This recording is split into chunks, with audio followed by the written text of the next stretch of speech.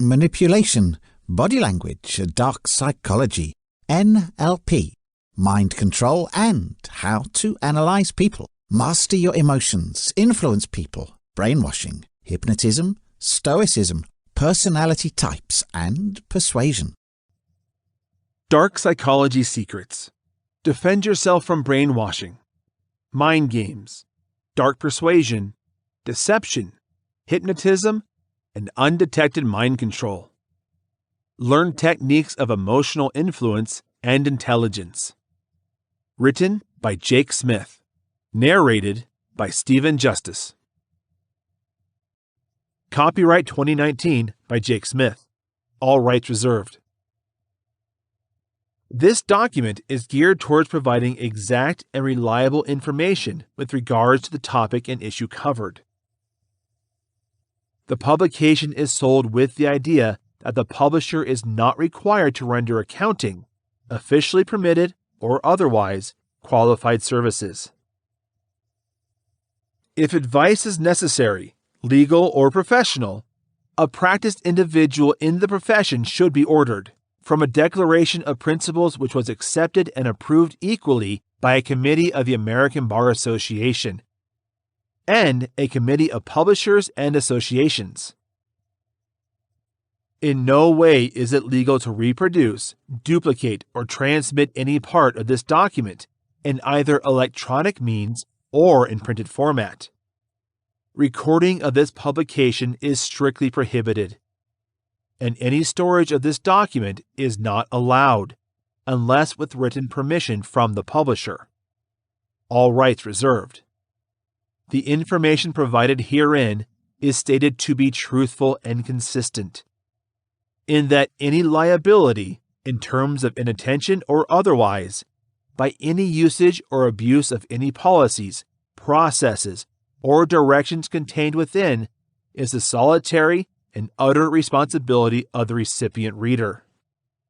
Under no circumstances will any legal responsibility or blame be held against the publisher for any reparation, damages, or monetary loss due to the information herein, either directly or indirectly.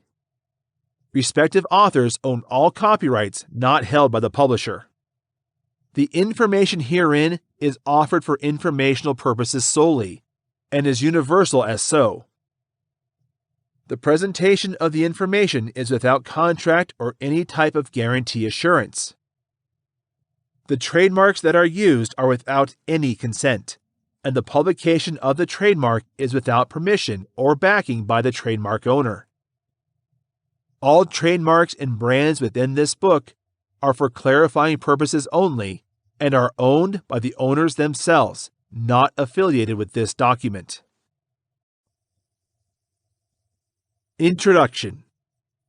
Psychology is the study of how people think, feel, and react to various situations based on the emotional, physical, and mental elements that play a role in determining the behavior of an individual.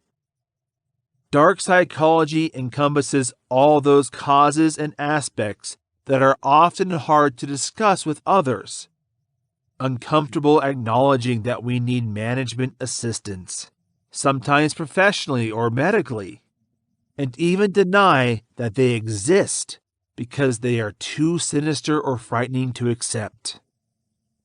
The subconscious is one of human nature's most dynamic elements. The mind's functioning is something that has puzzled and intrigued humanity for as long as we can remember. Philosophers, psychologists, and researchers sought to solve the mind's mysteries. It is a general belief that our behavior and actions are influenced by the human mind. So, a lot of research work has gone into understanding a person's mental process, whether good or bad, before taking action. Some attempts to study the human mind have focused on the brain. These experiments explore the brain's physical aspects with a focus on how data is obtained, processed, interpreted, and stored.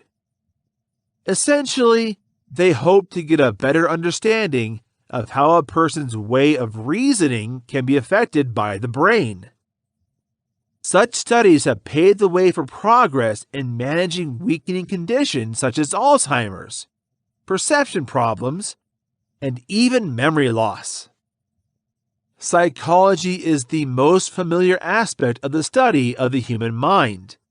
We either consulted a therapist at some point in our lives or knew someone to talk with to handle our toughest emotional fights. The experiences of our life wear us down many times in ways that we cannot repair on our own. The breakdown often stems from certain biological markers that we inherited from our ancestors. Our daily experiences are darkened by emotions such as depression, anxiety, and fear, making it difficult to thrive. We can protect ourselves from the darkness within with a combination of drugs and therapy. But what about other people's darkness? Everyone has the potential to do great good. They have the power to do great evil as well. Under emotions such as sadness, depression, joy, and happiness, there is a deep-seated desire that can lead us to deliberately harm others unless those urges are brought under control. These darker impulses are embedded in the more primitive instincts that encourage our survival, such as flight or fight response. Sometimes, only one word determines the human response to these dark emotions: evil. Dark psychology is a study of the human condition in relation to human beings' emotional disposition to prey on others. In layman terms, dark psychology examines the aspect of human nature which allows us to take actions that intentionally and knowingly injure our fellow human beings. In this sense, the use of prey does not necessarily translate into a person's physical damage, though a subset of dark psychology is completely devoted to this. We will briefly touch on these areas in the following chapters to gain a better understanding of the topic. You may have come across words or phrases in movies or books that refer to darkness within. It has even been referred to by some of the most famous philosophers. Christian's respected book talks about how man's heart is deeply sinful. We've all found that a person we've defined has unusually calm or relaxed in social settings to perpetrate an act so devious that we find it hard to connect with the individual in question. We're the person sometimes. It's not completely shocking, as surprising as it may seem. Just activated reactions to external circumstances are those events. So to say, the pot was stirred, and the dark feelings hiding beneath cooled to the surface. They usually retreat once control is exercised. If the right buttons are pushed, everyone has a latent tendency to be a bit naughty, or just plain evil. On the other hand, some other individuals have complete control over these dark emotions. They cultivate them, feed them, and they gladly unleash them at the detriment of another human when it serves their own purposes. Sometimes, from an early age, these feelings are groomed. A child learns that the adults in their lives hurry to do their bidding if they weep in a certain way. If the parents don't force the error of this on the child early enough, the child grows up believing that people in their lives can be manipulated to make their offering. The weeping would cease to be a tool as they grow, but their manipulative ways would continue. We use feelings where they don't use tears to threaten their victims. So what started as an innocent, childish behavior becomes a dark need to be controlled. The lengths to be exercised by this individual would define the intensity of their actions. Dark psychology is all about researching a person like this thinking process. It seeks to understand the motives behind these actions, the patterns shown to be followed from before these acts are performed, and sheds more light on how a person can voluntarily see those actions to conclude, knowing the hurt and pain that it may cause another person. Dark psychology illuminates human nature's dark side. The following chapters will address subjects related to dark psychology and manipulating people, such as the art of persuasion and the various forms of approaches that involve such as covert persuasion and dark persuasion strategies. The broad variety of psychological methods that operate in the world every day and how to identify them. Do you wonder how cults that seem so dangerous and daunting to be viewed from the outside continue to draw people to reinforce their convictions and their isolated community? Using psychological techniques like coercion, intimidation, and brainwashing is just a small part of how these forms of predators and master manipulators gain control over others and use them to further their own interests and improve their lifestyle. There is an enormous amount of information available to the point where finding your way through dark psychology and all the different areas of research included in the field can seem difficult. Deception is everywhere, but you're not always able to see it. That's why you can compare it to many different common behaviors we don't always know about. Manipulators act as spiders or insects that are vindictive, always lurking around, unknown to us. You don't always feel it when they bite, but you're sure to notice the wound long after the initial attack. We need to start becoming more aware of manipulation in order to live happily in our world. If you recognize that someone is trying to control you, staying out of their control grasp will be much easier. This book will take you through the process of returning to a place where you can make your own decisions consistently. If you begin to better identify manipulation, how it develops, how it affects your life, then navigating without it will only become easier. Interacting with others may include doing your best to safely avoid it. Stopping ourselves from being manipulated, however, is not the only important thing we are going to talk about. We're going to pay close attention to how you can make yourself a convincing human.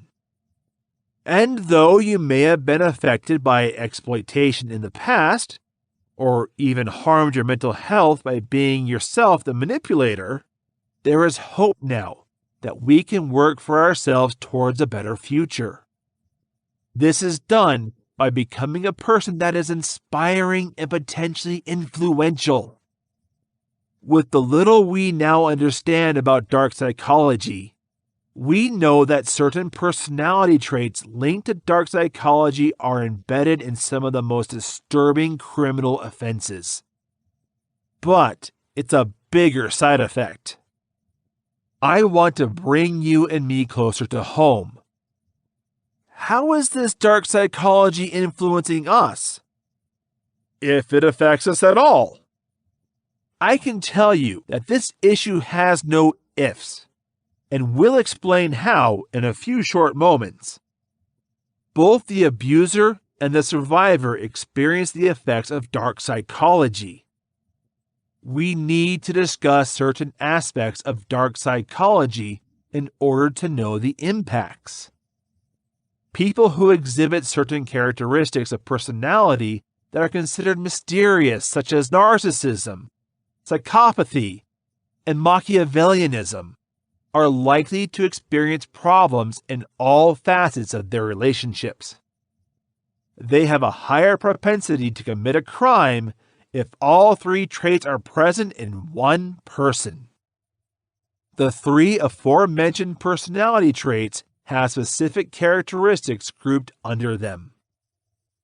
For example, narcissism is characterized by a sense of entitlement, emotions of superiority, intense jealousy of others' success, and exploitative behavior.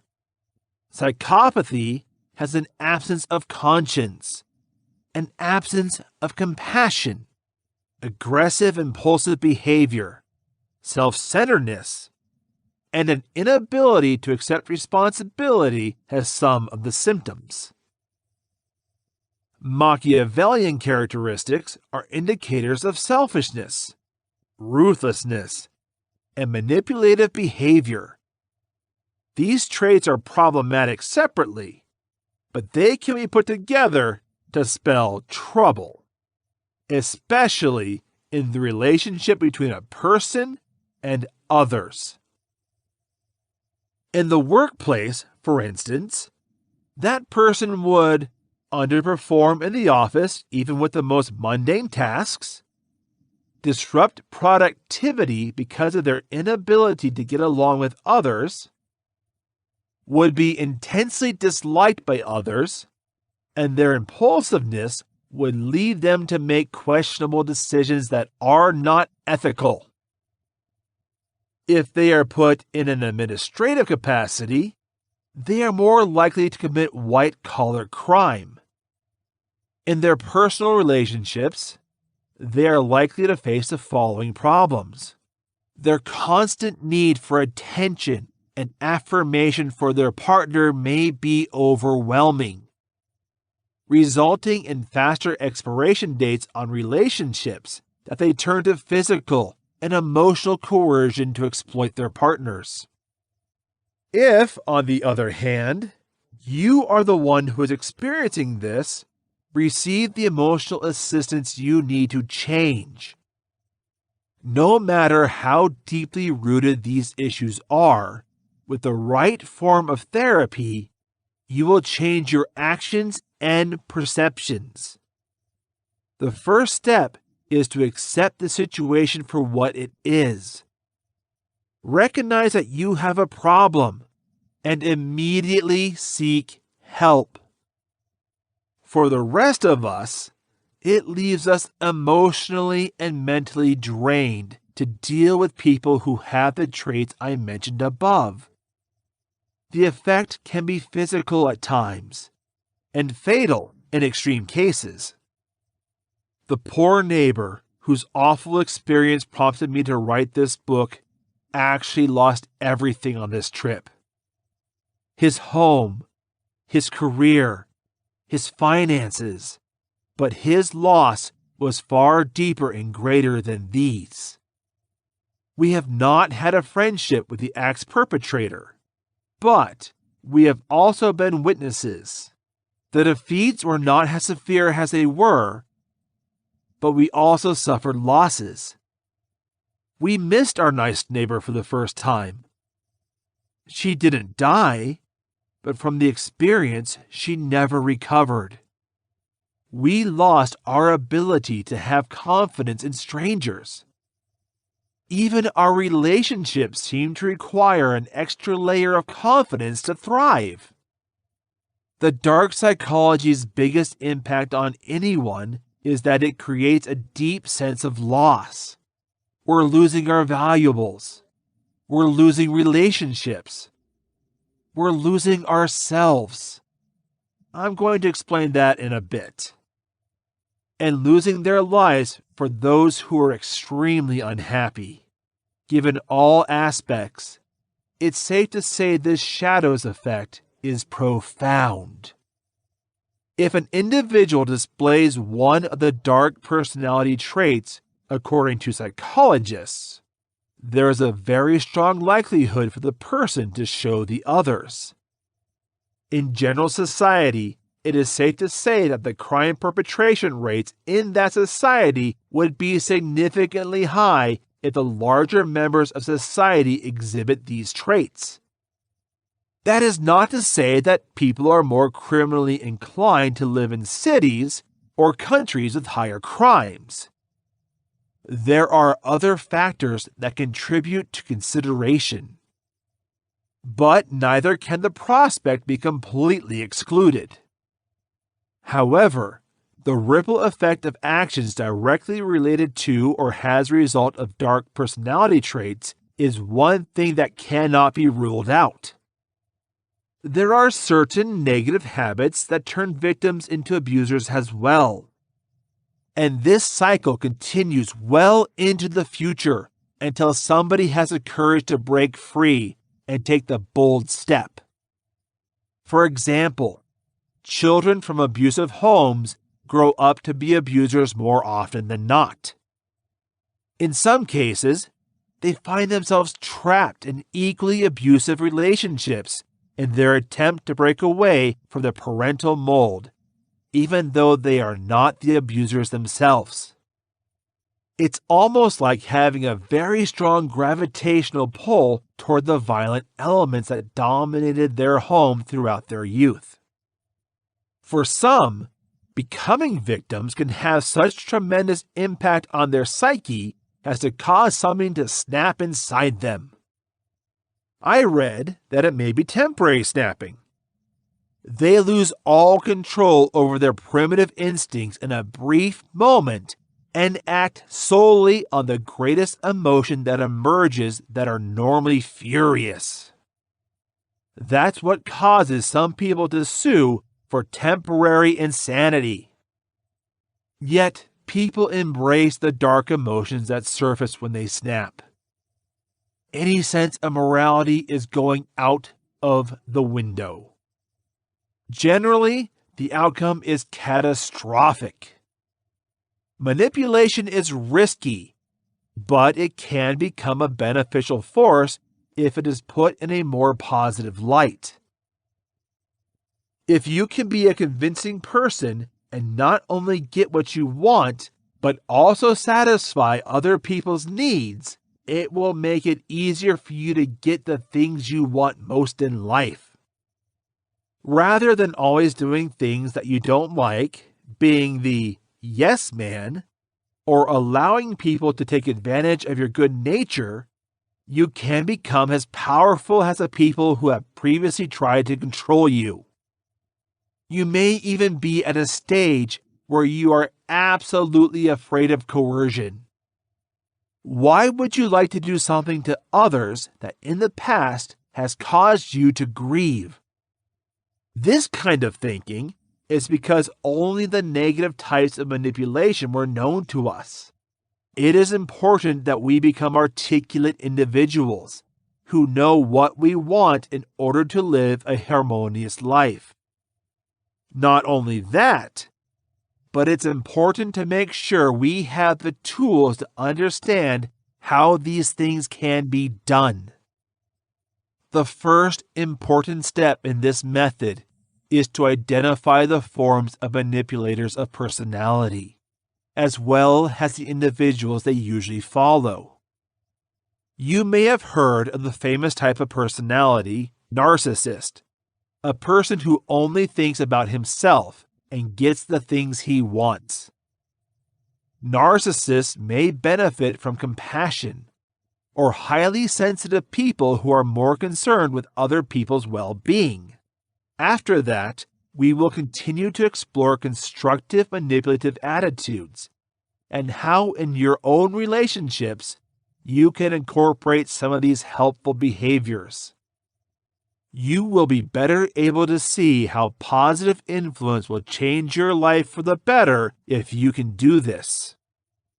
Besides that, we're also going to discover how our bodies communicate, the signals and responses we're giving off, and what other people might take away from our body language. In contrast to our verbal communication, the more you will grasp influence, the easier it will be to stop being affected by yourself and to make those around you better. Once we understand what all this entails, the majority of the popular ideas we will share throughout the book will be easier to learn and practice. Remember, at the end of the day, that you should only have a positive influence on others. While it may seem easier to manipulate those you want something from negatively, the person you'd most hurt in this process will be yourself. Always look for ways to influence each other positively so that both parties can benefit each other. Let's get this book started.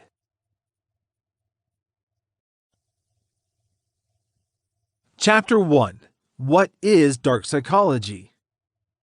Understanding why people are the way we are has been a subject of emotional, philosophical, behavioral, and psychological study in one form or another since human beings became self-aware through evolution. Our ability to understand, imagine, and change the way we or others view the world through slight alterations in thinking or seeing are just some of the amazing talents that the human brain is capable of. With all the good aspects of life that are simulated, and all the inventions developed from the human mind, many people are reluctant to think about the shadowy side of human thought, emotion, and behavior, and how it stems from the wondrous mental organ that keeps the rest of the body running as it should. Despite those who prefer not to think about the darker side of humanity, there are those in the world of psychology who have dedicated their lives identifying characteristics and emotional traits, monitoring, and studying individual behaviors, understanding points of view, and definitions of the world, predicting dangerous or harmful behaviors individuals may be capable of acting on their own. It's all about how you choose to use it or protect yourself from it as soon as you know what kind of people, circumstances, situations, statements, and actions you want to keep an eye out for. We'll start our journey through the darker side of the human mind by looking more closely at the concept of dark psychology, its history, and the various elements that make it one of the most fascinating brain-related themes, and how it works at the most primal and private level. Psychology is a subject that has attracted the attention of millions around the world, and has now become invaluable in both health and justice matters. Unfortunately, psychology has a negative cloud around it, which makes people hesitate to trust their own psychological health and the expertise of others. In most cases, this hesitation stems from a lack of knowledge or understanding of what psychology is and how it can be used daily to improve people's daily lives. Psychology studies have had a massive impact on human self-awareness and understanding of emotions. But the subject as a whole is far greater and has a far greater impact on our daily lives than many credit it for. Psychology is defined as the study of the science behind the thoughts, emotions, and actions that govern each human being on the basis of his or her own personal history or inclination to learned or developed behavior. In other words, people who study psychology are driven by curiosity and the quest for knowledge as to why people are the way we are. Dark psychology examines the hidden parts of the human mind, the areas that people try to ignore, bury, or cover, if they are even aware of them. Others use their familiarity with dark psychological techniques to influence the thoughts of others, gain control of others, or manipulate people to do what they are told. sometimes without ever suspecting that their thoughts or actions were not their own. Some of the most widely read and discussed subsections of dark psychology include cyberstalking and other virtual predatory behavior. This category includes personalities as mild as internet trolls on social media sites, to the most serious as virtual identity thieves. Those who have made a lasting mark on the entertainment industry and those who have dominated many artistic careers have thanked the psychological tactics of persuasion and reading people for their success in their chosen fields. Every person's experience with dark psychology in his or her personal life depends on the individual's personality, and if he or she is the type to try to keep himself or herself from being the victim of dark psychological techniques, or if he or she is the sort to use them on others as a way to advance his or her own position, to benefit from a certain situation, or to consciously cause harm. If dark psychology is such an issue of interest, why is it still considered to be such a new and scarcely established branch of the psychological world? One of the many reasons for this is that while psychology as a whole is still a newer concept in the history of medicine, dark psychology as a field of study is one of the newest developments in psychology since it has become a serious subject in mainstream society. Dark psychology made its imprint on the field in the early 2000s, when psychologists around the world were determined to better understand cybercriminals and began collecting knowledge about criminal psychology and profiling people to help catch them or predict their next attacks before they ever had a chance to set them off. Research into the individual traits associated with dark psychology, known as the trait of malevolence, has been going on for decades, leading to some of the world's biggest developments in injustice in criminal law, such as criminal profiling and investigative services dedicated to its study and enhanced at government level. From county-level cops to international investigators. Numerous uses have been made for the entertainment business that continues to be explored, including high-quality and informative shows on real crimes against fictional criminals, and crime solvers with depth and humanizing qualities that have attracted the attention of people at all financial, professional, social, and class levels throughout the world. Further than anything else, dark psychology and its growing popularity have forced even those most denied the darker side of human nature to stand up and take notice. Accepting that there is a possibility of darker traits making themselves known, even to the happiest and most optimistic people. Each person is made up of both positive and negative traits, characteristics and behaviors that are inspired by the events we survive and the people we surround ourselves with. It is perfectly natural for each person to have questions about their nature, their thoughts, their emotions, and their actions, which can be answered by the research and study in the field of dark psychology. The effects and traits of dark psychology.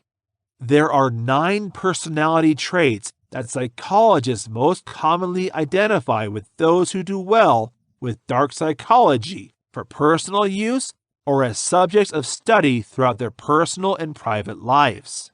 Sometimes known as the traits of malevolence, these character markers form the foundations of darker personalities, and understanding them can help to identify their use, whether intentional or unknown, around you. Having only one of the identifiable traits is not enough for someone to be solidly named a dark character.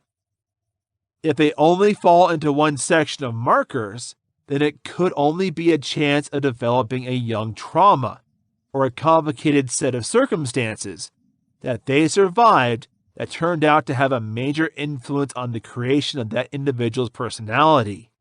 In cases such as these, where the trait is harmful to the person or others, or where the individual is unable to accept that part of himself or herself and causes other psychological difficulties, the person should seek the help of a psychologist or other psychological health professional to identify their concerns and to find out how best to treat them in the future. Here is a closer look at the characteristics shown. And identified in people with darker personalities who are driven by their own dark psychology. 1. Narcissism.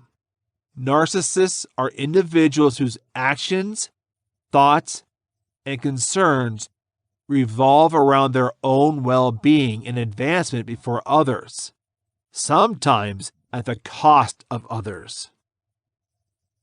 This character trait is inspired by the Greek tale of Narcissus, a man who lost his life in love with his own reflection. Narcissists tend not to work well in groups and can easily be offended if others try to supervise them. 2. Excessively sensitive egos, also commonly referred to as egoists. People with overly sensitive egos that look like narcissists on paper, but they have a key difference. Like narcissists, people with overly susceptible egos are mostly focused on their own advancement and improvement in life. But unlike narcissists who have naturally high opinion of themselves, egoists and others who show this trait determine their self-worth on the basis of what others think of them. When others praise them, their self-worth increases, and they can perform in their environments without attracting too much attention, whether at work or at home. It is when egoists and those with overly sensitive egos are rebuked or criticized that their darker nature emerges, and it can manifest itself in a number of ways, such as lethargy or antisocial behavior. 3. Inflated self-interest. People with inflated self-interest are also focused on their own promotion and well-being, to the point of walking or abandoning others. This characteristic is often associated with a remarkable personal ambition and drive that makes them stand out among their peers. Sadly, like narcissists and people with overly sensitive egos, they do not do well in team or group settings, but tend to excel in leadership roles and oversee others as long as they have someone to respond to that they have a more neutral or balanced personality and behavioral pattern. 4. Personal entitlement. Those with a general and private right assume that in this world things are owed to them.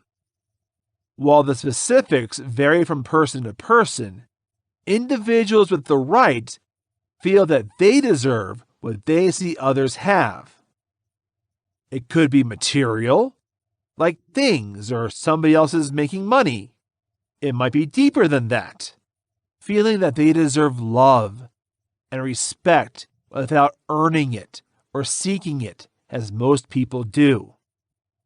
Their darker natures come out when they feel something they believe they are entitled to has been denied. One of the most commonly used examples of personal privilege in trait research is that of spoiled children. Entitlement is a learned trait that many people grow out of their adolescent years or into adulthood. But it can be encouraged or provoked by elements such as financial standing, social class, and personal success, or failure depending on individual circumstances. 5. Manipulative trends. People living on the dark side of psychology are known to have a talent for manipulation. This may be as mild as using a gift for manipulation to ensure that they have the best sales numbers every week, to those who use their skills for political advancement and find themselves leading others through thought manipulation and other dangerous techniques. Often referred to as the Machiavellian trait, those who show expertise in the psychological manipulation of others for their own gain are named after the political theorist Niccolo Machiavelli. Machiavelli's political beliefs were based on the idea that the means used to achieve a certain goal are always worth the means, often regardless of the cost or damage done, as long as the individual concerned is not adversely affected. Number 6. Moral disengagement. This is the term that is widely used to describe those who have a way to look at the world and how it is governed. Those who truly believe that the rules in place do not apply to them. People who have this personality trait are known to think that they are above the rules and are therefore able to say things or to take action that others would consider unethical or wrong without feeling any kind of moral responsibility, guilt, or shame after the fact. Number 7. Psychopathy and psychopathic trends. A person who has been labeled a psychopath has been identified by professional psychologists or personal experts as having a personality disorder called psychopathy, in which an individual lacks any sympathy or remorse for anyone or anything.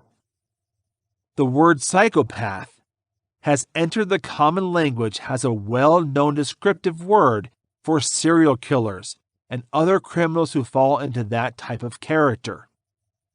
They have become famous in TV series and horror movies, but this is one of the most misunderstood traits that is still being defined and studied as more and more is being discovered about the psychiatric mind. Number 8. Sadism and sadistic behaviors.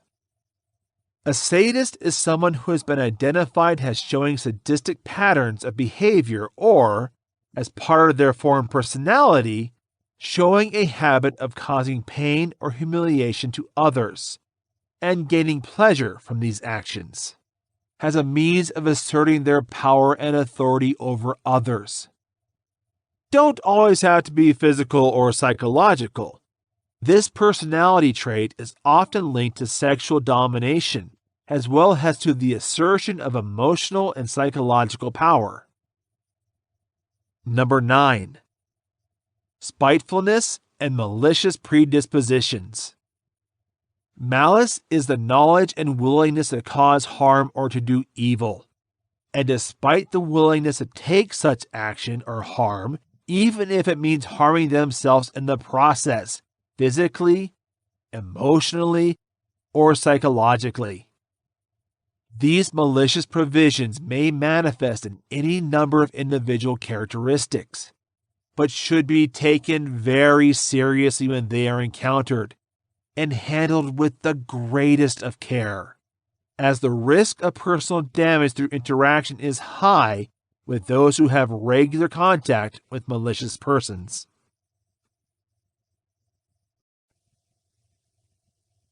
Chapter 2.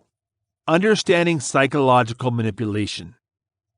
There are many hypotheses about the roles and impulses of the human brain. A lot of research also explores how people influence their beliefs, belief systems, and behavior patterns. On the other hand, most hypotheses would address how individuals usually act in certain situations, environments, and contexts. With all these theories and literature on the subject of human psychology, one thing is certain: to persuade, manipulate, or deceive a person you must align your mind with your place, meaning, or environment. In other words, the first step to convince, influence, or trick somebody is to understand the way they think. How do you fully understand the mind of the other person?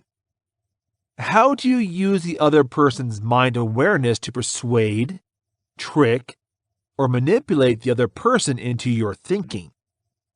The simplest solution to this problem is to consider what inspires and motivates the other person to take action. Does the other person do something for the money or has a passion? Does he do it for glory? Does he do this for authority? Does he do it for the sake of fame? Understand his personality and his state of mind. Once you are equipped with the other person's drive and motivations, it is now time to strategically position your discussions and demands so that he and his motivations benefit. He will immediately accept your request with little to no opposition. Will you know the reason for this? This is because he will see you as being very much like him, because of the way you have monitored the discussion and made your application. He will feel the inherent duty to fulfill your request as such. This is the fundamental principle of persuasion, deception, and manipulation. This research's main theme is to persuade, exploit, and trick the other person without being identified or heard by the other person. In other words, your goal is to hide, and hide from your goal your attempts and intentions. If you have ever studied the rules of logic, you would see that manipulating, deceiving, or persuading a person might put you in this rather absurd situation of making a mistake. Fallacies are in themselves absurdities, which means your argument may not always be true because it defies specific laws. If you want your point to always be true, and you want to influence the minds of others by the most rational means, then you might find that there are a lot of mistakes in psychology. There are arguments for argumentum ad baculum, argumentum as audacitem, argumentum ad verecundiam, and many other Latin words used for fraudulent appeals. Such mistakes are committed by people because, of course, they respond to impulses, authority, or turn of events they cannot foresee. That's the good part about the real world, though not all people are convinced that the first visual claim is all that comes under good logic. A testable theory means that facts always transcend rational laws in this universe. Their law defiance, as people can see it, however, makes the world much more real. Often people try to predict the weather, which is completely unpredictable. Of course, there are forecasts that nail it, and in an unpredictable nature, there are those that will work out. While there are some books that would make you think the best way to influence people is to play with their heads according to the laws of logic, this book will teach you how to persuade others by putting yourself in their shoes. It's all about empathizing with others and then putting a credible and sound argument into their heads that works well for your benefit. That's because the real world's individuals are more likely to respond to what they believe and not to what the truth in their head says. There are many reasons why somebody else might want to manipulate, mislead, or persuade. Now the question is your ethical way of thinking manipulating, deceiving, and persuading another person? For the answer, it really depends on you. No one can decide if what you are doing is moral or not except you. Nonetheless, there are many social situations where you need to perform specific methods of bribery, deceit, and persuasion to achieve your goals. Let's assume you're the US president, and Russia is trying to engage you as an illustrative example in the global political arena in a nuclear arms race. Of course, you don't want to start another world war. The Russian leader is therefore your individual goal, and your aim or role is to prevent any conflict in the world and to preserve peace. In this case, it would be very effective to use techniques of persuasion, deception, and manipulation to foster your role of world peace and harmony. Of example, the target people are your clients and consumers if you're in the business sector.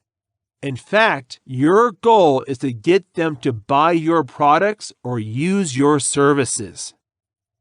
If you're an environmental attorney, your target people are politicians, lobbyists, and the public.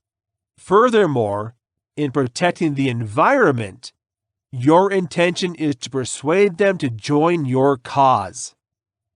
When you look at the topic of mind control closely, it is undoubtedly, basically, a game of persuasion that is practiced every day.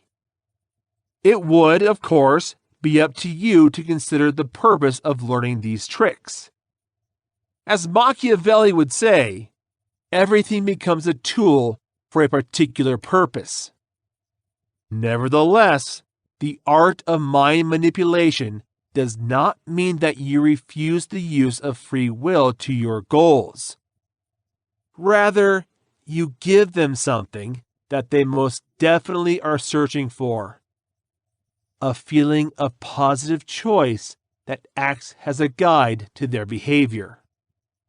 Ultimately, the magnitude of your actions and your system of private beliefs will determine whether or not the tactics and strategies you use are ethical.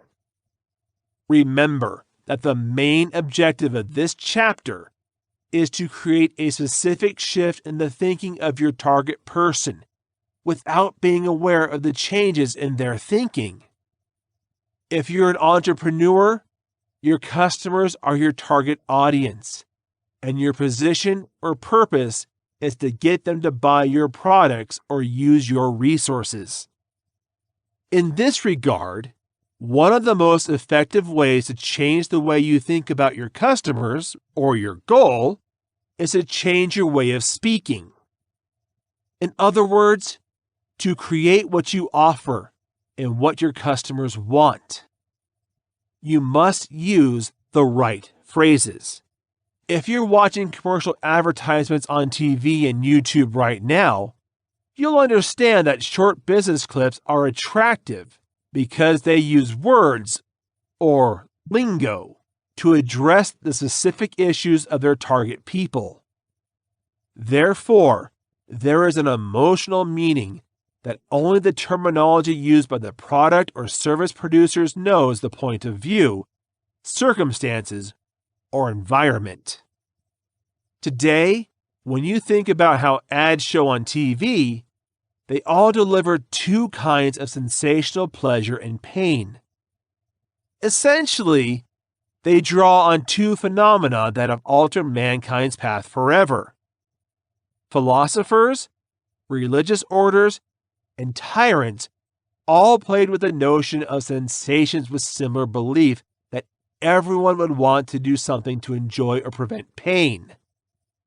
Millenniums later, with the same belief, people still act. That's why the art of manipulation and mind control is still there. How do you think others like a coffee brand? The response is a pleasure. It's still the game of joy against pain. Some would assume that they want double shots of espresso to achieve the pleasurable feeling of being awake even quicker because they are frustrated with slowness. I want to get the bitter taste of coffee as soon as I take a sip, similar to the latte men, though they prefer milk over coffee, and they want to experience the caffeine as it is in the form of slow waves of the bloodstream. Everyone will appeal to a separate set of people playing to their needs. Try to tell an espresso addict that he can drink more caffeine than 3 tall cappuccino glasses in a large glass of latte. More often than not, this espresso lover would try to switch to latte the next morning because he is more likely to get quickly what he wants. At the end of this statement, people are not mostly worried about how to get what they want. They just want a strategy to bring them closer to their goals in a faster manner. We want to believe that all the methods we use are shortcuts to a pleasant experience. With that in mind, it is rather straightforward for individuals to adjust their belief systems if the move is to ensure achievement. Therefore, on the market out there are just too many products of the same type. Imagine the number of toothpaste brands. Spread the term, however, that one brand is likely to cause a person's teeth to fall off when he is in his 80s, it almost guaranteed that individuals who are that brand's diehard fans will change or do a rigorous review of their own use of that item. That's why when you're trying to learn how to influence the minds of people around you, always try to know how they feel about a brand and what it's doing to them. You buy a product, one way or the other, because you think you want it. But once somebody gives the concept that they shouldn't want it anymore because it will hurt them, they will reject it. However, they would rather look for a similar item, maybe 7 out of 10 times, than stop using it every day. If you can offer cigarettes that don't cause cancer problems and spoil the mouth, but still offer the same level of satisfaction as other brands, then you're almost guaranteed to get rich. People don't want cancer, but their cigarettes don't want to say no. Why is this the case? It's because they all want what they get used to. Now, change the perspective and offer a benefit. Offer something in the easy way to make your life better. They're going to risk their lives if they refuse to take something. The art of mind control is comparable. The unconscious would always say aims for going towards avoidance of pleasure and pain. Another basic principle for manipulating, deceiving, and persuading a target person is the authority declaration strategy. This means that a mere suggestion or claim by a power figure can often alter and modify a person's visual memory to create a distinct memory beneficial to the power figure. Keep in mind that each person's power figure is different. Many individuals will see a university professor as an illustrative authority figure, while some individuals will see a person who has learned from hard knocks as an authority figure. In other words, you must put yourself in a scenario in which you will understand the authority figure of your target person. You may think that there are people who don't believe in energy. Okay, you're right. So it's not going to be a common tactic to influence people. However, if you look at the history of this civilization, people have always been rooted in any kind of organization. People have always been searching for someone to send them the information they need to improve their lives, or has an inspiration they should look up to. While individuals may think it is possible to ignore and dismiss the significance of government, they will still be looking for a leader. You must either have a leader's characteristics or have your words come from an important person to be able to influence an individual.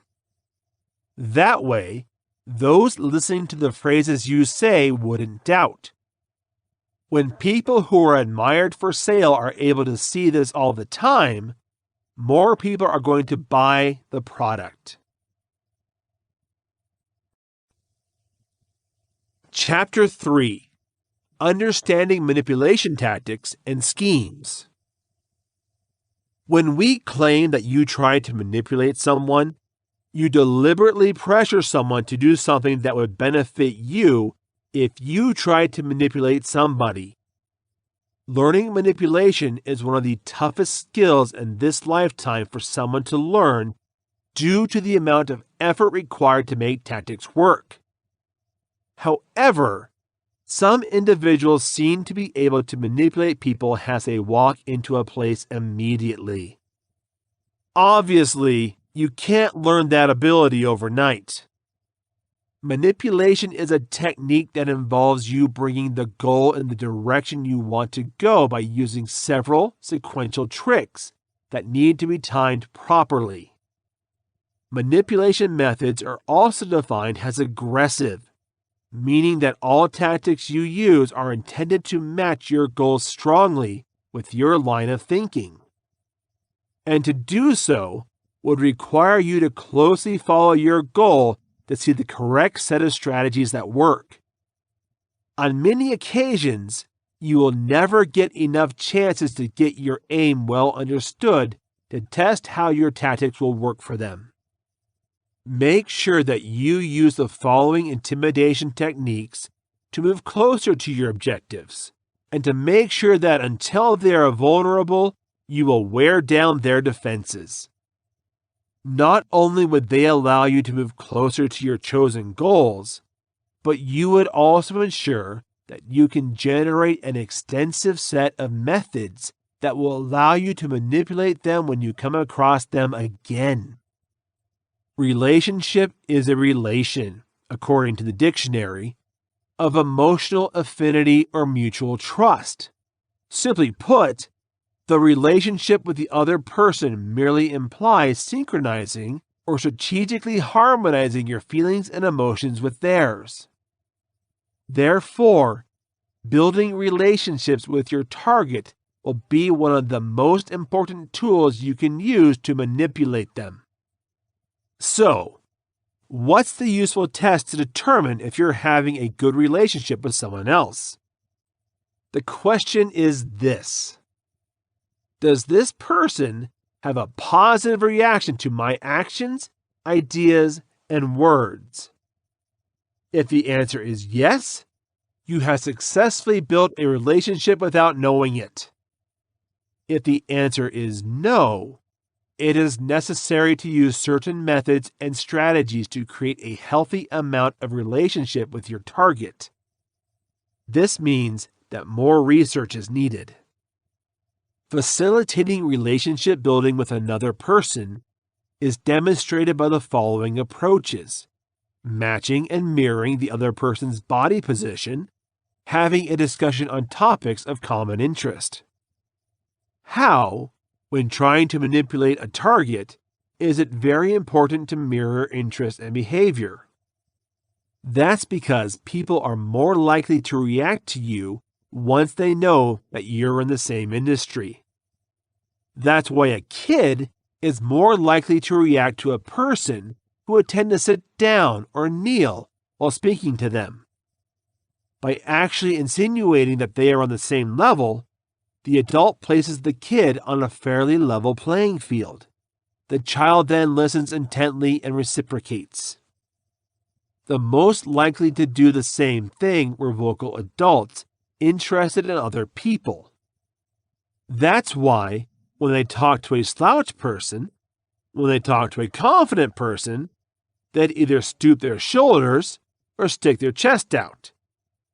It is understood that people who are used to building relationships with individuals take on the individual's attitude and mannerisms. You're certainly going to be great at it as you continue to practice these skills on the road. This means that your ability to relate flows subconsciously and naturally with your conversation with another person. In fact, there will be times when you're not even aware that you've already built a lot of relationship with that person. The later techniques of deception include more sophisticated methods for building a healthy amount of partnership. Do some sort of research on your individual goal. For example, you have to put yourself in positions where you can learn about topics that concern or are emotionally connected to your goal. If you are also interested in the topics that are of interest to your target, then exploiting such a person will be relatively simple for you. Why is it that way? It's because people are more likely to react favorably when they're comparable to the person trying to get them involved. Of example, if you're a billionaire who made his fortune by developing software, you're either likely to be in the same room as other billionaires, or you're going to talk to others who are developing their own apps.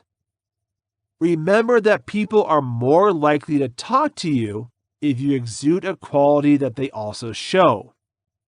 That's why people like talking about topics they're really interested in.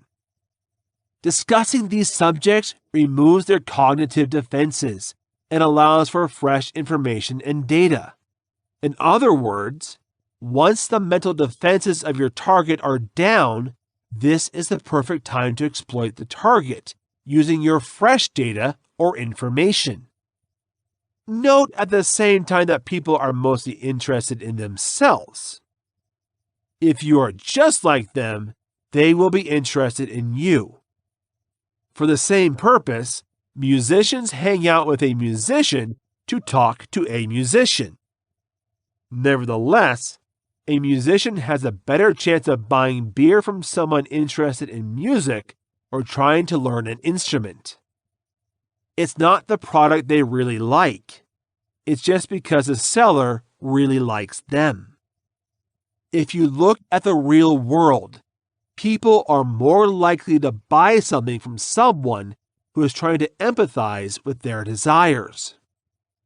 There is also another approach that you can use to manipulate your target, as well as building a report by having a discussion about a topic that your target is interested in.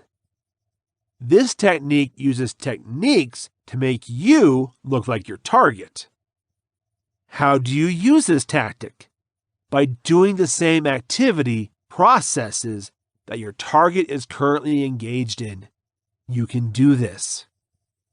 These procedures include placement or setting for work, type of work, small and medium-sized enterprises, family, clubs, sports, communities, hobbies, affiliations, brotherhood, masonry, politics, religion, etc. As you can see, there are many procedures you can use to create a relationship with your goal. Maybe you've both served in the military before and are both Army veterans. Maybe you're both a qualified solicitor or a surgeon. You might both be members of a Toastmasters club. Perhaps you're both fishing in the lakes. You may both be Brotherhood members or sorority members. Now, once you have a method that provides you with your target as a common ground, this common ground must be incorporated into your operations as a link point with your target. For example, if both of you fish in the lake, you can invite your destination to fish this weekend. Therefore, you will be able to show your target that you are just like him or her through shared experiences. The common ground for manipulating your goal, in other words, is critical to your achievement. Now, if you think about it, you can convince a person to do something for you if you make sure you're sympathetic to the setting he's in. If you're trying to ask a fisherman's favor, you're more likely to get it on his waterfront than on a golf course.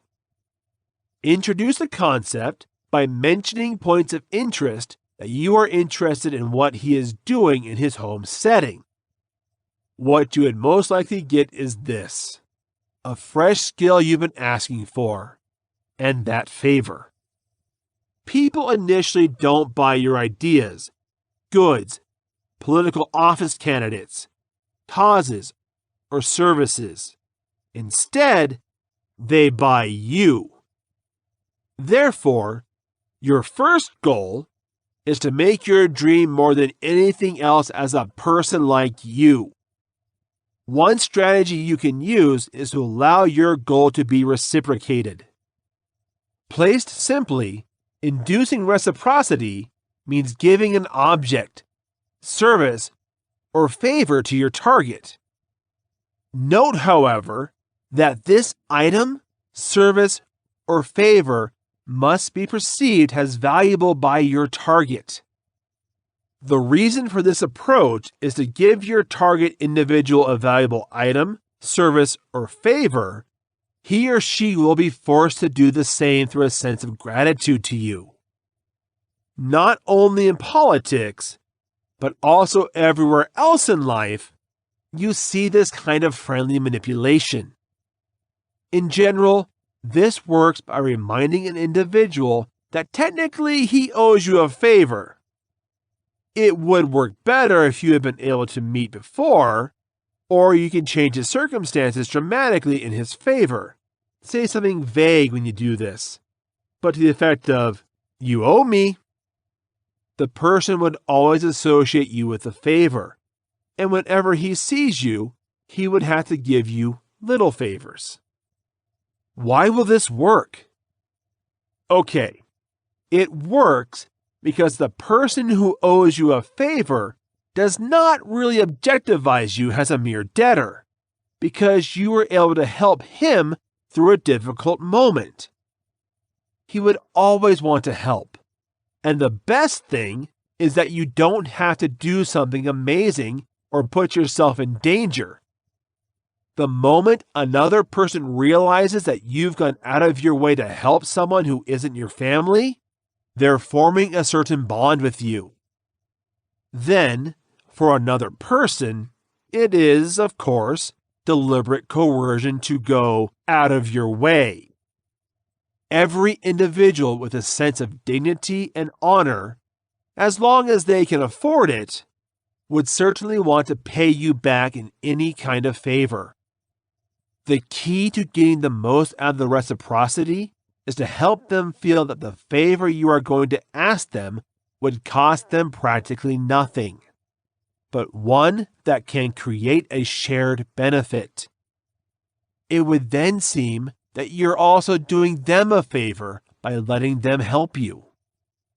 You created a connection to make you the alpha. As long as you can prove that you are the one who can think of a healthy strategy that will benefit both of you, he will be happy to help you. This works because he thinks he would be a great addition to your plan. He is conscious that you wouldn't be successful if you didn't reach out for his support, which makes him realize that somehow you would also be indebted to him. On the other hand, it would be comparatively harder for you to manipulate that individual if you are not interested in the topics that interest your target. If that's the case, what you can do is learn about these subjects by reading about them in the newspaper or using internet search engines for the analysis. Remember that you do not need to have an expert understanding of these topics. To give you a head start in the conversation, it's enough to have a basic understanding of these subjects. Chapter 4. Different Manipulative Personalities. When we first understand how others can manipulate us and how we can affect ourselves, we need to figure out what makes up different types of personality. There are the people who are exploited, and it seems like the people who manipulate it. In fact, a person can be both. It is up to you to find a way to be mindful of your actions and make sure your behaviors and emotions are in control. Some manipulators do not realize what they are doing, and others are skilled, living in a world of delusion where everyone else is like a string puppet, and they are the master. If you want to make sure you're free from this kind of influence, then it's important to really understand the personalities that make up these kinds of interactions. Most dishonest people have similar characteristics, no matter how different they can look. It is often difficult to tell since their conduct is private. We learn, to their benefit, how to play things behind the scenes. Most manipulative people just love the fact that they can speak to others behind your back about your good and bad qualities. The defining feature of such manipulators is that when talking to others about you, they tend to put everything about you in a bad light. If you're often gossiping about others around you, then you can be sure they're gossiping about you the same way. In some cases, they may even play both sides, using both of you as a piece in their entertaining game on either end of the gossip. You will discuss you with others on a regular basis, even though it seems that the two of you have some unique confidence when you talk about others to you. Manipulative people don't understand the idea of boundaries. There's no limit to what they can do for them. We will stop at nothing, no matter who they may end up hurting along the way, to get the things they want.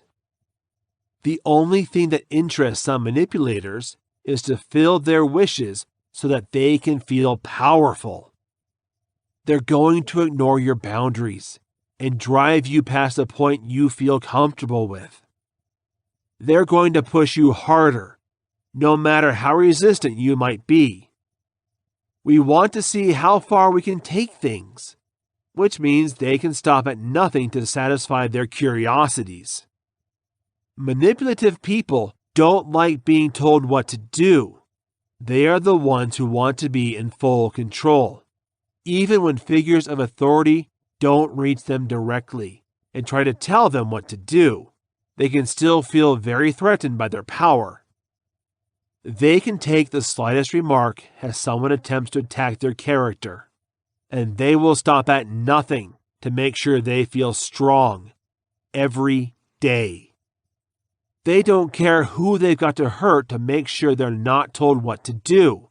It could trigger even a slight suggestion and finally set them off.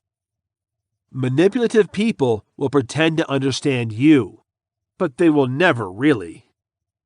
Some are skilled actors who make you think they are passionate beings. This can actually be their attempt to make you fall for them even deeper. They will make you feel like they want to interact with you, only to get closer and have a stronger grip. Manipulative people are going to want things they can't have, so sometimes it means pretending to be someone else. For the right setting, some people will put on different faces. Others will simply be able to manipulate the setting in order to align it with their current personality. They're going to pretend to listen to you, try to relate, and practice showing empathy, but deep down, they're not really who they are. You will end up being both manipulative and controlling, and at one point, might even be able to use some of the knowledge you share with you. These people may be narcissists, psychopaths, and other profoundly manipulative people who want to take power from you and keep it for themselves. There are 3 variables of manipulative behavior: dread, commitment, and blame. When someone manipulates you, you are actually mentally forced to do something you would probably prefer not to do. You may be reluctant to do it, committed to it, or guilty of not doing it. Some are excellent at bullying you when it comes to controlling people, while others may end up being the victim at the end. Someone who is more likely to control you will be scared, using animosity, threats, and other terror as a means of controlling you. You can even end up causing you to feel the responsibility for the problem while they do this. The controller may be the one who wants to be the victim in other situations. We may be upset by what you've said, raising their feelings to make you look like the bad guy. In reality, they are usually the ones that initially cause the problem. They become the person in charge by controlling the situation to suit their needs, easily manipulating the situation to suit their own needs. Common manipulators. The following are some personality qualities of manipulative individuals. So when one comes your way, you will realize what to look for. Learning these basic features will help prevent you from becoming fooled into a deceptive relationship. Remaining vigilant, keeping in touch with what you know, is a truth of yourself, not just a perspective. And knowing your worth will help you stay away from these people. Narcissists, psychopaths, and sociopaths are among the most common types of manipulators. The main difference between the three is how they choose to share their feelings with each other and the image they put up to protect who they are. Probably the most common of these kinds of people are narcissists. They're not going to be concerned about others, but only about defending themselves and their personalities. Rather than actually listening and thinking about who you are and what you might have said, they're going to do their best to ensure their needs are met instead. A psychopath is working a bit harder. They'll make sure you're under their full control. And they'll have a way to make you feel terrible about yourself while they're on their hands. Such types of people will never show their true colors and will instead create a fake picture of who they are. They will not show when they are angry and will do their best to protect their image, even if it means acting in an irrational or embarrassing manner. A sociopath is the one that is worst about his image.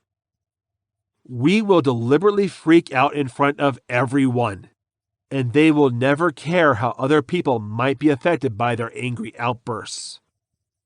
These are the common manipulators, and all of them have similar qualities. They're only going to focus on the things that matter to them, and they don't care about you.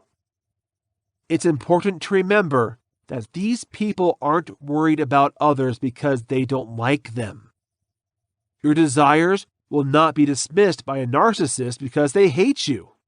We simply lack the necessary skills to understand what a person is actually going through.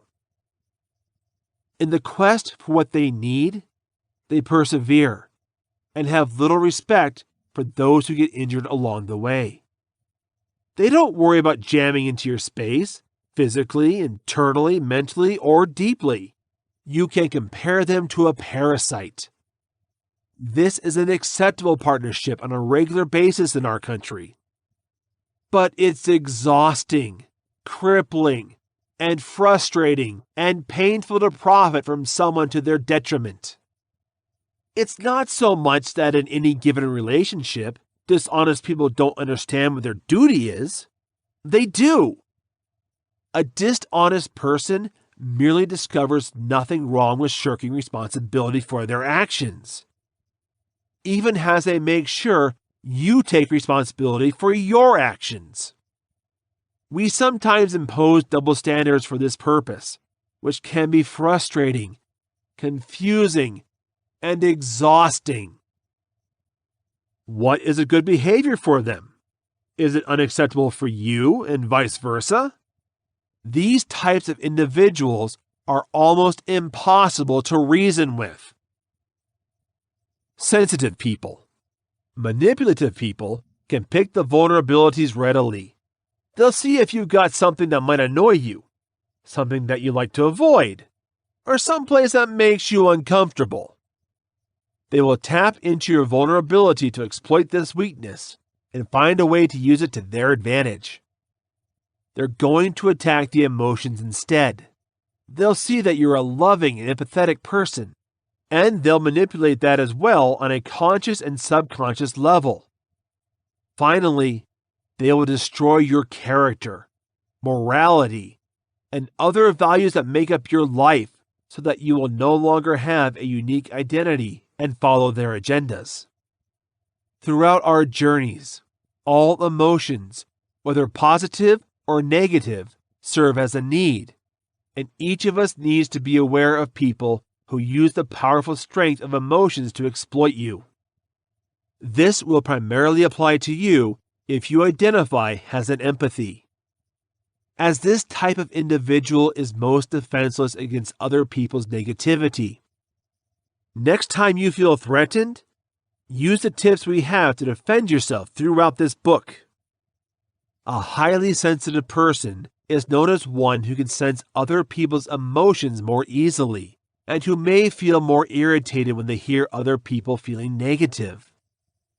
The intuition may have the same meaning, but in a more metaphysical sense, this term is also used and can sometimes be contrasted with the psychic. For example, people who enjoy playing with the emotions of others will use all sorts of tactics, perplexity, blame, and cross-examination to make you feel awkward. I know that they have a decent chance to lead you into a relationship, as you are a caring person who loves to support others. At first, they may take your integrity and consideration into account, often praising you for the great person you are. After a while, though, knowledge of these traits will be reduced as someone who doesn't care for you, what you do, or what happens to you is using you. They're just concerned about what you can do for them. Highly sensitive people are the ones who struggle most against manipulators, or those who can sometimes be referred to simply as empaths. It's almost as if manipulators see empathy and so much love that they're trying to heal their inner demons with it. They're just going about it in the worst way possible. If you need to manage these kinds of individuals on a regular basis, such as in your working environment, overlook them or surprise them by saying something pleasant as opposed to meeting them with a confrontational mindset. Compulsive controllers are flourishing to aggravate you, so make sure you don't give them what they need. After a few fizzled attempts, they may begin to ignore you. Positive manipulative personalities. Inherently harmful or poisonous is not all coercion. Learning the difference between manipulation, persuasion, and influence is important. Although this first chapter may be intense, it is a warning against the risk of coercion and what can happen if others are not so careful about how to use this important tool. We will teach you throughout the rest of the book to recognize manipulation as we now know it. Often, it is seen in more manipulative and dangerous ways that can take over other people's lives. It can destroy relationships if it is not used correctly and put a strain on many individual lives. It can be used for malicious intentions and satisfying selfish desires. However, it is seen in the form of influence and persuasion when manipulation is used for the benefit of others. It begins from persuasion. You will both inspire others to do good things by demonstrating the various benefits of the result to which you lead them. Sometimes, even on ourselves, persuasion needs to be used, as it can be challenging to start doing the best things we know. Once a person gains a high degree of conviction, they can become an influencer. These are the people who can help shape the world, change lives, and keep people aware of a more positive and healthy outlook. It can make for a happy life and a better world when manipulation can be recognized, understood, and transformed into a more positive light. It's easy to manipulate negatively. Often, our minds can even do that without knowing us. If someone gives you good news, but you respond badly because the good news could damage you, it could be very subtle deception against the other person. For instance, a mother hearing that her child has been accepted several states away from a university might react poorly because of her own emotion about missing her child. It's still good news, and rationally, the mother might know that. But then, the child sees that mom is not happy with this decision and will choose not to go to this school due to the negative emotional response of mom. Maybe the mother didn't intend to react like that and only based on emotion, but it was still something that had a negative impact on her daughter. There would be a more positive impact on that situation if the mother had told her daughter how happy she was for her, and later had a more serious discussion of the challenges that a first-year college student could face in living several states away from your mother. This allows the daughter to make a decision of her own outside of what others want. She may still choose to stay at home, but if she does, it's a significant decision she made without being exploited by herself. The better we can understand what manipulation is, the easier it will be to live a life in harmony with others, and how we can use it for ourselves. We'll be able to understand the things you actually want for yourself better, and you'll know how to get those results better. You can pull people closer and have them depend on you for positive and healthy influence, instead of pushing people away or straining relationships because of the difficulty in getting what you want. Chapter 5. A walk through the body language and how it works with manipulation. You need to know how to manipulate your body to understand how it works. There are a variety of people in the world who seem truly kind, loving, and care about other people's needs. Some of these people are actually that way and behind the things they do and say. There are just as many people who have ulterior motives. So how can you recognize someone who appears kind and caring, but is manipulative under the surface? It's not an easy case. You know they're a police officer when you see someone with a badge and gun on their belt.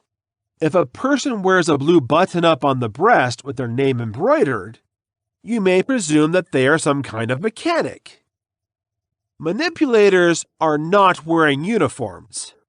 Often, you won't know if someone is sincere or trying to convince you. Individuals do not come with a formal rules list. If they did, we might not listen to them anyway. It's easy to get oblivious to the actual nature of someone because it's a common part of our relationship to need something from them.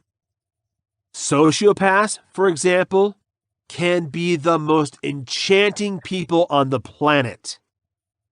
We have a way to make you believe rather than your own reasons.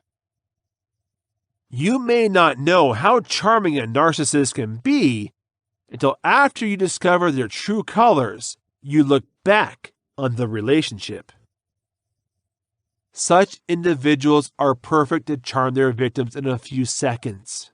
But in the next few seconds, they can make a 180-degree turn for the worse. Therefore, keeping an eye out for these people without first having to rub heads with them is important. Detecting the contrast between someone who is captivating because he is genuine or someone who is an expert manipulator can very well be difficult.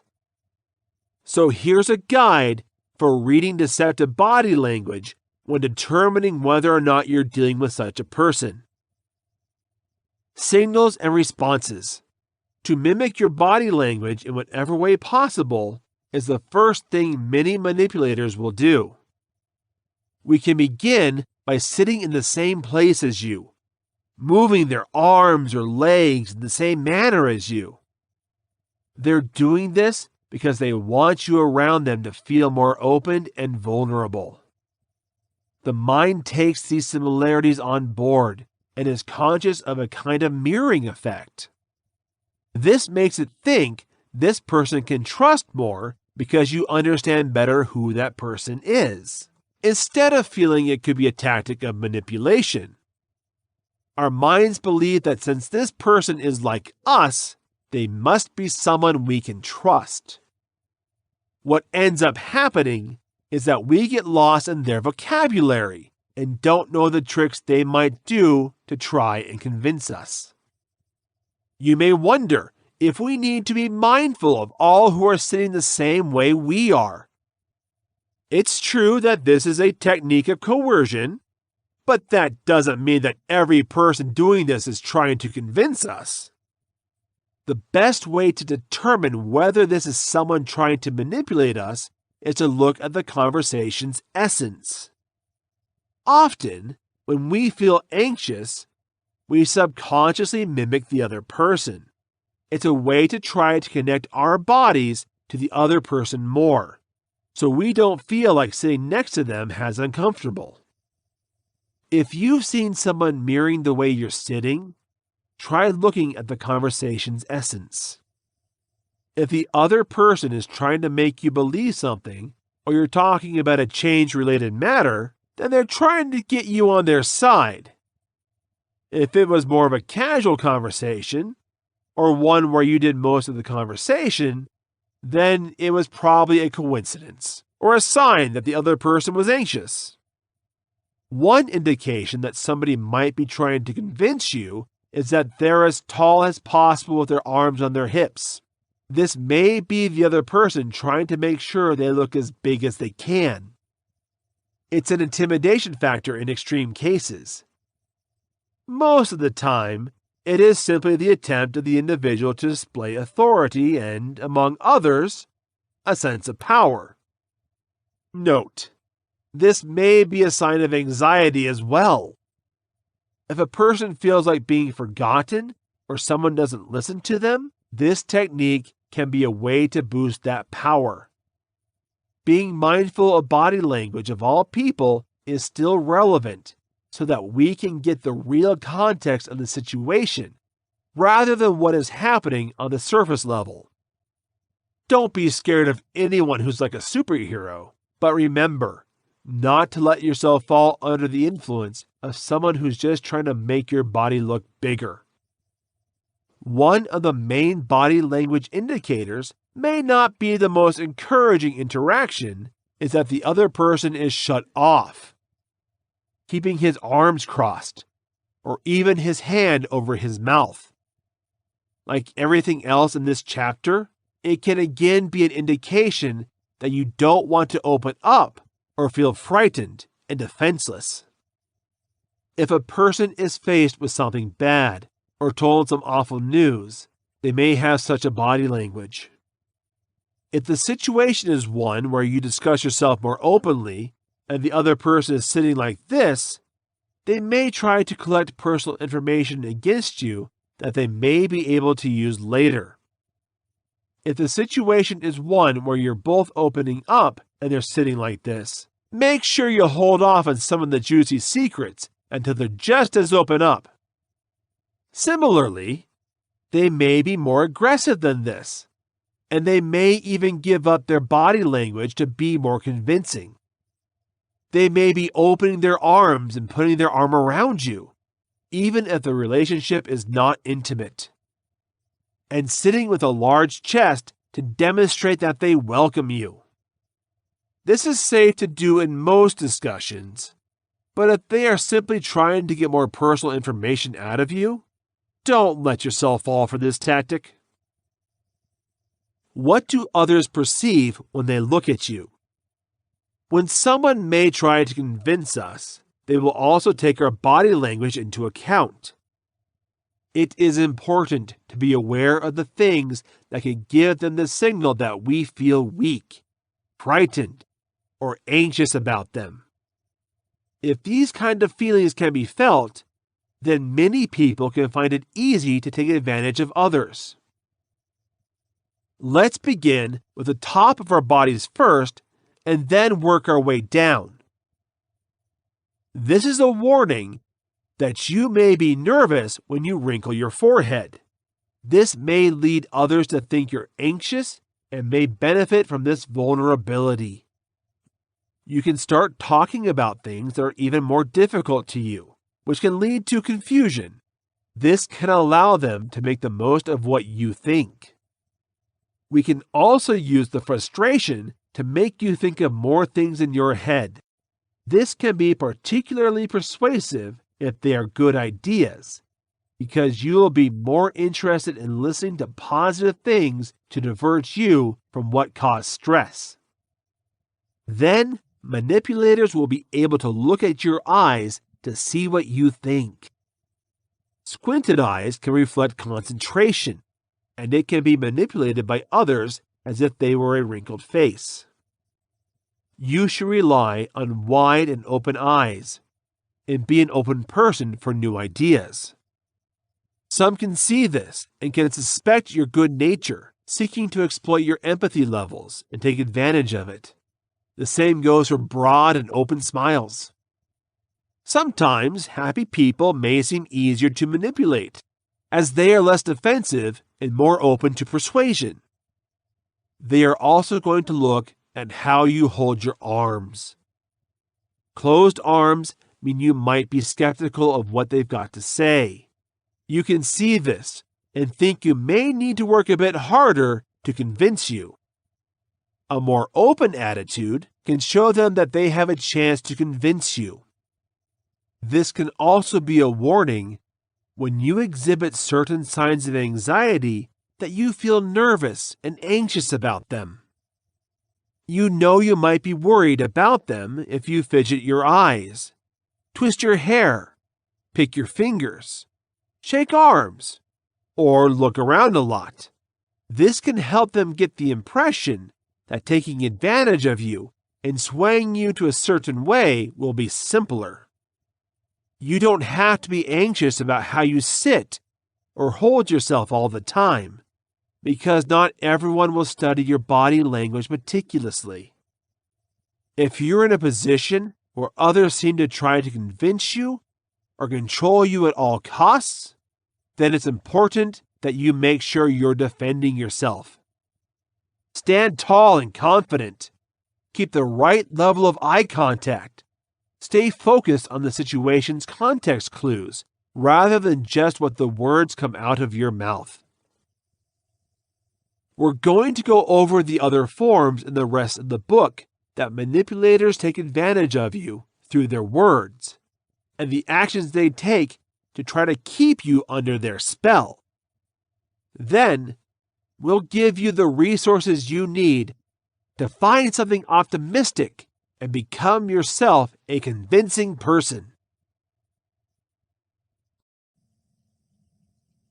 Chapter 6. Development Stages of Manipulation. If by their actions you can understand people, you will never be fooled by their words. Keep in mind that there are two separate things that an individual says and does.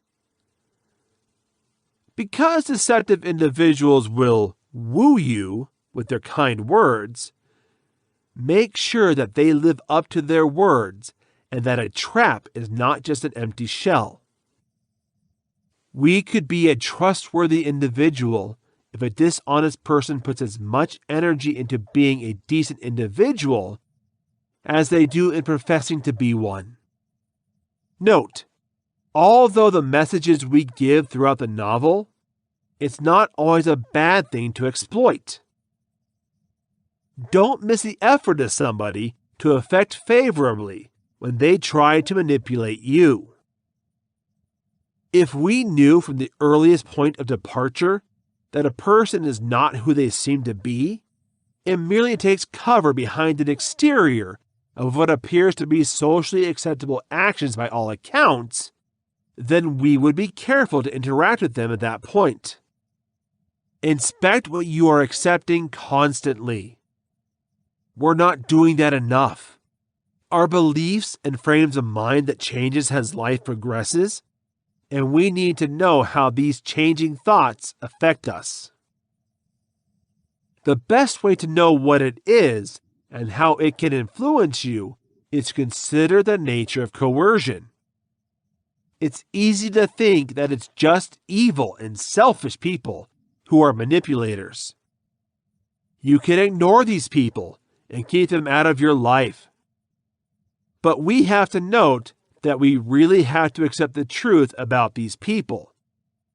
They may seem evil, but in our lives, they will still be there. And knowing their nuances will ultimately help us the most. Intentions and motivations. The act of manipulation begins with motivation and intent. All coercion is a result of someone trying to get what they want. The problem is that there is a more concentrated effort on getting that at all costs instead of simply getting it. Sometimes we have a sense of urgency and believe that if we don't force people to give us what we want, our needs will not be met. We all have different desires and hopes.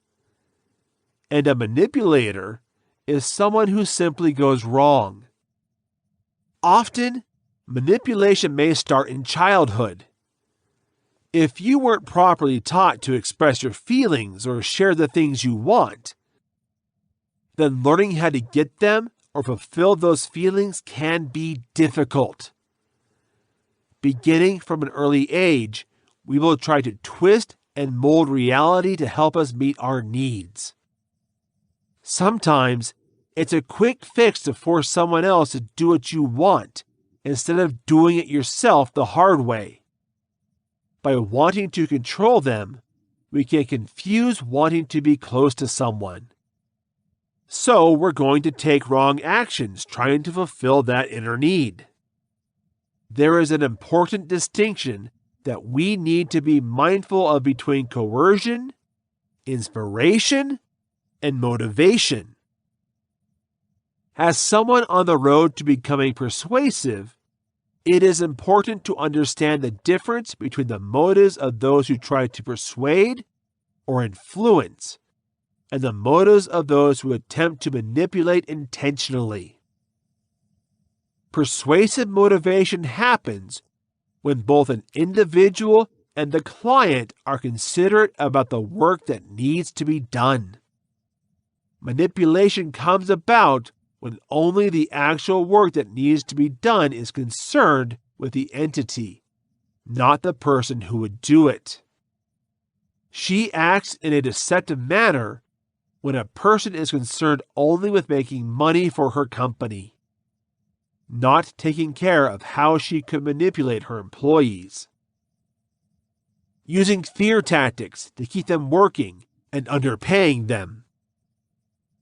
Persuasive motivation occurs when the person they influence is compassionate about. Manipulation comes from another person's desire for pride and power. If someone wants to get you to stop drinking because you have an alcohol problem, they're inspired to help you. If a husband wants his wife to stop drinking because he doesn't like it when his wife goes out with friends to taste wine, that's manipulation. Persuasive motivation and actual, substantial honesty are based on truth. Manipulation is concerned only with appearances from the outside. This is encouragement if someone tries to encourage you to lose weight after a heart attack. If someone tries to encourage you to lose weight because your stomach doesn't look flat in a bikini, but your health is fine, that's manipulation. In fact, persuasive motivation is concerned with the other person and their needs and desires. Manipulation is based solely on self-fulfillment that can be achieved with or without harming people. It is not about others.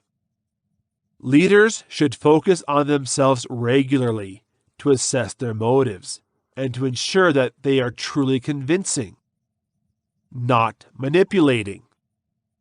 You're not driving success if you're guilty of controlling, trying to control individuals, or not thinking about those you're leading. Thoughts and feelings. Manipulators are people who are routinely involved in shrewd, ascertaining, and scheming behavior. Manipulators such as this are often referred to as Machiavellians or high Machs. On the other hand, the low Mach label implies that within the usual range, one's cunning inclinations fall. While low Machs may be involved in deceptive behavior, they tend not to swindle and manipulate, except when they see that such behavior is necessary or important. Why are people wired to be high Machs for? Is the behavior triggered by a fundamental identity issue? If this is the case, can the issue at hand be dealt with? To put it simply, no. Issues of identity do not transform people into high Machs. Machiavellianism is a quality inherited, presumably then aggravated by the social and family conditions of an individual. Cunning predispositions exist separately from an individual's identity issue. They should not, however, completely ignore identity issues. Different issues of identity can create tension, alarm, dejection, separation, craziness, happiness, and other mental states that can trigger aggressive responses. If someone regularly deludes and uses others to prove their own points, that person may establish a manipulator's label, self-assigned or otherwise. Being under constant stress from a question of identity does not give a free pass for terrible behavior.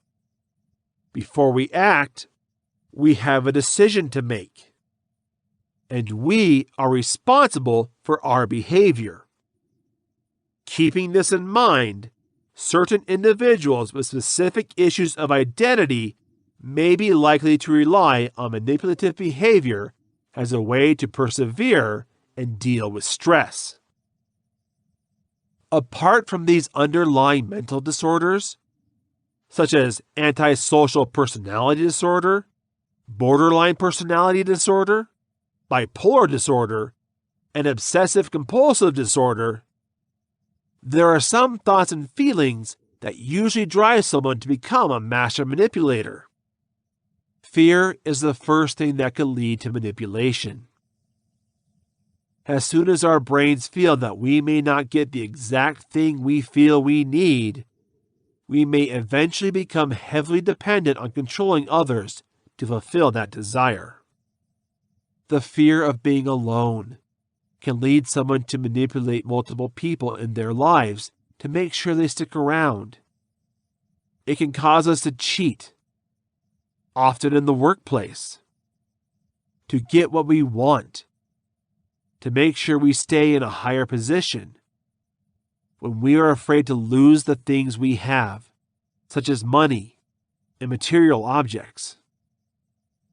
The sense of uncertainty and the desperate desire to relieve that insecurity are reinforced by knowing that we are not good enough to get what we want alone.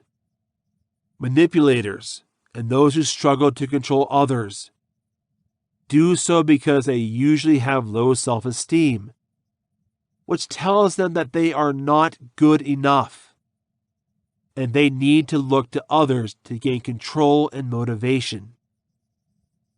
Manipulators may also have strong desire feelings. They're going to want some stuff badly and think if they exploit others, the only way they can get them.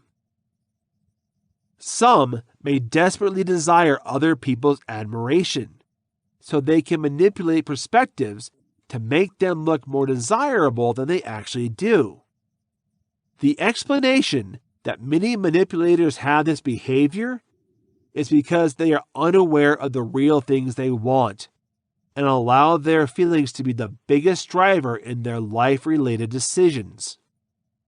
Rather than being aware of the things they really want and how to do these things properly without harming others, they can behave from one moment to the next without making any clear strategy for the best way to actually get what they want. As humans, we are most concerned with our own preservation, whether it's getting shelter, food, rest, or anything else that fulfills our primitive instincts. That's what drives our mind at the very root of it all. Some people will understand this and practice self-control, even when they are in the driver's seat for their animal behavior. Others will not realize this, however, and instead think that the answer to all their problems is the thing they want the most. We are also starting to build such perceptions about the future. You may have an idea of what you want in the future in your head, and that seems to be a perfect answer to all. Nothing will ever turn out the way we think, as most of us know, and little actually feels the way we think it will when we predict it. Now, you're hoping to have a perfect plan of what the day looks like for a few days. If things go wrong, attempting to achieve the desired result can lead to manipulative tactics. Our brains may start to panic when things don't go the way we've planned. We're worried that if one thing doesn't happen, it means all the other things we hoped won't either. We can take some extreme steps to try to fulfill those desires. It's not because we're manipulating because our brains give us what we needed. Manipulation comes from just believing that doing so will give us what we think we need, not what in the long run would actually help us. You're hungry in that moment when you're hungry. Even though you know you're going to eat in an hour, you can't just shut down the feeling of hunger. Time doesn't matter to your body. In that moment, it thinks about what it wants. Manipulators are currently concerned with fulfilling their needs. If we were all sitting down and thinking through all the difficult emotions we have, then most of the relationships would be in a much better place. Rather, our animal brains make us act in ways that motivate us in that moment to get only what we want. Although it is a scientific thing that is happening right now, long-term exploitation is just a continuation of this kind of cycle of thought. For many people, it becomes a common way of thinking. And our brains accept this as the way to actually get the things we want, regardless of who may get harmed along the way. How do manipulators act? Everything might sound simple. You might start thinking of a manipulator as an evil villain who doesn't care if they harm others in order to get what they want. You start thinking about villains like Cruella de Vil, who might just kill puppies to get a fancy fur coat. So, how can manipulators get into our lives? The implications of this issue are great, as this type of manipulation also occurs at both an individual and a societal level, and it has become accustomed to our culture. The idea of what manipulation is may seem evil and obvious. But what actually happens is that it starts small and expands into a confusing web of inflated stories, misunderstandings, and other people doing whatever they can to convince you of the things they want you to believe. Manipulation begins with the individual planning to take advantage of others. First, they'll go through something they've been taught, that manipulating others is the way to get the things they want. They're going to find their victim next. Generally, this is going to be a more compassionate person and someone who showed them love and empathy. Rarely will a manipulator start a relationship with another manipulator immediately. They will form a close bond from there, which will make the other person feel special and unique. First, they're going to start showing signs of influence slowly. But that's generally out of respect, or so they make it look. Next, they'll actually start to control what you're doing, and the manipulator will try even harder to make you believe you can't trust yourself when resistance is shown. Usually, the other person becomes aware of the manipulation and leaves after that. Or they won't recognize what's going on and fall deeper into the lies that build up around them. It's hard to break this cycle, but it needs to be done. Taking advantage of another person is not fair. We all help each other, and some things we need from others, such as love, financial help, or just emotional support. These are all things that should be clearly and consensually given, not something that can be manipulated from them. Chapter 7. How to spot manipulators and manipulative predators. Once people hear the word predator, many automatically think of panthers chasing smaller animals. From a meat-eating dinosaur painting from their childhood museum memory trip, through trees or imagined lines of razor-sharp teeth. While it is true that the term is usually used for killing recognized species, the real predator meaning is more than animal instinct.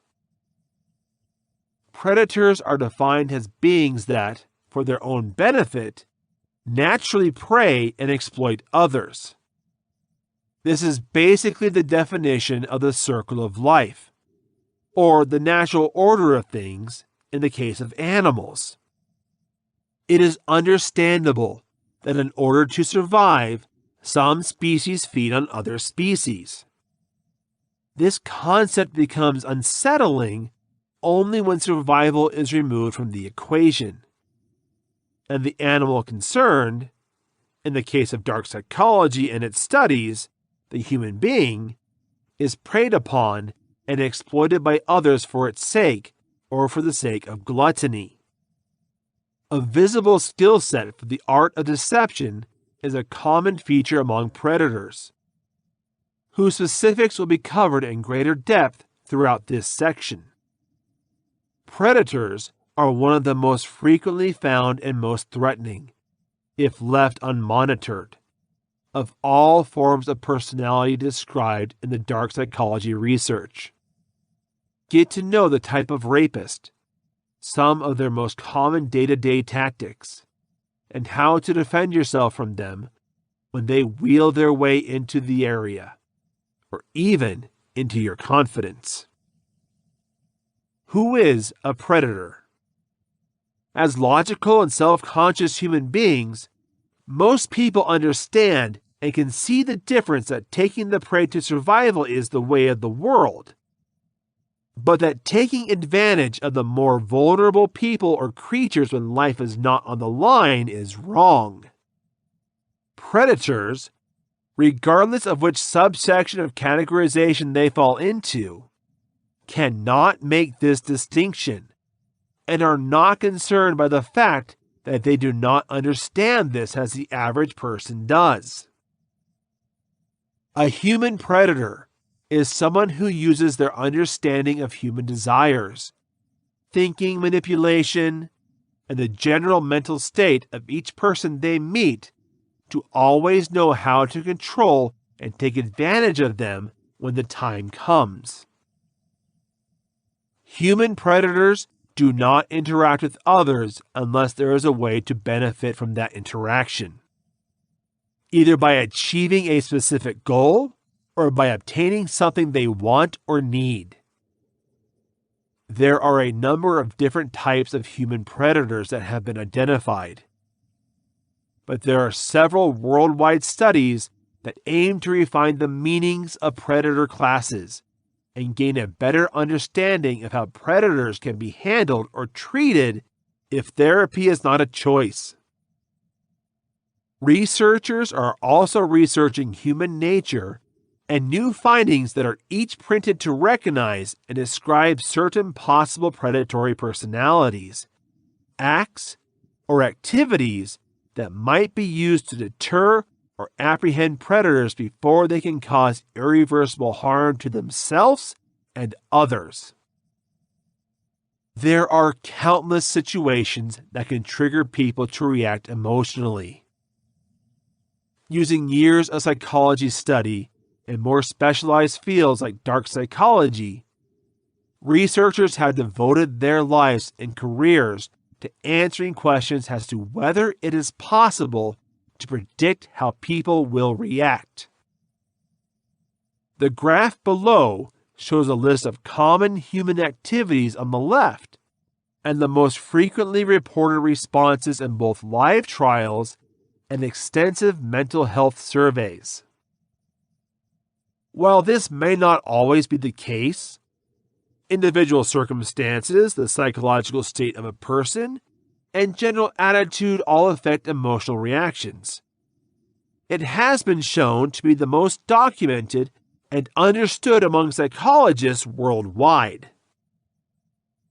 Human predators are people who have no problem with making life difficult for others, morally, emotionally, or psychologically, especially when the results of the action make life easier in the process for themselves. Not every predator has the same purpose, drive, aim, or process. So it's important to know how to recognize some human predators' most prevalent forms, so you're ready no matter where or when you encounter these people. Social predator. A social predator is a person who is motivated by desire to overcome all obstacles and sees everything from a friendly catch game to a corporate sporting event as a critical competitive obstacle to their conquest.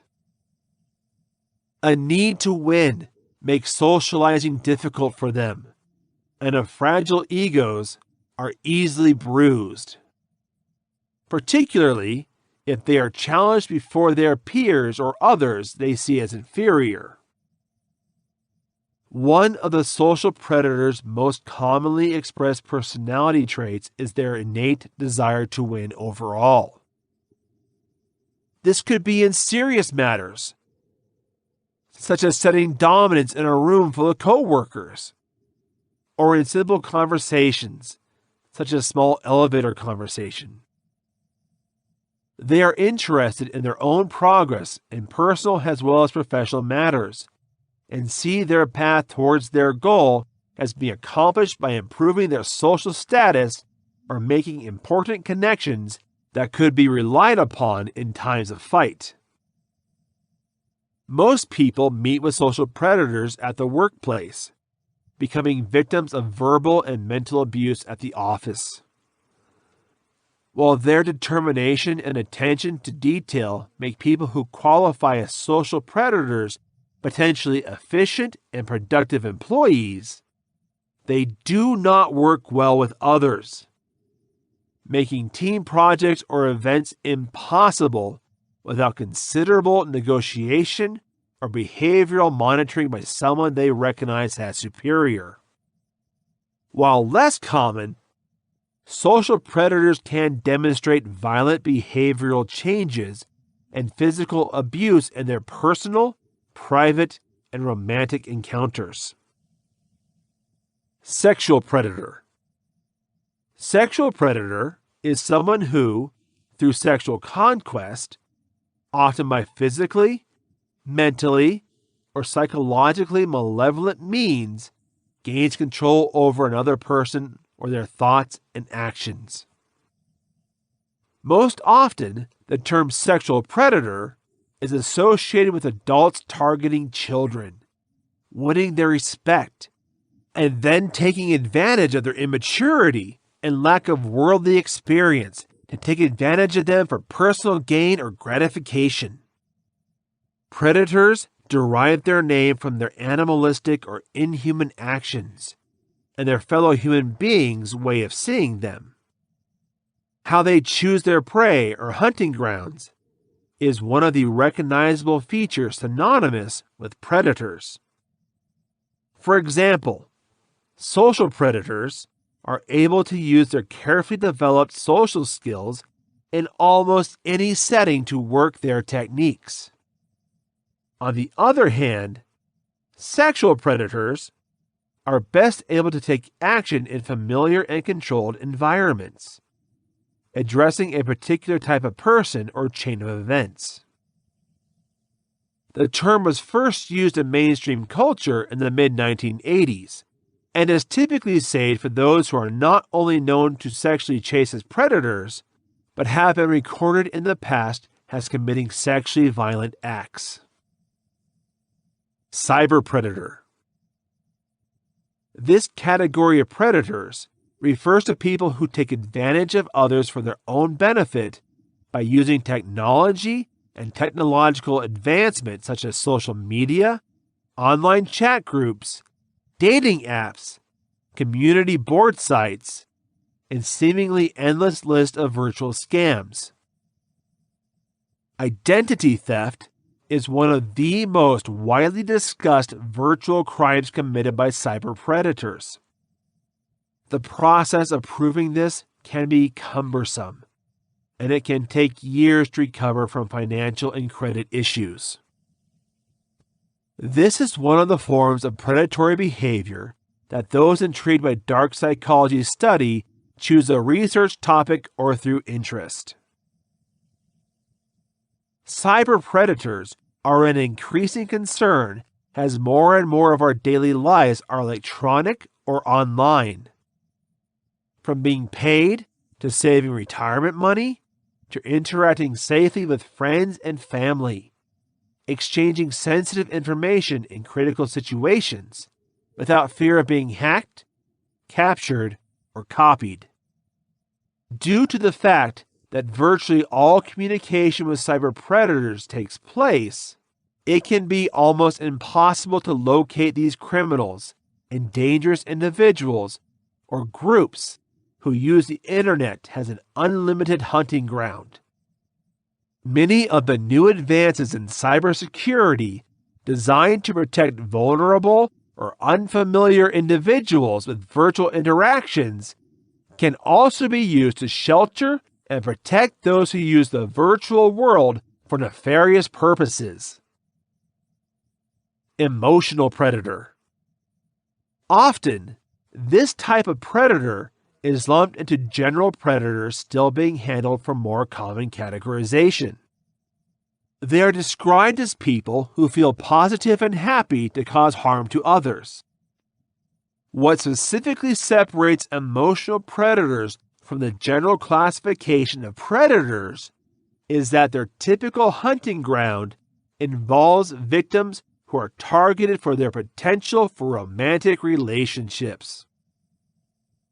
Emotional predators are building romantic relationships not out of a desire for companionship, but in order to benefit in some way, whether it is a focus on emotional or psychological harm over time as the relationship grows, or the benefit could also be financial. With a predator forming a relationship in order to later divorce their spouse for monetary gain. There are a variety of other predatory labels that people can use, depending on their behavior and their ultimate motivation, for the techniques they use to perfect through practice or the people they target in their favorite hunting grounds. The best way to protect yourself and the people you adore from predators is not to memorize all kinds of predators, but rather to understand the general markers that can be used to identify someone with predatory thoughts and actions. Knowledge is commonly said to be power, or in other words, the more a person knows, the more successful and productive they will be in their efforts to achieve their personal and professional goals.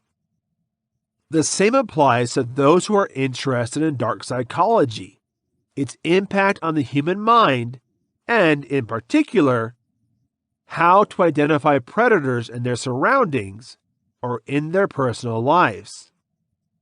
Some of the most prolific common traits of predatory people include an uncanny ability to fake their emotions, depending on their situation or audience.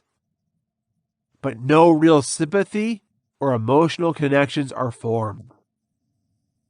They tend to embrace the victim's position in trouble or in a situation where negative attention is received. Playing the emotions of people by increasing the amount of empathy that someone feels for them, or the remorse of someone else to get upset with a manipulative individual, is the kind of emotional control that they try in their cultural, private, and work environments. We fail to take responsibility for their actions in terms of how we affect others. Depending on the situation, the survivor will be blamed by many abusers for their issues or negative emotional interactions, while enhancing their own reputation as the incident victim. Their personal opinion is very low and uncomfortably negative. That's why predators are often known to hide behind carefully constructed psychological masks that show people that they interact with each other on a daily basis, or their victims if they hunt, so that people are often caught by surprise when they finally see the individual who and what they are. Pro tip: how to instantly detect psychological traits. The amount of knowledge collected prior to practical use affects whether a person is able to understand dark psychology traits as regular behavior and how well, if at all, they will be able to identify them in their daily interactions. While gathering your basic knowledge of psychology and how it influences human behavior, one of the best subjects to explore is known psychological personality types and what to look for when attempting to categorize someone you associate with. There are a number of different gestures, twitches, eye movements, or word choices that can be made by people who are influenced by their personality type and behavioral pattern background. The more you learn how to recognize and interpret these physical and verbal abilities, the more you can read the people around you to understand their point of view or thought process under different circumstances and help predict their actions, specifically if the situation is serious or dangerous. When human traits have been identified, a few main forms of psychological personality can be categorized into individuals. Such personality marks have entered the mainstream society and are widely recognized even in fundamental social circumstances. Here is a brief introduction to introverts, extroverts, and open personalities to give a closer look and better understanding of human social nature to everyone. Introverts. Compared to those around them, this type of personality often seems to be shy and quiet. Ideally, most introverts avoid social situations unless they are needed, and when dealing with emotions or difficult situations, turn their thoughts and reactions inward. We can often be classified as antisocial and fulfill some of the character traits required to be labeled psychologically. They are most often provoked as their main emotional force by terror. This might be fear of rejection or feeling outcast. Each introvert's details are different based on their personal experience, environments, and circumstance. Social anxiety can be a powerful driving force for introverts. And when this is the case, their anxieties may manifest as physical tics in social situations, such as drumming fingers, wringing hands, or chewing lips. There are not a lot of introverts that fit easily into the field of dark psychology. Those who do identify as introverts and dark characters tend to lead strongly towards narcissism and its characteristics. Introverts are known to get tired during group activities or when large number of people surround them, especially when they are not used to being in larger groups. One of the reasons for this is because of their natural instinct to stay within their own heads, to focus on keeping their defenses and shielding themselves from gaining any attention from people around them. One of the positive features of introverts is that they are observant and sensitive to their surroundings. As they spend most of their time in defensive mode, they often absorb information and take mental pictures of their surrounding in order to remember if it is needed by the situation. Extroverts. This type of personality in psychology is best known as outgoing, friendly, and loud speakers. While this may be true for many people, not all extroverts have the same open nature. And research has shown that in their personal behavior, they are more likely to exhibit risky dark psychology characteristics than most other personalities. Again, this depends on the history, health status, and environment of the individual. As with introverts, people who qualify as extroverts may also exhibit physical characteristics or behavioral patterns such as high levels of confidence that can be expressed by their postures, usually by square shoulders, holding their heads high and keeping their heart tight. Extroverts are better at making direct eye contact in conversation, which can be difficult when it comes to dia. They are typically the most social personality types with large groups of friends, not all close, some may be just acquaintances, and make excellent additions to teams and group assignments. People with an open personality are highly adaptable and are known to find a way to feel comfortable in whatever situation they are in. Open personalities welcome new experiences that can be used to their advantage throughout their lives. But at times, they can also find it difficult as their widespread interest can also be a form of distraction. That type of person seems to know a bit about a lot of different subjects. So for trivia nights or as an on-call person, they are fun to be around. A wide range of knowledge can hinder their interest in concentrating on a particular field of study or professional practice. People with open personalities not only like attending parties, but also like being the one who throws them away. We perform well when they have people around them, either for support or as an audience. There are some physical characteristics associated with open-minded personalities, such as a soft, wide-ranging smile that many would encounter at their first meeting, or make physical contact while engaging others.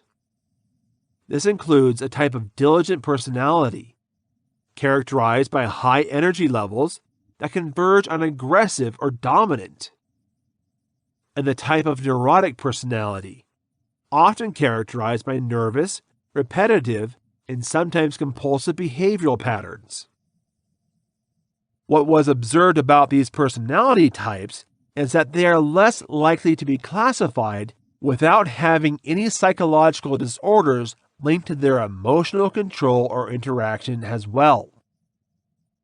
In order to fit into a specific category and be treated as a hazardous predatory personality, a person must display at least 3 or more traits associated with their particular type and be diagnosed with a professional psychologist or other experts trained and accredited to label predators. However, simply because someone is not a predator of the psychological personality type or traits, it does not mean that a person cannot exhibit predatory behavior. Here's a look at some of the most widely recognized and widely practiced predatory behaviors recognized by experts around the globe. There are 4 main behaviors identified in predators that take advantage of their knowledge and practical experience with dark psychology to victimize others. Violence, whether physical, emotional, or psychological. Predators with aggressive personalities or lack of emotional control when it comes to their personal feelings. The habit of taking their reactions. Lack of reasonable thinking or inability to calm down in stressful situations are 2 of the most common traits associated with predators that exhibit violent behaviors. Eerie calmness. Having emotional control and self-awareness that helps people make rational choices in high-stress situations is something that most adults have a basic understanding and talent when they're out of school and in the professional world. But it's never something that people stop practicing and honing their skills. A flat and unemotional response to the settings and events that call for it, replaced or overtaken by a sense of calm and control that can make others uncomfortable around them, is a type of behavior that is often associated with social predators, emotional predators, and predators that can also be classified as introverted by psychological professionals when studied. Rationality and understanding. Preachers who show leadership and motivational qualities in social settings and behavioral patterns often typically have the ability to maintain control of their personal emotions and responses, regardless of changes in their situations or circumstances. We do not act impulsively and take pride in their ability to find rational and logical solutions to problems that may have been ignored or perceived as failures by others. They have a solid understanding of how things work around them, whether it's their office's social circles or whether they choose an argument to get the customer to their way of thinking. When used productively, these talents can be of great help in professional endeavors. Control and dominance. Often seen alongside interactive behaviors and violent predators, these types of people are often stubborn and do not work well with others unless they have absolute control of the situation. In environments or assignments where there is no total control, predators with this type of behavioral pattern will do everything they can to make themselves indispensable or to improve their standing, even if it means tearing down and causing harm to others at the same time. The dark name may make some people want to avoid thinking about it, or at least refuse to try to understand the theory. But the fact is that many of dark psychology strategies, methods, and ideas are used, sometimes purposely, but often unconsciously, in every person's daily interactions with anyone they come into contact with, and frequent communication with others. Dark psychology, at its heart, is a classified and written study of human nature's most evil side, thoughts and behavioral patterns, what describes it, how to interpret it, what to look for in individuals, from their appearance to what they say in everyday conversations, where morals and ethics are considered, and how to use it for both beneficial and malevolent purposes. Predators are only one category of studies in dark psychology and are known in psychological deception and coercion for their talents. Typically, the first course of action for predators, regardless of their specific subcategory or predatory characteristics, is to use popular methods of deception and gather as much information as possible about their potential victims before initial contact. Deception. Once they have chosen their target, the next move for them is to earn the trust of the victim and then use manipulative tactics to gain control of them in order to achieve their goal. Definitely, deception is the act of deceiving someone or making them believe or even support an untrue statement or other information.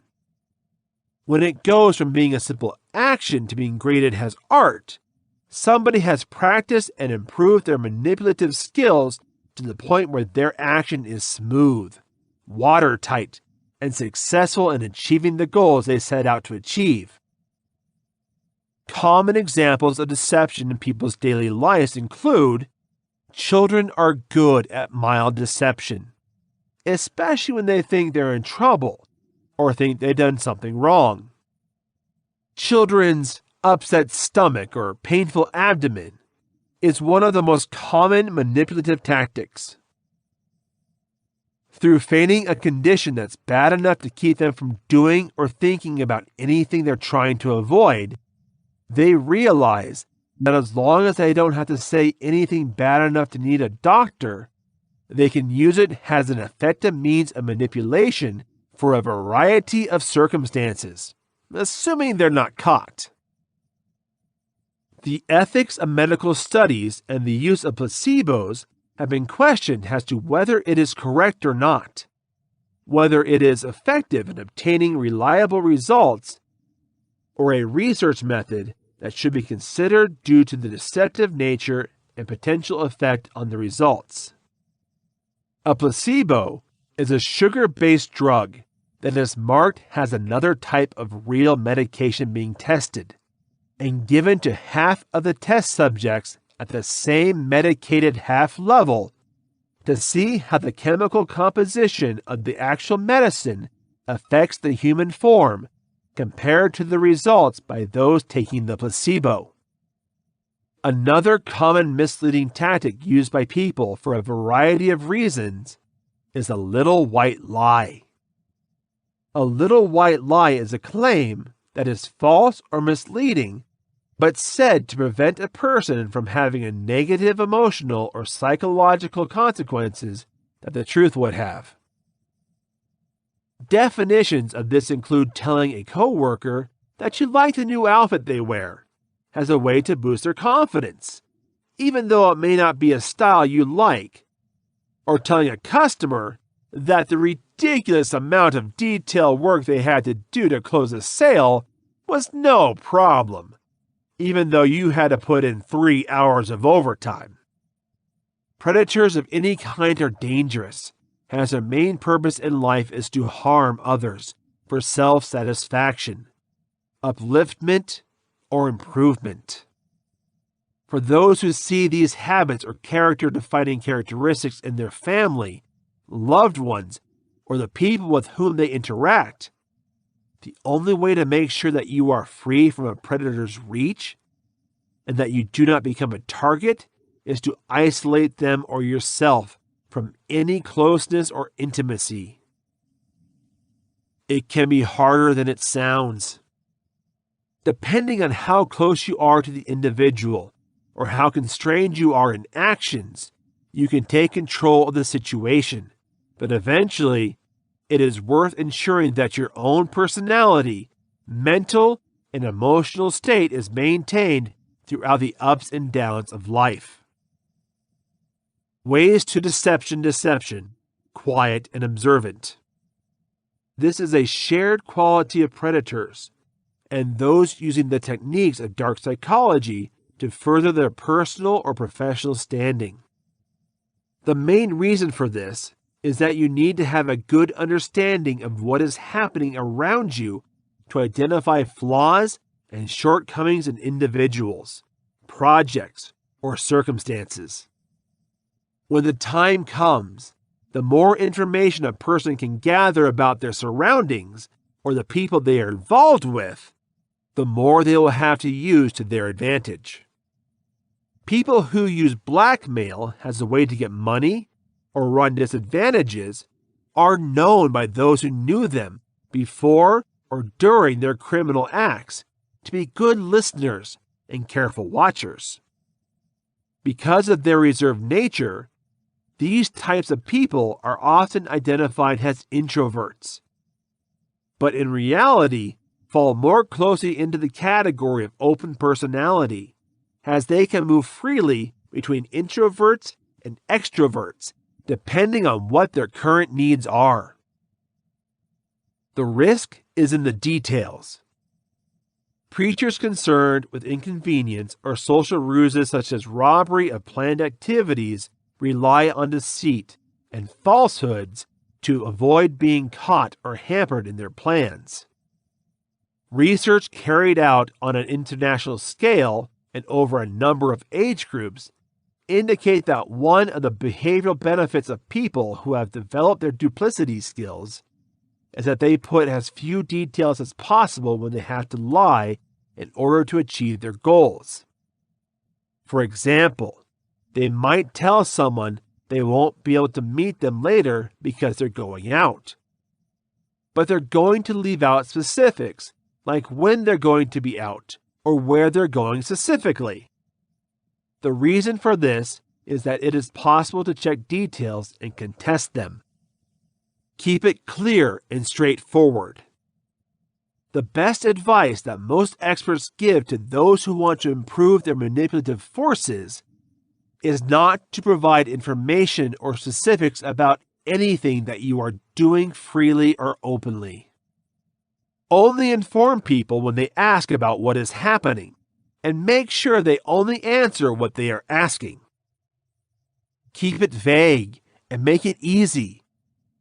It's harder to remember more complex stories and much easier to get trapped if they are incorrect. Repetition and buying time.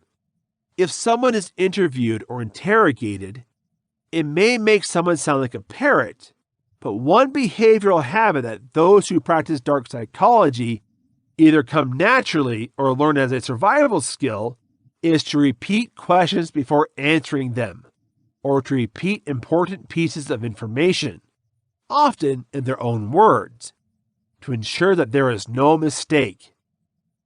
It helps them to prevent allowing any new or potential damaging data to slip unintentionally.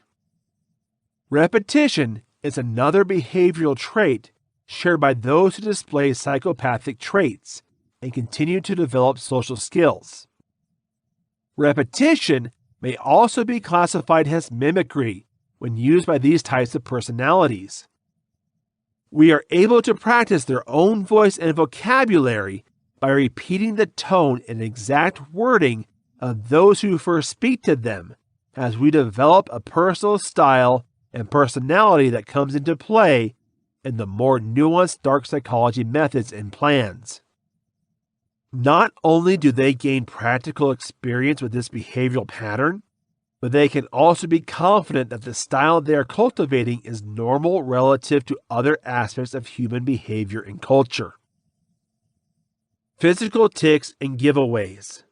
When asked about an emotional topic or asked about something personal and sensitive about their feelings, deceptive people take comfort in unconscious physical tics that can be used as gifts to observe deceptive traits. Some of the most noted manipulative symptoms include playing with their hair, either by spinning it in their fingers or running their hands through it to brush it away from their face, even if nothing is there. Increased heart rate and heavy breathing are also common signs of deception. Fiddling with buttons and pulling their clothing while concentrating, or listening carefully to what is disappearing.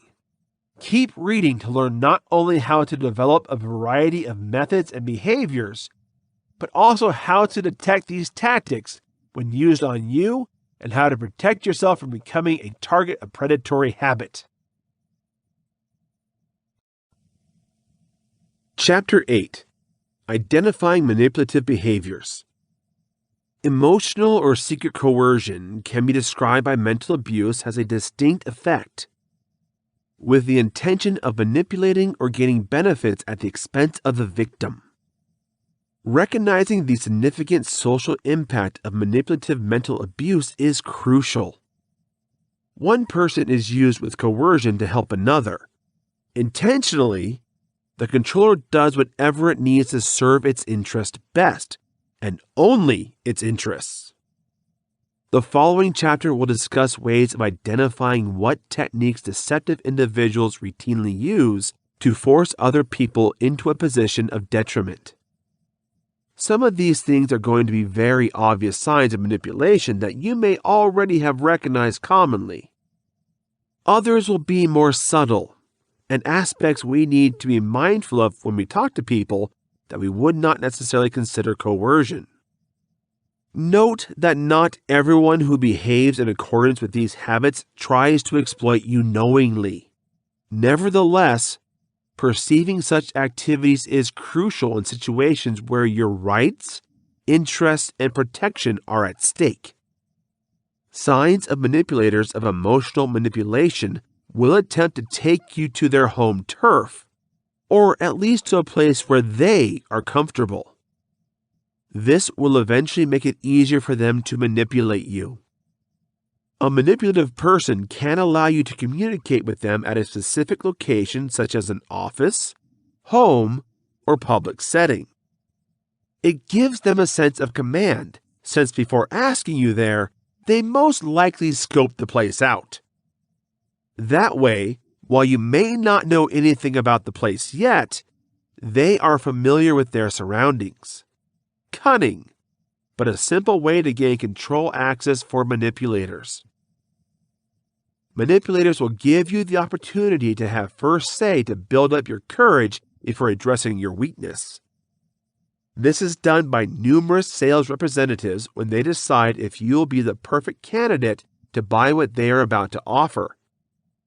We create a benchmark on your logic and behavior by asking general questions and evaluating them, from which they can determine your strengths and deficiencies.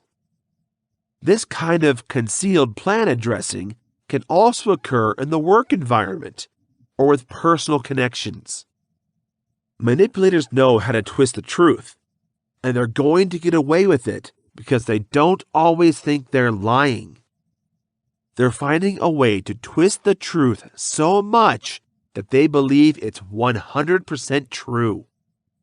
This can occur in the forms of deception, making argument, double dealing, censoring the injured person for causing their own abuse, distortion of reality, disclosure or retention of vital information, misrepresentation, modest portrayal of the facts, and seeing only the truth in their own narrative.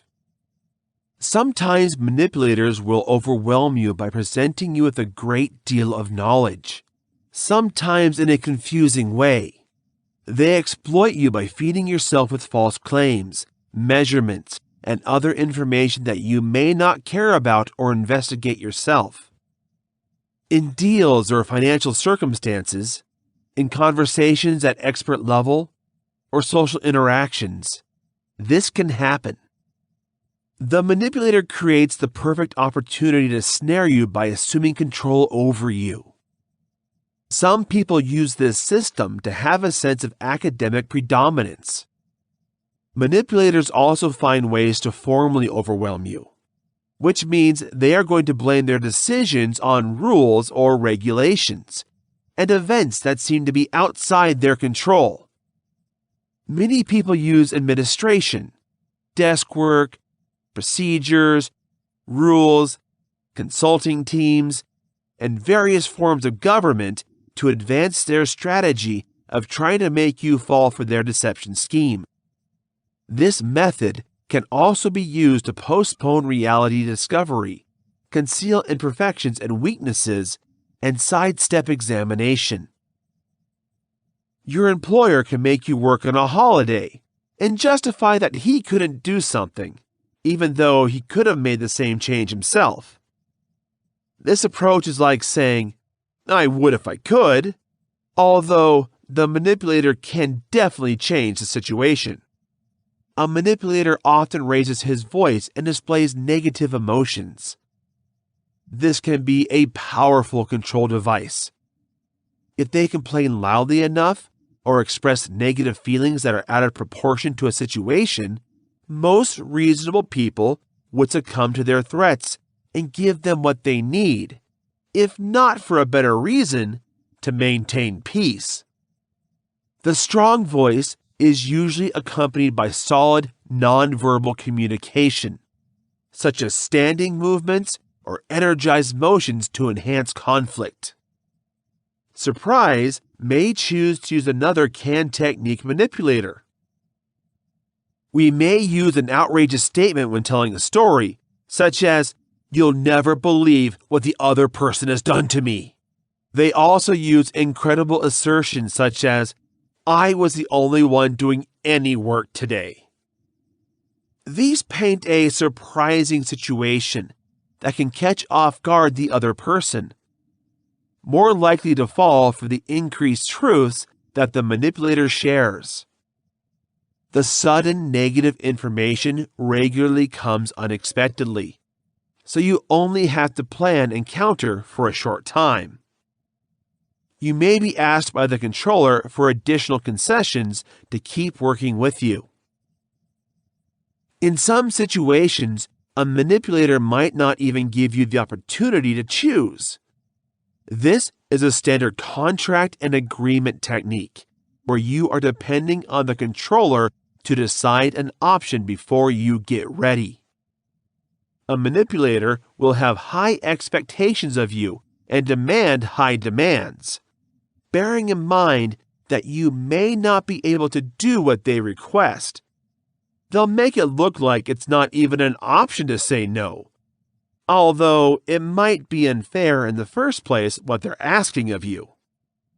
Manipulators expect you to break and surrender to the demands of the manipulator by applying pressure and power. Rather than asking, "Do you think you can do that?" they're always going to ask, "When can you do that?" Never give you the chance to decide to do something first. It makes it difficult for you to say no to anything they might be asking for. Manipulators will indulge cynical cleverness aimed at jabbing your vulnerabilities and undermining you. They're going to make sarcastic jokes to knock you down. And when you're offended by these terms, they're going to say, "I was just joking," or "No big deal." Manipulators like to make statements, sometimes disguised as witness or collegiality, to depict victims as second-rate or weak. These remarks relating to appearance, personality, experience, and credentials, and how you strolled late and tired in 2 minutes. The attacker wants to establish control over you by making you look bad and making you feel terrible. In an attempt to point out things about you that could affect how others view you, they also do this. While you may enjoy some musician that others don't think about, a manipulator might say something like, "How could anyone like that band?" The silent treatment is a popular manipulator tool. They know you may be the best way to get under your skin if you ignore it. By deliberately not responding to your calls, messages, or requests, the manipulator assumes control by making you pause and means putting in your mind uncertainty and vulnerability. Sometimes, silence can be the most powerful weapon. We may not personally give you the silent treatment, but they may claim to forget you, so you don't know their intentions. The manipulator makes you take on what is her duty and makes you sweat with effort and anxiety by pretending that she doesn't understand what you need or what you need her to do. Kids use this technique to postpone assignments, delay demands on them, and force grown-ups to do what the child would not like to do for them. This strategy is also used by some adults when they have a task they want to ignore, or a commitment they want to avoid. For instance, mopping the floor intentionally poorly can trick the person in charge to decide not to delegate the task to you again. This can mean, on a larger scale, someone in a relationship pretends to be unaware of what you might need on an emotional level. They're going to say things like, "I don't understand what you're going to want," even though they know very well what you need and just don't want to get into the work to achieve that aim. This leads to how often you are going to be guilty by manipulators. Other examples might include blaming others instead of him or herself, dwelling on their own failure, behaving as if someone else holds the key to their success and accomplishment, or despondency and deceit. The controller pressures the recipient into surrender by focusing on guilt-tripping others. Then, manipulators will make sure the victim plays no matter how wrong it may be. Some examples of this type of behavior include overrepresented or imagined individual issues, misrepresented or manufactured medical problems, reliance, codependency, conscious fragility to inspire compassion and support, and frail or weak playing.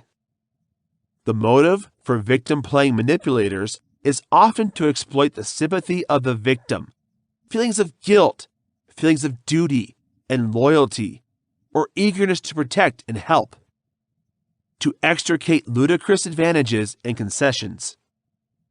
The term gaslighting is often used to refer to manipulation that causes individuals to address themselves, their existence, memories, or musings. Gaslighting is basically when someone tries to make you feel crazy so that their manipulative behavior can get away. A manipulative person can change what you're saying and make it all about it, catch the conversation, and make you feel compelled to do something bad when you've done nothing wrong. You may feel a misguided sense of guilt when you're gaslighted that you've done something terrible, even if that's not the case. Manipulators blame. In a case, they admit no responsibility. Instead, if you let a manipulator know they hurt your feelings, they'll point out how crazy you are, remember things wrong, or be too sensitive to the situation. You can almost be sure that you are being used as soon as someone does you a favor. Not for the sake of just because, but with hidden motives. An effective manipulator can be called Mr. Nice Guy. This person can be helpful to other people and complete a lot of favors. Yet there's a string attached to every great deed, a desire. If you do not satisfy the desire or intent of the manipulator, you will be identified as irrational. For example, a sales rep even though they don't think the item suits you, might influence your decision to buy a clothing item. The accomplice can get you flowers right before asking you for a favor in a relationship. Since they misuse social standards, these strategies work. It's normal to respond to favors, but we still feel constrained to accept and go along when someone delivers one misleadingly.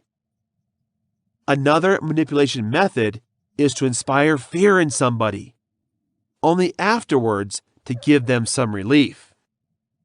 You may be frightened by someone to go somewhere different, building up your fear around the location. They will then try to protect you and make you feel safe, even though the worries they warned you about were not real in the first place. This can be achieved when a significant decision can be made. At first, the manipulator will tell you all the reasons you should be afraid of. They're going to tell you about the negative things going on, and they're going to do whatever they need to make sure you're nervous. They will then come up with a solution to ensure that you are dependent on them and look up to them as a type of savior. This technique can be used by several different companies to sell you their product. For example, somebody can make you an elbow cream and tell you that if you don't use it, you're at risk of getting a certain disease. Then you're going to start making sure you buy your stuff because you're scared of this illness, even though you've never heard of it or even thought about it before you watch the ad. In certain cases, bribery is an effective tool for manipulators. They can do it in obvious ways, saying something about how if you can do this thing for them, they will give you money or some reward. When you refuse, they will continue using other manipulative tactics until they get what they want, even sacrificing the payoff in the process, and you end up walking away with no benefits at all. A way for manipulators to manipulate is to mirror the target. They will begin to act like the other person so that the exploited person feels closer to them. We can speak about similar struggles and difficulties we have experienced in life that are similar to the exploited person. For example, someone who talks about how they struggle with grief after losing a few friends might find that their manipulator makes up or exaggerates another death to try to relate to that person. They will then find that when they feel empathetic, it is easier to control the person. Storytelling is a tactic simple to exploit. Manipulators are going to be experts, twisting a story to make sure it fits their ends. They're not always going to make up new and original lies completely, but they're certainly going to twist the truth so it sounds better for them, making them look like a hero or the victim, whatever suits their needs when they share the story. Manipulators are going to learn how to fix their victim's mood. Although they are stubborn in getting what they want, if it means having more power over a particular individual, they can be very adaptable. When they know someone likes a certain restaurant, they'll take them there. Or if they want to be at home alone and quiet, they'll do that. Taking people to places they like is not bad. But if you do so to psychologically deceive them into giving you something you want, that's when it becomes manipulation. For manipulators, managing your speech, as well as the movements and touch they use, is critical. We can be great actors. At the drop of a hat, we can change their voice and movements. We all have different moods that may cause us to act differently depending on the situation. But a true manipulator would wear a lot of faces that they can alter whenever they want. Manipulators are often aware of the power of silence. Even though they may have countless tricks and strategies they can use on other people, they will still know at the end of the day that sometimes being quiet can be the most powerful thing to do. Less common manipulation tactics. Holding a deliberate look will make people feel like they are being listened to honestly. Manipulative people will make excellent eye contact and even take it a step further and improve their eye contact with a committed and invested facial expression. Check limits are regularly given to a mesmerizing look. In order to examine how you react, manipulators can do or say something awkward just before or after the mesmerizing look. The look may be like passion or attraction. If the hypnotic look of someone makes you feel off or at any range, it's best to get up and take a break from the situation you're in. When things get overwhelming, test your feelings and consider your character and beliefs. Manipulators don't know about the body language of other men, but without much warning, they can cross boundaries. In general, individuals that cross boundaries have a specific appeal to them. Manipulative people will try to break the rules in humble and sometimes playful ways. For example, they might step on the sidewalk in front of you just to see if you're going to allow it. Manipulative people can raise you out of the ground in the midst of embraces to find ways to attack your personal space. Generally speaking, narcissists and manipulative people are closer to others than other people do. They use intrusion into space to threaten, exhibit control, test limits, and tempt. Manipulative people love to use this strategy to foster control over you and to motivate you to cede to their decisions or demands. Sometimes without hesitation, a manipulator could share secrets with you. They're going to do this as a ploy to keep you interested in them and to make them look more available, relatable, and reliable. You may also do this because they want you to reciprocate and share secrets they can use against you. Instead, in the future, once you approach the manipulator of the deception, the manipulator may deny that you have ever said anything, making you feel insane and defeated.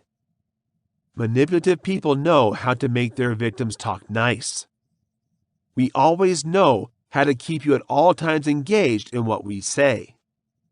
Manipulative people, as well as narcissists, are narrative spinners. It seems to be hard to stop them when they get started on anything. By how often they trust you, manipulative personalities can make you feel special.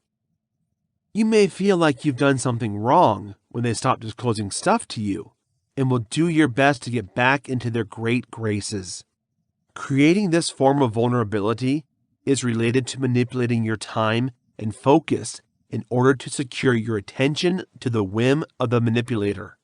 Through selectively communicating and withdrawing, if you see someone bullying you, take a step back and put some distance between you and that person. Manipulators sometimes use pet names instead of your actual name. When someone starts calling you by a pet name, it might seem nice. Be that as it may, phrases like kid or dear will be used by deceptive personalities to belittle you. Then, when they stop calling you by the name of a dog, it can cause feelings of abandonment and leave you wondering what you have fouled up. It's just another part of their tactical maneuvers. If you're bothered by such names, reveal that you don't value being called pet names and would rather be called by your real name. If someone likes you a lot, you should obviously feel good about yourself. Distinguishing what their actual intentions are is important.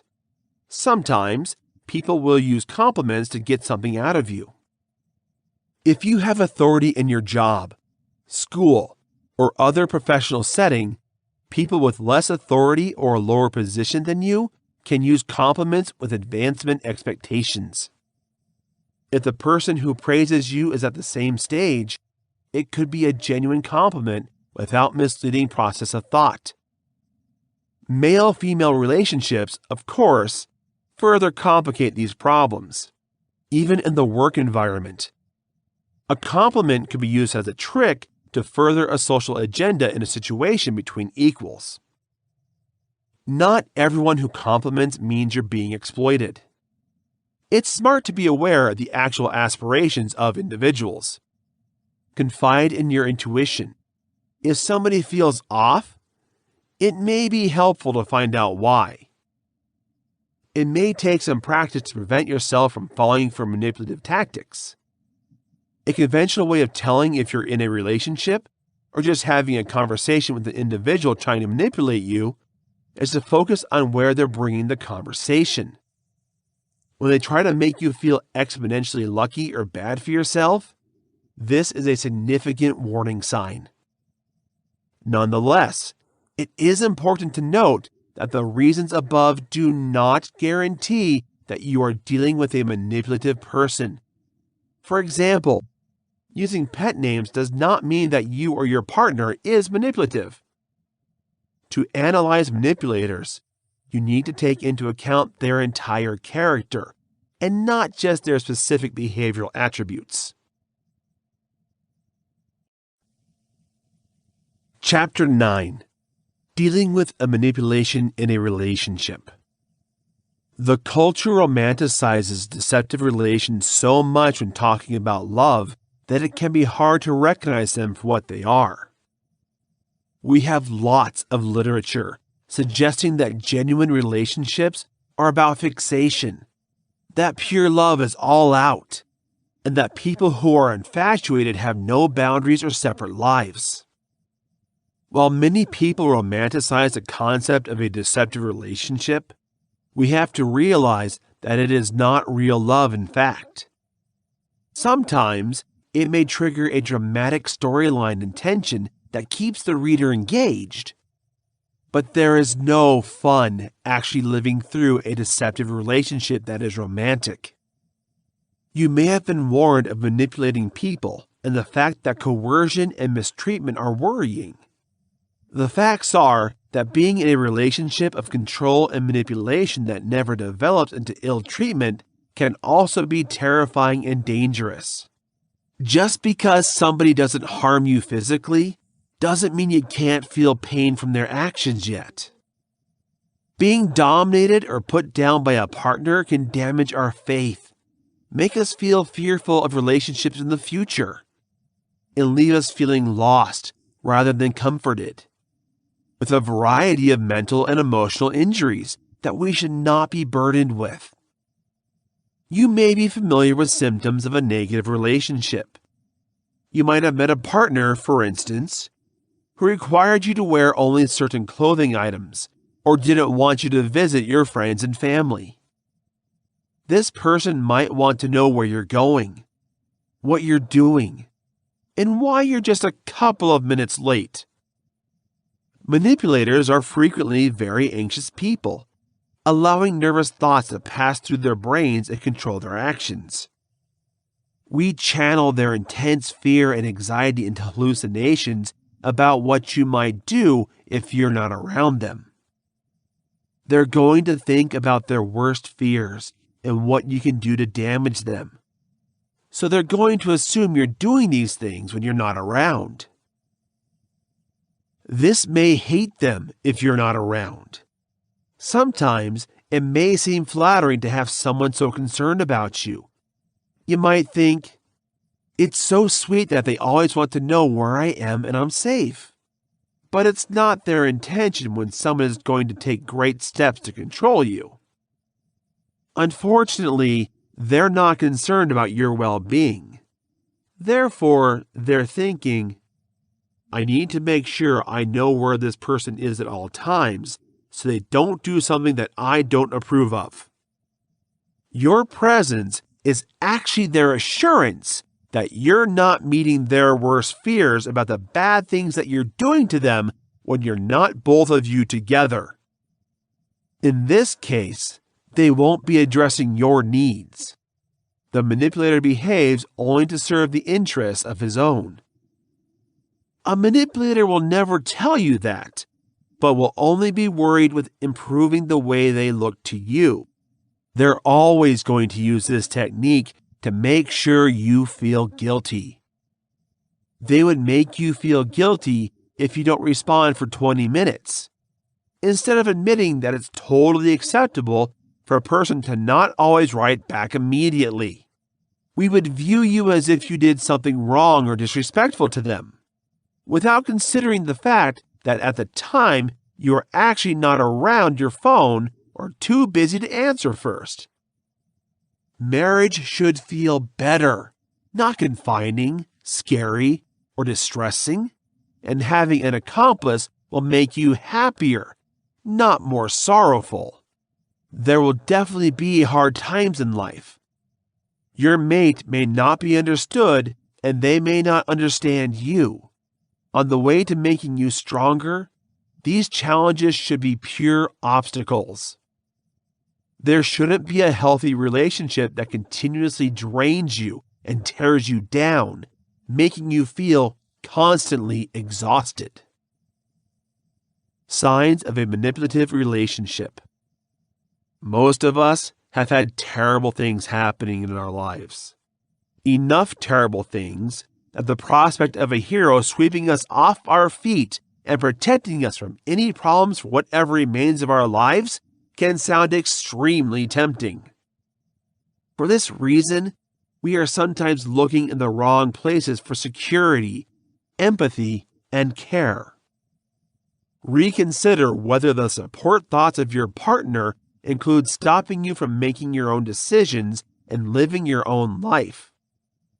A partner who secures you by assuming responsibility for your maxed out accounts, or perhaps speaking to a partner you've been struggling with, doesn't pay special attention to you. They're trying to make you have no choice but to put all your faith in them and no one else. A true partner knows they can't protect you and what it holds from everyday life. They can just support when you need them. If you run into a money-related issue at some point, a trusted partner can help you pray an overabundance of unopened bills. Give help, but don't take control of the situation. They won't take your passwords or insist that only a small amount of money per month be allowed until you have paid off all of your current debt. A true partner is going to offer help yet realize you need to manage your own problems. One common manipulative technique of a relationship is to make us feel guilty when we see friends and family members. If we imagine someone trying to cut off their partner from their emotionally supportive network, we envision something similar to a contemptible husband in a movie made for TV that threatens his better half that she will never talk to her closest friend again. Nevertheless, deceptive spouses can also inconspicuously isolate you from your support network. A shrewdly manipulative person will not outwardly discourage you from seeing your family because it could be an obvious sign that you should be running in the opposite direction. We will make the coercion more subtle, rather than slowly dragging you out of your life, rather than an outright ban. If your partner can convince you to apologize for an action that you know you have not done wrongly and that you are doing, your manipulative partner will realize that he or she can force you to do whatever they want you to do. Each time you go out with your buddies, your partner can sulk until you blow off other friends just to save the tension. Perhaps your partner will make negative remarks about your loved ones until you begin to believe that the thoughts they have about these people are valid. You may even have a hobby or an event you enjoy trying to get your manipulator to stop doing it. They'll make sure that you know that your interest is idiotic and will ridicule you until you give it up. The scrutiny of a controlling partner may not always appear as such. It can be framed in a reasonable and rational way, implying that your partner is just trying to help you. They might even tell you they're really trying to help you. At school, they will research your decisions. Some of their sentences may include, "Why do you choose to use it for your presentation? You're not thinking about what the boss will think." There are going to be questions about your spending habits and how you're going to buy things with questions like, "Did you really have to buy another shirt?" Manipulators are going to spin their words. So it's not clear that the choices you make are wrong, but a seed of doubt and insecurity is being planted. All partners, however, examine each other periodically. Our loved ones are still supposed to look for us. And sometimes we need others to help us make choices or point out bad habits. Remember to always test this person's true purpose and find out why they'd really want you to change your actions. Sometimes a manipulator may ask for access to your personal belongings in a relationship, but they will not grant you the same rights. We may know all your secrets, but we rarely trust you. They're not just less likely to share, and they're definitely not helping you. This type of behavior demonstrates that the other person dominates. Your partner does not reserve the right of searching your emails or texts or asking for your passwords because they say they are concerned that you may be cheating. There is a distinction between having insider facts and having a healthy independence from your partner. And when you're in a relationship with someone, you don't have to surrender that. Every so often, sincere couples healing from a disaster would require the weakened spouse to view the messages of each other as a form of transparency. But if this isn't an agreement you've worked out directly with your partner, it's incorrect. By emotional influence, coercion is all about influencing the way someone else thinks and acts. This is veiled with emotion, or at least what appears to be a sort of empathy. Most of the time, this is a calculated attempt by the manipulator concerned to relate to the victim. It is essential that we recognize the impact it has had on us in order to completely overcome this manipulation. If you want a healthy relationship with someone, it's crucial that we look at all the ways we've been affected by their relationship.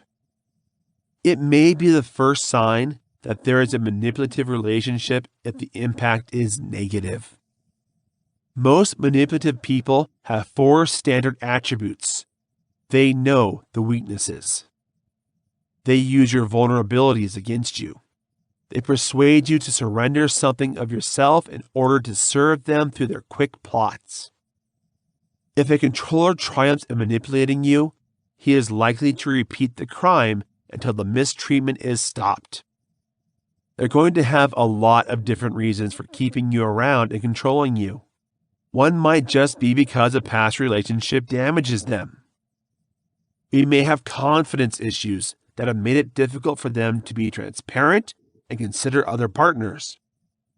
This can make them feel like they need to manipulate you in order to keep you loyal to them.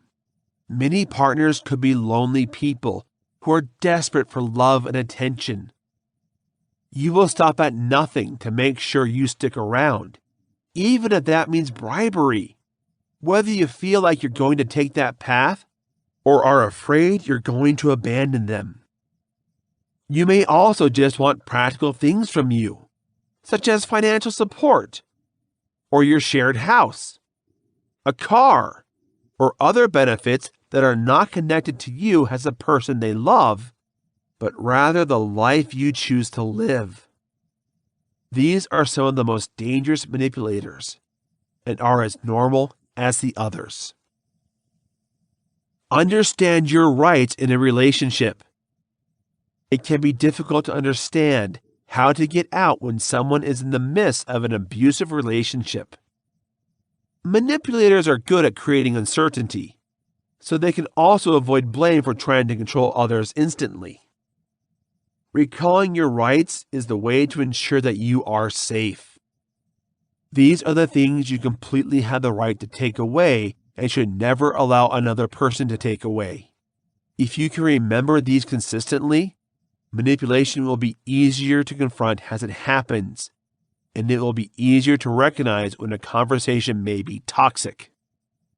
Then again, you may give up these rights if you convey vulnerability to other people. Our common, main human rights are the following: You deserve respect from others, especially from those you respect. Your thoughts, feelings, and emotions can be expressed. You reserve the right to understand your own needs, share them with others, and do what you need to meet those needs, as long as you don't take anything away from others. You reserve the privilege of saying no without feeling sorry. You reserve the privilege of getting what you're paying for, working for, and making an effort.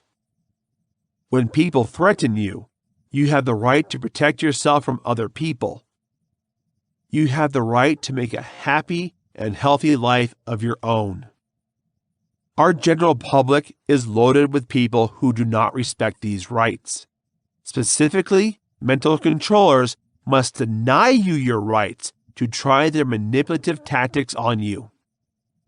However, if you express the confidence and authority to announce that it is you, not the controller, who is responsible for your life, you can push back such attempts at control again. More possibly, these people have been bossing around others for so long and have never been up to it. Let them realize that they make you feel awkward and exploited. Please stand up for yourself. Regardless of whether they condemn their actions or try to turn it back on you, in any situation, you will relax by knowing that you are safeguarding yourself and taking a stand for truth. Maybe they'll start changing their tune if they believe you're hitting a nerve with them. Given all this, once they scare everyone off, they'll no longer have anyone to exploit. It's easier to say than done to keep a strategic distance from them if they do not immediately demonstrate their genuine nature. Please listen to the first hint of them steaming your emotions, gradually moving from the relationship in the opposite direction and pointing out your shortcomings to them. Manipulators need to manipulate another person, which is why they go so long to find people they can affect. If in the past you were part of a manipulative relationship, they could see some of that previous trauma as a way to make you more vulnerable to their progress. When you find that someone is still interested in your past and the negative experiences that you have encountered, consider looking for your flaws and causes. Some people may just want to connect to you on a more human level, but be mindful of the techniques used by manipulators to try to get better control over their victims. Some manipulators will routinely shift the person they can be from one situation to the next, being exceedingly courteous to one person and totally inconsiderate to another, or 1 minute completely defenseless, or the following wildly forceful. When you frequently see this type of behavior from a person, keep a healthy distance and refrain from engaging with the individual except for the most urgent needs. Whatever the demand, there are some manipulators who will try to use the time pressure and force you to make quick decisions so you don't really have a chance to really consider what they're asking for. Talk about using time to promote your well-being and detach yourself from this coercive hold on such occasions, rather than responding to the query of the controller immediately and making a simple statement like, "I'll consider it." You will exert control over the situation. Think about how incredible these few sentences can sound to a manipulator. You did not commit to their demands, but neither do you deny them. That gives a manipulator the sense that, although you know otherwise, they already have power over you. Take the time you need to assess a circumstance's advantages and disadvantages, and decide whether you need to devise a fairer game plan or taking control and put yourself in an ideal position. Your basic human rights include the privilege of defining your own desires, the privilege of saying no without shame, and the privilege of choosing what looks like a satisfying and healthy life. You can rehearse clear and assertive communication by practicing the act of saying no out loud, and then saying no to a manipulator. Doing so gently and immovably gives you a sense of self-control while holding the relationship's door open. A manipulator turns into a jerk of dominance when someone else is scared or damaged by the individual in question. Nothing can help to expose the motivations and emotions of a true manipulator more than when they are forced to examine themselves and look deeply into how they handle others. The most important thing to remember about ruthless jerks is that they appear to level out the people who seem likely to succumb to coercion. And if you remain confident, you're not going to fall as high on the prospect list of a manipulator as others may. Numerous harassers, however, are defeatists on the inside. The domineering bully will routinely retreat at the point where their victims start to demonstrate the power to stand up for themselves. This applies in both social and school situations and in terms of office. Research shows, on a humane level, that many harassers were themselves survivors of violence. Nonetheless, it should in no way justify abusive behavior. Understanding that harassers have been victimized can encourage you to think in a more empathetic way about the dominant jerk. Yet note that others shouldn't be hurting someone who is injured. Does that mean you're going to go and do the same to someone else after you've been manipulated? When facing attacks, make sure that you place your face on a brave face and stand your ground while other people are present to watch and stand with you when you need additional help. Don't be afraid to alert or contact available legal resources, law enforcement, and medical professionals in case of physical, emotional, or mental mistreatment. Getting an entourage with you, or even a police officer, may seem dramatic when doing something like picking up old things from the home of an ex-manipulator or meeting them. Nevertheless, preserving yourself is always worthwhile. Although we can predict some of the manipulator's thinking patterns, in any given situation, we can never really know how they will react. Don't give room for self-blame. Since the purpose of the abuser is to look for and exploit your vulnerabilities, it is understandable that you may feel inferior or even blame yourself for failing to comply with the motivations of the manipulator. Note that you are not the problem in these circumstances. You are being exploited to feel terrible for yourself, with the intention of surrendering your ability and rights. Think of your relationship with the controller and ask the following questions. Is this person considering my fundamental human rights? Is it rational, fair, and something I can do without harming myself what they ask me to do? Are they asking me for this because they can't or don't want to do it? Do both parties give in this relationship, or does it come only from one end? Do I like the person I'm when I'm with them? If they're around me, are they their best version? Your answers to these inquiries give you critical hints as to whether the issue in which you find yourself is the result of something you do or something your partner does. Putting a target on their back by asking questions is another thing you can do to defend yourself from manipulators.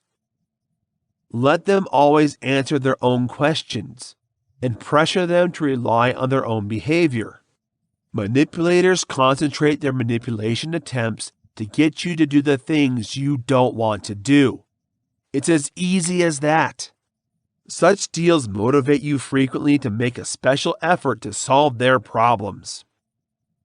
If they say or suggest something that sounds unfair, makes you uncomfortable, or is irrational, it is important to bring the focus back to the planner by asking a few questions to test if they are fully aware of their plan's imbalance. You set up a silhouette of what the manipulator expected of you when you ask the above questions. Therefore, the manipulator can see precisely what hides their actions. If the controller has a level of awareness, the person is likely to justify their offensive behavior and state in a more constructive manner what they want. Then again, the questions will be dispelled by expert manipulators and demands to get their way. If this happens, take note of the next tips to get out of a dishonest situation that we are addressing. Set consequences. Make clear the consequences of their actions when a manipulator demands something that transgresses the boundaries. Make sure you still share your feelings so they can't deny them. Maybe they don't understand your feelings. They will not be willing to listen at all times. And don't expect sympathy from them. They can't say your feelings are not real, though. If they do, they will light you up, which is an offensive strategy you should never stand up for. When you force them to think about the way they made you feel, it can help to show the effect. Don't show it right away, even if you forgive them internally. Wait for them to demonstrate the action you've been waiting for. Let's look at one instance. Let's say that your partner manipulated you to skipping your family party because they didn't want to go, and without them, they didn't want you to go. Let them know that they're hurting your feelings and making you feel guilty about missing your parents. They might say, "I haven't done that," but they can't decide that. You can let them know you understand that they may not have been their goal, although it may have been, but that either way you were still hurt. If they aren't willing to accept this, why are you willing to accept that when you thought you could go to the party without them, they were hurt? Ask the question. Why should you be willing to listen to theirs if they are not willing to listen to your feelings? Don't give them up, no matter how hard they're trying, until they realize they're hurting your feelings. It's as simple as that.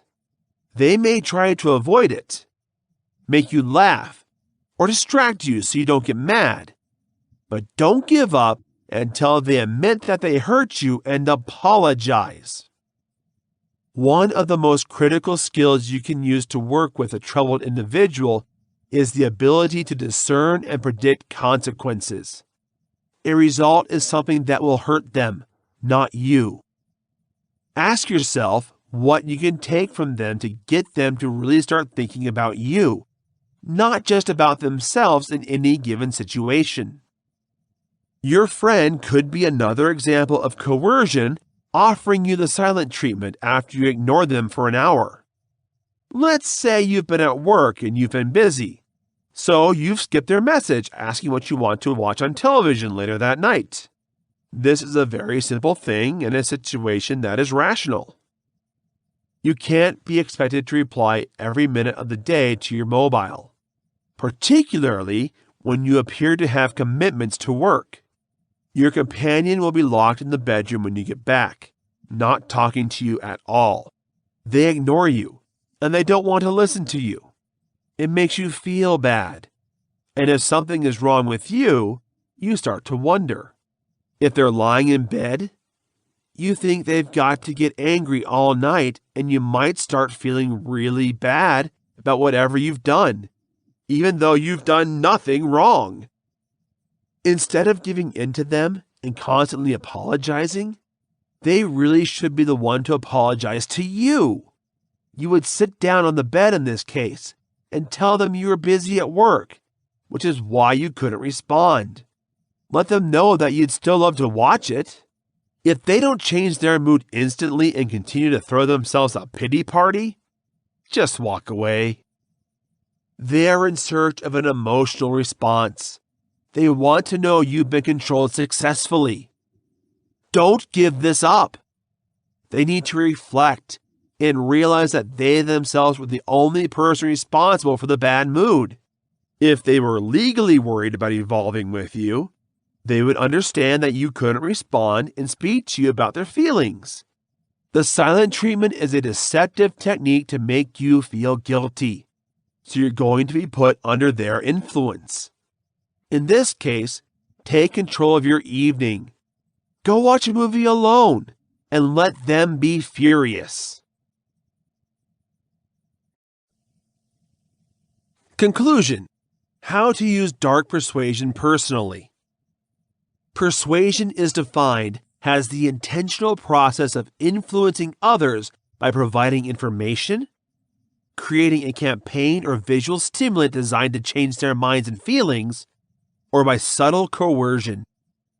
The manipulation is subliminal in some situations, and it really has to be in order to be fully successful in persuasion. People can try to convince other individuals to be right or to know the best way to accomplish a mission. But convincing others, even with the help of evidence, experience, and knowledge, can lead to disagreements and resentment. The key to persuasion is to be able to persuade someone to use the arguments, information, or images that the person is trying to do the persuasive presented with. The agreement method is one of persuasion, dark, covert, or otherwise. This technique is at the very heart of psychological persuasion studies and is a good starting exercise to make a habit for those new to the art of persuasion. Essentially, once the target has been established, the goal has been set, and a plan has been put in place. The next course of action for somebody trying to persuade others is to agree with every word that comes out of their mouth. Even if getting them on your side is counterintuitive, consenting to people builds confidence, a critical element of successful persuasion. For those who want to start practicing this method, the most important rule is that the target is always correct. They're right, even if you know they're wrong. It may sound complex, but essentially what this means is that when you try to convince someone of something and they disagree with you or say something wrong, instead of challenging them or calling them out and asking them what's true or what you want them to believe, you can find a way to change their way of thinking first by agreeing with them and then using other subtle persuasions. The person who disagrees with the persuader or says something that opposes the ultimate goal of the plan of persuasion is a clear sign that the methods of persuasion used up to now have not been successful and may need to change the plan. Having a mental toolbox filled with tactics of persuasion is good, even crucial, for those who use it or want to begin to practice it in their own lives. For those who practice persuasive behavior, technological developments are of particular interest. The main reasons for this is that we are still surrounded by software, bought for personal or professional use. From cell phones in everybody's pockets or bags to wall-to-wall television in virtually every restaurant, waiting for an area or other space where people gather to spend time together or alone. This is also one of the reasons why the advertising industry is such a popular destination for those who know they have a convincing talent. Everything travels faster when it comes to sharing photos, pictures, or news clips than a funny commercial or celebrity endorsement shared on social media or sent as a private message to share with friends and family. Technology has opened the door to convince and all kinds of predators and made it easier for them to broaden their target audiences and general hunting grounds. The good news for potential victims is that to be prey on a larger collection of people means to win a more diverse and contradictory collection of people. This means persuasive people are faced with new challenges, not in actually reaching people, as this has become one of the easiest parts of any dark psychological control method, thanks to constant internet access and mobile technology, but in fact, winning people over as one campaign or argument may not connect with others. One of the most common covert persuasion techniques used in both personal and professional circles is the big picture concept. Regardless of the situation, the specifics, or the ultimate goal, understanding how the goal not only remembers their past experiences, but also foresees their future. The tactic is especially effective for those who have a target on the negative side of their argument and need to be persuaded to gain support or a close sale on the positive side. People are more likely to be open to persuasion and consider other information or behaviors as helpful if they believe they are understood by the person they are speaking to and treated as an entity rather than a target. Social skills, communication skills, compassion, and the ability to translate words and actions as the emotional responses of a person are all other basic human interaction skills that are useful to learn when trying to persuade others. Listen to the person's experience and background with the subject you're trying to persuade, then to empathize and find some common ground to win their confidence and make a personal connection. Also, ask them where they are standing and why they feel so about your subject before attempting any persuasion tactics. This is a way to create a baseline or a starting point to simplify building an effective plan of persuasion. Ask them how they see the situation or argument wrapping up once their position has been established. It helps you to know which potential future they are considering and how their ideal situation will end. Now that you have an understanding of their past and their vision of the future, as it relates to your topic, you can choose which tactics of more sophisticated, subtle, or darker persuasion will help you achieve your ultimate goals and solve the situation with the future you have hoped for. Pro tip: use the past to influence the future actions or decisions of an individual. The best example of this tip in action comes from the world of sporting events and competition. Some sporting events are split into two halves or have some combination of multiple sections which teams or individuals need to perform successfully in order to be declared the winner and defeat their rivals or rival teams. When a challenge's first half or first part doesn't go well, it doesn't automatically mean the entire game is lost. It's easy to get frustrated when things don't go as expected or when somebody doesn't perform as they wanted, particularly if they've been practicing for a while. This is when coaches have the opportunity to exercise their persuasive abilities before the rest of the challenge or competition as a way to reignite a passion or drive for the sport in their disenchanted competitors. A common argument for this is that failure to perform well at the beginning should only serve as more motivation to improve one's strength and focus on the rest of the challenge more intensively.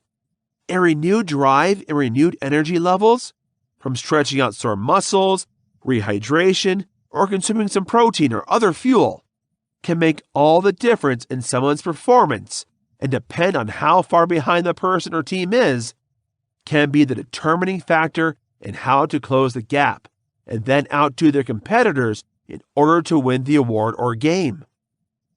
Where there is more than one potential outcome for the person to be persuaded, either by making a decision on a purchase, another person, or a course of action, and both of them are equally beneficial to themselves or to the persuader, depending on their motives and intention. One technique on which persuasive experience depends is to move the target's attention between options so that they do not support it. Even if there is no damage for the person irrespective of the decision they make, people tend to feel a sense of loss and regret that they may start questioning the decision they made and how they came to it.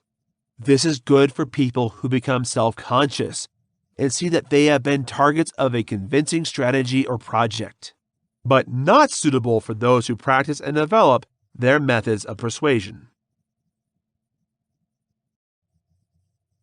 This has been Dark Psychology Secrets.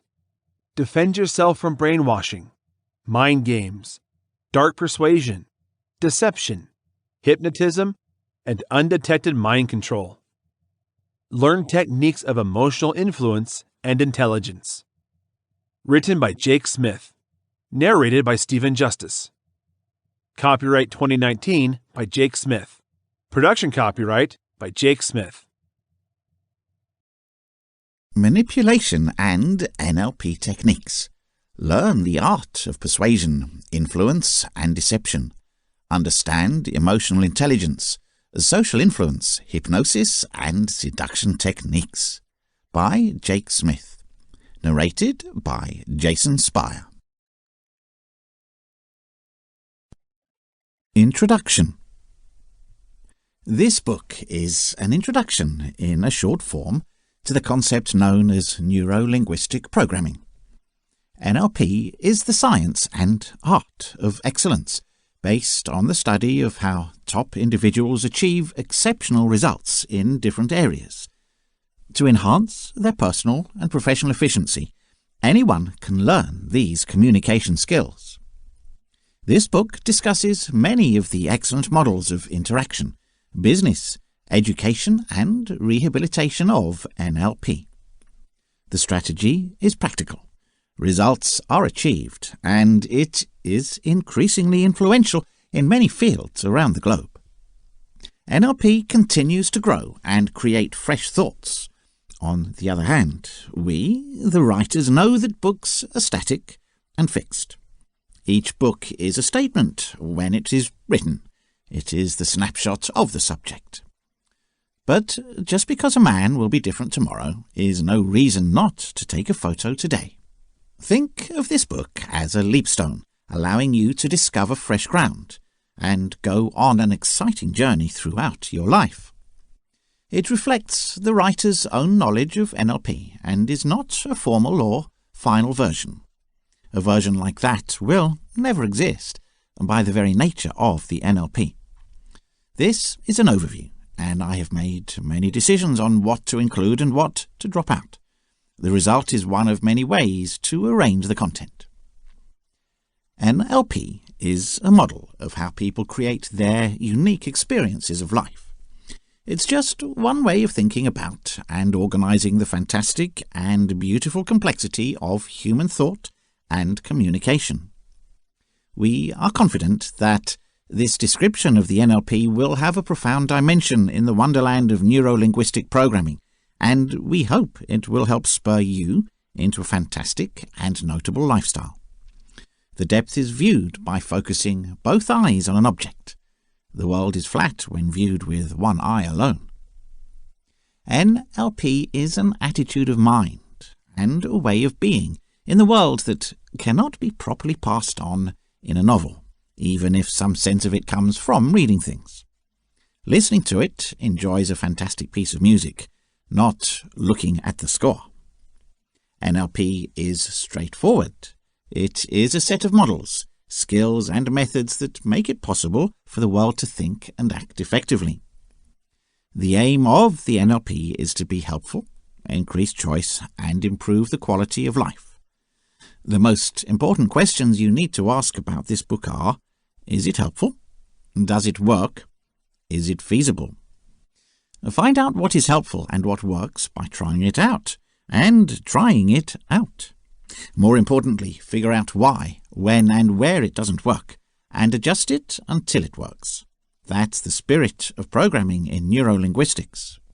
Our goal in writing this book is to meet the need that we felt when talking to the growing number of people interested in NLP. It would share our enthusiasm for ideas about how people think and the possible changes. It would contain many of the most useful skills, patterns and methods in a way that makes them easily accessible for use as tools for change in a changing world. It would still be useful after a first reading as a reference book. It would provide practical advice when purchasing other NLP books to pursue specific interests and applications, and it would give advice in selecting NLP training classes. The objective was so daunting given the elusive obviousness of the NLP that none of us was prepared to tackle it on our own. It has given us the confidence to pool our resources. How successful we have been able to convince you with NLP depends on how helpful this book is to you. This book is an introduction to the field called neuro-linguistic programming, or NLP. NLP is the art and science of performance, originating from the research of how top individuals in different fields produce outstanding results. Anyone can develop these interpersonal skills to improve their personal and professional effectiveness. The book describes many of NLP's models of success in interaction, industry, education, and therapy. The approach is practical. It achieves results, and in many disciplines around the world it is increasingly influential. NLP keeps growing and generating new ideas. The author knows that books, on the other hand, are static and fixed. Each book is a statement about when it was written. It's the subject snapshot. But just because tomorrow a person is going to be different is no reason not to take a photo today. Think of this book as a stepstone, allowing you to explore new spheres of influence and continue an exciting journey throughout your life.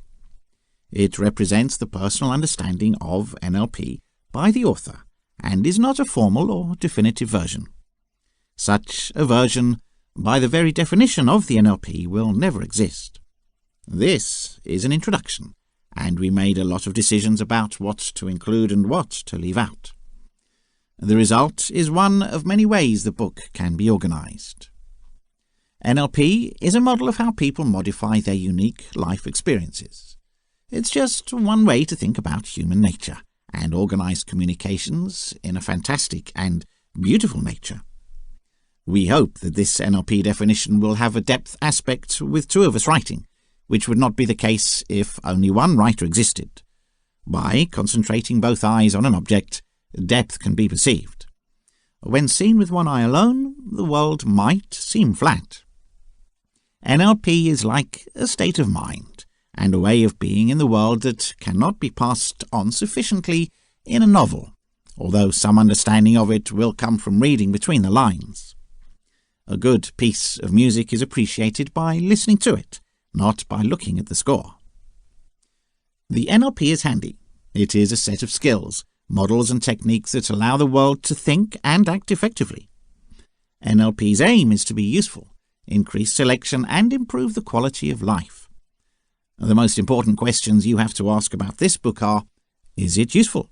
Does it work? When you try it out, find out what is helpful and what fails. Most specifically, figure out where it's not working and adjust it until it's finished. That's NLP's spirit. Our purpose in writing this book is to fulfill the need we perceived in conversing with the growing number of people interested in NLP. We set out to write a book to give a field overview.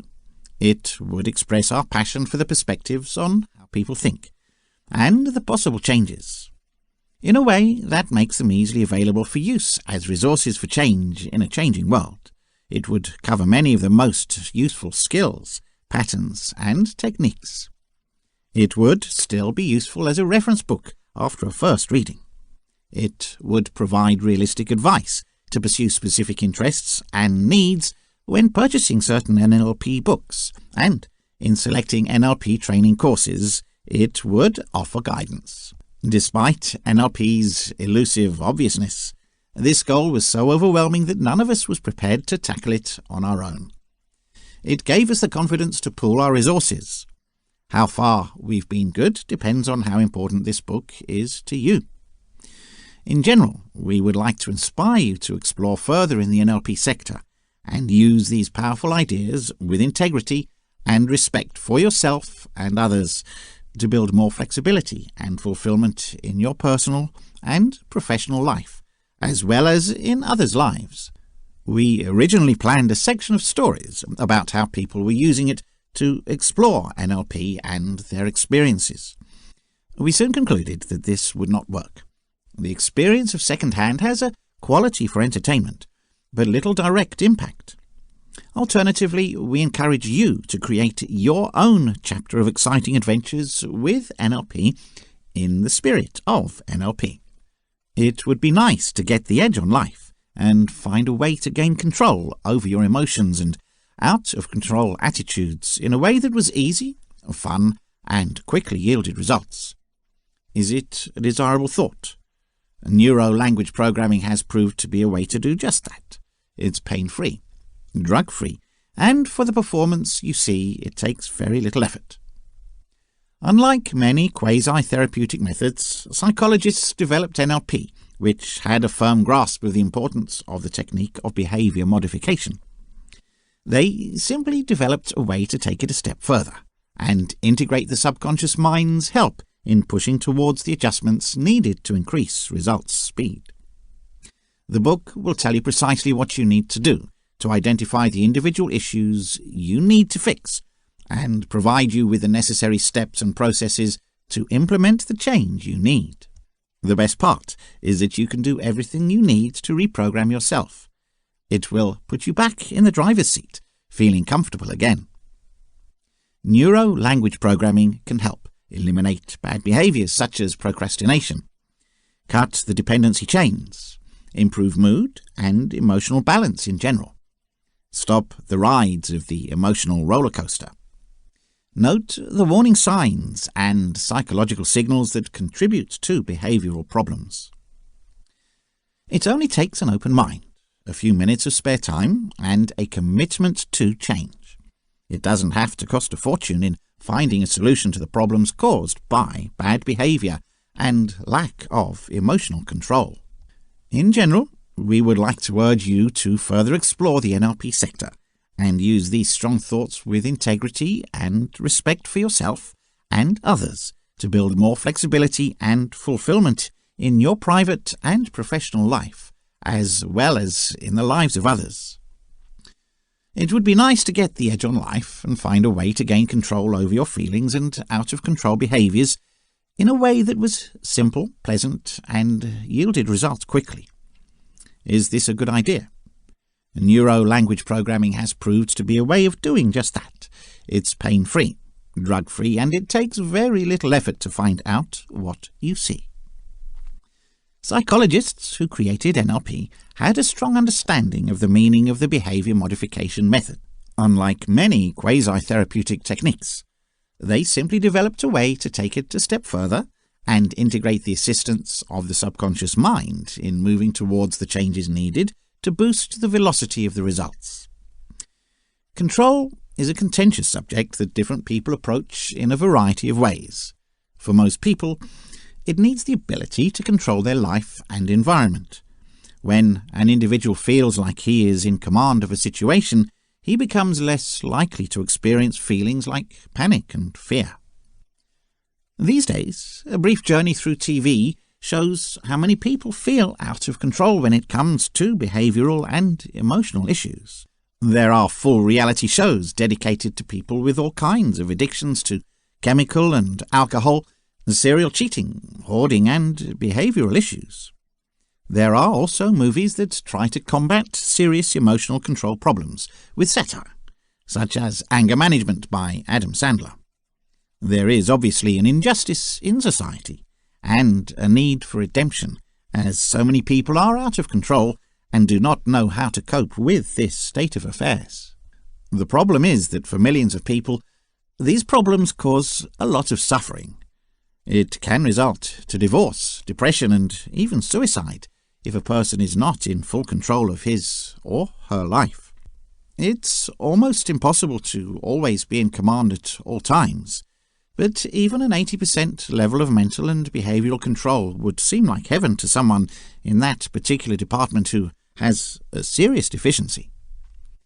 There's no greater sense than being coordinated and in full control of everything that's going on in your life. This allows one to live in peace when faced with specific difficulties and breathe a sigh of relief. However, life is not as easy as this sounds, and in many instances one can lose control. Debt and bankruptcy may result from the inability to regulate expenditure.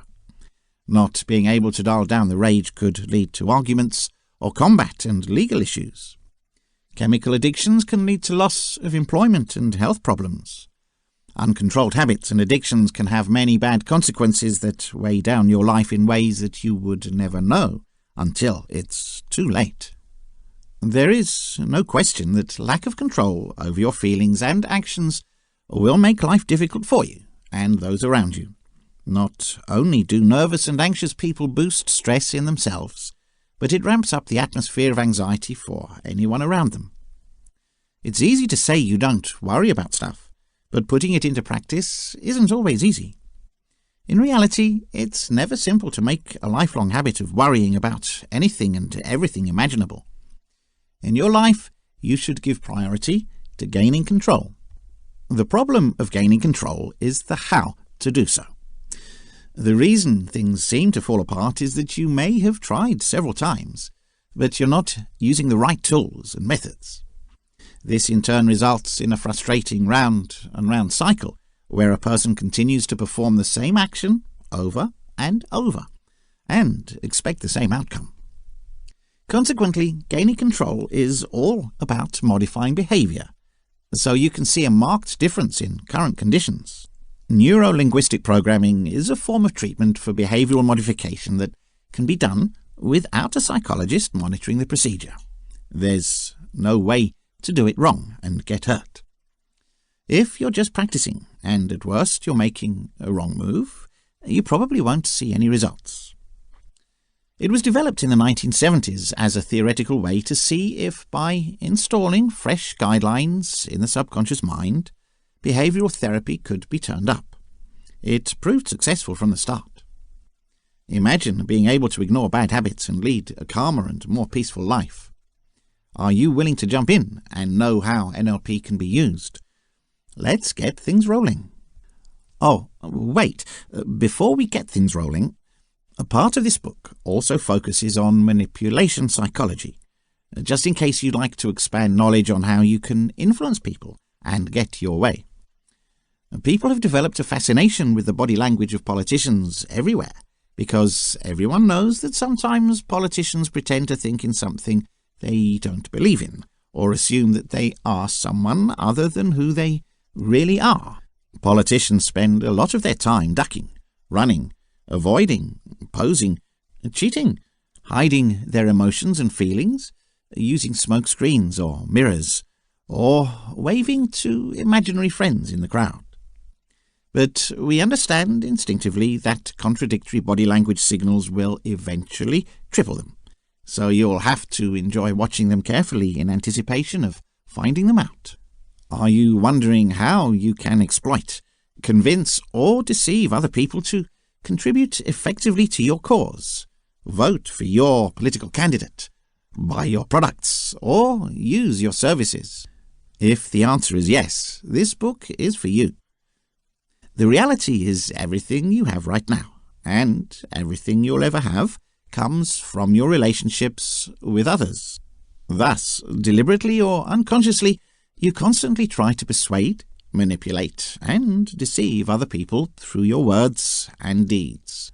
The book includes the most extensive techniques of human psychology, manipulation, persuasion, and deception, to help you with your personal goals.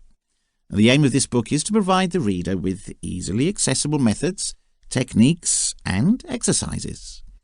As such, this book's author has facilitated the creation of a successful mind control mastery book that offers a strong working understanding of the basic ideas that are highly practical, rather than passive and abstract. However, efforts were made to make this book as straightforward and easy to read as possible. This book will be ideal for anyone who wants to improve their relationship with someone else in order to advance their goals. In this book, you will also learn the fundamental ideas of human psychology and manipulation, persuasion, and deceit. In some chapters of the book, unique manipulation techniques are identified. Common methods of persuasion are also discussed in certain chapters. Often listed are detailed methods of deception.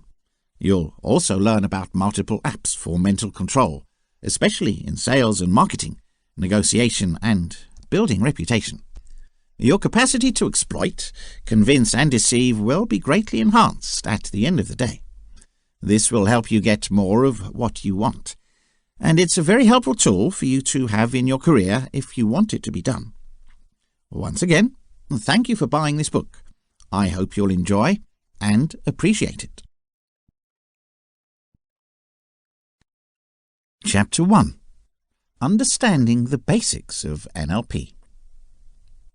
Neuro-linguistic programming is a technique of influencing brain behavior, the neuro part of the sentence, by using language, the linguistic part, and other types of communication to enable an individual to recode how the brain reacts to stimuli. That's programming, and experience fresh and better behaviors. Dr. Richard Bandler developed the term neuro-linguistic programming in the 1970s. He was recently asked to write the concept of neuro-linguistic programming in the Oxford English Dictionary. It suggests neuro-linguistic programming, a model of interpersonal communication that focuses on the connection between successful behavioral patterns and the subjective experiences, especially thought patterns that underlie them, and a system of alternative therapy based on this that seeks to teach individuals about self-awareness and effective communication, and to change their mentality. I also instructed the valet to take your emotional baggage as ordered. Will you need something else? Neuro-linguistic programming is like a user's handbook for the brain, and taking NLP instruction is like learning how to get fluent in your mind's language so that the ever-helpful server that is in your mind keeps working for you. NLP is an outstanding study of communication with both you and others. It was created through modelling outstanding communicators and therapists who, with their customers, had outcomes. NLP is a collection of instruments and methods, but much more. It's an attitude and methodology to know how to accomplish your objectives and attain outcomes. NLP is the practice of knowing how individuals organise their thinking, sensation, language and behaviour in order to generate their outcomes. NLP offers a methodology for individuals to model excellent performances accomplished in their field by geniuses and leaders.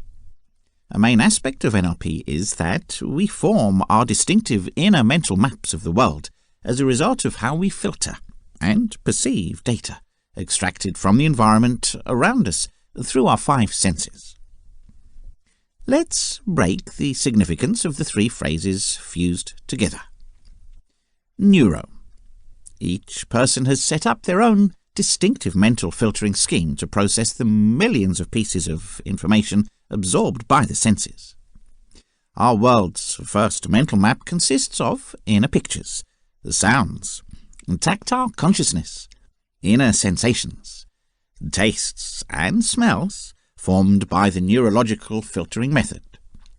The first mental map in the NLP is called first access. Linguistic. The data obtained from the outside world is then assigned private significance by assigning language to the inner pictures, sounds and emotions, tastes and smells. We create our second mental map, thus forming consciousness of everyday life. The second mental map is called the linguistic map, sometimes referred to as linguistic representation. Programming. The behavioral reaction resulting from neurological filtering procedures and the later language map, neuro-linguistic programming started its existence in the early 1970s when an associate professor from the University of California, Santa Cruz, John Grinder, teamed up with Richard Bandler, an undergraduate student at the time. Both people were fascinated by human excellence, which paved the way for them to model chosen geniuses' behavioral patterns. Modeling is the core activity in the NLP and is the process of removing and replicating an individual's language structure and behavioral patterns that are excellent at a given activity. By modeling 3 individuals, Fritz Perls, Virginia Satir, and Milton Erickson, Grinder and Bandler started their NLP quest. These geniuses were excellent in the field of treatment as professional agents of change. From a view of unconscious excellence, all 3 geniuses, Perls, Satir and Erickson, conducted their tricks, The geniuses did not present a deliberate description of their behaviour to Grinder and Bandler. The modellers, Grinder and Bandler, unconsciously absorbed the genius pattern and then gave a description. With little direct knowledge of each of the geniuses' specialty and little knowledge of the psychotherapy field as a whole, Grinder and Bandler set out over a period of 2 years with fervent enthusiasm to explain selected portions of the behaviour of the geniuses. In language-based models, they coded the results of their work using transformative grammar patterns as descriptive vocabulary.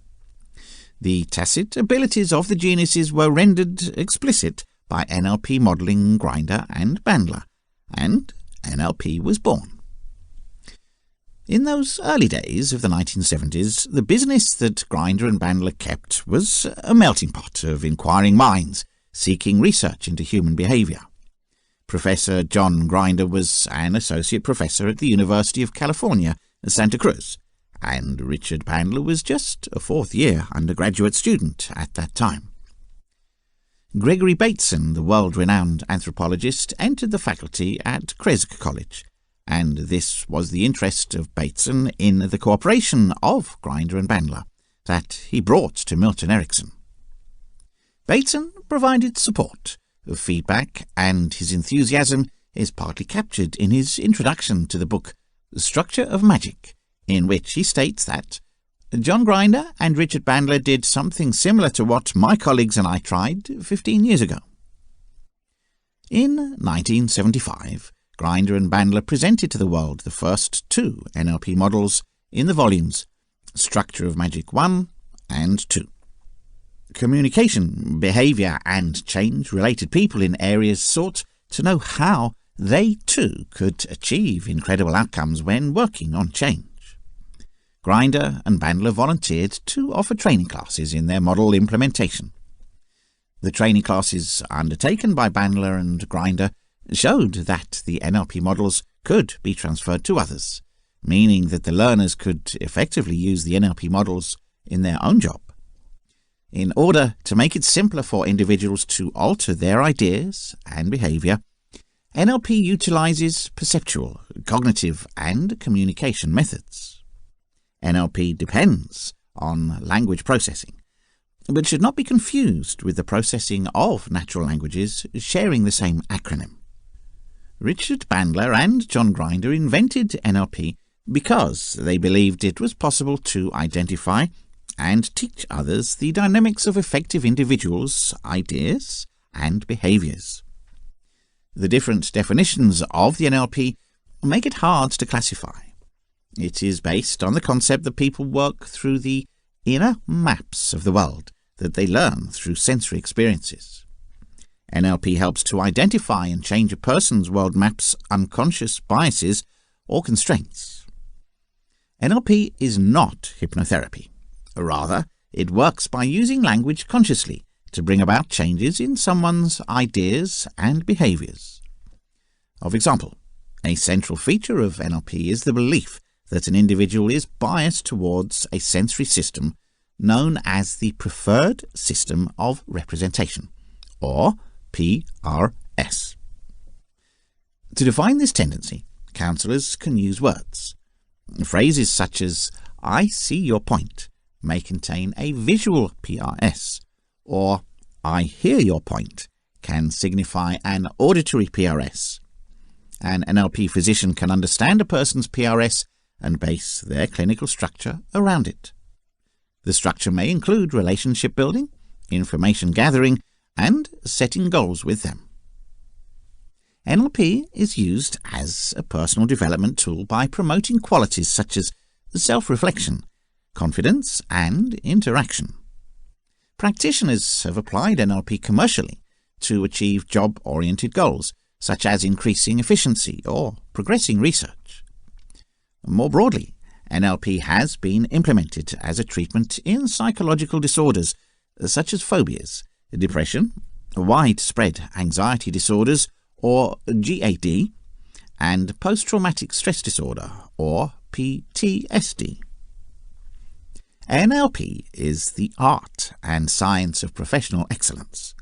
Art because everyone brings their own personality and style to what they do, and in words or techniques it can never be described. Science, because there is a mechanism and procedure for finding trends that are used to produce remarkable results in any area by exceptional individuals. This process is called modelling and patterns. The skills and techniques are increasingly being used in counselling, education and business for more effective communication, personal development and accelerated learning. Have you ever done anything so elegantly and efficiently that your breath was taken away? Have you ever been delighted with what you did and wondered how you did it? NLP teaches you how to recognize and model your own achievements so you can have a few more of those moments. It is a way of discovering and unveiling your own creativity, a way of making the most of yourself and others. NLP is a pragmatic ability that produces the results we really want in the world, while at the same time creating value for others in the process. It's the analysis of what makes the difference between the outstanding and the average. It also leaves behind a trail of highly effective techniques of training, counselling, business and therapy. Used to identify patterns and move them on to others through excellent counsellors, they were not concerned with theories. They produced successful models of therapy that worked in practice and were taught. The three therapists that were modelled were very different personalities, but they used surprisingly similar underlying patterns. Bandler and Grinder took these trends, adjusted them, and created an excellent template for effective communication, personal improvement, increased learning, and, of course, further enjoyment of life. We put their first discoveries on the work of Erickson's hypnotherapy in 4 books, published between 1975 and 1977. The Structure of Magic 1 and 2, and Patterns 1 and 2. NLP literature has since developed at an increasing rate. At that time, John and Richard lived very close to the British anthropologist and writer Gregory Bateson on social theory and structures. Bateson himself wrote on many topics: biology, cybernetics, anthropology, and psychotherapy. He is best known for developing the dual binding theory of schizophrenia. He made a substantial contribution to the NLP. Perhaps it's just now becoming clear how influential he was. From these initial models, the NLP developed 2 complementary directions. The first, as a method of finding trends of excellence in any area. The third, as the effective ways that exceptional people use to think and interact. To make it even more efficient, these patterns and skills can be used on their own, as well as feedback into the modelling system. John and Richard conducted seminars across America in 1977 that were very popular. NLP has grown rapidly. To date, more than 100,000 people in America have been training in some form of NLP. In the spring of 1976, John and Richard were in a log cabin, way up in the hills above Santa Cruz, sharing their experiences and observations together. At the end of a 36-hour marathon session, they sat down with a bottle of Californian red wine and asked themselves, "What will we call this?" The result was neuro-linguistic programming, a complicated phrase that includes 3 simple concepts. The neuro aspect of the NLP acknowledges the basic idea that all action derives from our vision, hearing, smell, taste, touch, and feeling neurological processes. We experience the world through our 5 senses, make the information sense, and then act upon it. Our neurology covers not only our invisible thinking processes, but also our visible physiological reactions to concepts and events. Each simply reflects the other on the physical level. An inseparable unity is formed by body and mind, a human being. The linguistic part of the name indicates that we use language to direct and express our thoughts and behaviour with others. And programming refers to how we can organise our ideas and actions so that outcomes can be achieved. NLP deals with the framework of subjective human experience, how we arrange what we see and hear, and how we edit and interpret the outside world through our senses. It also discusses how we explain it in language, and how we behave to intentionally and unintendedly achieve results. Talk about how maps can help us make the world meaningful. Maps are selective, leave out and provide data, and are useful for exploring an impact sphere. Depending on what you see and where you want to go, the map you make. The map is not the described area. We deal with those facets of the planet that concern us and neglect others. The universe is always better than our feelings on it. The filters that we put on our perceptions define the type of world we live in. There's a story about a guy accosting Picasso, who asked him why he wasn't really drawing anything. It seemed confusing to Picasso. "I really don't know what you mean," he replied. The man created a photograph of his girlfriend. "Look," he said, "like that. That's exactly how it looks like my girlfriend." It looked suspicious to Picasso. "It's very small, isn't it? And it's a little flat." An artist, a lumberjack, and a botanist will have very different experiences walking through a wood, and they will notice very different stuff. If you're looking for excellence around the world, you're going to find excellence. If you go through the world in search of problems, you will find problems. Or, as the Arabic saying puts it, the presence of a piece of bread depends on whether or not you're hungry. Very limited views, desires, and expectations can make the world bad, boring, and dull. The same world can be vibrant and thrilling. The distinction is not the environment, but the filters which we view it with. We have a lot of natural, useful, and necessary filters. For this, language is a filter. It is a map of our thoughts and experiences, another level removed from the real world. Think about what you mean by the word beauty for a while. There's no denying you've got memories and experiences, internal images, sounds and feelings that make the term meaningful. Likewise, someone else will have distinct memories and experiences and assume this word differently. Who is the right person? Each of you within your own reality. The word is not the experience it describes, yet people will fight, and sometimes even die, in the belief that the map is the territory. The values also serve as barriers, allowing us to act in some respects and to consider at the detriment of others certain issues. NLP provides a way of thinking about ourselves and the world. It's a filter itself. To use NLP, you don't need to change any of your beliefs or values, but just be curious and willing to experiment. Therefore, NLP is not scientifically claiming to be real. It's a model, and it's intended for models to be helpful. NLP has some very helpful basic ideas.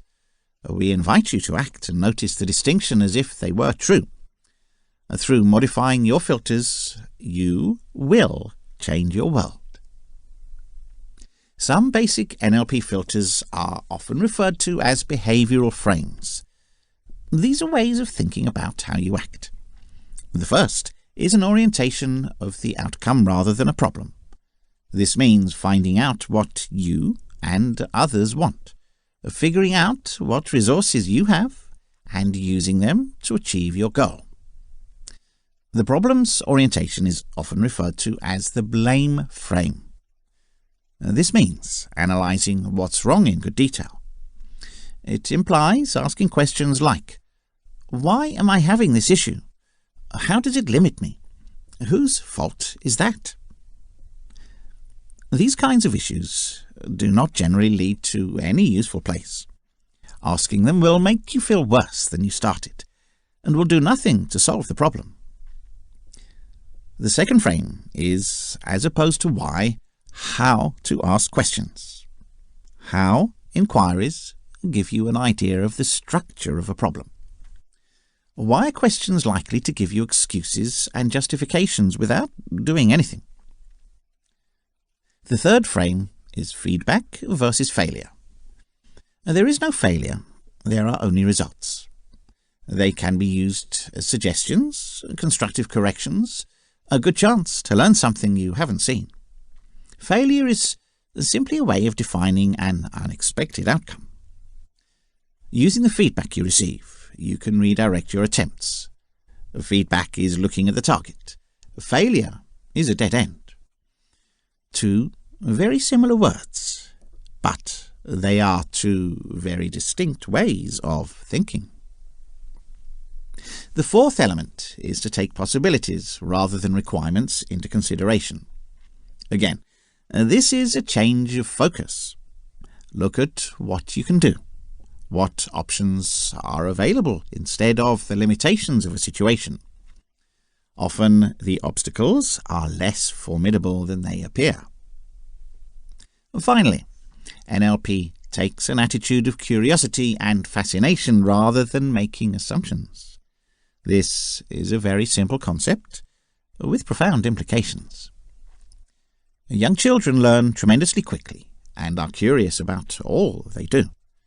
They don't know and don't know, so they don't worry about looking stupid when they ask. After all, everybody knew once in a while that the Earth was going around the Sun, that something heavier than air couldn't fly, and that running a mile in less than 4 minutes was physiologically impossible.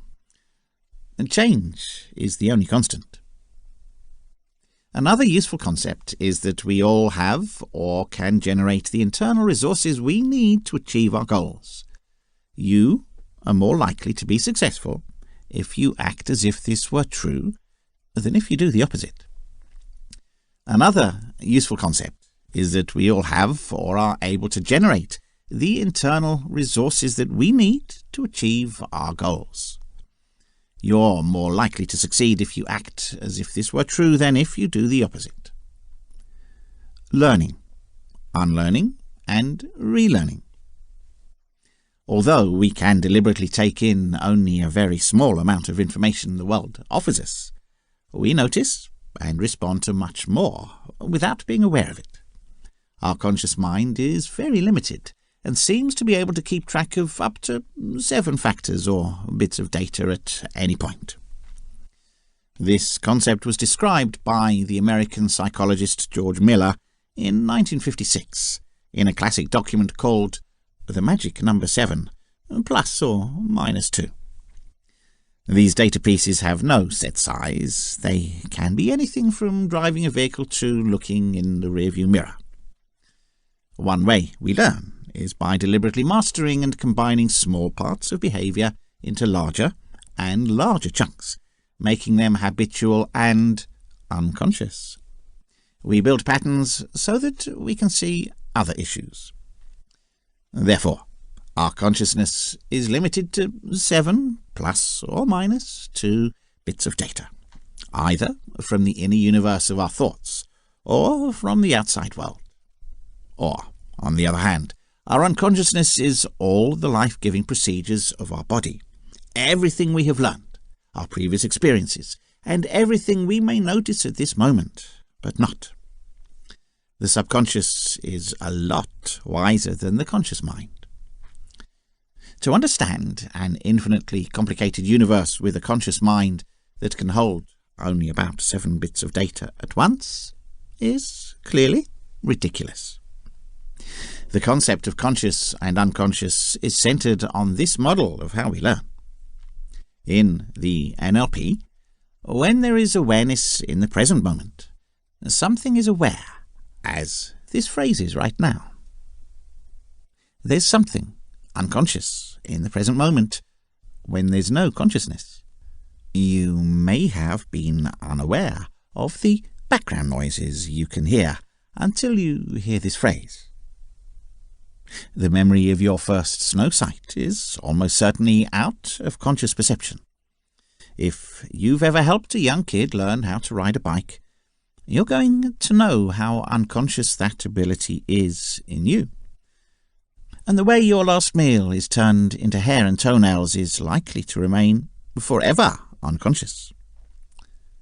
We live in a culture that thinks we're doing most of what we're doing deliberately.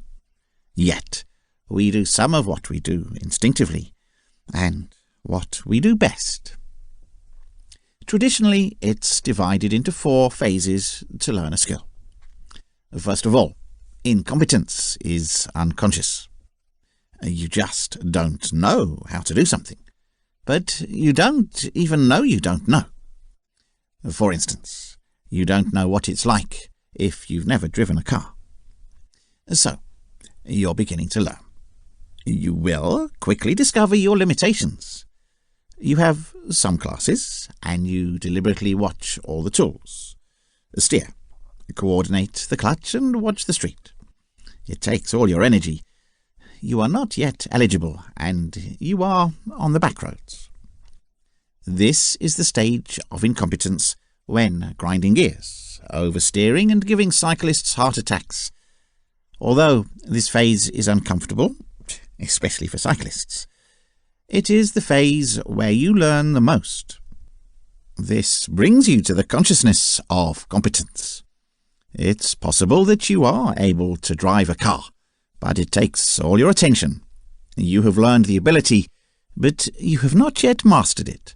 Finally, the goal of the endeavour is unconscious competence. All the little patterns that you have learned to mix so painfully into one unit of fluid behaviour.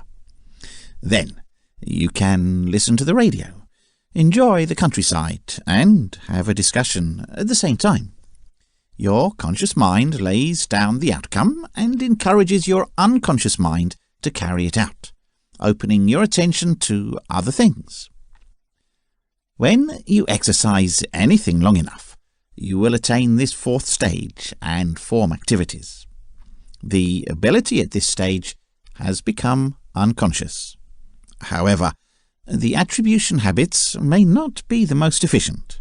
Our filters may have led us to miss some important information on the path to unconscious ability. Suppose you're playing a tennis match and you want to get better. The coach would probably watch you perform, then change things like your footwork, how you hold the racket, and how you get the racket through the atmosphere. In other words, he would take what was a piece of behaviour for you, hitting a forehand drive, to break it down into some of its elements, components, and then rebuild it so that you would achieve a stronger forehand drive. Through the teaching phases, you would go back to conscious incompetence, and you would be unlearning before relearning. The only reason to do this is to create more efficient, fresh decision patterns. The same thing happens when researching NLP. We already have the communication and learning ability. NLP gives you the ability to refine your skills and give you more choice and flexibility.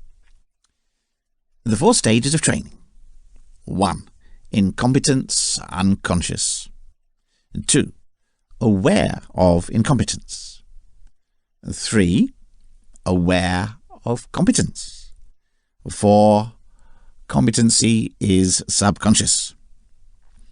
One way of thinking about progress in service, personal development and education as a path from a current state to a desired state. The difference between the two is a problem. In a sense, by setting out an outcome in the future, you have created a problem in the present, and vice versa. Any issue in the present can be transformed into an outcome. Your actions, ideas, and emotions will be different in the present state and in the desired state. To switch from one to the other, you need money. Motivation is the trip's fuel. The required state must be something we really want, or, of course, connected to something we really want. They also need to be committed to the outcome, Reservations often mean that environmental concerns have not been completely taken into account. In short, we need to build the trip and think the target is achievable and worthwhile. Skills, strategies, and resourceful states of mind are the means to achieve the goal. It may include our metabolism, nutrition, endurance, and resilience. The capacity of the NLP is a powerful way to overcome obstacles, opposition, and interference. Communication is a term that covers almost all communication with others: informal conversation, persuasion, reading, and negotiation. What does contact mean? The word is a fixed noun, but it is a sequence or loop that involves at least two individuals. You can't communicate with a waxwork dummy. What you're doing doesn't make sense. It doesn't give you an answer. When you communicate with another person, you interpret their reaction and respond with your own ideas and emotions. What you see and hear from your internal reactions determines your continued behavior. Only by paying attention to the other person you have any concept of what to say or do next. Your partner will react to your behavior in the same way. You interact with your sentences, the strength of your speech, and your body, postures, movements, expressions. You can't interact without it. Even if you don't say anything and keep quiet, some message will be passed on. Therefore, contact requires a message that goes from person to person. How do you know that the message you send is the message you receive? You've probably had the experience of making a neutral comment to someone and being surprised at the meaning they are reading into it. How can you be certain that the meaning that you intend to portray is the meaning that you get? An exciting exercise is being used in NLP training courses. For example, you choose a simple phrase, "Today is a good day," with which you want to express 3 basic emotional messages. You may choose to say that happily, threateningly, and sarcastically. In the 3 ways, you tell another person your word, without telling her the 3 messages that you want to send. She then tells you about the emotional messages she actually received from your word. Sometimes what you meant corresponds with what is interpreted. It's not frequent. You can then analyze what your tone and body language should do differently to ensure the messages you're receiving are the same as the messages you're sending. Our communication skills are constantly used to affect individuals. The ability to influence and communicate requires all treatment, leadership, and education. There is an irony that while no one would be interested in learning abilities that are not effective, efficient abilities can be denigrated and classified as exploitation. Manipulation has an adverse connotation that you force an individual to do something contrary to their long-term interests. In the case of NLP, it is not so. You don't need to coerce anyone to use NLP. NLP is neutral. Very soon, we will discuss about manipulation techniques in another section of the book. Chapter 2. NLP as an art and its emotional and psychological working methods. Neuro-linguistic programming aims at setting realistic targets and meeting them within a timeline you can follow. There is no excuse not to try progress every day, because it takes only a few minutes a day.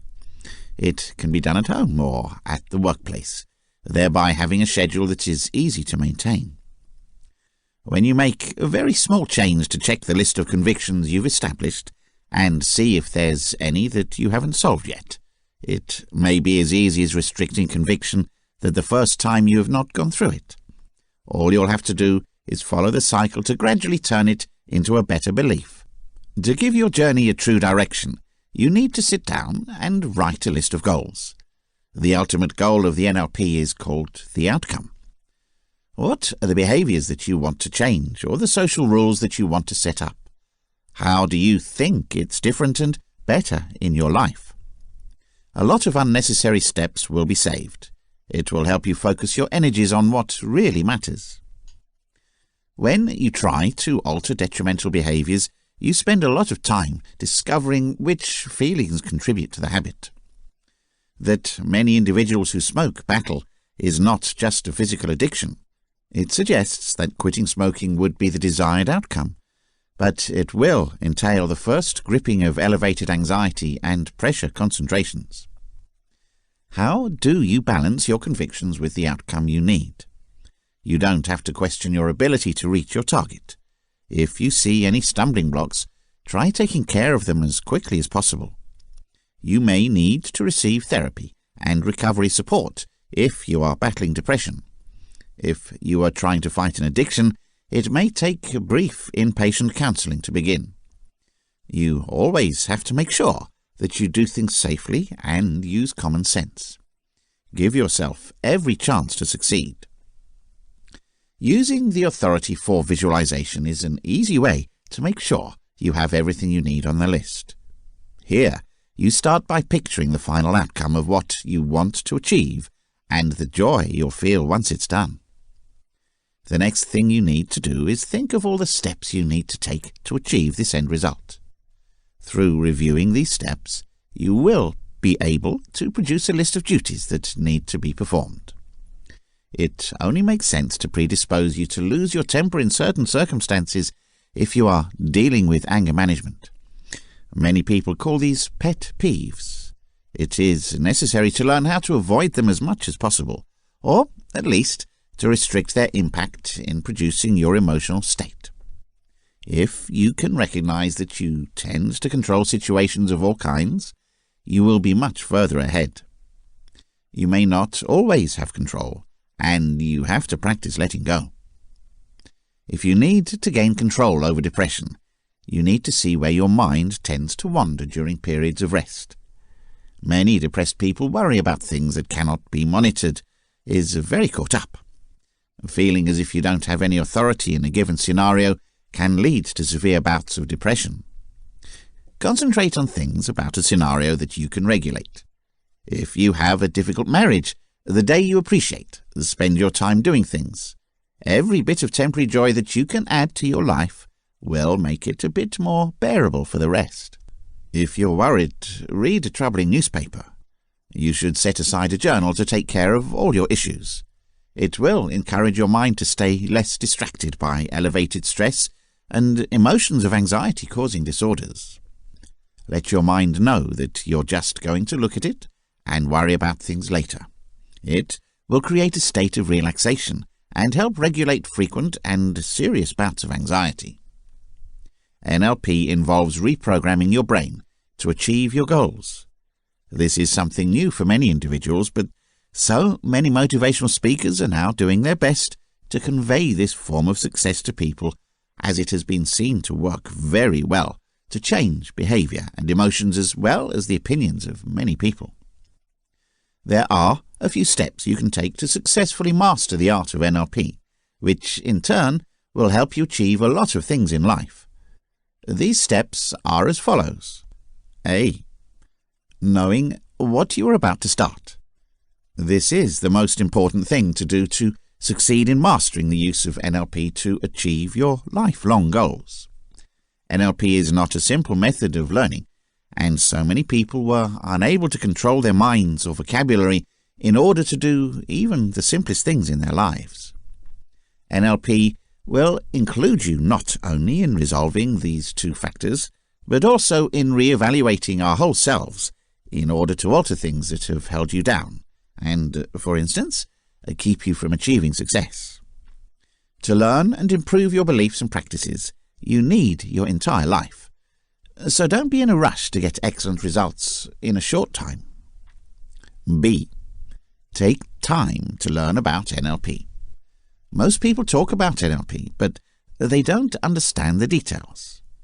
In order to achieve outstanding results with NLP, you have to know the technique very well. There's a lot of media data on NLP. For example, some are valid and the rest are not accurate. Search for your own truth and see to it that you know what it is all about. Understand the NLP's activities. In most cases in life, we define a problem we face and then seek a solution to it immediately. For example, by taking pills, a migraine is treated. NLP is quite distinct. It defines the problems and understands that the problems were caused by something you fed into your brain. Instead, NLP helps you to realize that you have the ability to cure your problems. Then it gives you strategies to solve these problems. When you know how this works, it will be very easy to apply NLP to accomplish your life goals and solve most of the issues you face every day.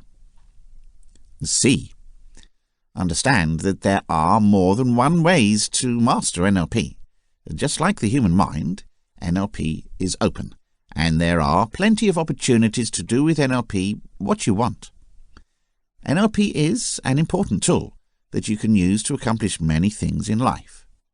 There is an ability to overcome fear, for example, as well as an ability to overcome adverse feelings. If you want to obsess with something useful in life like working out, there's a talent for that.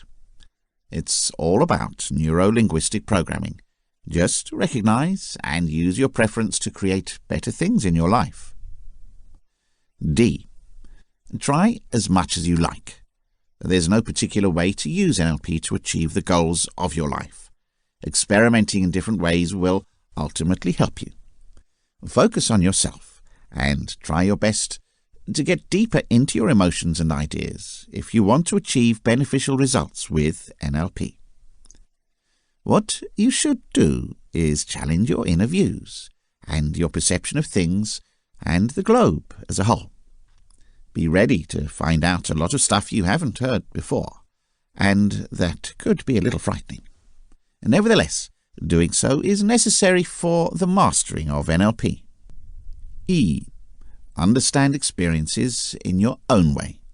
There will be many discoveries that you will understand in your search of self-discovery using NLP, and since there is no instruction in this capacity, you will have to come up with your understanding of things and identify your own goals in life. This will come after you use NLP to master the limiting factors. F. Do not restrict yourself. In fact, there is no limit when it comes to what the human mind can accomplish. Therefore, you should not limit yourself either. Why do you want to restrict yourself if your mind will help you do so many things in life? Those phobias won't have to be dealt with anymore. When using NLP, you can easily overcome them. Set the sky as your limit and make as much as possible for better days in life. G. Enjoy it. If you don't like to change your belief patterns, you might not do much through NLP. So you've got to enjoy it. Having fun trying to overcome your addictions, fears, obsessions and other things that will ultimately help you achieve better results. You can do so much to overcome these limiting factors, and that's how easy it is to restore order to your lives. Note that the way you feel about NLP is exactly how you should feel when you face all these restricting factors. Try not to follow a certain itinerary. Define your own itinerary, have as much fun as you can, and see how lovely it would feel. When individuals are physically and mentally at an all-time low, we often claim it to be in a bad state. We also recognize that to make the most of a task, we need to be in the right mindset. Very literally, these are all the thoughts, emotions, and physiology which we articulated at the time, the mental images, sounds, feelings, and all the physical posture and breathing patterns. Mind and body are completely linked, and our emotions instantly and vice versa affect our physiology. Our state of mind is constantly shifting, and one of the few things we can rely on. If you change country, the entire world out there is also shifting. Generally, We are more aware of our emotional state than our breathing patterns, physiology, posture, and gesture. In reality, emotions are often considered beyond conscious control. They are the visible tip of the iceberg. We don't see the entire psychology and thought system sitting below and encouraging the emotions. These are the submerged 9/10 of the iceberg. Trying to influence the emotions without altering state is as pointless as trying to make the iceberg vanish by staring at the top off. More will just surface unless you spend too much energy holding it underwater, and that's often what we do with drugs or willpower. The mind leads us, and with obedience the body follows. Usual emotions can thus be stamped on a person's face and posture because the person does not notice how his or her physiology is shaped by the emotions. Try to experiment with it. Take a moment to think about an enjoyable experience, a time when you felt really good. Think back to that experience if you've been thinking about one. Spend as much as you can to re-experience it, a minute or two. Look around you. See what you see and hear as you relive this memory, as you enjoy these pleasant feelings. Recall how you felt. When you're prepared, go back to the present. Notice how your current state is affected by this, especially your posture and breathing. Past experiences don't go away forever. They can help you feel better in the present. Even though the past sights and sounds are gone, the actual feeling is as real and tangible as it was when we reconstruct them mentally. So just put yourself in a more resourceful state, or whatever you felt before you heard this paragraph.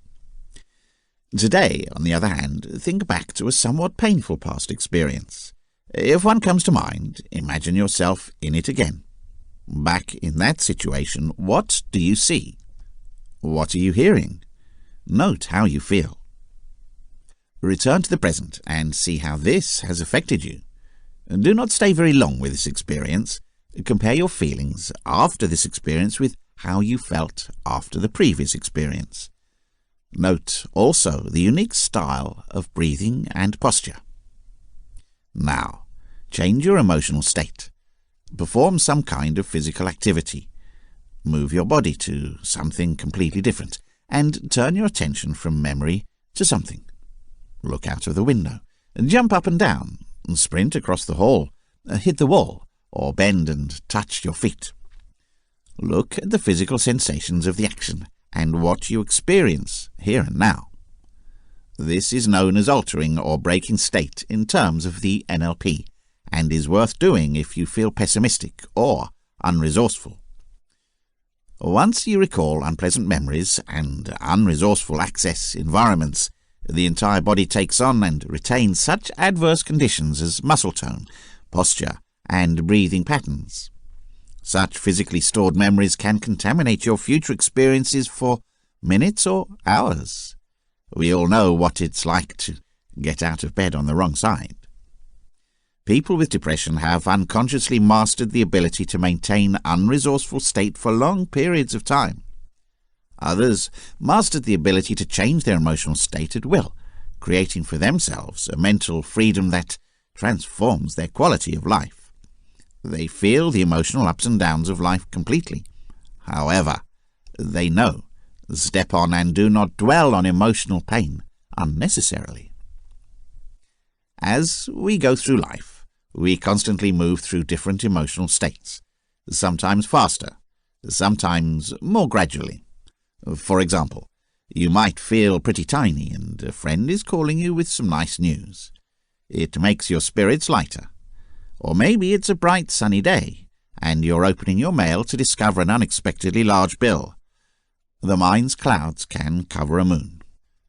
We can affect our states instead of simply reacting to what is happening outside. In the last few minutes, you felt nice, then awkward again. But that's how you feel now, and nothing has actually happened in the outside world. You've done it all yourself. Elicitation. Elicitation is the term used in NLP to define how someone is guided into a specific state. Under a distinct label, This is an everyday skill because we are all highly trained in placing individuals into distinct moods or bringing them out of a mood. With our words, tonality and gestures, we do it all the time, but we don't elicit what we want sometimes. How many times did you hear a sentence like, "What's happening with him? I didn't say anything much." The easiest way to provoke an emotional state is to ask the individual to remember when he experienced that emotion in the past. The more expressive you are, the more expressive you are going to be. You are more likely to get it if your voice tone, words, facial expressions and body posture match the response you are asking for. All your efforts are coming to fruition.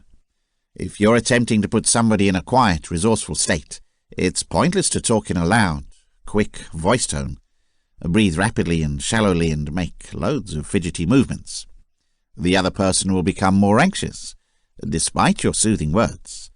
You've got to do what you're saying.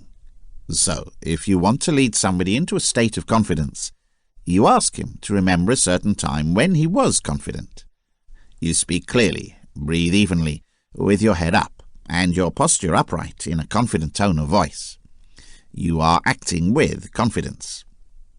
If your words do not match your body language and voice tone, the nonverbal message will tend to follow. It is also important for the person to remember the experience as if it were inside, not watching from the outside, dissociated. The association in the situation will more fully bring back the feelings. Imagine eating your favorite fruit, eating someone else.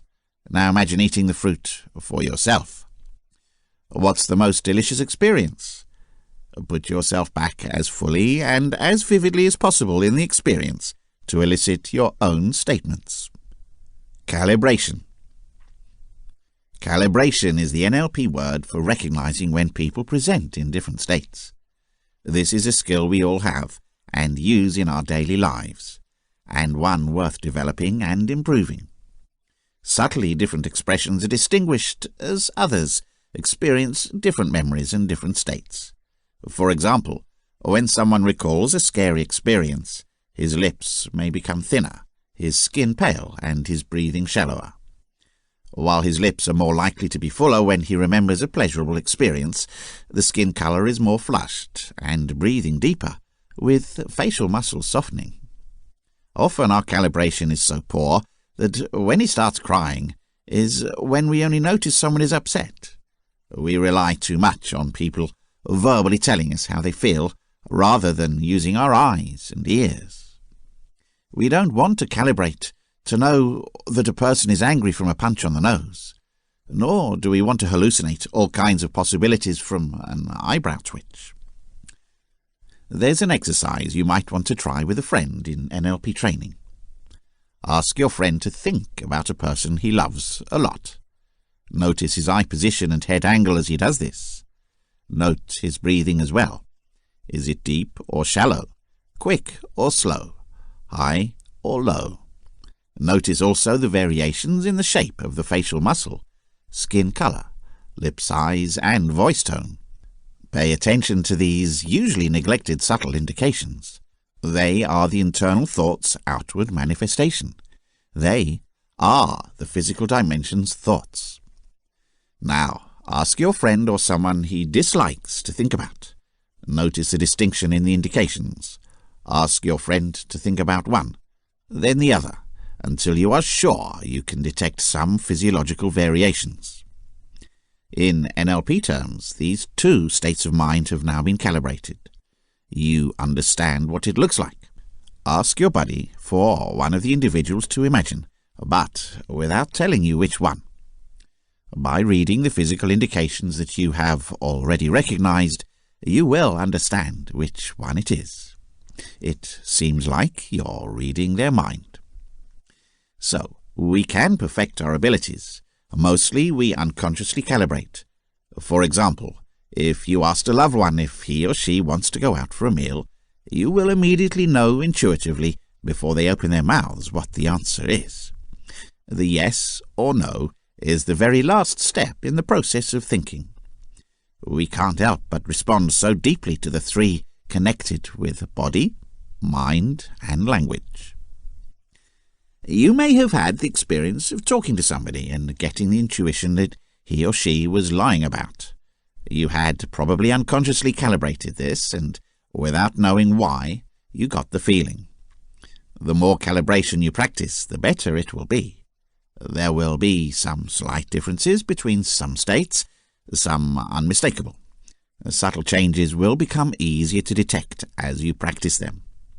The changes were there at all times, no matter how small. You'll detect them as your senses become sharper, faster, and better. Chapter 3. NLP Anchors. Our emotional states impact our thoughts and actions strongly and omnipresently. How can we use them in the present to become more resourceful after these states have been produced and calibrated? We need some way of making them continually accessible and stabilizing them in the here and now. Imagine the effect of turning on your life at will on your high-performance states. At present, top performers need to be able to be resourceful in government, athletics, crafts, and industries. The actor must be prepared to commit to the role when the curtain comes up, not an hour before or halfway through the second act. This is the main point of professionalism. The ability to switch off is equally important. The actor must be ready to drop his role when the curtain falls. Many individuals in the company are extremely driven, doing excellent things, yet burning out and becoming dissatisfied, losing their family life, or, in extreme cases, suffering from a coronary. In order to manage our nations, we need balance and wisdom. We each have a rich personal history in different emotional states. To re-experience them, we need a trigger, some association in the present, to elicit the initial experience. Of course, our minds connect experiences. That's how we make sense of what we're doing. Sometimes these associations are very enjoyable. For example, a favorite piece of music that carries a pleasant memory back. Each time you hear that particular melody, it evokes those fun emotions, and every time it does that, it reinforces the relation. The anchor in NLP is called a stimulus, to which a physiological state is related and induces. Some examples of naturally occurring beneficial anchors would be favorite objects, evocative tastes, or a loved one's distinctive speech or voice tone. The anchors are usually external. There is a ringing alarm clock, and it's time to get up. The bell of the class signals the start of the short break. These are anchors that are visible or warm. A red light indicates a stop. A nod to the head implies yes. These are the visual anchors, and the scent of freshly laid tar could bring you back to a scene of your childhood where you first smelled it. Advertisers are trying to create a connection for their brand name for a particular product. The anchor is anything that gets into a state of emotion, and it's so natural and normal that we hardly recognize it. How are you going to create anchors? One of two forms is there. First and foremost, by repeating. If you see frequent cases of red correlated with risk, it will get anchored. Learning is easy. Red is risky or dangerous. Additionally, and more importantly, if the emotion is high and the timing is right, in one example, anchors can be set. Repetition only takes place if there is no emotional involvement. Think back to when you were at college. It's a strong anchor in itself, and find it easy to know something exciting and interesting. You needed a lot of information that you didn't care for. The less emotionally engaged you are, the more the group needs to know about the repetitions. Most associations are extremely helpful. They shape habits, and we couldn't work without them. You already have a link, if you are a rider, between a green light turning to red and putting your feet on the pedals in some way. This is not an activity you want to have to think intensely about every moment, and if you don't establish the link, you are unlikely to survive long on the highways. Certain interactions, while beneficial, may be less friendly. In your rear-view driving mirror, the sight of a police car is likely to start questioning you about the state of your vehicle and the speed you're moving at. There are no other beneficial connections. Most people associate anxiety or moderate bouts of panic with public speaking. This makes many people feel nervous and unsure to think about a test. It is important to use terms as anchors.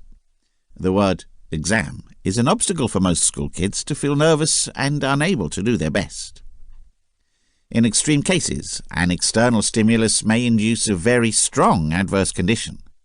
This is the world of the phobia. For example, people with claustrophobia have discovered and always establish a link between being in a confined space and experiencing panic.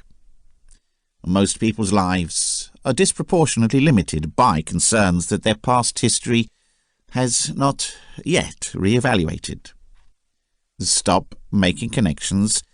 That's difficult for our brains. Have you developed and generated fun, helpful, and empowering people? We can choose the relations we want to make. You can take any life experiences you find most daunting or unpleasant and determine in advance in which physiological state you want to be in to fulfill them. By using anchors for any situation you are unhappy with, you can create a new connection and thus a new answer. This occurs in 2 phases. Next, choose your ideal emotional state, then combine it with a stimulus or anchor to recall it whenever you want. Sportsmen use happy mascots to harness their ability and stamina. You will often see athletes going through basic ritual gestures that serve the same purpose. One of the most effective ways to alter your own and other people's behavior is to use anchors to use your resourceful states. If you're more resourceful than you've been in the past, your attitude will change for the better. Resourceful states are the secret to optimum outcomes. If you change what you do, other people's behavior will also change. The whole experience of your situation will be distinct. After a while, the signal itself will become a resourceful anchor for you, if you continue to use the anchor. The trigger that made you feel bad now is one that makes you feel powerful and resourceful. Following is a summary of the basic steps of the process. Anchors must be timed as the state reaches its peak, unique and distinctive, easy to repeat accurately, linked to a clean and fully re-experienced state. 1. Identify where you would like to be more resourceful. 2. Identify your desired resource, for example, trust. 3. Check the resource by saying, if I could have this resource here, will I actually take it or need it? If so, go ahead. If not, return to 2. 4. Find a chance in your career if you had that tool. 5. Select the anchors to be used in each of the 3 primary representation schemes. You see, hear, and feel something. 6. Step into another place and completely put yourself back in your imagination, in the experience of that resourceful state. Re-experience it. When it's finished, change the state and get out of it. 7. Re-experience your state and attach the 3 anchors to the edge. Keep the state as long as you like, and change the state afterwards. 8. Test the relation by shooting the anchors and verifying that you reach the state. If you are not happy, repeat step 7. 9. Identify a signal that lets you know you're in a difficult position to use your resource. With this signal, it will remind you to use your anchor. These anchors can now be used whenever you want to summon your resource state. To discover the best way to work for you, remember to experiment with this or any other NLP process. Keep your result in mind, and before you succeed, play with the process. Some people find that simply making their gesture is enough to generate the state of the resource, firing their kinesthetic anchor. Others want to continue using all three anchors. You can use this method to anchor different resources. Some people anchor a distinct resource on each finger. Many individuals add several distinct resource states to the same anchor in order to generate a very large resource anchor.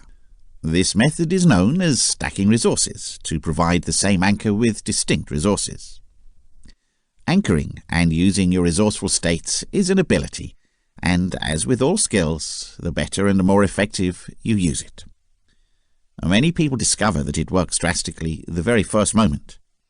Many feel that in order to build their desire to do it, they need to exercise as well as their faith that it really makes a difference. Mind the teaching model. If you are new to anchoring, congratulations on switching to incompetence awareness from subconscious incompetence. Enjoy this phase as you gain insight. Asset anchoring is an emotional decision-making process. This culture, unlike some, assumes that emotional states are involuntary and are caused by external conditions or other people. We can get from the universe a blended hand of cards, but we can choose how and when to play them. Experience is not what's going on with you, it's what you're doing with what's going on with you. Aldous Huxley.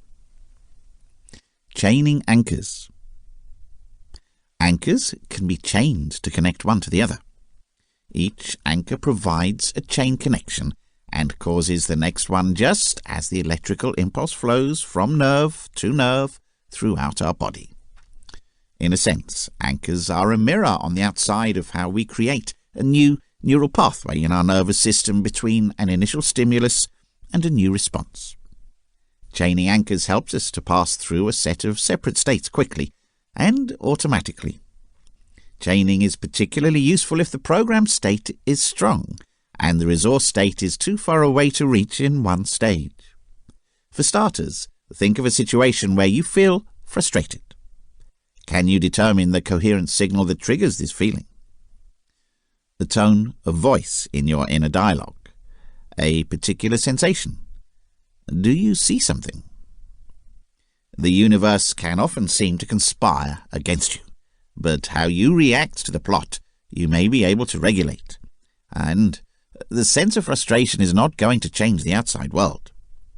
Decide that condition if you have this inner signal you want to pass on, perhaps curiosity, and maybe inspiration from there. Think back to a moment when you were really curious, maybe kinesthetically, to set up your chain and anchor it with a touch on your hand. Break state.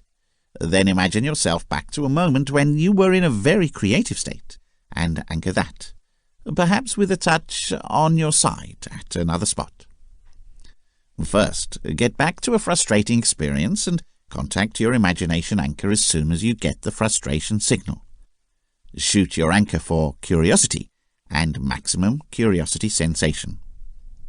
This produces a network of neural connections that move easily through excitement from agitation to imagination. Practice as many times as you want to automatically make the link. You have a tremendously powerful counseling and rehabilitation resource once you have distinct emotional states to evoke, calibrate, and anchor. You and your clients can quickly and easily access every emotional state. Anchoring can be used to help clients make extremely quick changes and can be done in any system, visual, auditory, or kinesthetic. Collapsing anchors. What if you wanted to feel warm and cold at the same time, which happens if blue and green are mixed? Even if at the same time two opposite anchors are fired, you feel warm and blue. For crash barriers, called cold or blue, and a desirable state called hot or purple, you anchor an unwelcome adverse state and simultaneously fire the anchors. After a short period of uncertainty, the adverse state is changed and a fresh and distinct state is formed. To break anchors, you can use this approach with a friend or user. The following is a breakdown of the steps. Be sure to establish and maintain the relationship. One way to think about what is going on is that the nervous system is actively trying to involve two systems that are mutually incompatible. It can't do something else, so it does something else. The ancient pattern is disrupted, and fresh patterns are formed. It explains the confusion with the fall of the two anchors that often happens. Anchors enable experience to be gained by deliberately using the natural procedures that we usually use unconsciously. We anchor ourselves all the time, usually quite haphazardly. Instead, we can be much more selective about the anchors to which we respond. Future pacing. Future pacing is named in many NLP approaches to observe a situation in advance. You leap into the future with creativity and know in advance how you want it to be with the new resources you have. For example, the potential speed strategy of changing a personal history is to ask the person the next time to envision a recurrence of the problem situation. As he does this, you calibrate yourself to see if there is any indication of a slip back into the adverse state. If so, you agree that more work needs to be done. If your strategy and techniques work, possible pacing checks. It is the closest you can get to the problem scenario. However, the real test of any change is the next time the person meets the real problem. Insights and changes can be easily anchored in the psychology consultation space. In the school, education is focused and the company plans for the boardroom. The real world is the real test. Secondly, a form of rehearsing the mind is future pacing. In all top performers, actors, musicians, salesmen and sportsmen in particular, mental training and exercise is a coherent pattern observed. All training programs are designed around this one aspect. Mental rehearsal is exercise in the imagination, and since the body and mind form one system, it prepares and makes the body first for the real scenario. Giving the brain powerful, favorable pictures of achievement programs makes believing in those terms more likely. Expectations are self-fulfilling prophecies. Such future pacing and cognitive training principles can be used to learn and construct fresh daily habits. Before going to sleep, you might want to take the next steps every night. Choose something that you did very well as something with which you are not so happy as you evaluate the day. Watch the two scenes. Rehear the sounds. Feel them again in a similar way. Then get out of them and tell yourself, what else could I have accomplished? In these encounters, what were the points of choice? How could the outstanding experiences improve? You may well remember some other mistakes you may have taken in the not-so-good experience. Now, replay the experiences completely, but behave differently. What does that look like? How does it sound? Check your feelings. This little ritual will build up in decision-making. You should identify a warning to use another choice that you've already rehearsed mentally in the not-so-nice experience that will alert you the next time it happens. While there are some books that would make you think the best way to influence people is to play with their heads according to the laws of logic, this book will teach you how to persuade others by putting yourself in their shoes.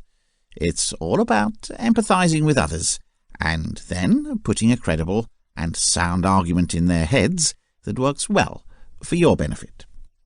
That's because the real world's individuals are more likely to respond to what they feel and not to what the reality in their heads says. There are many reasons why somebody else might want to deceive, confuse, or persuade others. Now, the problem is your ethical way of thinking manipulating, deceiving, and persuading another person? For the answer, it really relies on you. No one can determine whether what you are doing is ethical or not, except you. Nonetheless, there are many social situations where you need to perform specific methods of bribery, deceit, and persuasion to achieve your goals. Let's say you're the US president, and Russia is trying to engage you as an illustrative example in the global political arena in a nuclear arms race. Of course, you don't want to start a new world war. Therefore, your target is the Russian leader, and your purpose or position is to prevent any conflict in the world and to preserve peace. In this situation, it would be very helpful to use methods of persuasion, deception, and manipulation to promote your position of world peace and harmony. Of course, your target people are your customers and consumers if you're in the business sector. In fact, your goal is to get them to buy your products or use your services. If you're an environmental lawyer, your target people are policymakers, lobbyists, and the public. Therefore, in protecting the environment, your goal is to convince them to support your cause. When you look at the topic of mind control closely, it is undoubtedly basically a game of persuasion that is practiced every day. It would, of course, be up to you to understand the intention of learning these tricks. As Machiavelli would say, everything becomes a means for a particular purpose. Nevertheless, the art of mind manipulation does not mean that you refuse the use of free will to your goals. Rather, you give them something that they most definitely are searching for, a feeling of a positive choice that acts as a guide to their behavior. Basically, the nature of your actions and your set of private beliefs will decide whether or not the methods and techniques you use are ethical. Note that the main objective of this chapter is to create a specific shift in the mindset of your target person, without them being aware of the changes in their thinking.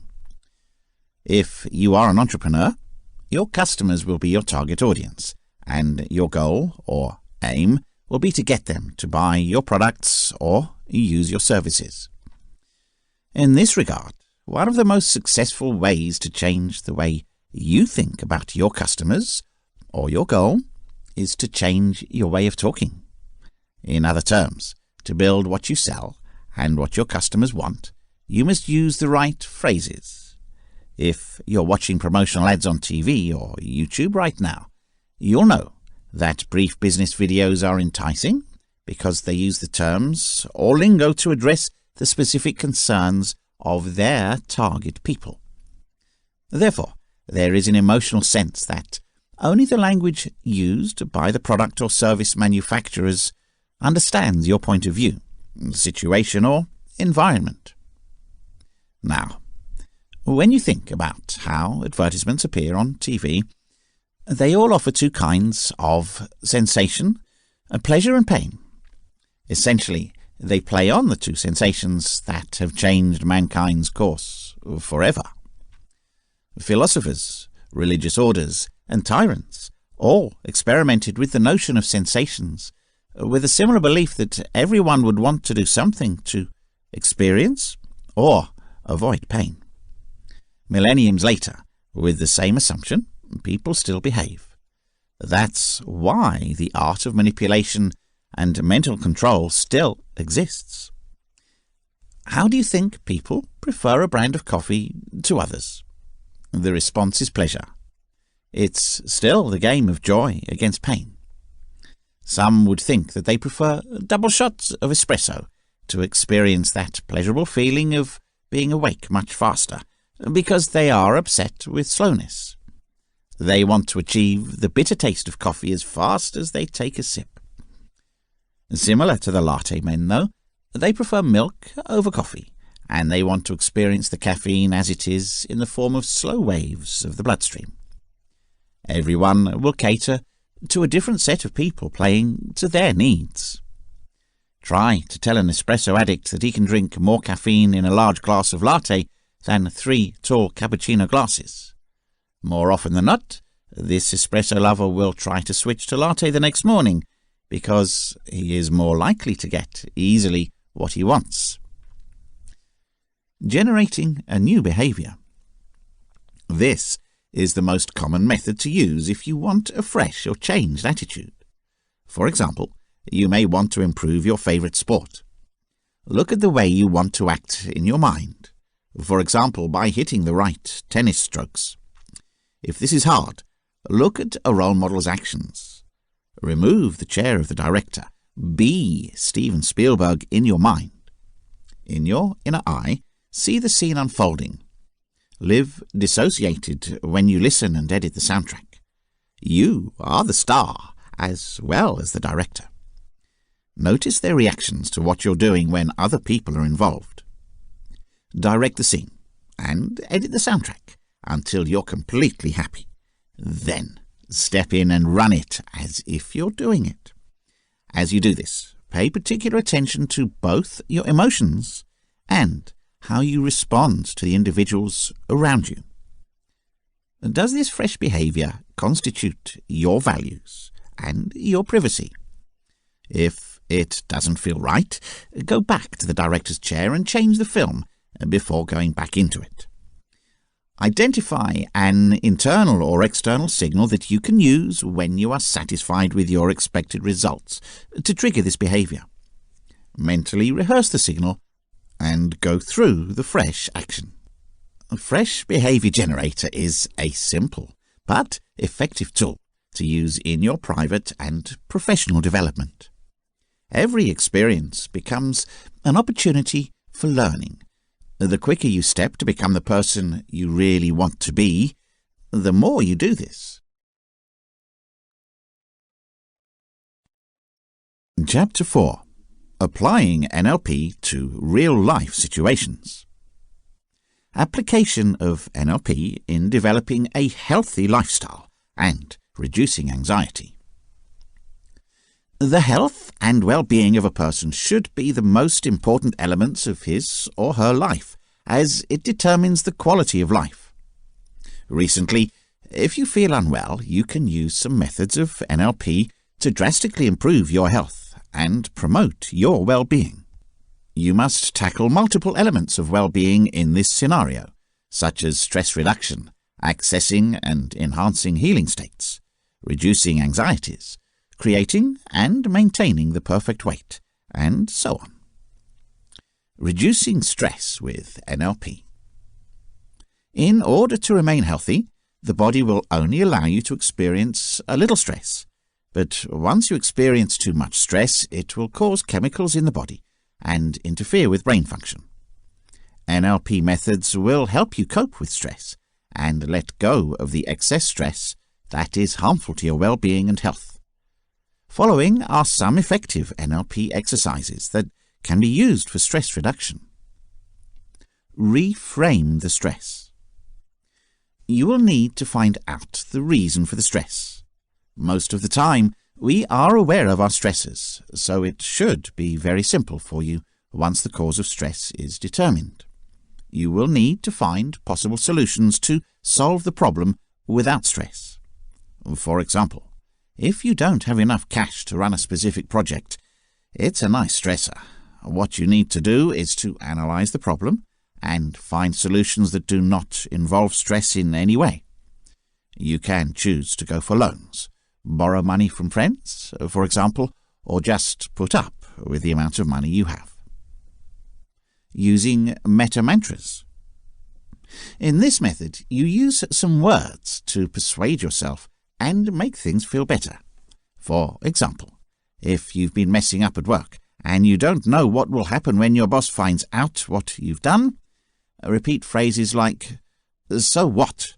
If you're finding yourself wondering why, if you're asking questions, it's time to repeat the mantras to create better things in your mind. This will help to reduce a lot of stress.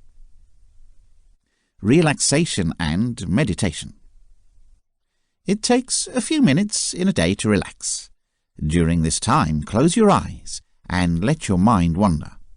Talk about how great things would be if we had different scenarios and loved the experience. Keep your imagination as clear as possible and fantasize unlimitedly. In this example, relaxation is your primary focus, not the solutions to the problems you face.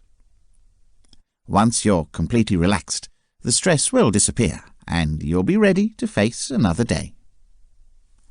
Concentrate on the present. Take off your busy schedule to live in the present time for just a few minutes.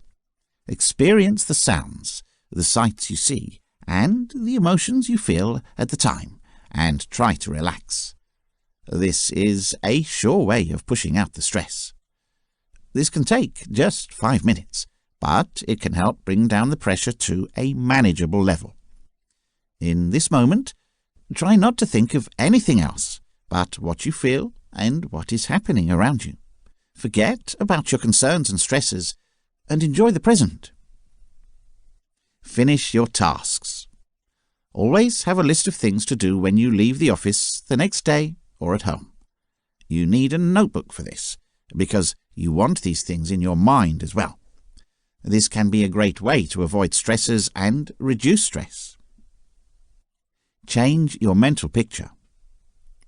The pictures you make in your head are very different from those you create when you are depressed under normal circumstances. Take note of the images you create while depressed and produce images that can replace them. Through trying to reduce them as much as possible, pushing them back in your mind and removing them entirely, you can try to eliminate the pictures that are created when you are anxious. The pictures you choose to replace are supposed to be more soothing, large, vibrant, exciting, and so many other good things you can imagine will give relief to your mind. Change the tone of your inner voice. There is always an inner voice that speaks to us in different situations of our lives. When you're nervous, your inner voice will also sound anxious, and it can keep you in a tense mood for a moment. You have to make it a better sounding voice, maybe a funny voice to make you feel much better. The modified inner voice will take away your tension and fears, and the types of things it will convey to you are quite different from what you are worrying about.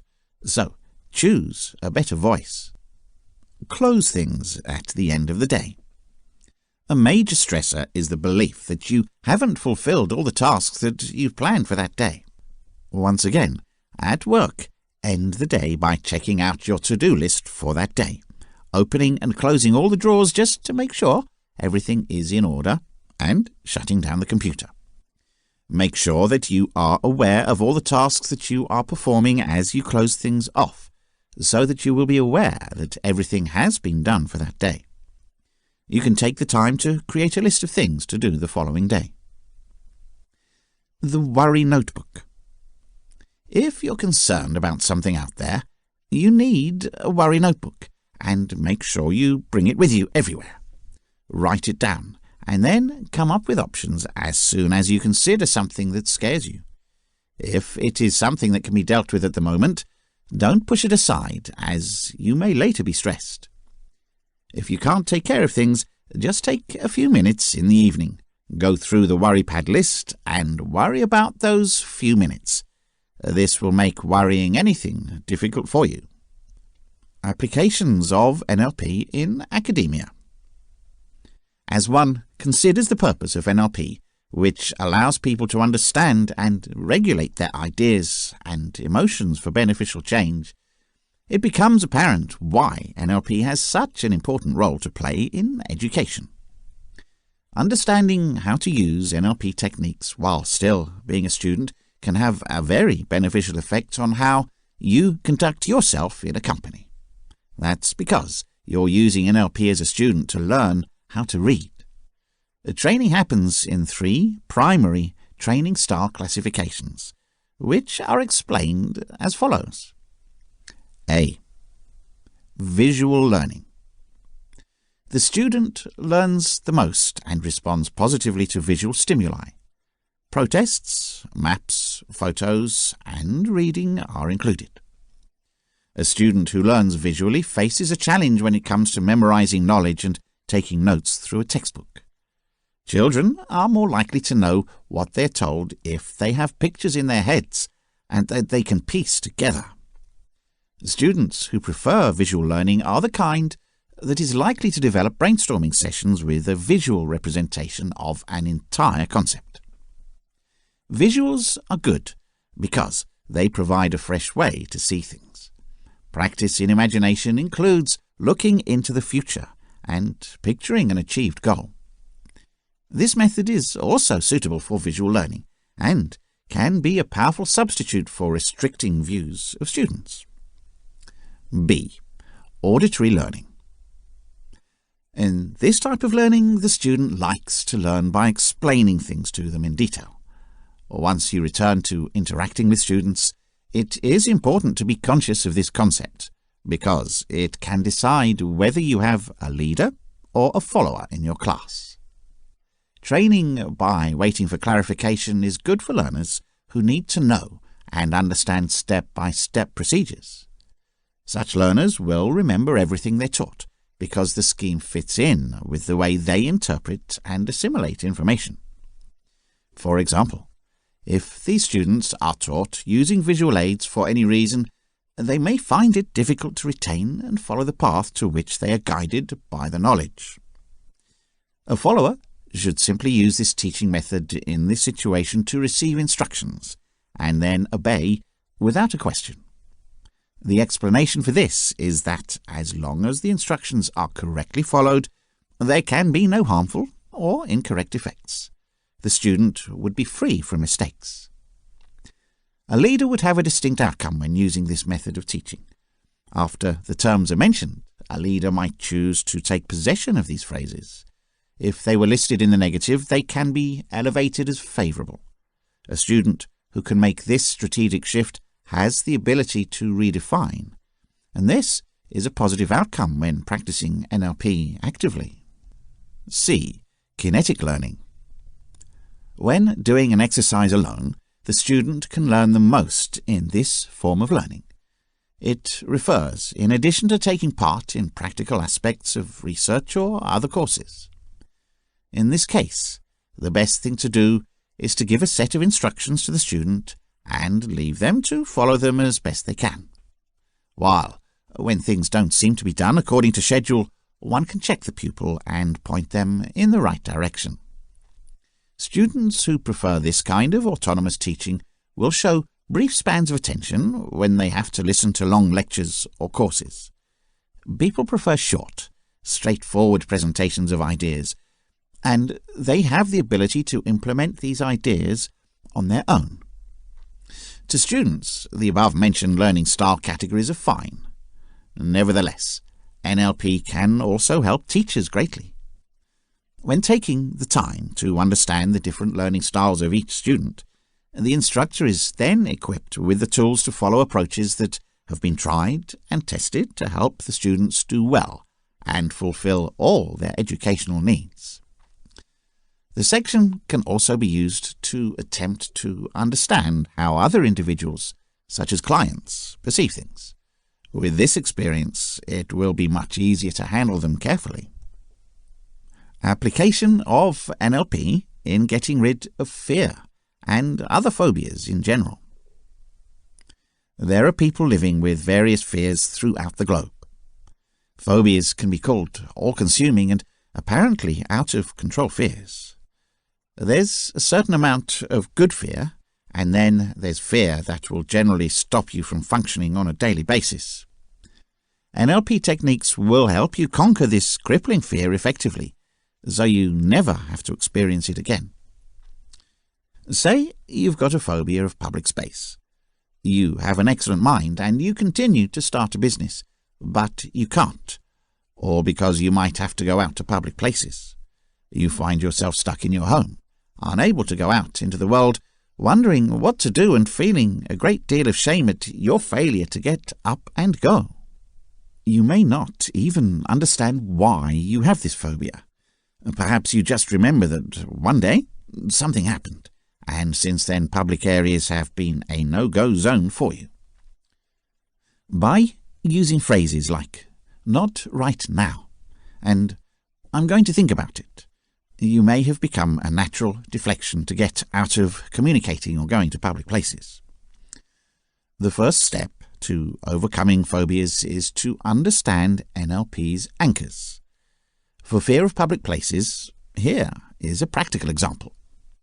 You would start by thinking about how to go to public places with a block. You're unmotivated and apprehensive, choosing not to be worth it.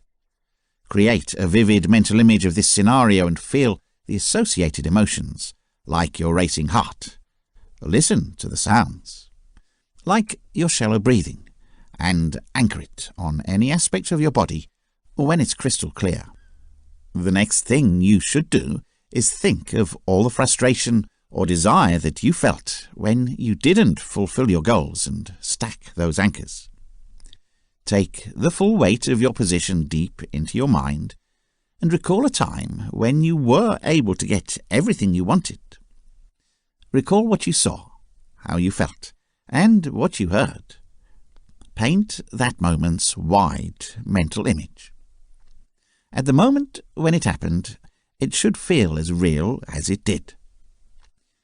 Enable the feeling of satisfaction to fully wash over you, and then anchor it to another part of your body. Now, fire your first anchor and stuff all the while you've been a barrier for yourself. Then shoot the second anchor, both mentally, and then detach the first anchor. Repeat this process in your mind over and over until you feel encouraged to go out and take action. You need to reflect on all the emotions and experiences that you have lost as a result of your phobia, rather than focusing on all the negatives. This method is relatively time-consuming, and by using NLP you may be looking for a quick way to solve a phobia.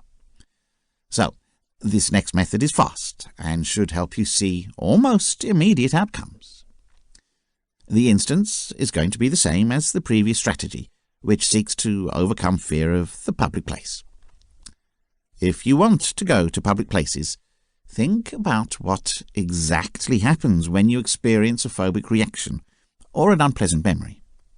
First, remember in particular a sense of security that you were safe before going out to government locations or coming back from public places.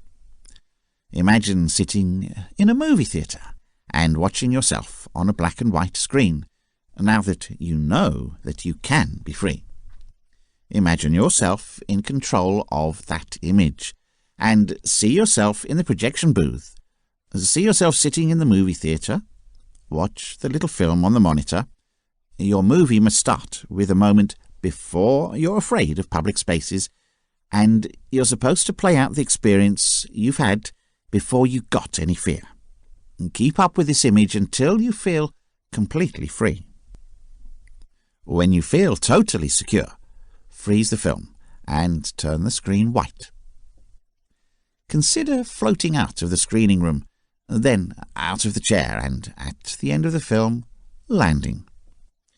Run the movie back in full Technicolor quickly, as if you were in it all the time, right back to the beginning, when you felt really safe. Note that the sense of security is all you need to do as you go into the future, and you'll find that you are better equipped to handle phobia. Applications of NLP in business. Companies around the world have started to adopt NLP approaches because they have tremendous benefits that can push the business to the next level. Using NLP methods will almost ensure the most fundamental level of revenue increases.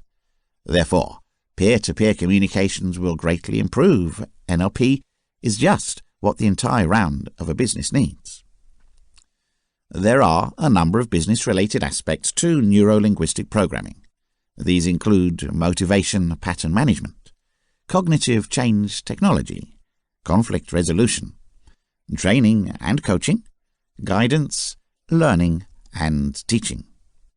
At some point, all these dimensions cope with feelings, and once they have been handled, these feelings are of great advantage. The following section aims to explore how NLP, by maximizing its overall efficiency, can create a business. NLP can make an amazing difference if people apply NLP methods in any sector. This is because, with a successful NLP practice, it is possible to change behavior in such a way that everyone is working towards doing it. To start with, there are 4 concepts that can direct any organization interested in succeeding. Work to achieve results. Positive use of NLP requires a person to set goals and work towards those goals. This refers in general to a business environment. Once you have an understanding of what your outcome is supposed to be, your mind is better prepared to handle the measures to be taken to help you to achieve that outcome. The trick is to be mindful of your actions, and NLP is successful here. Being aware can help your company stand out in the business world from a variety of other companies. Instead of working towards what they want, NLP-free businesses might work to avoid what they don't want. The problem with working with a negative outlook is that it will still attract a negative outlook. In other words, negative mindsets will cause negative outcomes.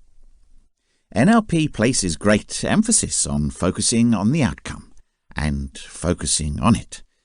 It also preaches positivity and shows that even for negative actions, there may be positive intentions. In order to achieve these outcomes, it is necessary that they are expressed in positive terms. It ensures they should always be geared towards the bright side, instead of tasks that cannot be done. To ensure that your expected outcomes are realistic, they need to be sensory specifically testable and observable. This implies that there should be some evidence to prove that the outcome has been met. To be sensory specific means you should be able to express yourself with phrases and feelings when you achieve the result. When working towards achieving a result, it must be initiated and maintained by one man. This person must be in charge of the outcome from the beginning to the end, so that the actions can be controlled and changed if appropriate.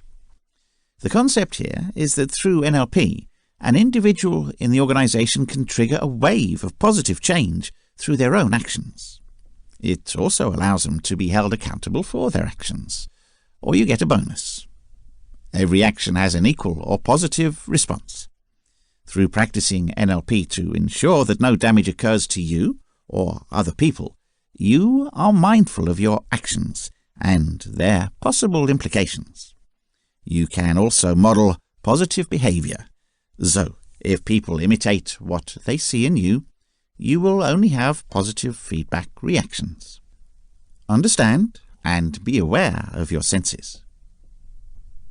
After learning the ability to use NLP, you will be able to read other people readily.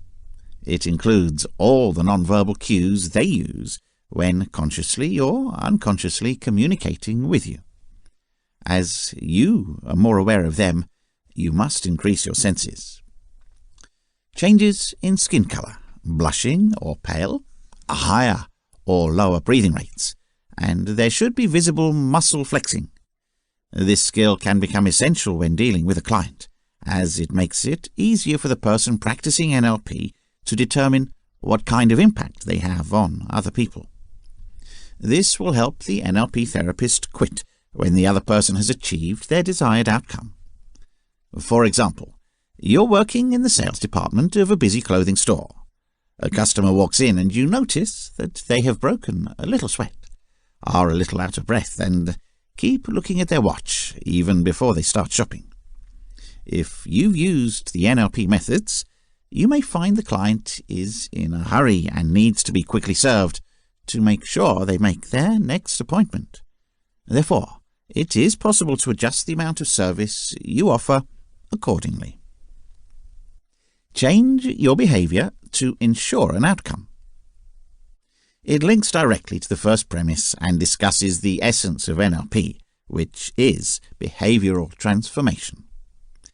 In a business environment, you need to be versatile enough to change gears when you know that the response you expect is not the one you get.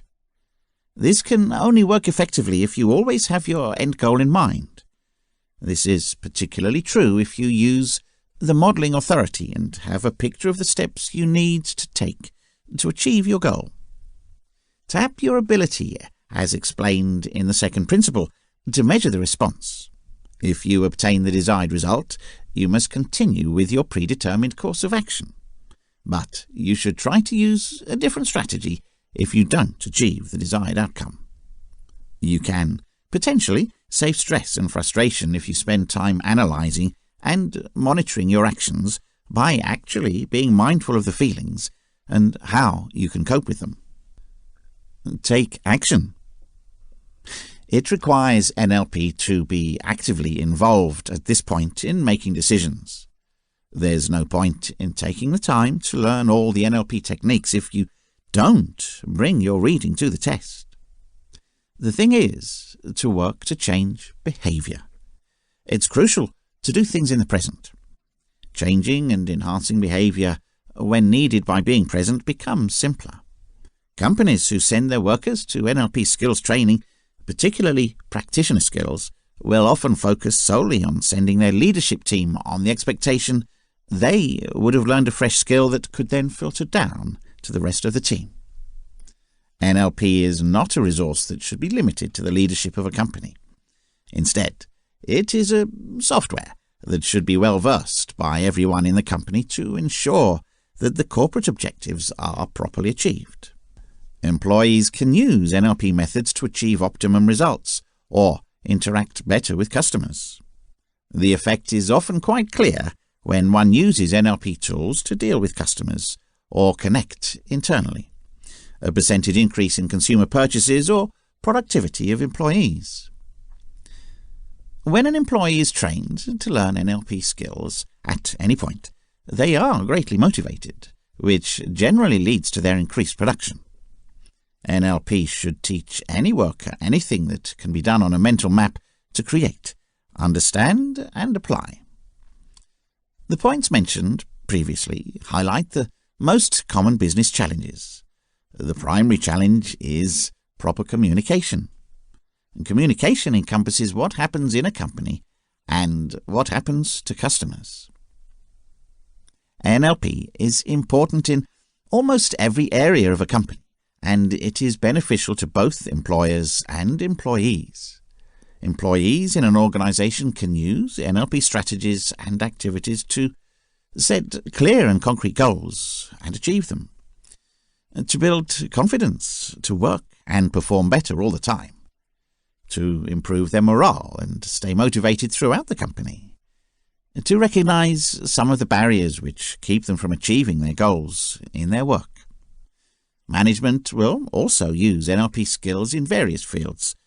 For example, building strong and meaningful relationships with other business people, employees, suppliers, customers, and anyone else who matters to the business. During discussions with a view to improving performance, they end up creating the company's best customer service base to take care of all its customers' requirements. But diversity may be the requirements that customers need. When managing company and workers' disputes and issues, the business and its clients, as well as between the business and other businesses. NLP skills can help to determine how the organization can build teams that work even better and produce excellent results all the time. In general, NLP methods can be used to improve business sales. Using NLP to maximize your sales. The goal of every small or big business is to increase sales. Business people are willing to do almost anything to raise their sales volume, as this is what defines how well a business is doing. Salespeople, sales managers, business people, and entrepreneurs use NLP today to increase their sales volumes. Even the company that does exceptionally well, or a good salesperson, will need some tips to help them stay on top of their game when it comes to higher income. Because salespeople and their customers have different interactions, NLP can provide significant assistance. Neuro-linguistic programming has a set of ideas and capabilities to combine the brain, body, and feelings of people to allow them to communicate effectively with other people. These are skills and strategies that will help you create your career better if you are engaged in sales. Everyone has a language that they prefer to speak or hear. You need to know the language they prefer and use it to your advantage in order to connect with your customers. Listen closely as your customers speak and understand whether, for instance, they want to use visual phrases or auditory phrases. Then use the language they want to sell. Your customer's strategy for purchasing must suit your strategy for sale. When visual sounds attract a potential buyer more, you will need to use sounds to catch his attention. Carry samples to show their attention to customers who prefer to see first before buying. Applications of NLP in relationships and emotions. Without focusing on the most important emotion of all, writing a book on emotion and changing actions is unlikely, and that is love. NLP methods can create extremely effective relationships as each individual can work on their self-esteem and perfect some excellent communication skills in the relationship. NLP also assists in accepting a partnership and allows parties to broaden their views when dealing with each other. In your relationships, you should try the following measures to make NLP work. A. Know what you believe. You need to build more than just a positive thinking. You need a positive belief. It means that you think you can have a great connection and find the right person for you. Only one output can produce positive thinking, which is a positive outcome. Belief will come with this as a reason for going out and searching for the relationship you need. That's if you're single. If you're in a partnership, you should be motivated to improve your relationship. B. Make a non-negotiable list. You should look for your partner's attributes and expectations for what is relevant to you. These are considered the non-negotiables, which means that if they are absent, you will seriously consider the viability of the union. Use NLP. You will decide which of the most important criteria for you. When talking to the person you need, you should mentally test if they follow the predetermined requirements. You should also seek to see them as they do, this from their own point of view. You may even find yourself changing your life as you go along. C. Communicate actively. One of the maxims of the NLP is that you cannot refuse to communicate. Therefore, be constructive and interact at the center of your focus with the one, taking the moment to know more about the other person, whether you choose to communicate by phone, email, or text messages. This should help to improve your motivation. D. Avoid arguments. Arguments and misunderstandings may be a breakdown, however healthy, of any relationship. Keeping NLP approaches in mind, avoiding disputes becomes much simpler when communicating with your partner. Pacing and guiding are the right methods to use. It applies specifically to how you react to your partner, and then how they choose to respond to a conflict.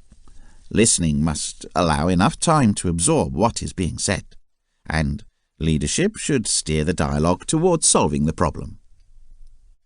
E. Set SMART goals. NLP is about where you want to be in the future. Relationships should incorporate the same principles in order to make it easier for you to determine whether the relationship works. It is therefore important to set SMART goals. F. See the world through other people's eyes. People like to be correct about a variety of things, but this can become apparent, especially when dealing with their point of view. The great thing about NLP is that it makes us aware of all the filters that make it difficult to see a clear line. Such filters will retain the beliefs and aspirations that have been acquired over the years. Through knowing these barriers, it becomes much easier to deal with people's behavior. There is also an incredible amount of flexibility, as an NLP-free person may find that due to personality quirks, they may not be able to interact with everyone. These mind maps form a knowledge of how to use and see the world. A great communicator would be someone who can move mentally from their own map to match their partner's map, making it easier to know each other better. G. It's not the message, it's the response. If you heard the word lost in translation, you know that a message might lose all its meaning, or because it is misunderstood. The ordinary outcome would be to blame the people around for this poor result. The NLP is completely getting rid of the game of blame. How it is understood is accountable to the person who transmits the message. Therefore, if the message is not viable, the person listening will not be held responsible, while the person passing the message would have to repeat or improve what they're communicating. The NLP helps you to speak the other person's tongue as you communicate.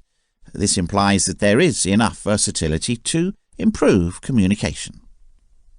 H. Do your best with what you have. The world is full of expectations about relationships. There are aspirations on both sides, combined with emotions. Use NLP is essential to know how people will act as they do, to look at their actions and to believe that there is always a good purpose. It's all about patiently changing your point of view and appreciating that with the available resources, your partner is doing the best they can at the time. Other NLP skills in relationships. A practical application of NLP in a relationship is the use of your auditory skills. That means you can listen to your partner, really. If you choose to listen actively, you will learn encouraging and amazing things about your partner. It also makes it easier for you to establish a relationship with them. By creating a powerful visual image of your partner, you can do wonders for your love life. This means seeing them as you want them, smiling, laughing, flirting, and being happy. You can try to improve your love with this practice. This workout is aimed at dispersing an argument. To start with, you need to take a picture of the time when together you and your partner had a wonderful day. Focus on the relationship you have built and emotional intensity. Remember the sounds you've heard, the sights you've seen, the tastes and smells you've enjoyed, and the touch you've shared. Anchor it to any part of your body as soon as you are in the moment. Then remember when you had an argument. Think of the tone of your voice, the surroundings, and see it as a still black and white image. Let go of it. Applications of NLP in parenting. They are filled with joy and anticipation when someone becomes a parent, and as their child grows older, they start realizing something different, that they need to learn and understand the emotions and feelings of their child in such a way that they can have a positive impact on their growth. Some of the best ways to do this is to find a way through the child's eyes to see the world, connect more profoundly, and fulfill all the child's emotional needs. First of all, this chapter discusses NLP in 5 senses that constitute our intrinsic domain. These 5 senses are sight, hearing, smell, touch, and taste. All of these will be part of a memory. What happens to children is that they take this external sensation and give it an internal representation known as the map. Then, through this map, they see the entire world, creating filters through their experiences, beliefs, and values. These barriers and the children's own experiences are what makes them distinctive individuals. Parents can use the strategies and techniques of NLP to look at the globe through the eyes of their child. NLP lets a parent see what they are seeing, think what they are thinking, and hear what they're saying. To guide their children in the right direction, a parent is better equipped with this understanding. This skill can be practically implemented to help your child overcome fear. By seeing things from the perspective of the child, a parent can reduce their fear to nothing. NLP is a good choice to try if you're trying to improve your interaction with your child. By being optimistic with your kid and naturally interacting, you are likely to receive the same reactions from your child. In theory, they should mirror your actions and emotional state. Take a situation where, for example, you're trying to discipline a child. Your natural impulse would be to correct them, and don't throw away your toys with a positive, as it were. The likely result will be more toy-throwing events. If you use NLP techniques as a guidance instead of speaking in the negative, you will discipline your child from a positive angle. So, you're more likely to say, be careful about making the kid more cautious and trying to keep their toys safe. When they build their world map, you can also teach your child to use some NLP skills to build trust. To be successful at school, you can start by teaching your kids how to visualize. Choosing a favorable outcome could enable them to concentrate more on being in the classroom. You might also be able to slowly teach them how to use NLP methods to manage difficult situations. Through taking the benefits of NLP strategies to your children, you help them gain good habits, acquire excellent communication skills, and build their own high level of trust. This will support them greatly as they move into the future. Communication is key when parenting, as mentioned earlier, and you can't interact with NLP methods. NLP needs you to be mindful of your nonverbal communication just as much as your verbal communication. It means that you don't send messages to your child which contradict, because what you're saying doesn't suit your acts. Conflicting actions can occur when you tell your child, "I love you," but your facial expressions are irritated or your teeth are clenched. It means that the kid receives a positive message, yet is busy communicating a negative message using the body language. NLP calls for one to stay present, stopping a parent from reacting to a child's previous behavior or a recollection of something that the child has done. As parents, as a human being, you may cry out loud at your child as the rage has gathered in you, because the kid may not be able to see right before them. They may react to a previous case that can lead to confusion, misunderstanding, or unhappiness. And knowing the voice tone, the speed, and the actions you're doing is important. Remember, you can perceive the sense of your conversation by watching your kid respond. You need to modify your message if you can see that your message is misunderstood or lost in translation. NLP will open these doors for you, exposing the capacity for improved interaction. You may have a kid learning visually, so using pictures or other visual aids will make communicating with them easier. Eventually, there is no question that children will try to push the boundaries. Some kids will use poor or negative behavior, such as being rude, violent, and lashing out, in an effort to get a parent's attention. As a parent, it is possible to use NLP methods to regulate how to respond to these circumstances. Responding as favorably as possible is the concept here. Therefore, by responding positively to a negative attitude, give a favorable response when confronted with a rude kid, which is called a pattern interruption. Your child will also feel the need to regulate their responses by responding favorably and spreading the scenario. Applications of NLP in other spheres of life. Better speaking. Most people will never really know what they're thinking or feeling right now. That's because before they actually say something, they're always wondering what to say.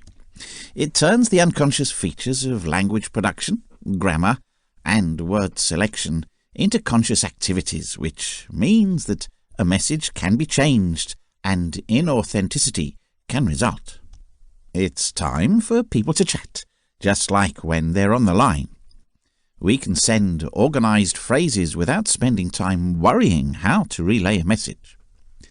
Using NLP, you can just start speaking in any scenario.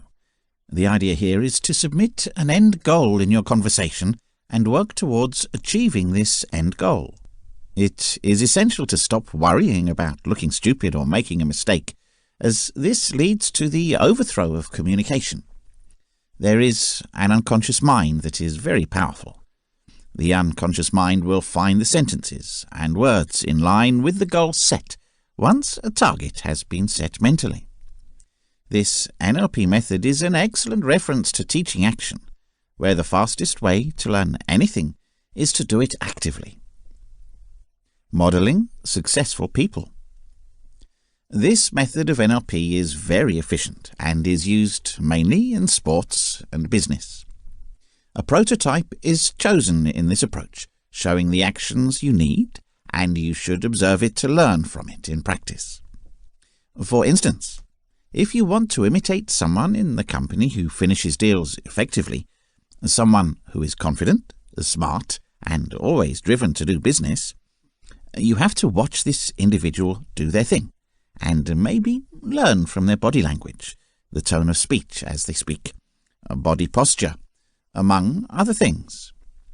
Modeling is not done once, but several times before it becomes a practice.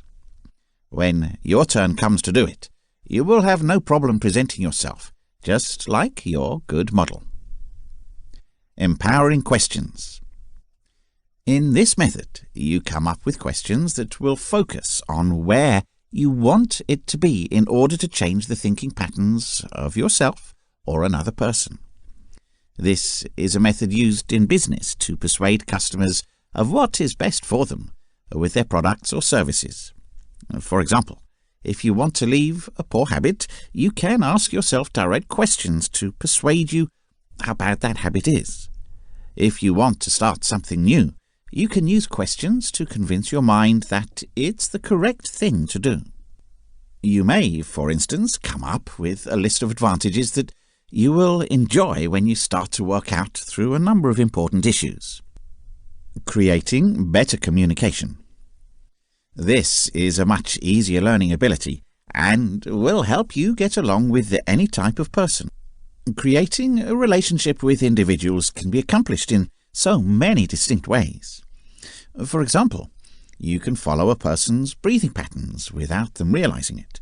You can copy their body language without being too obvious.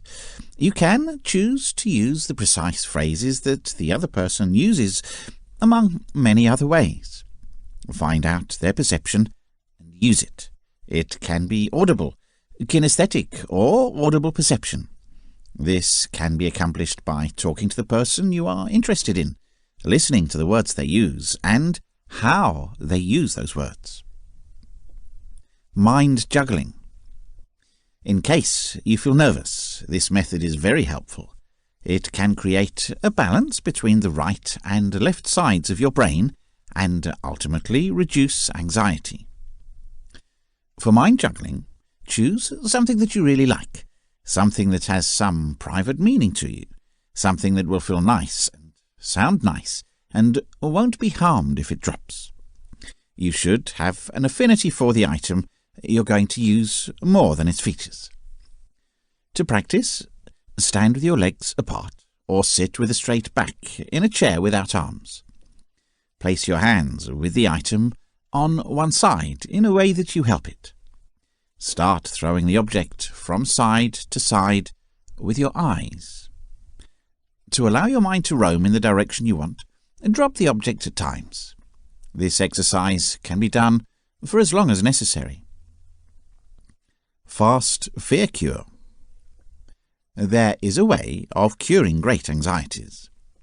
In this method, you are meant to imagine something that you fear in order to come to the truth with it and to overcome it. In a process, one can play back the scenario to face the fear in the sense that has arisen to get a person with a phobia to recover. Imagine yourself in a movie theatre, sitting in the front line ready to watch your greatest fear.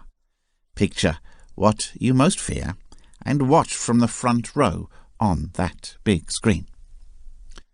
Imagine looking out from a window at the monitor. Play the terror over and over on the big screen as you watch the phobic reply from a balcony.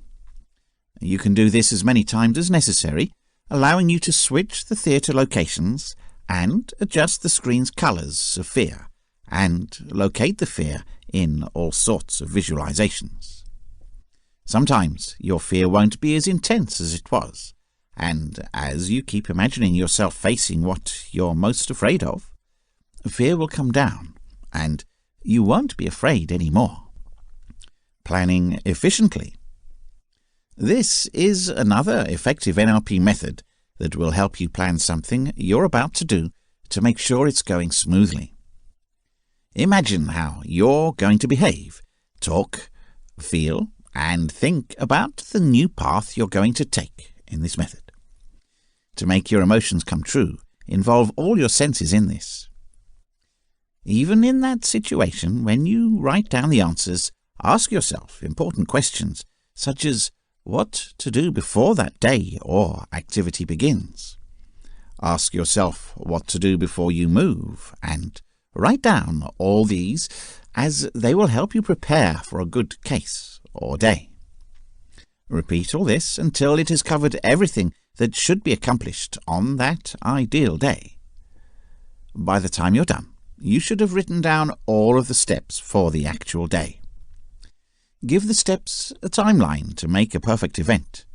If it takes a few days, make sure that you have a date of commencement and the date of completion. This is an ideal method for planning complex assignments you may not be able to complete on time. You may be afraid that you will get lost along the way, but through this NLP approach, that will direct you. You will produce an ideal and smooth flow timetable. Schedule them in such a way that if you have more than one mission, the dates will not clash. Chapter 5. Manipulation, Deception and Persuasion. There are many theories about the functions and tendencies of the human brain. A lot of literature also discusses how people shape their views, belief systems, and behavior patterns. On the other hand, there will be a lot of theories about how people usually behave in certain situations, environments, and contexts. With all these theories and literature on the topic of human psychology, one thing is certain. To persuade, manipulate, or deceive a person, you must align your mind with your place, meaning, or environment. In other words, the first step in persuading, manipulating, or deceiving someone is to fully understand their thought. How do you fully understand the mind of the other person? How do you use this knowledge of the other person's mind to persuade, deceive, or manipulate the other person's thinking? The simplest solution to this problem is to consider what inspires and motivates the other person to take action. Does the other person do something for the money or as a passion? Does he do it for glory? Does he do it for authority? Does he do it for the sake of fame? Comprehend his state of mind and psychology. Once you are acquainted with the other person's drive and motives, it is now time to strategically arrange your conversations and requests so that he and his motivations profit. He will immediately accept your request with little to no opposition. Do you know the reason for this? This is because he can see you as being very much like him because of the way you have handled the conversation and made your submission. He must have the intrinsic obligation to satisfy your demand as such. This is the fundamental principle of persuasion, deception, and manipulation. This research's main theme is to persuade, exploit, and trick the other person without being identified or heard by the other person. In other words, your goal is to conceal and shield from your target your attempts and intentions. If you ever learned the rules of logic, you would see that manipulating, deceiving, or persuading a person could place you in this rather absurd situation of making a mistake. Fallacies are, in themselves, absurdities, which means your argument may not always be true because it defies specific laws. If you want your point to always be true, and you want to influence the minds of others by the most rational means, then you might find that there are a lot of mistakes in psychology. There are arguments for argumentum ad baculum, argumentum as edicitum, argumentum ad verecundium, and many other Latin terms available for fake appeals.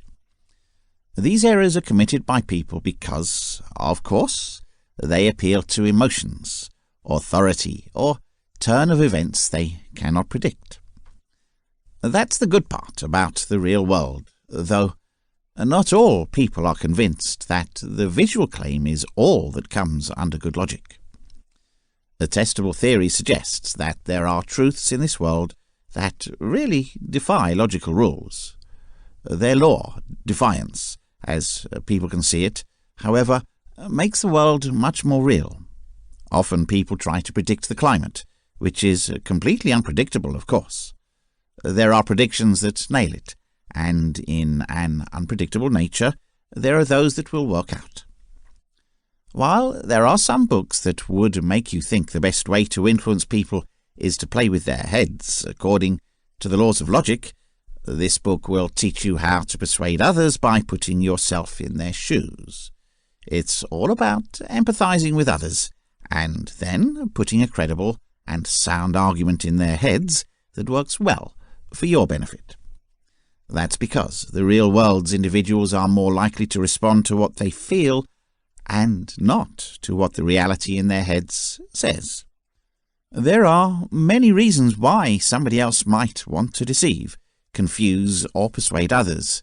Now, the problem is your ethical way of thinking manipulating, deceiving, and persuading another person? For the answer, it really relies on you. No one can determine whether what you are doing is ethical or not, except you. Nonetheless, there are many social situations where you need to perform specific methods of bribery, deceit, and persuasion to achieve your goals. Let's say you're the US president, and Russia is trying to engage you as an illustrative example in the global political arena in a nuclear arms race. Of course, you don't want to start a new world war. Therefore, your target is the Russian leader, and your purpose or position is to prevent any conflict in the world and to preserve peace. In this situation, it would be very helpful to use methods of persuasion, deception, and manipulation to promote your position of world peace and harmony. Of course, your target people are your customers and consumers if you're in the business sector. In fact, your goal is to get them to buy your products or use your services. If you're an environmental lawyer, your target people are policymakers, lobbyists, and the public. Therefore, in protecting the environment, your goal is to convince them to support your cause. When you look at the topic of mind control closely, it is undoubtedly basically a game of persuasion that is practiced every day. It would, of course, be up to you to understand the intention of learning these tricks. As Machiavelli would say, everything becomes a means for a particular purpose.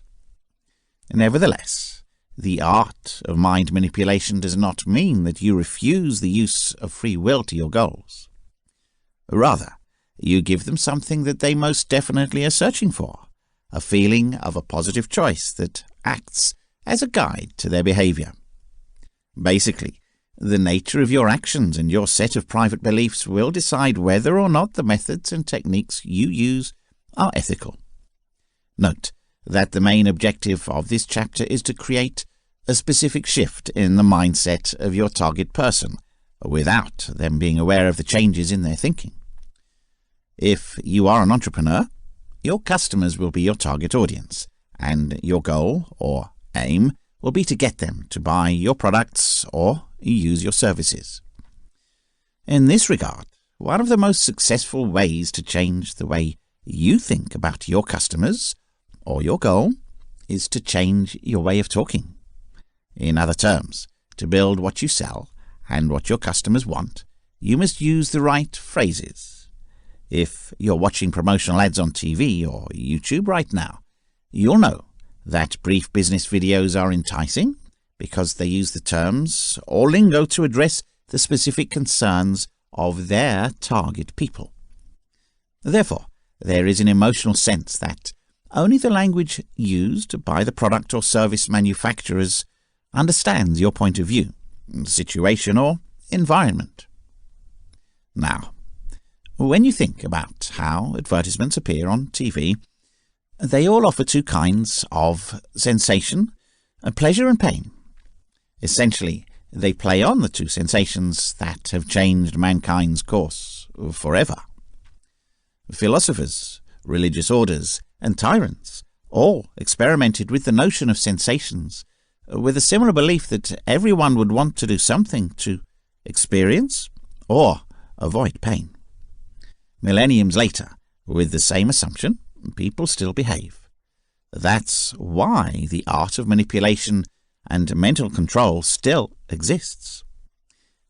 How do you think people prefer a brand of coffee to others? The response is pleasure. It's still the game of joy against pain. Some would think that they prefer double shots of espresso to experience that pleasurable feeling of being awake much faster, because they are upset with slowness. They want to achieve the bitter taste of coffee as fast as they take a sip. Similar to the latte men, though, they prefer milk over coffee, and they want to experience the caffeine as it is in the form of slow waves of the bloodstream. Everyone will cater to a different set of people playing to their needs. Try to tell an espresso addict that he can drink more caffeine in a large glass of latte than 3 tall cappuccino glasses. More often than not, this espresso lover will try to switch to latte the next morning because he is more likely to get easily what he wants. At the end of this argument, people are not mostly concerned about how to get what they want. They just want a technique to bring them closer to their goals in a faster manner. We want to believe that all the methods we use are shortcuts to a pleasant experience. With that in mind, it is rather straightforward for individuals to adjust their belief systems if the move is to ensure achievement. Therefore, on the market out there are just too many products of the same type. Imagine the number of toothpaste brands. Spread the word, however, that one product is likely to cause a person's teeth to drop off when he's in his 80s. It's almost guaranteed that individuals who are that brand's diehard fans would adjust or do a very thorough analysis of their use of that brand. That's why, when you're trying to know how to affect the minds of people around you, you always try to know how they feel about a product and what it's doing for them. You buy a product, one way or the other, because you think you want it. But once somebody gives the concept that they shouldn't want it anymore because it will hurt them, they will reject it. However, they would rather seek a comparable item, perhaps 7 out of 10 times, than stop using it every day. If you can sell cigarettes that don't cause cancer problems and ruin the mouth, but still deliver the same level of satisfaction as other brands, then you're almost guaranteed to get rich. People don't want cancer, but they don't want to say no to their cigarettes. It's because they all want what they got used to. Now, switch the viewpoint and provide a profit, or offer something in the easy way to make your life better. They're going to risk their life if they refuse to take it. The art of mind control is comparable. The subconscious would always say goals of moving toward prevention of pleasure and pain. Another basic principle for manipulating, deceiving and persuading a target person is the declaration by an authority strategy. This means that a mere proposal or statement by a power figure can often transform and change a person's visual memory to create a distinct memory favourable to the power figure. Keep in mind that each person's power figure is different.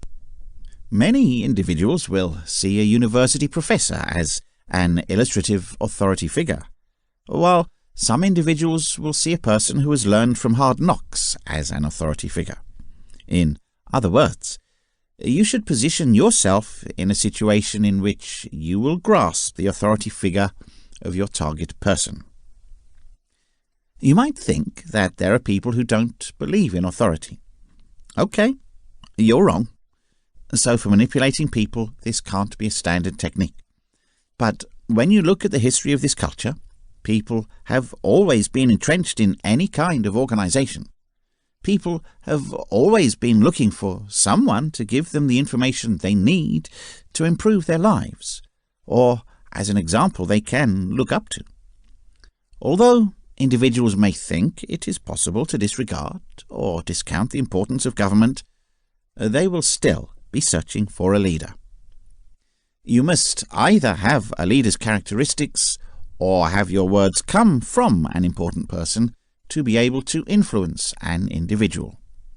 This way, anyone listening to the phrases you say wouldn't doubt.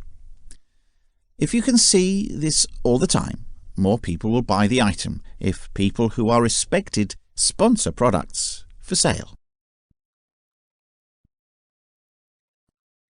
Chapter 6. The Art of Persuasion. What are you really trying to do when you try to persuade someone? In its very nature, persuasion is the ability that allows you to influence your goal in allowing a new belief in your system. You do this by making sure the belief you instill in your target fits the way he thinks.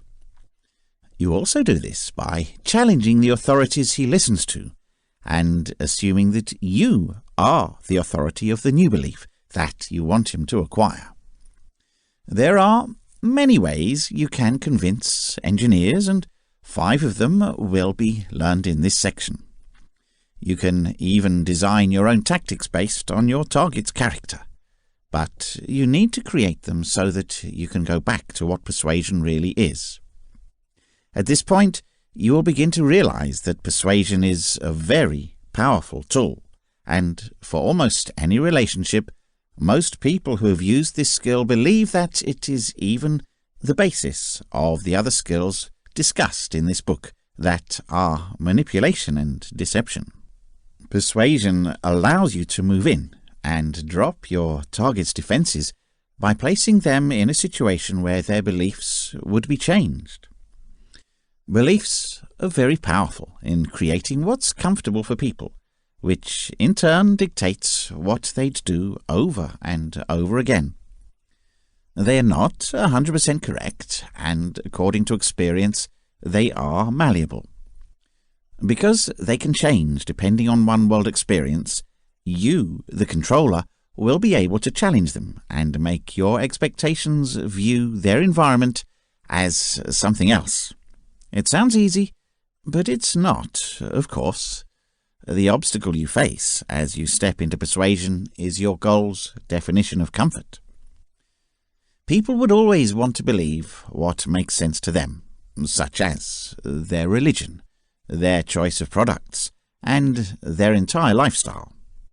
We don't care about anything else. Now, you should dispute the notion and offer damning evidence that some or all of your convictions may be incorrect. How are you doing this? You need to find a way to get them to listen and make sure you're on the same page and get them to accept that you make sense. You should step in for the kill when that happens. One of the most effective ways to convince the target is by admitting a weakness, a downside, a detriment or disadvantage before the other person does. For hundreds of years this principle has been known, understood and applied. The reason you admit a flaw in your case or your statement is that you seem to be more truthful to the other party and your target by doing so. For today's society, where everyone is cynical, this will be useful. By being skeptical, it is meant that people in today's society will usually not believe a case or claim if the only advantages, benefits and other arguments are admitted in their favour. As such, usually expect people to be on the lookout for a capture. In other words, you will be automatically regarded as an honest and trustworthy person by accepting a negative, fault or drawback of your argument, idea or case at the outset. This strategy is one of the most people who sell their proposals or services using the best tactics. This works well because the dealer would always give a personal brand testimony by making his current experience so much better than his previous life. The comparison makes the objective more conscious of what he wants. He never wants to experience the trouble you've been through, and anything you've tried and used personally will save him the trouble. Why is this tactic going to work?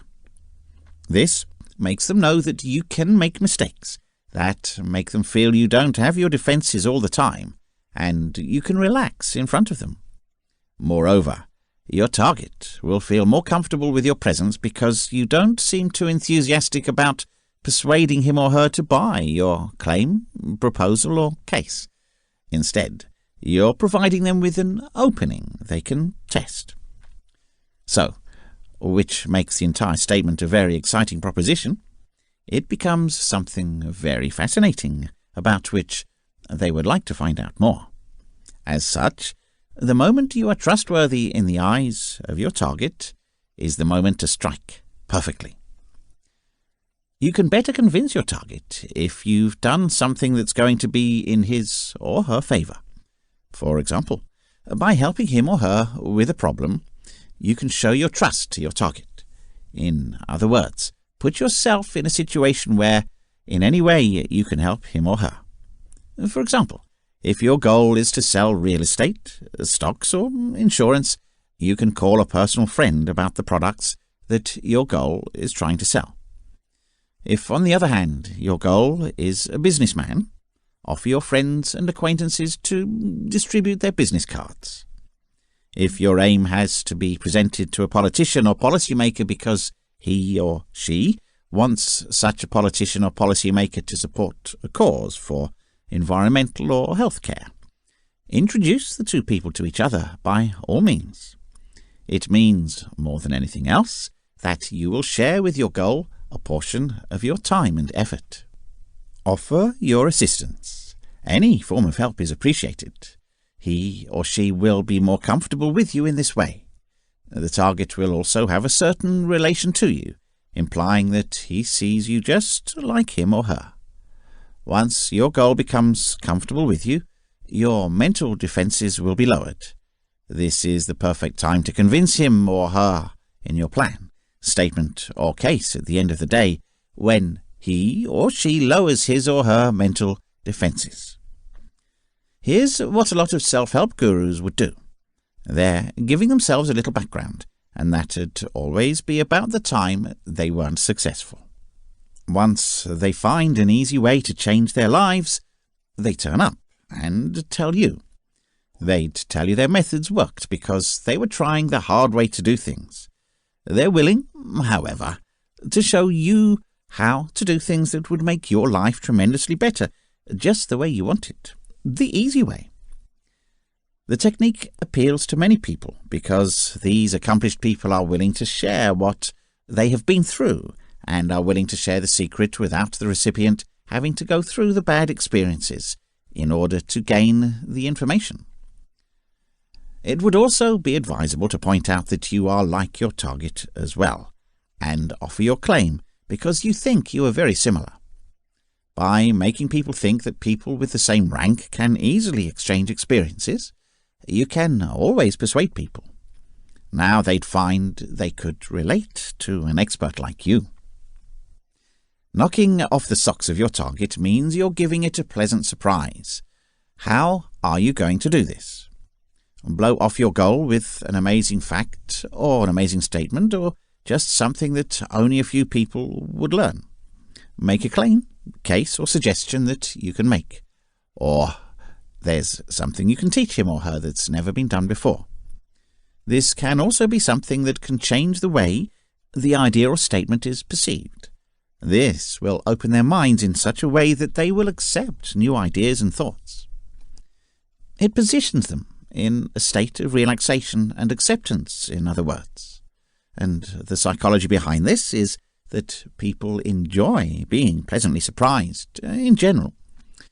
If your target has been pleasantly surprised, making him or her say yes to your proposal, claim, or case will be relatively easy. Why do you know?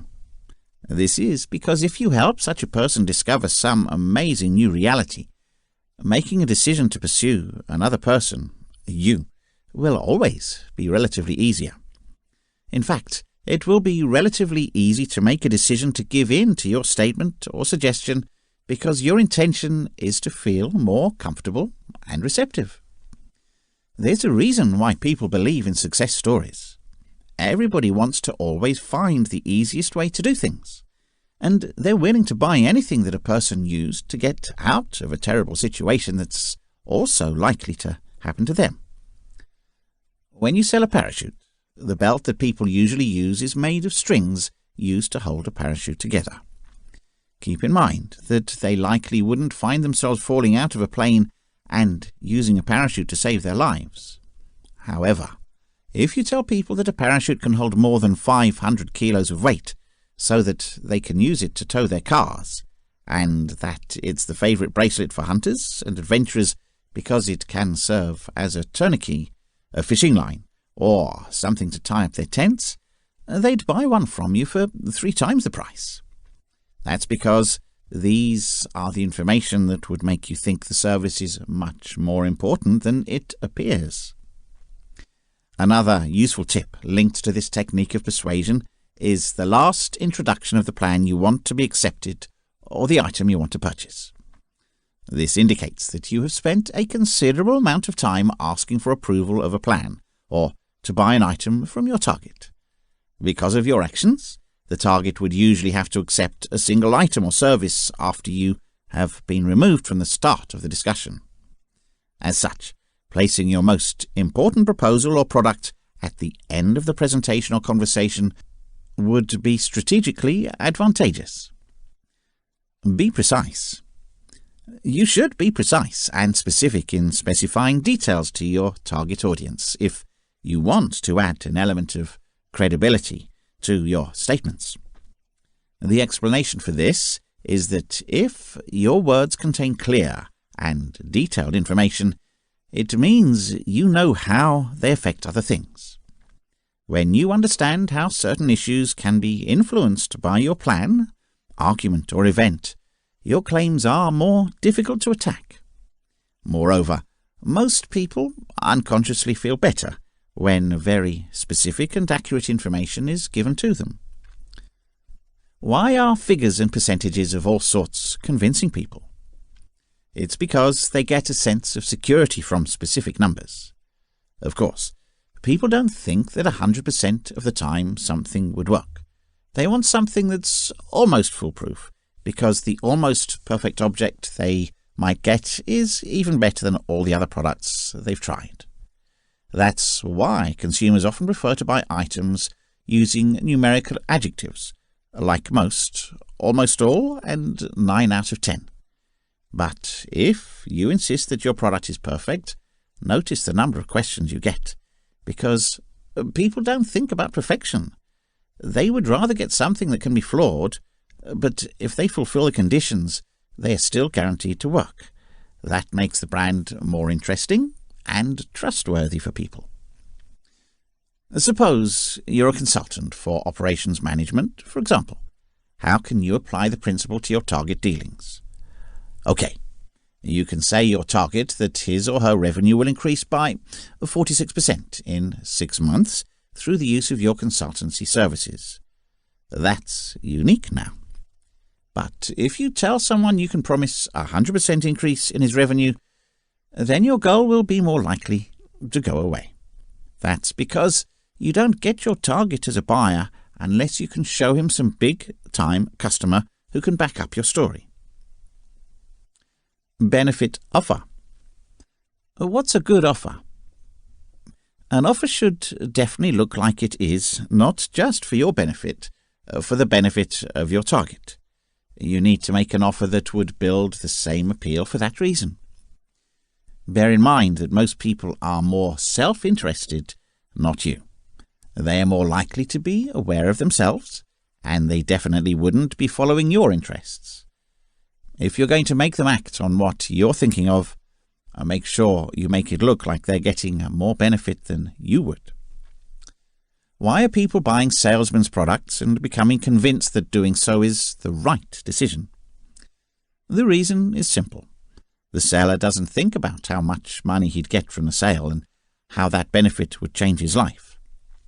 When considering these, a salesman doesn't have to ask, but when he wants to do it from the viewpoint of his client, he would still be able to enjoy it. All he has to do is make it a point that his product is of superior quality, and that in his life the customer would need it more or less. Of course, the customer knows there's something good for the seller. A customer buys without hesitation, though, because he understands that their roles are just the way they go. But if the scene continues with the seller putting his needs first, the customer will certainly want to go home. None of them would enjoy the benefit if that happens. So, when it comes to persuading someone that doing you a favour would be to his advantage, make him a good offer to see his advantage first, before you finally get the bonus. Too necessary to convince someone is your closing spell? It would be the prestige in the art of doing magic, where the highlight occurs. Your initiative is not yet sure to come to fruition without a good closer. For this reason, reiterating parts of your conversation in which you went into some form of agreement would always be wise. If your target once said he'd like to try whatever you're offering in a conversation, then keep that moment in mind. Make sure you pull up the closing information before the conversation dies down. You can say something like this. Because you said you'd like to try product A, I'm going to go ahead and wrap it up for you. Now you're talking with a positive approach. As a very optimistic salesperson, something many consumers want. Now, if they do not want their order to be sealed, tell them if you should prepare it for them to pick up later. Always say they have the right to withdraw from your previous agreement. Remember the target that he liked it, and never insinuate there is an option to say no. You'd be shocked that it works for almost anything, no matter how old this marketing tactic is. It's because people are mostly worried about how to make it much easier to make choices. Proactive people know that if they think there is someone who is trying to save them from all the trouble, people are willing to be bent to your will. Chapter 7. Using scarcity to create value for yourself and in business. When people know that what they want is limited in terms of time, colour, options, availability and quantity, their desire for it increases exponentially. Corresponding to this theory, whenever you want something but can't easily have it, the appetite for that object increases significantly. This is nothing but human nature, and one of economics' fundamental laws. Citizens have always heard about the law of supply and demand, and they understand how difficult it is to buy something at a much higher price just because the market for it has increased. That's why they're going to markets to buy a product that's more likely to become extremely popular in the future and take advantage of its original price. Today, most stores use this strategy. First, they get people to understand their product's inherent value, which they know the consumers need tremendously. They will then throw in some freebies and a cheap price, which would help them generate sufficient revenue to fund their money. We will then conceal the product from the public, and once we think there's enough clamour for the product to return to the shelf, they'll bring it back on the market at a ridiculously high price. What is this action going to do? By listening to the people's voice, it makes the store owner look good, and then he earns a lot of extra money to do so. He doesn't need the people to know the second advantage he enjoyed, though. The first benefit is all that he would need to remind them of. From the point of view of his goals, he's simply trying to make his customers avoid the pain by reintroducing an old product that would most likely be much more expensive than the new products his store offers. The customers did not know, however, that the store owner has already guaranteed his personal reward. He definitely knows his old product would be selling no matter what. He did not actually take any risk at all. So, how can you use this principle? The first element of this principle is that your goal must be aware that it will be valuable to him or her for your service, offer, proposal, or product. He or she is going to suffer if he or she loses the chance to have this right now. The second element is the act of scarcity induction. Now, to your target, you can induce scarcity. Tell him or her that in terms of business operations, what you are selling right now will only be available for a limited time, or in limited quantities. The target will know by causing scarcity that there is a real possibility that he or she may not get what they really want, because time or stock will run out quickly. As such, telling your target in no uncertain terms how it will lose out in this situation would be essential. If you want to obsess with something useful in life like working out, there's a talent for that. It's all about neuro-linguistic programming. Just recognize and use your preference to create better things in your life. D. Try as much as you like. There's no particular way to use NLP to achieve the goals of your life. Experimenting in different ways will ultimately help you. Focus on yourself and try your best to get deeper into your emotions and ideas if you want to achieve beneficial results with NLP. What you should do is challenge your inner views and your perception of things and the globe as a whole. Be ready to find out a lot of stuff you haven't heard before, and that could be a little frightening. Nevertheless, doing so is necessary for the mastering of NLP. E. Understand experiences in your own way.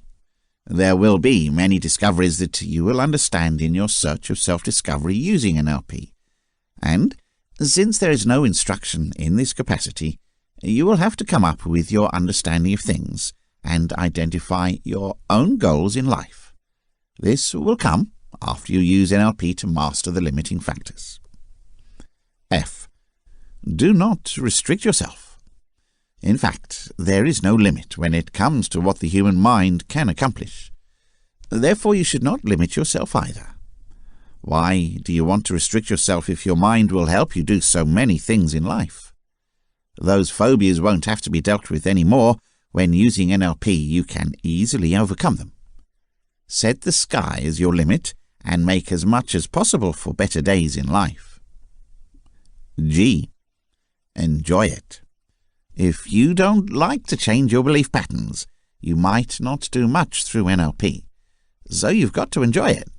Having fun trying to overcome your addictions, fears, obsessions, and other things that will ultimately help you achieve better results. You can do so much to overcome these limiting factors, and that's how easy it is to restore order to your lives. Note that the way you feel about NLP is exactly how you should feel when you face all these restricting factors. Try not to follow a certain itinerary. Define your own itinerary, have as much fun as you can, and see how lovely it would feel. When individuals are physically and mentally at an all-time low, we often claim it to be in a bad state. We also recognize that to make the most of a task, we need to be in the right mindset. Very literally, these are all the thoughts, emotions, and physiology which we articulated at the time, the mental images, sounds, feelings, and all the physical posture and breathing patterns. Mind and body are completely linked, and our emotions instantly, and vice versa affect our physiology. Our state of mind is constantly shifting, and one of the few things we can rely on. If you change country, the entire world out there is also shifting. Generally, we are more aware of our emotional state than our breathing patterns, physiology, posture, gesture. In reality, emotions are often considered beyond conscious control. They are the visible tip of the iceberg. We don't see the entire psychology and thought system sitting below and encouraging the emotions. These are the submerged 9/10 of the iceberg. Trying to influence the emotions without altering state is as pointless as trying to make the iceberg vanish by staring at the top off. More will just surface unless you spend too much energy holding it underwater, and that's often what we do with drugs or willpower. The mind leads us, and with obedience the body follows. Usual emotions can thus be stamped on a person's face and posture because the person does not notice how his or her physiology is shaped by the emotions. Try to experiment with it. Take a moment to think about an enjoyable experience, a time when you felt really good. Think back to that experience if you've been thinking about one.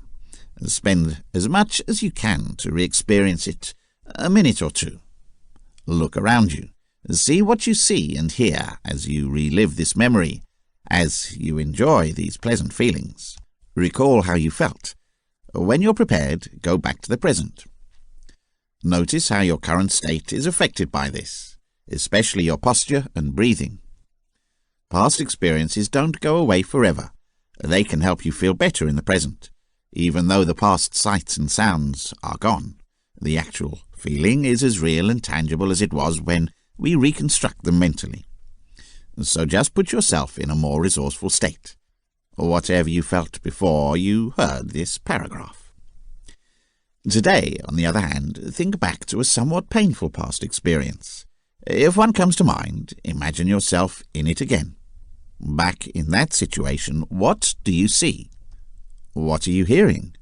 Note how you feel. Return to the present and see how this has affected you. Do not stay very long with this experience. Compare your feelings after this experience with how you felt after the previous experience. Note also the unique style of breathing and posture. Now, change your emotional state. Perform some kind of physical activity. Move your body to something completely different, and turn your attention from memory to something. Look out of the window, jump up and down, sprint across the hall, hit the wall, or bend and touch your feet. Look at the physical sensations of the action and what you experience here and now. This is known as altering or breaking state in terms of the NLP, and is worth doing if you feel pessimistic or unresourceful. Once you recall unpleasant memories and unresourceful access environments, the entire body takes on and retains such adverse conditions as muscle tone, posture, and breathing patterns. Such physically stored memories can contaminate your future experiences for minutes or hours. We all know what it's like to get out of bed on the wrong side. People with depression have unconsciously mastered the ability to maintain unresourceful state for long periods of time. Others mastered the ability to change their emotional state at will, creating for themselves a mental freedom that transforms their quality of life. They feel the emotional ups and downs of life completely. However, they know, step on and do not dwell on emotional pain unnecessarily. As we go through life, we constantly move through different emotional states, sometimes faster, sometimes more gradually. For example, you might feel pretty tiny and a friend is calling you with some nice news. It makes your spirits lighter. Or maybe it's a bright sunny day and you're opening your mail to discover an unexpectedly large bill. The mind's clouds can cover a moon. We can affect our states instead of simply reacting to what is happening outside. In the last few minutes, you felt nice, then awkward again. But that's how you feel now, and nothing has actually happened in the outside world. You've done it all yourself.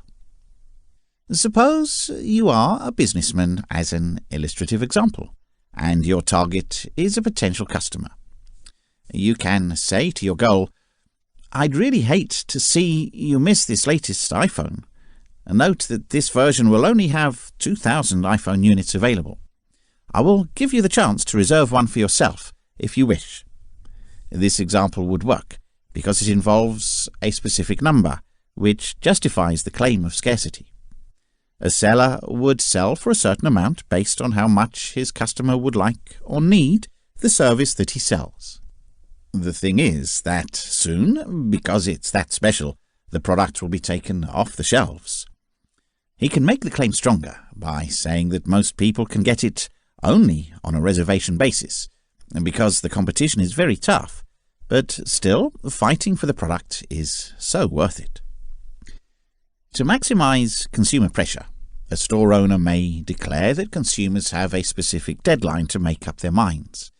Missing that deadline is the same as missing the entire opportunity to profit from the service. Now, if you were that salesman, you could even boost your pitch by saying you're willing to go out of your way and make sure your target gets a fair fighting chance to get that product, but it should count on an effort. Insinuate that going through the trouble of having to fill up the paperwork and stand in line can be frustrating for you. You are now guaranteed to sell, and you would also get a good tip. Conclusion.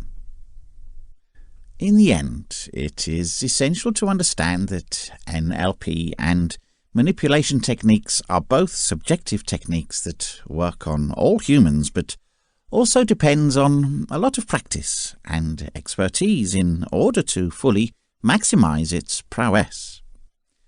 Whether you are working for a small organization or a multinational, NLP can be used throughout the business. The skills are useful when it comes to communication, team management and project management, dealing with challenging situations and when your work involves interacting with people. NLP can be used at all stages of life throughout business and education. The tools will help you gain a thorough understanding of behavior patterns and how individuals can respond in a variety of situations, helping you to work more efficiently and effectively. Everyone can take advantage of the skills, including business people, sports fans, actors, teachers, leaders, politicians, and coaches, for example. Thank you for buying this book. I hope it has helped you learn the basic principles of human psychology and the specific tactics that you can use to manipulate, persuade, and deceive. In any situation you find yourself in, you can use the strategies described in this book. The next step in your efforts to use manipulation, persuasion, and deception techniques is to apply this knowledge to your daily lives. Be sure to reread it regularly, to remember and make the most of it in your life, and accomplish your goals more quickly. The end. This has been Manipulation and NLP Techniques. Learn the art of persuasion, influence, and deception. Understand emotional intelligence, social influence, hypnosis, and seduction techniques. Written by Jake Smith. Narrated by Jason Spire. Copyright 2019 by Jake Smith. Production copyright by Jake Smith.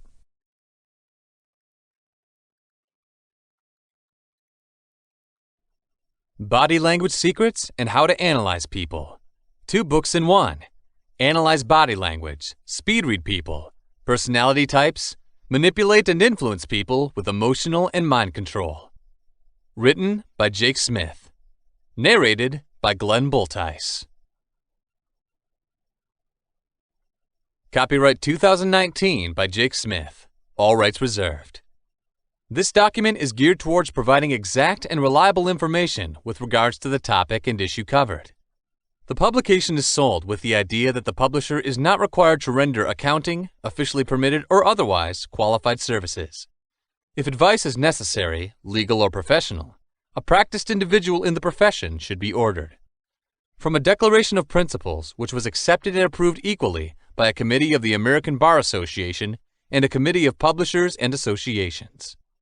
In no way is it legal to reproduce, duplicate, or transmit any part of this document in either electronic means or in printed format.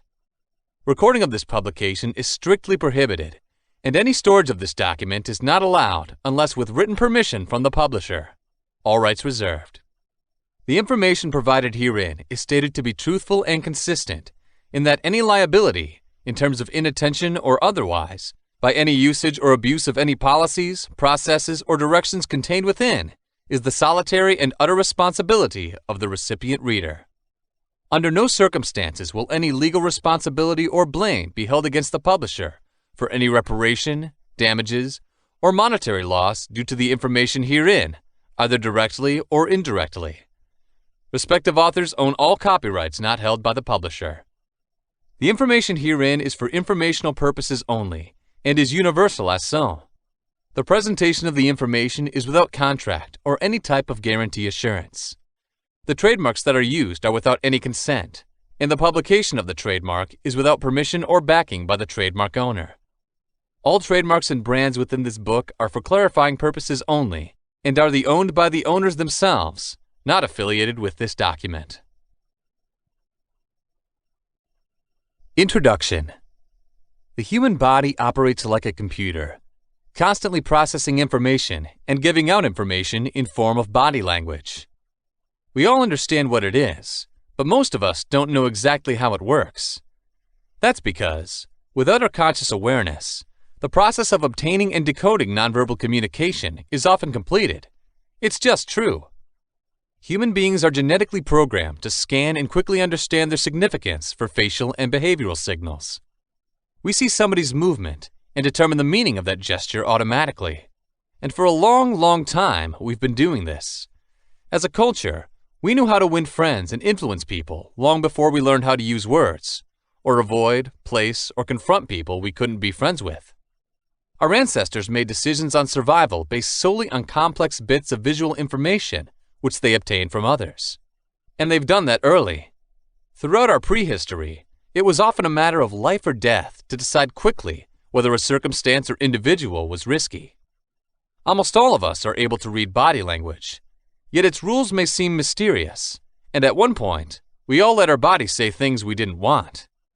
Even without being aware of it, you're going to know that sometimes a meeting or transaction is going very well, and sometimes it goes terribly, even without changing a lot about your conversation. The explanation this often occurs is in the culture of the body that you or they used. You said the right thing with your face and the reciprocated person with a positive atmosphere. Or, on the other hand, you might have had a rough day and another person could only read your anger from the way you stood. Flimsy body language may cause real problems for many of us. Sometimes we may seem upset when we're not. Sometimes people may not take us seriously, or they may feel we're insincere. In many situations, fake body language is also important. At one time or another, we have to sell something, whether it's thoughts, ideas, or used cars, and we're not going to believe in what we sell. Nevertheless, we need to say that we are doing by our body language.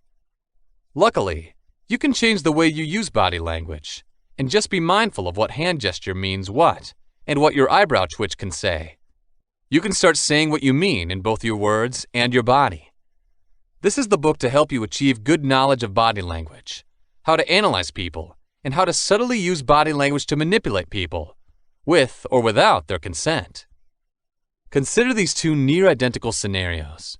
Both start with you sitting at your favorite restaurant table. It's a busy night, and you luckily got there just in time to avoid having to tip the busboy to skip the queue.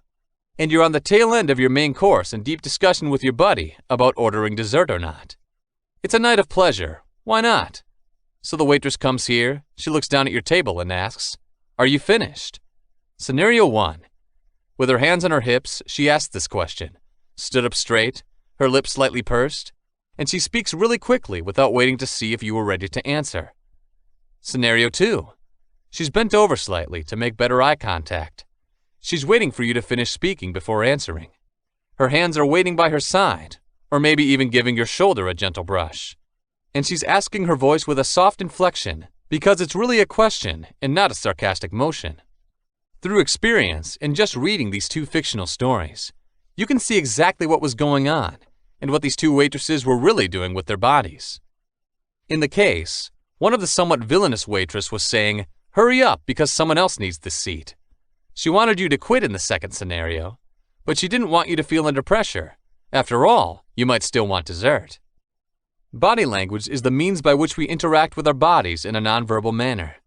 This description may be deceptive because, generally speaking, body language is not considered to include open hand movements, such as raising a thumb or fingers, or using sign language. These kinds of body gestures are still verbal and explicit in some type of way. Body language is commonly regarded as the subtle, accidental, and implicit ways of interacting with our body. Even just a middle finger can be viewed as playful given the right kind of grimace. In reality, in the same domain as body language, even some verbal communication is considered because how we make comments is just as essential as what we do to show what we mean. There, of course, is a middle ground. Pointing the finger is a clear form of interaction, but it can also be automatic, and finding out what our hands are doing is certainly central to understanding the language of the body. Body language is the analysis of our facial expressions, gestures, mannerisms, and how we move around to decide how to translate what we say, and sometimes, when we don't speak, to understand what a person might think or feel. It's good not to be anxious at an interview in your voice, but if you're sweating like you're going through a tough time, people already know you're putting it on. The question of whether body language is deliberate or accidental is a very difficult question to answer. There are only a few rare occasions to ruminate or witness what's happening not just in the discussion, but what's happening outside and around you. Reactions occur almost naturally, and you'll often find yourself thinking, "That wasn't what I intended to say." And in those situations, you may start deconstructing your thoughts to sort out what you thought at the time. Their body language seems to have even less feedback from their brains than this, which has culminated in some thinking about a conscious and subconscious brain. This kind of separation is useful to many motivational speakers because it is dramatic and simplistic. The body seems to be working on its own behalf, exposing your inner urges. It would be some sort of hidden secret to command.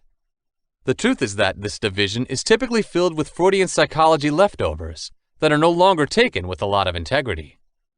For simplicity's sake, it's best to think of the brain as having the parts you're paying attention to at the moment. And next to that, there's a lot of background details and systems working behind the scenes.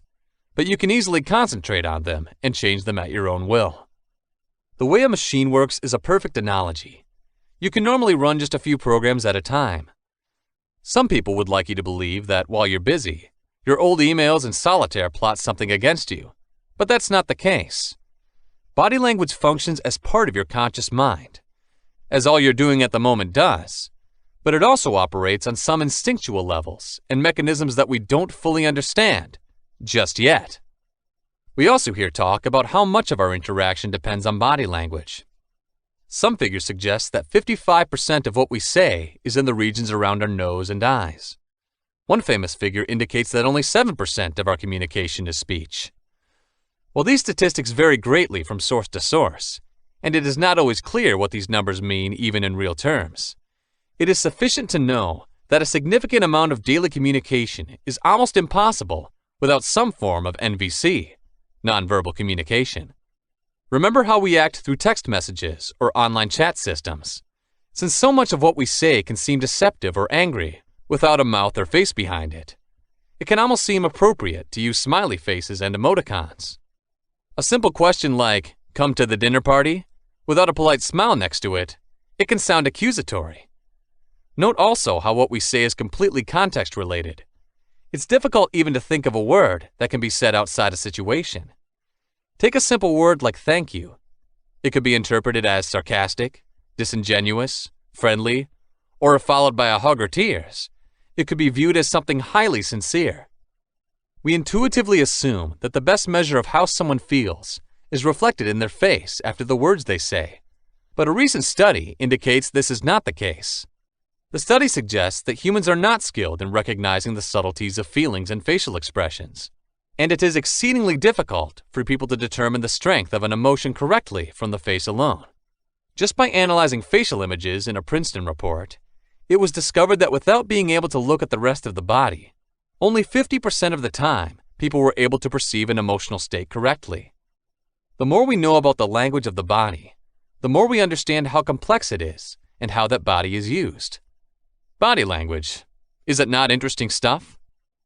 Our perception of body language and our comprehension of it seems to be both an innate ability and something gained by experience. If you spend enough time with children, you'll know they can judge what your face says or communicates from very early on.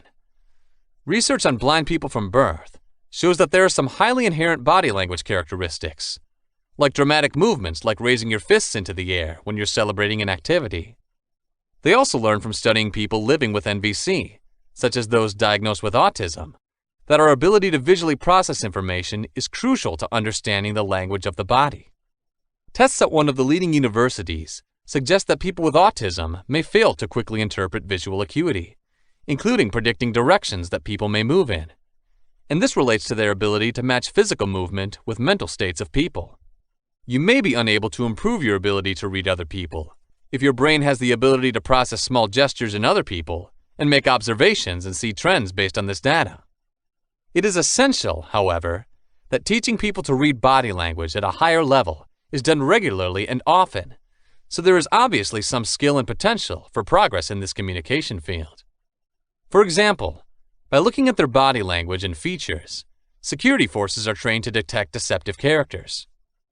When it comes to body language learned, we can see from how it differs throughout the world how much of what we understand is either explicitly taught or absorbed from the people and culture around us as we mature. The duration and frequency of eye contact varies around the globe. In the USA, regular eye contact is significant. Prolonged eye contact can be seen as a challenge in some Latin American countries. And in some Asian nations, only short eye contact is considered friendly. Even something like a smile isn't as cross-cultural as it might seem.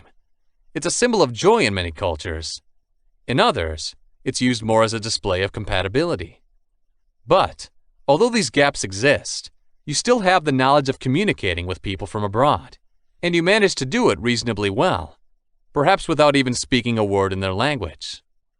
Tests carried out in the 1970s showed that isolated tribes in Papua New Guinea's forests could easily read American faces from photos without any awareness of American cultural norms. Nevertheless, what makes all of this even more difficult is that body language differs not only in terms of nationality or territory, but also in race, profession, and even individually. The language of everybody's body is different, and the more time you spend with someone, the more you can see their subtleties. If you ever find yourself talking to a loved one, why do you make that face? You know just how precise their expressions can be.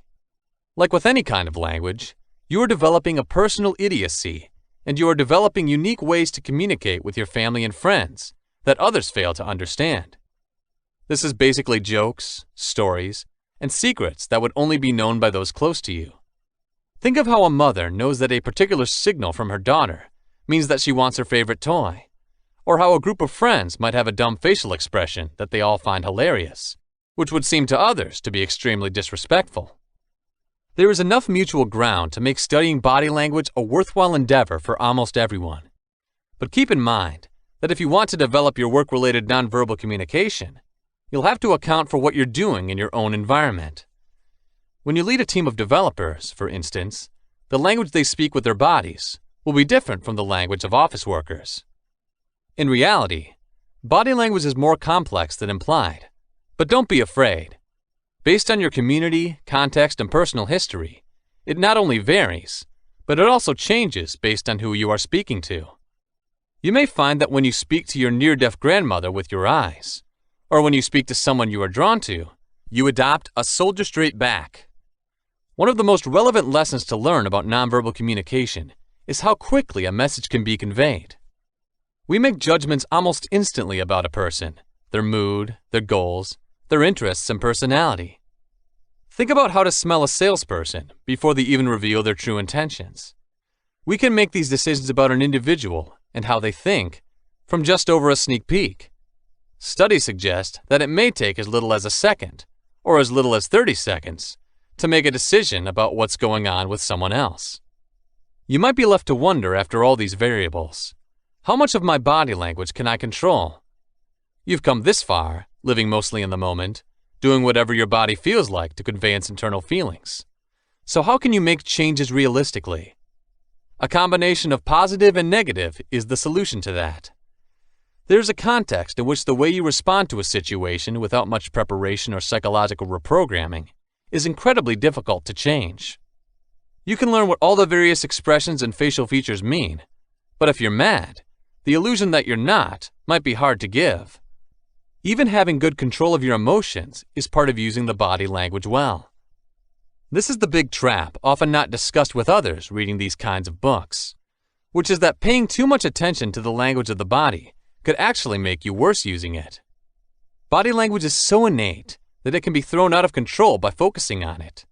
Similar to how concentrating on how you breathe and walk can make you forget how to do it for a couple of seconds automatically.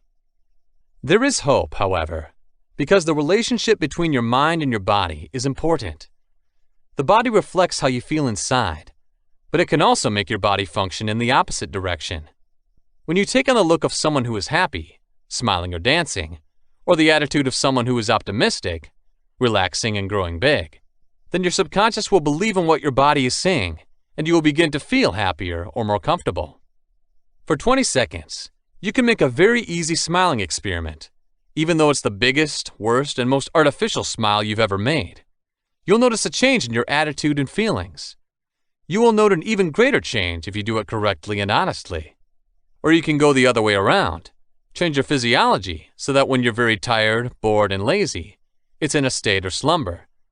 Slump down, hang your head, lean back, drop your weight, and look down to the ground. You can try this and sense the body's changes immediately. This functions in a positive feedback loop to regulate your body language, even a little bit.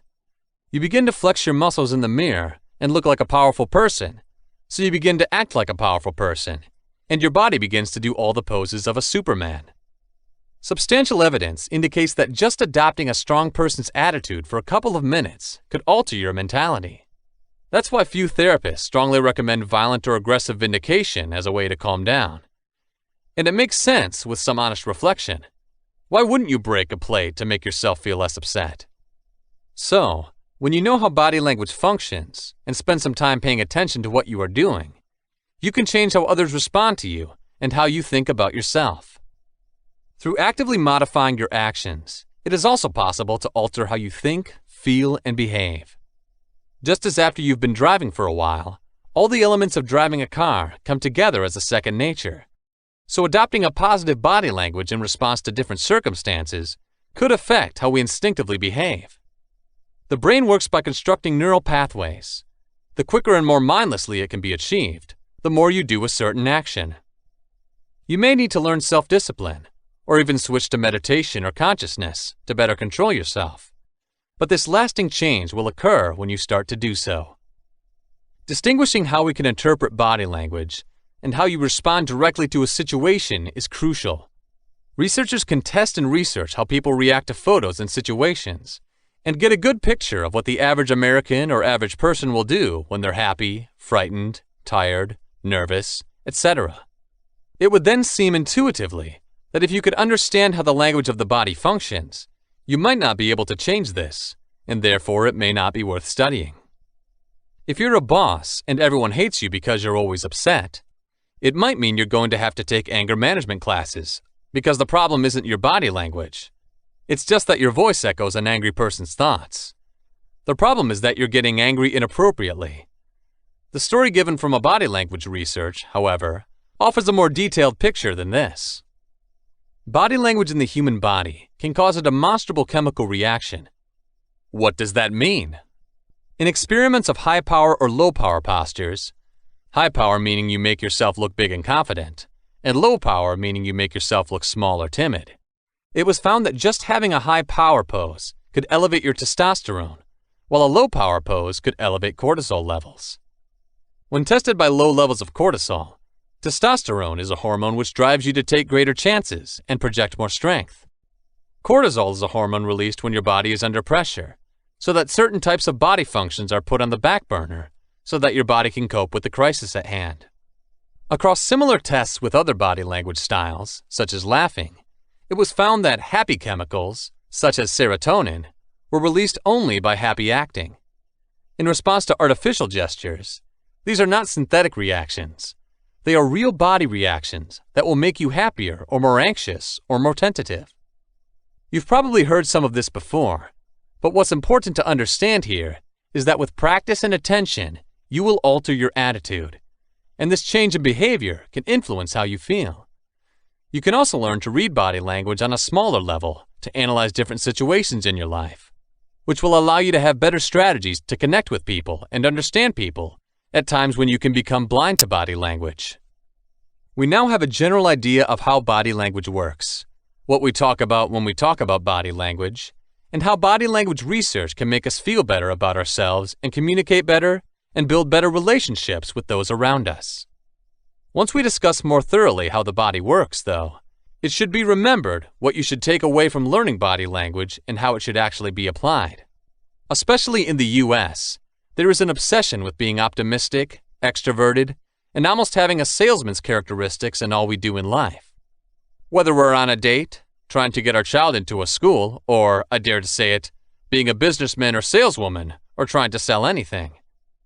A lot of body language talk is sold as a way to become some form of hyper-confident, happy person, as a way to drop a meeker or softer personality that is often considered to be a weaker way to live.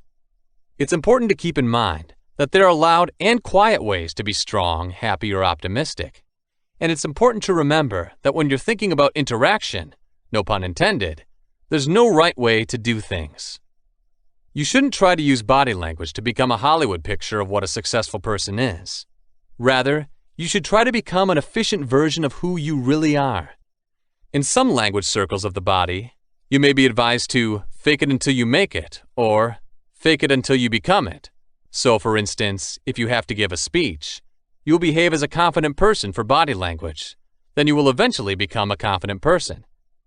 That's great advice, but you can't forget that building trust isn't as good as having a reason to trust.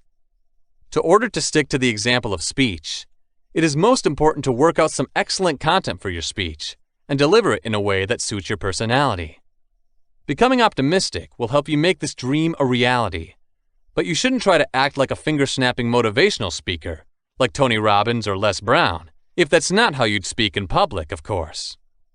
In certain situations, such as job interviews, we can become so spellbound by the thought of using things like body language to do well that we fail to actually work on a successful curriculum vitae and figure out what we want to express in the interview. Positive body language is the product of a positive mind, and you can use your body language knowledge to help make the case. But you can't indeed be confident if you have no reason to be confident. At the same time, you don't have to be afraid that developing your understanding of body language will make you more artificial. On the contrary, you will be able to express yourself better by having stronger body language skills. Chapter 1. How does our body communicate? You will be given a guide of your body in this chapter and how each part of it expresses different feelings or thoughts to other people, from your toes to your eyes.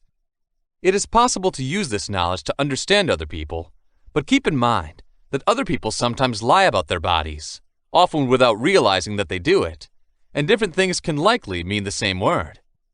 Tears are a classic example of a kind of body language that can mean a lot of different things, although a person can still have the same glossy cheeks and stuffy nose. Try to consider how your own body language functions as you read through this section, and begin to take note of it and learn how other people behave. If you have a lot of self-awareness, then maybe you should try seeing your body in motion. When you laugh at a TV show, try to see how you move your face and chest. Observing others is also very helpful in studying body language in different scenarios and circumstances, particularly if they are not guarded and tired of being watched. Try to be realistic about what body language can achieve. It may be that when they are nervous, people show their fists, but they may also have itchy wrists, and not everyone is the same. It's best not to judge others by their body language if you can stop it. If someone in their face and shoulders is clearly annoyed with you, so they say they can't be partisan, appreciate what they're trying to do and try to find a solution to the source of their frustration rather than a conflict. There are many different types of body language, so it's worth starting by looking at how to break them down into ways to make them easier to understand. We addressed intentional and unintentional movements at the start of this book and how much we actively manage while communicating. Such words will be used to differentiate between the forms of movements we know we do from those we may not be so sure of. I can easily tell you that I was pointing my finger at you deliberately, but I might fail to see my foot bouncing up and down because it was done involuntarily. Unintentional movements with this description include things like crossed arms, head bobbing, biting your lip in deep concentration, or sitting in a chair. These can of course be controlled actions, but when we concentrate more on some other activity or action, we actually want to think of them as being out of control in a natural state. Intentional movements of the body can be seen as an open palm that tells us to stop, or 3 fingers that signify 3 minutes, signs that can easily be converted into words. For closer examination, these movements can be further broken down. We have release signals that are often seen in things like fidgeting and shaky knees that seek to release or relieve some sort of feeling. As they try to remember, you often see people tap their fingers together. Another example is the microgesture. These movements are the minute and delicate details that can be very hard to see. The way an eyebrow rests on your head, or in the wrinkles between your eyes, a slight ripple of frustration. Another distinct gesture is the gestures of support. These are the movements that are made very specifically to support what you say. It goes from simple gestures such as holding hands apart to signify size, or it could be a general hand waving to show excitement or strength. Often people wave their hands just because it helps people think about various neural pathways and stimulates them in a strange way. It takes us to personal gestures, gestures that will or will not be unique to that person that one individual will have. Personal gestures could be stuff like slicking a person's hair back when they're anxious. False gestures are one of the trickier types. Not all gestures mean what they seem to mean. A smile can mean, "Please hurry up and go," as easily as, "I'm glad you're here." The last form of gesture is non-body gestures. It involves gestures you are doing, as well as gestures you are not doing. Personal space is an essential gesture, for instance, but it needs very little movement. Other examples of non-body gestures are the way you speak, or even what you may look at. The feet, leg, and posture. We're going to start with your personal pillars, the things that hold you standing up and automatically bring you into your stance and what it tells the world. Such body parts are essential to reading body language because people don't often regulate them. Apart from being often told to stand straight as a child, people are not quite aware of how to stand or how to protect their feelings by adopting a specific stance that is more normal with hands and face. But when you're wearing a uniform, suit, dress, or when you're at an important event, just think about how we pose or where we put our legs a bit. You may even be a sign of lack of control or depression when you appear sunken or locked in it. People walking faster than they usually do are one of the common symptoms of depression. When one's posture, a physical appearance reflects itself, you know that the person normally feels a strong feeling. If someone has started pushing the floor like a maniac, you can interpret stress and rage built up as someone who is trying to scare you or someone who is releasing. Furthermore, the happy and relaxed slouch is closely related to the sad slouch. Spotting the difference from the person's general energy is simple. If the shoulders are pushed back and the mouth is closed, somebody's happy about it. If you're struggling to see their eyes, they're probably sad. When you feel sad, you can go some way to counteract it by consciously breathing deeply and softly and attempting to dissolve your anger by looking outside of yourself and adopting a stance that opens your heart to the world and makes you stand taller. It can convey a lot whether a person is just standing or sitting. Standing implies that a person is active and willing to start thinking or walking. When you first sit down, you rarely start something energetic. This is useful to remember if you're meeting someone and trying to make a good impression. If you're standing up, if you're open to playing around with personal space and touch, and if you're sitting down, it helps you to use more powerful body language. Walking is a good way to use the vibrancy of standing and stimulates fast thinking in some, and often makes the other person relaxed by preventing direct contact with the eyes. It's also an excellent way to mimic someone else, build relationships, and exchange energy because you have to stick to a similar pace to walk with someone else. Sitting, though, is still a standard requirement in existence, so you need to be mindful of what it's all about. While seated, it's possible to become too comfortable, which could show to others that you're exhausted or unenthusiastic, by flopping your arms around and tilting your head back. If people are in this country, you may need to approach them first because they most probably won't be disturbed. Power poses often come into play when you're sitting. The same inward slouching is often a symbol of depression and powerlessness, and something like rubbing your neck serves as diversion and appears to others to be particularly weak. Contrary to that, it seems easier to stand up straight and spread yourself out. Often the more comfortable you feel, the more confident you look. It is often used by politicians and leaders like Obama when you sit with knees crossed so that one foot hangs in the sky. It can often be seen as a reflective pose in the right environment. Whether sitting or standing, it's a good sign that you're interested in moving towards someone, and the reverse means that you're not. Something like a shrug, particularly if you are dismissive or deliberately uncommunicative, can seem very soft and flippant. But as with plenty of body language, just because something may seem differential or soft doesn't mean it doesn't have other benefits. A shrug can be a friendly and open way to say, "I don't know," and it helps someone else to feel comfortable taking over. The trick is to use a happy face and transparency to grin, flung away from the body with open palms. The arms and hands. Hands are among the most effective communication resources you have. Whole languages consist of simply different hand signals. The weapons are also critical because they can bring people in or act as a barrier around you. The weapons are the normal object to use when defending yourself. If confronted by a loud noise, you naturally bring them to your head, and therefore people will see you as defensive when you adopt similar kinds of arm placements. Obviously, hugging yourself is a sign of insecurity, and crossing your arms is something that should almost always be avoided because people could find it cold or even violent. It's often used to stay warm or because it's comfortable crossing your hands, but it can also indicate you're not ready to help. An alternative is the arms crossing where the thumb is pointed and the hands are slotted under the ring. This can also be seen as a dominant stance, almost as if you were punishing others. It can be quite difficult to learn to stop closing your arms, particularly if you are used to holding your hands in your pockets or crossed arm walking.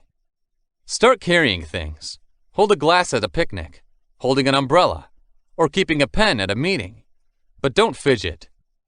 It's also helpful to wear layers in the winter. It also shows you're prepared, and it also helps you to stop shivering and warming up. Openness, instead, is the best way to bring your arms to other people. Opening your hands before you demonstrates that you're transparent and you don't have anything to conceal. It wasn't just a joke to meet someone, but it was to show the other group you weren't holding a knife behind your back. If you can, try talking with your hands. You don't have to start making jazz hands, but miming quietly what you're saying with your hands is often well received by others. Be vigilant when you're at your side with your feet. Stop slouching, and if possible, drag them around. Connecting with someone, or breaking contact if done poorly, is one of the best ways to do so. In particular, a region with all but family and friends is prohibited in areas, such as Eastern countries, and some parts of Europe, touching outside of a quick handshake. Nonetheless, you can include some touch elements to improve certain common touch styles. For example, a touch of closeness can be produced with the handshake on the shoulder or closing in with the other hand. There's a lot of discussion about rough and soft handshakes, but a strong but polite double pump shake with touching your hands webs is perfect in general. Nonetheless, one thing to consider when touching others is how the superiority would work, and this is not always a desirable quality. After a handshake, touching someone on the back may seem very corporate or cold if it's a more relaxed setting, or among people who aren't familiar with such posturing. That is why it is really important to analyze the audience. The problem is that it can seem to be measuring and look as if you are attempting to create a relation artificially. If you're with someone new and you're not sure how such a touch will be handled, it's best to avoid reaching for touches. It's something you have to learn with time to master the friendly shoulder pat with a colleague. You don't want to have a reputation for being touchy-feely, and there may be legal ramifications in such settings. Touching also suggests a kind of leadership or superiority that may not be accepted when you try to make friends with someone. Now, let's look at the feet. The open palm and open wrists are a direct invitation. With their palms and arms open over their head, more dramatic styles may enter a room. It may seem over the top, but it's appealing right away as well. With your palms down pointing to someone like a healer or a witch, it may seem like a sign of hostility or superiority. The point of the finger and repetitive rubbing of the hands are things to avoid. A fast touch or clap of the hands is great for anticipation, but don't go too far. Closing or locking your fingertips together often has an aura of villainy around it, and placing your hands before you, as in prayer, can give you a sense of urgency. Try to understand the audience when it comes to using your hands to express things. Lots of handshaking and clapping will not work for a nervous or early morning crowd, but in a tense talk, they can be powerful energizers.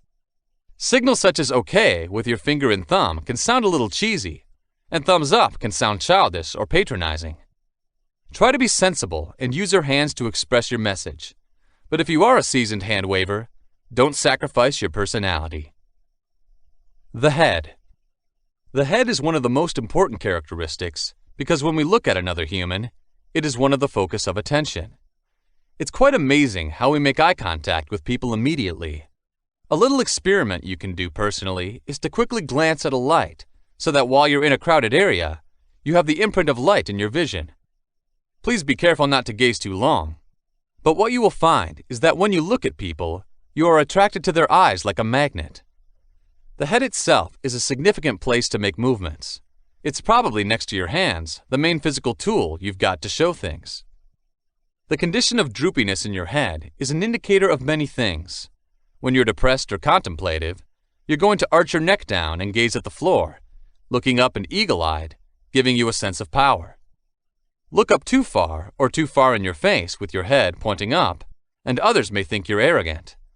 Thrust it further and your head becomes a gun, showing people that you are angry and confrontational. The neck extension indicates that you concentrate on a target, and it could be an aggressive and threatening move. Looking back and forth can be a strong message of obedience to the speaker or man. It's a look associated with kids and even worried dogs. It's a gesture that's used a lot when you're told off, and is never a successful way to engage with others, unless you use it deliberately to try to massage their ego. When people age, it can almost appear disrespectful to use the submissive head bow, signaling to the other individual that they are too harsh, or that you will not engage them on an equal level. Telling someone off is one of the most powerful things that the head can do. A slight head bow or a side incline along with large eyebrows that indicate disappointment. When you deliberately avoid looking at someone when they make a suggestion, it's also a strong indication that you're not in agreement with them. Turning away is also a way to put a wall between you and someone else. It can either be offensive or deferent to someone else. The shake of the head is another way to communicate intensely. Clearly nodding up and down is a way to answer a question, but a subtle nod is a good way to tell someone you pay attention to. Some people like toys in a car window that fit well bobbed together. A very fast-paced nod may be an indicator that you want the speaker to hurry up and agree with what they're saying. The head nod is also vulnerable to faking. If you don't get any verbal confirmation on what you're doing, search for real engagement. Nodding your own head is a good way to reinforce what you're saying. If you're providing orders, then combining "do not use fire escape except in an emergency" with a subtle yet visible left and right head shake can be made stronger. Obviously, people want to imitate you, so giving people body language that they can mimic is a strong tool that also enhances a belief. Like any body language, it can change what you think. Get someone to respond to something you've said and get them to agree with you.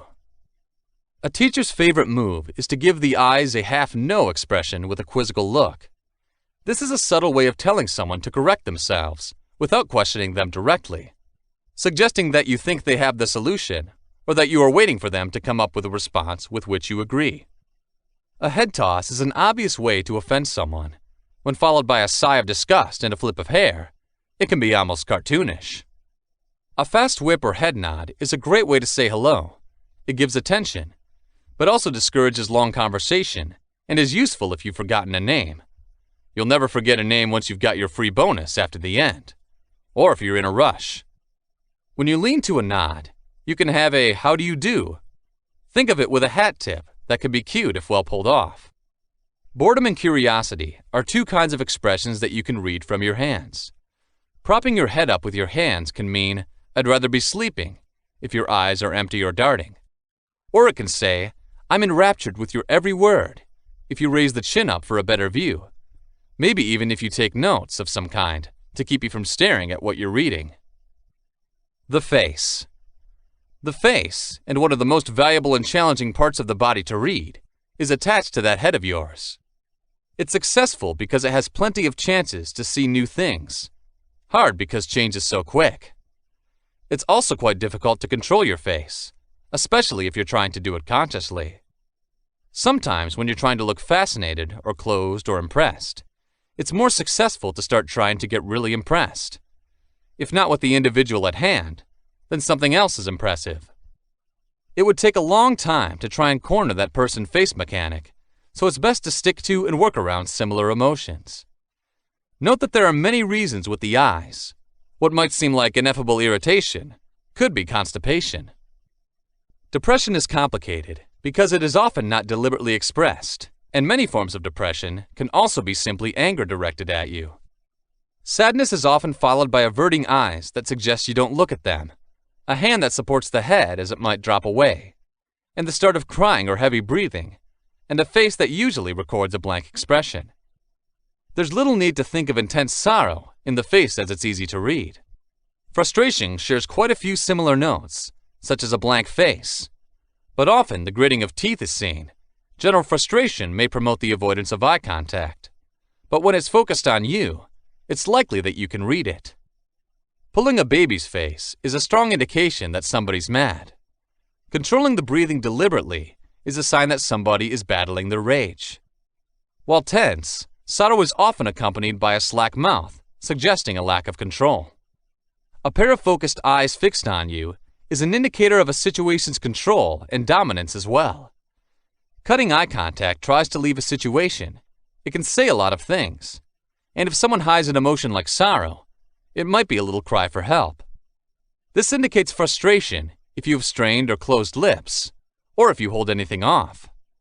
It's not always a bad thing to be nervous, though. If you see a pout, somebody will probably be quite angry with you. Pursed lips can mean someone is slightly annoyed, or maybe just deep in thought. It's good to look at the eyebrows. A pursed lip is usually more likely to be angry when directed at you. However, relaxed and vacant eyebrows may be due to concentration. Happiness is one of the easiest and safest feelings to recognize. At least someone is still a little happier if you get it right. The difference between a real smile and a fake smile is more difficult to spot, but you can feel the difference in your face just by making yourself laugh and then giving a fake smile. Real smiles are not often as extreme or toothy, and in the jaw and back of the throat, natural smiles are felt more. The eyes are also important, because if someone is really happy or not, you can see in a bored expression. Also, a fake smile can cause the eyes to squint more because the muscles are controlled instead of falling into place naturally.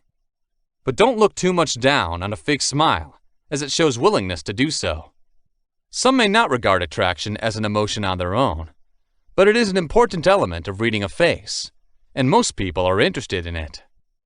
When someone is very interested in you, or something, their eyes will be wide open, almost as if they were an excited cat. They will lean their head towards a person, and they will not be forced or shy. Pupils may also expand, and if so, there is definitely some sort of fascination or evidence of recent use of drugs. A long fixated gaze suggests interest, and if you notice contact with your eyes, that means contact with your eyes was most likely intentionally made. Some people prefer a more subtle side look that indicates that you're going to have to approach the guy. Nevertheless, a side look can also be a sign that they don't pay attention. Making eye contact regularly is an obvious sign of attraction. For many people, eye contact is very important. Many studies show that it is crucial in many Western nations to build trust and attraction. But don't be too quick to start looking down at people if it makes you uncomfortable. It's not always better to look nervous and anxious. Blinking a lot is usually a sign of nervousness, but it also indicates more focus. People are struggling to tell the difference between real eye contact and someone staring at the front. So if you think you need to pay more attention, then feel free to look at it instead. A slightly open mouth may also indicate interaction with someone else. The kind of smile you got can be significant. If it's too bright, tight, or mild, then it can be seen as a gentle letdown. A slightly lower jawline and open mouth is a public smile that invites others to agree with something. In terms of sly flirtation, the side view is matched only by the side smile. Faking body language. A common question is it possible to falsify the language of your own body? The general answer to this question is no, due to the lack of continuity that is likely to occur in the use of the main movements, the microsignals of the body, and the words spoken. For example, open palms are synonymous with sincerity, but his microgestures give him away when the faker holds out his palms and smiles at you as he tells a lie. His pupils may contract, an eyebrow may raise, or his mouth's corners may twitch, and the open palm gesture and the genuine smile contradict these signals. As a consequence, the receiver does not tend to believe what he says. The human mind tends to have a fail-safe system that tracks tilt when it receives a set of nonverbal signals that are incongruent. Nonetheless, there are some instances where body language is intentionally distorted to reap any benefits. Take the Miss World and Miss Universe competition, for example, where each contestant uses practiced body movements to give the impression of warmth and sincerity. To the degree that each contestant can transmit these signals, the judges can score points. But even the experts will only be able to fake body language for a short period of time, and inevitably, the body must produce signals that are independent of conscious actions. Most politicians are experts at faking body language to get people to believe what they're doing. And it's said that the politician who can do this successfully has charisma. The head is more often used to cover up deception than any other part of the body. In an attempt to cover up, we use smiles, nods, and winks. But sadly for us, our body signals tell the truth, and our body movements and facial signals lack congruence. Face signals analysis is an art in itself. In this book, little room is dedicated to it, and I recommend Robert L. Whiteside's Face Language for more information about it. To sum up, it's difficult to falsify body language for a long time, but as we're going to discuss, it's good to learn and use constructive, transparent gestures to interact with others, and avoid movements that could be negative signals. This can make being with people more relaxed, and make you more attractive to them. How to tell lies. Successfully lying's challenge is that the subconscious mind works unconsciously and independently of our verbal deception, and our body language gives us away. That's why people who never tell lies are caught easily, no matter how convincing they can sound. The moment they start to lie, the body sends out conflicting signals, which gives us the impression that they don't tell the truth. The subconscious mind sends out nervous energy during the lie, which appears as a gesture capable of contradicting what the individual has said. Many people whose jobs include lying, such as politicians, attorneys, actors, and television marketers, have perfected their body movements to the point where it's hard to tell the deception, and people fall for it, hook, line, and sinker. In one of two forms, they refine their movements. First, once they say the lie, they practice what they think like the right movements. But this is only effective when they have practiced for long periods of time telling other lies. Second, most movements can be omitted, so that they do not use any positive or negative gestures when lying. But this is also very hard to do. When an opportunity presents itself, try this simple test. Tell your friend a deliberate lie, and make a conscious effort to hide all body movements when your body sees the other person in full view. Most microgestures will still be transmitted, even when the major body movements are deliberately blocked. These include facial muscle twitching, pupil expansion and contraction, brow sweating, cheek flushing, increased eye blinking rate, and many other minute movements indicating deception. Studies using slow-motion cameras reveals that these microgestures can happen within a split second, and it is only people like trained interviewers, salespeople, and those we consider perceptive who are able to see them clearly during a conversation or negotiation. Those who acquire the subconscious ability to read the microgestures during face-to-face experiences are the best interviewers and salespeople. It is clear, though, that you must have your body concealed or out of view in order to be able to lie effectively. That's why police interrogation means putting the suspect in the open on a chair and placing him under the lights with his face in full view of the interrogators. His lies are much easier to see in such situations. It's easier to tell lies, of course, if you're sitting behind a desk where your face is partly concealed, or peering over a wall or a closed door. Over the phone is the best way to lie. Chapter 2. The Basics of Body Language. There are those of us who raise their hands in fear and argue that studying body language is just another form of using scientific knowledge by interpreting their secrets or thoughts to manipulate or control others. This book aims to give the reader more insight into connecting with his fellow human beings so that he can have a better understanding of other people and thus of himself. Learning how something works makes it easier to deal with, while lack of knowledge and ignorance fosters mistrust and superstition and makes us more critical of others. A birdwatcher is not observing birds so that they can be shot down and kept as trophies. Likewise, the learning of nonverbal communication knowledge and skills is used to make any interaction with another person an enjoyable experience. Originally designed as a working manual for sales representatives, sales managers, and executives, this book has been extended in the 10 years it has taken to study and compile it in such a way that anyone, irrespective of their vocation or position in life, can use it to gain a better understanding of the most dynamic occurrence in life, a face-to-face experience with someone else. From a technical point of view, if we call someone perceptive or intuitive, we refer to their ability to read the nonverbal signs of another person and equate these indications with verbal signals. In other words, when we say that we have a hunch or a good feeling that someone tells us a lie, we just mean that they don't agree with their body language or their expressions. This is also what speakers call the consciousness of the audience or a group associated. For example, if the audience sat back in their seats with chins down and arms crossed around their neck, a perceptive speaker would get a hunch or think his delivery wasn't going through. He would become conscious that to achieve the attention of the audience, he had to take a different approach. Furthermore, a speaker who is not perceptive would irrelevantly blunder. Women are generally more perceptive than men, and this has resulted in what is commonly called women's intuition. Women have an inherent ability to capture and interpret nonverbal cues and have a keen eye for small details. That's why few husbands can lie and get away with their wives, and why, conversely, most women can pull the wool over the eyes of a person without knowing it. For women who have brought up young children, this feminine instinct is particularly evident. The mother relies solely on the nonverbal medium to connect with the baby for the first few years, and this is believed to be the reason why women often become more perceptive negotiators than men. Most of the basic signs for human communication are the same throughout the world. We smile when people are happy. We smile or scowl when they're sad or angry.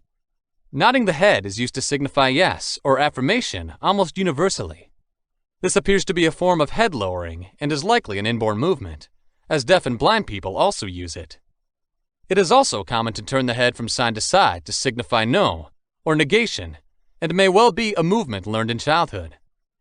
He turns his head from side to side when a baby has had enough milk to refuse the breast of his mother. When the young child has enough to eat, he shakes his head from side to side to avoid the effort by his parent to feed him with spoon, and thus quickly learns to use the motion of head shaking to indicate disapproval or a negative attitude. Many movements may trace the evolutionary roots to our primitive animal history. Baring the teeth is derived from the attacking act, and is still being used in the form of a sneer or other such offensive movements by modern man, even though he will not strike his teeth. Smiling was originally a sign of threat, but it is done today to show joy in tandem with non-threatening gestures. The shoulder shrug is also a good example of a common gesture used to demonstrate that a person doesn't know what you're talking about or understand. It is a complex movement that has three main parts: palms open, shoulders hunched, and brow lifted. Just as verbal language is different from culture to culture, so can nonverbal language be different as well. Whereas in a particular culture, one gesture may be popular and have a simple sense, in another culture it may be irrelevant, or even have a completely opposite meaning. Take the social meanings and consequences, for example, of 3 specific hand gestures: the ring gesture, the thumbs up, and the V symbol. In helping us to shape fast impressions, nonverbal signals play a key role. The ability to do this is one of the basic instincts for survival. But not all our first experiences are correct, as inherent as the skill may be. While our brains are hardwired to respond instantly to certain nonverbal signals, the circuitry was set up long ago, when our ancient ancestors faced threats and obstacles that were very different from those we face in modern society today. Today, life is more dynamic, with social constraint layers and ambiguous interpretations contributing to the intricacies of our interpersonal relationships. This is particularly true in organizational environments, where corporate culture adds its own complexities, a unique array of behavioral limitations and guidelines. While first impressions may not always be correct, by filtering your impressions through the 5 C's – context, clusters, congruence, continuity, and culture, you may enhance your ability to read someone's body language. Understanding the context of a situation. Picture this scene. It's a cold, free winter night with a light snowfall and a blowing north wind. You see a woman sitting on a bench at a bus stop. You know she's a coworker. Her head is down, her eyes tightly closed, and she's hunched over, slightly shivering and embracing. Now the scene is changing. In the same physical position, it's the same girl. But instead of sitting on a bench outside, she is seated in the office next to yours behind a chair. The expression of her body is the same: head down, eyes closed, slumped over, shivering, and cuddling herself.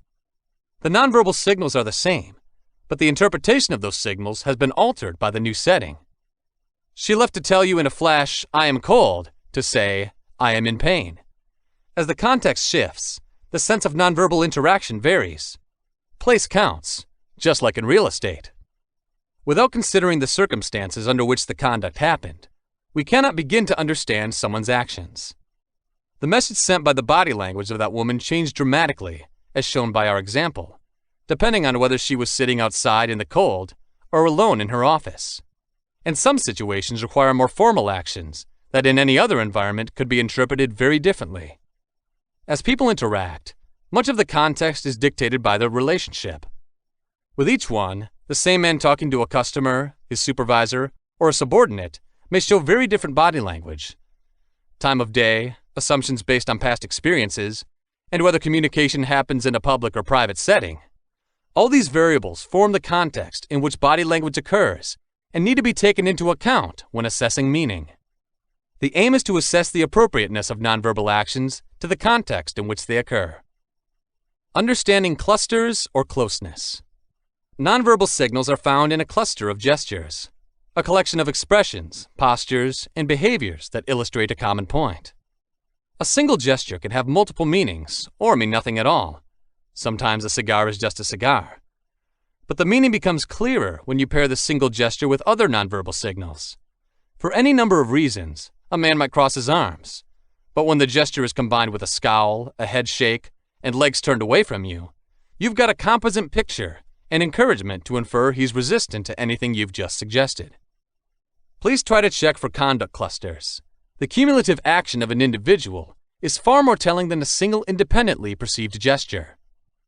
A smart director I know starts every meeting of staff by taking off his jacket and selects a chair at the middle of the conference table, not at the head.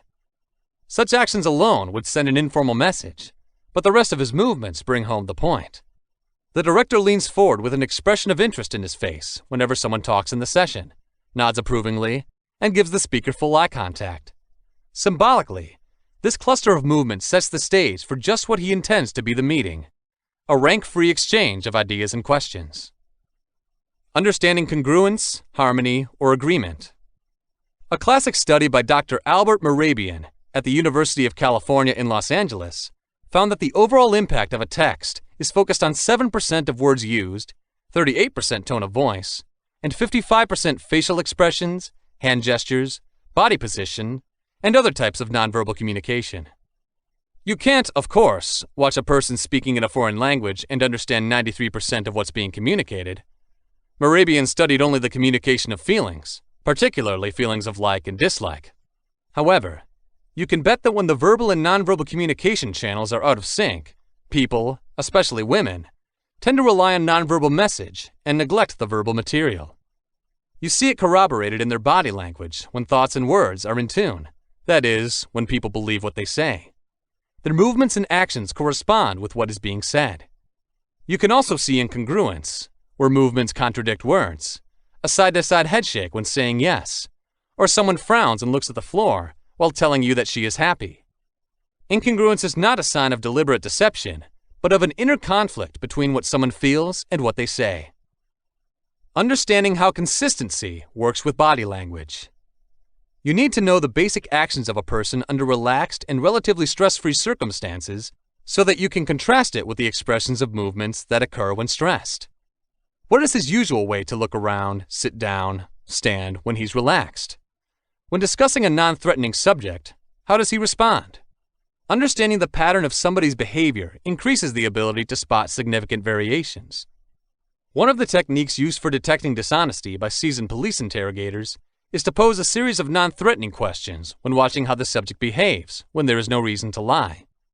The officers then look for changes in nonverbal actions that suggest deceit at key points when the more complicated issues are addressed. We're always running into problems trying to assess the reliability of someone we've met. The following is an example of what happened to me a couple of years ago. I gave a presentation to a financial services company's chief executive officer, CEO, describing a speech I was expected to deliver the next day to his leadership team, and that didn't go well. Our meeting lasted nearly an hour, and the CEO sat closely crossed his arms at the conference table throughout the entire time. Of encouragement, he didn't smile or nod once. He said "thank you" without eye contact when I finished and left the room. Since I am a specialist in body language, I am sure that his nonverbal contact was telling me that my dedication to communicating would be canceled. But when I walked up to the elevator, the assistant to the CEO came up to tell me how pleased my presentation was with her boss. I was shocked and asked how if he didn't like it, he would have responded. "Huh," the assistant said, her eyes confirming she had seen the reaction before. "In the middle of your speech, he'd got up and walked out." The only nonverbal signals I got from the CEO were those I considered negative. What I didn't realize is that this was a normal behavior for this guy. Understanding why culture affects body language. Our cultural heritage affects all nonverbal communication.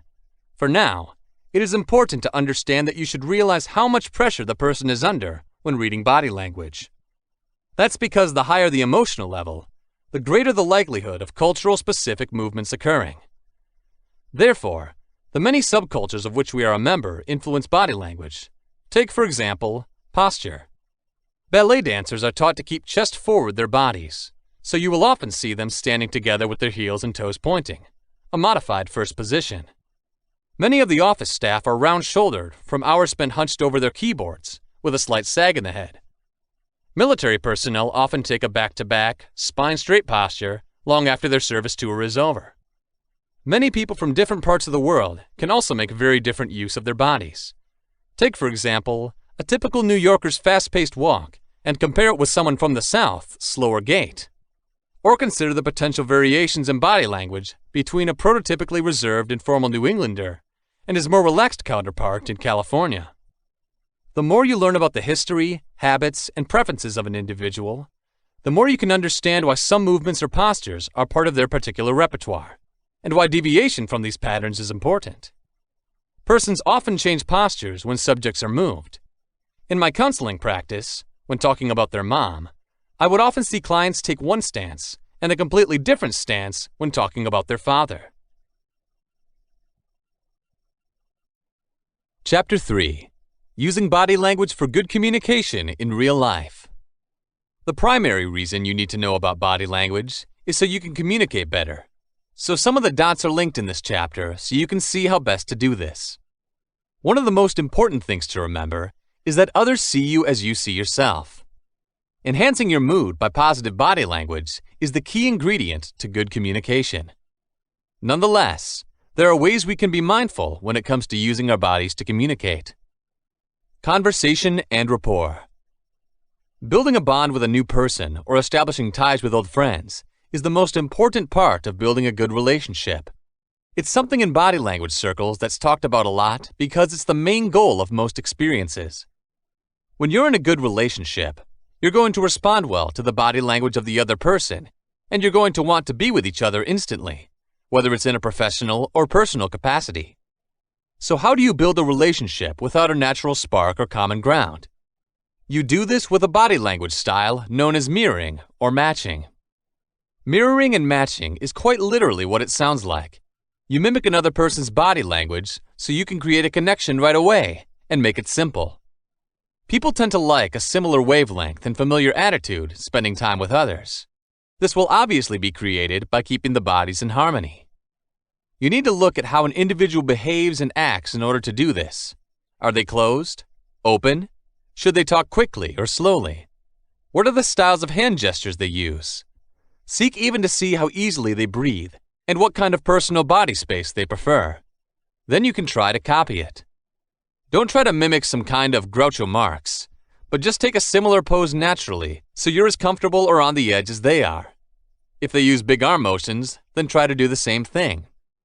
Do try to match the pace and tone they speak. Don't try to match their accent, but stop using fancy words if they don't use them. For example, if the other party is using the word fascinating, don't start using marvelous to explain the same thing. Just use fascinating and it will make the other party feel like you're closer to them. You will find that you can actually start leading by doing this, so that after a short amount of time, they start copying you. There are things about which you must be vigilant here. If someone else is slouching and gloomy, then copying might not benefit them absolutely. Instead, you should take a similar approach so that they can begin to act more like you. Then open it up and try to smile. Similarly, if they seem hostile or antagonistic towards you, then strive not to imitate them, but also avoid attempting to antagonize them by taking the higher road with a more uplifting body language form. By being cool and not manipulating or feeding another's rage, a good understanding of body language would actually allow you to disperse such a situation. It is also important to remember that it is only a small part of the battle to imitate their body. You need to have some substance to what you're saying, or else they might be puzzled as to why someone they're struggling to speak to copies their every move. Try to return to the person later when you have more resources if things are still not normal. The next time you're out for lunch, shopping, or train, a good exercise. Look at other people who chat, or just sit next to each other and may be strangers.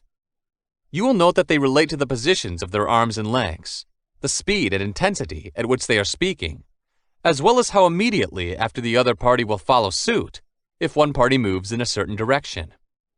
People make a general mistake when they first encounter someone they are trying to connect with their words by finding common grounds. Only after this initial connection is established through verbal communication can people then get in touch on a nonverbal level. The key is to build relationships first through body language on a nonverbal level, and then move through verbal communication into building relationships. Another great exercise to do the next time you speak to someone, whether there's someone you've known for a long time or just met. Note the body language of each other, and you will note whether or not you are in a relationship. Usually after 5 to 10 minutes of conversation, some sort of nonverbal relationship will be formed. If you do, you will start leading in the mirroring and matching, or as they call it, entrainment.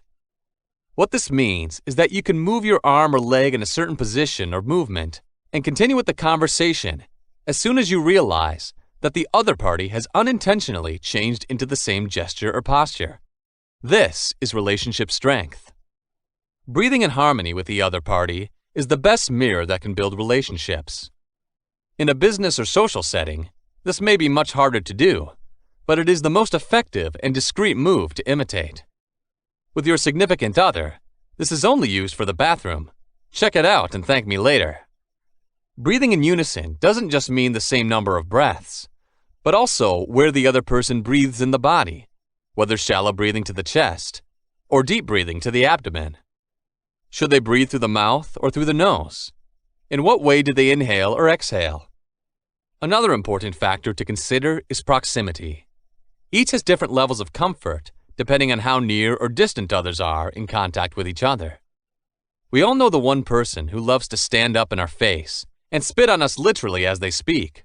But there are others who are more comfortable talking at a distance, where we can barely touch them with our hands.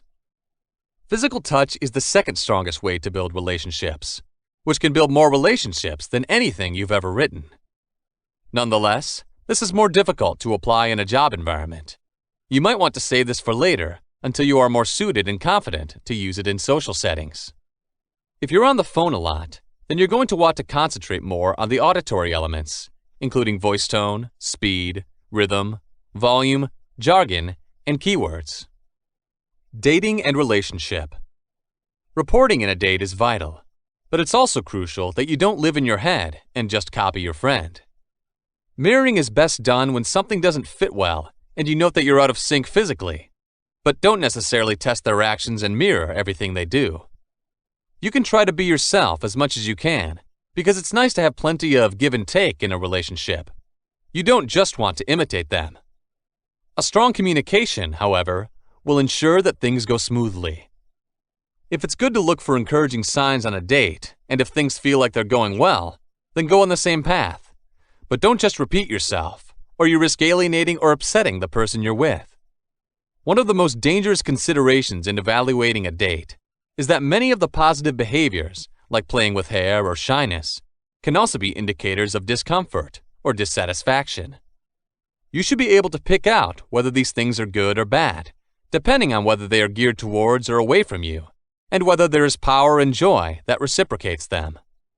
Like with many of these guidelines on body language, it's best to focus on yourself when you feel a lot of disconnect, and then take further steps to reflect and observe. Once people connect, synchronization is very normal, so don't feel like it has to happen if it isn't. When you try so hard to connect with someone, maybe it wasn't meant to be.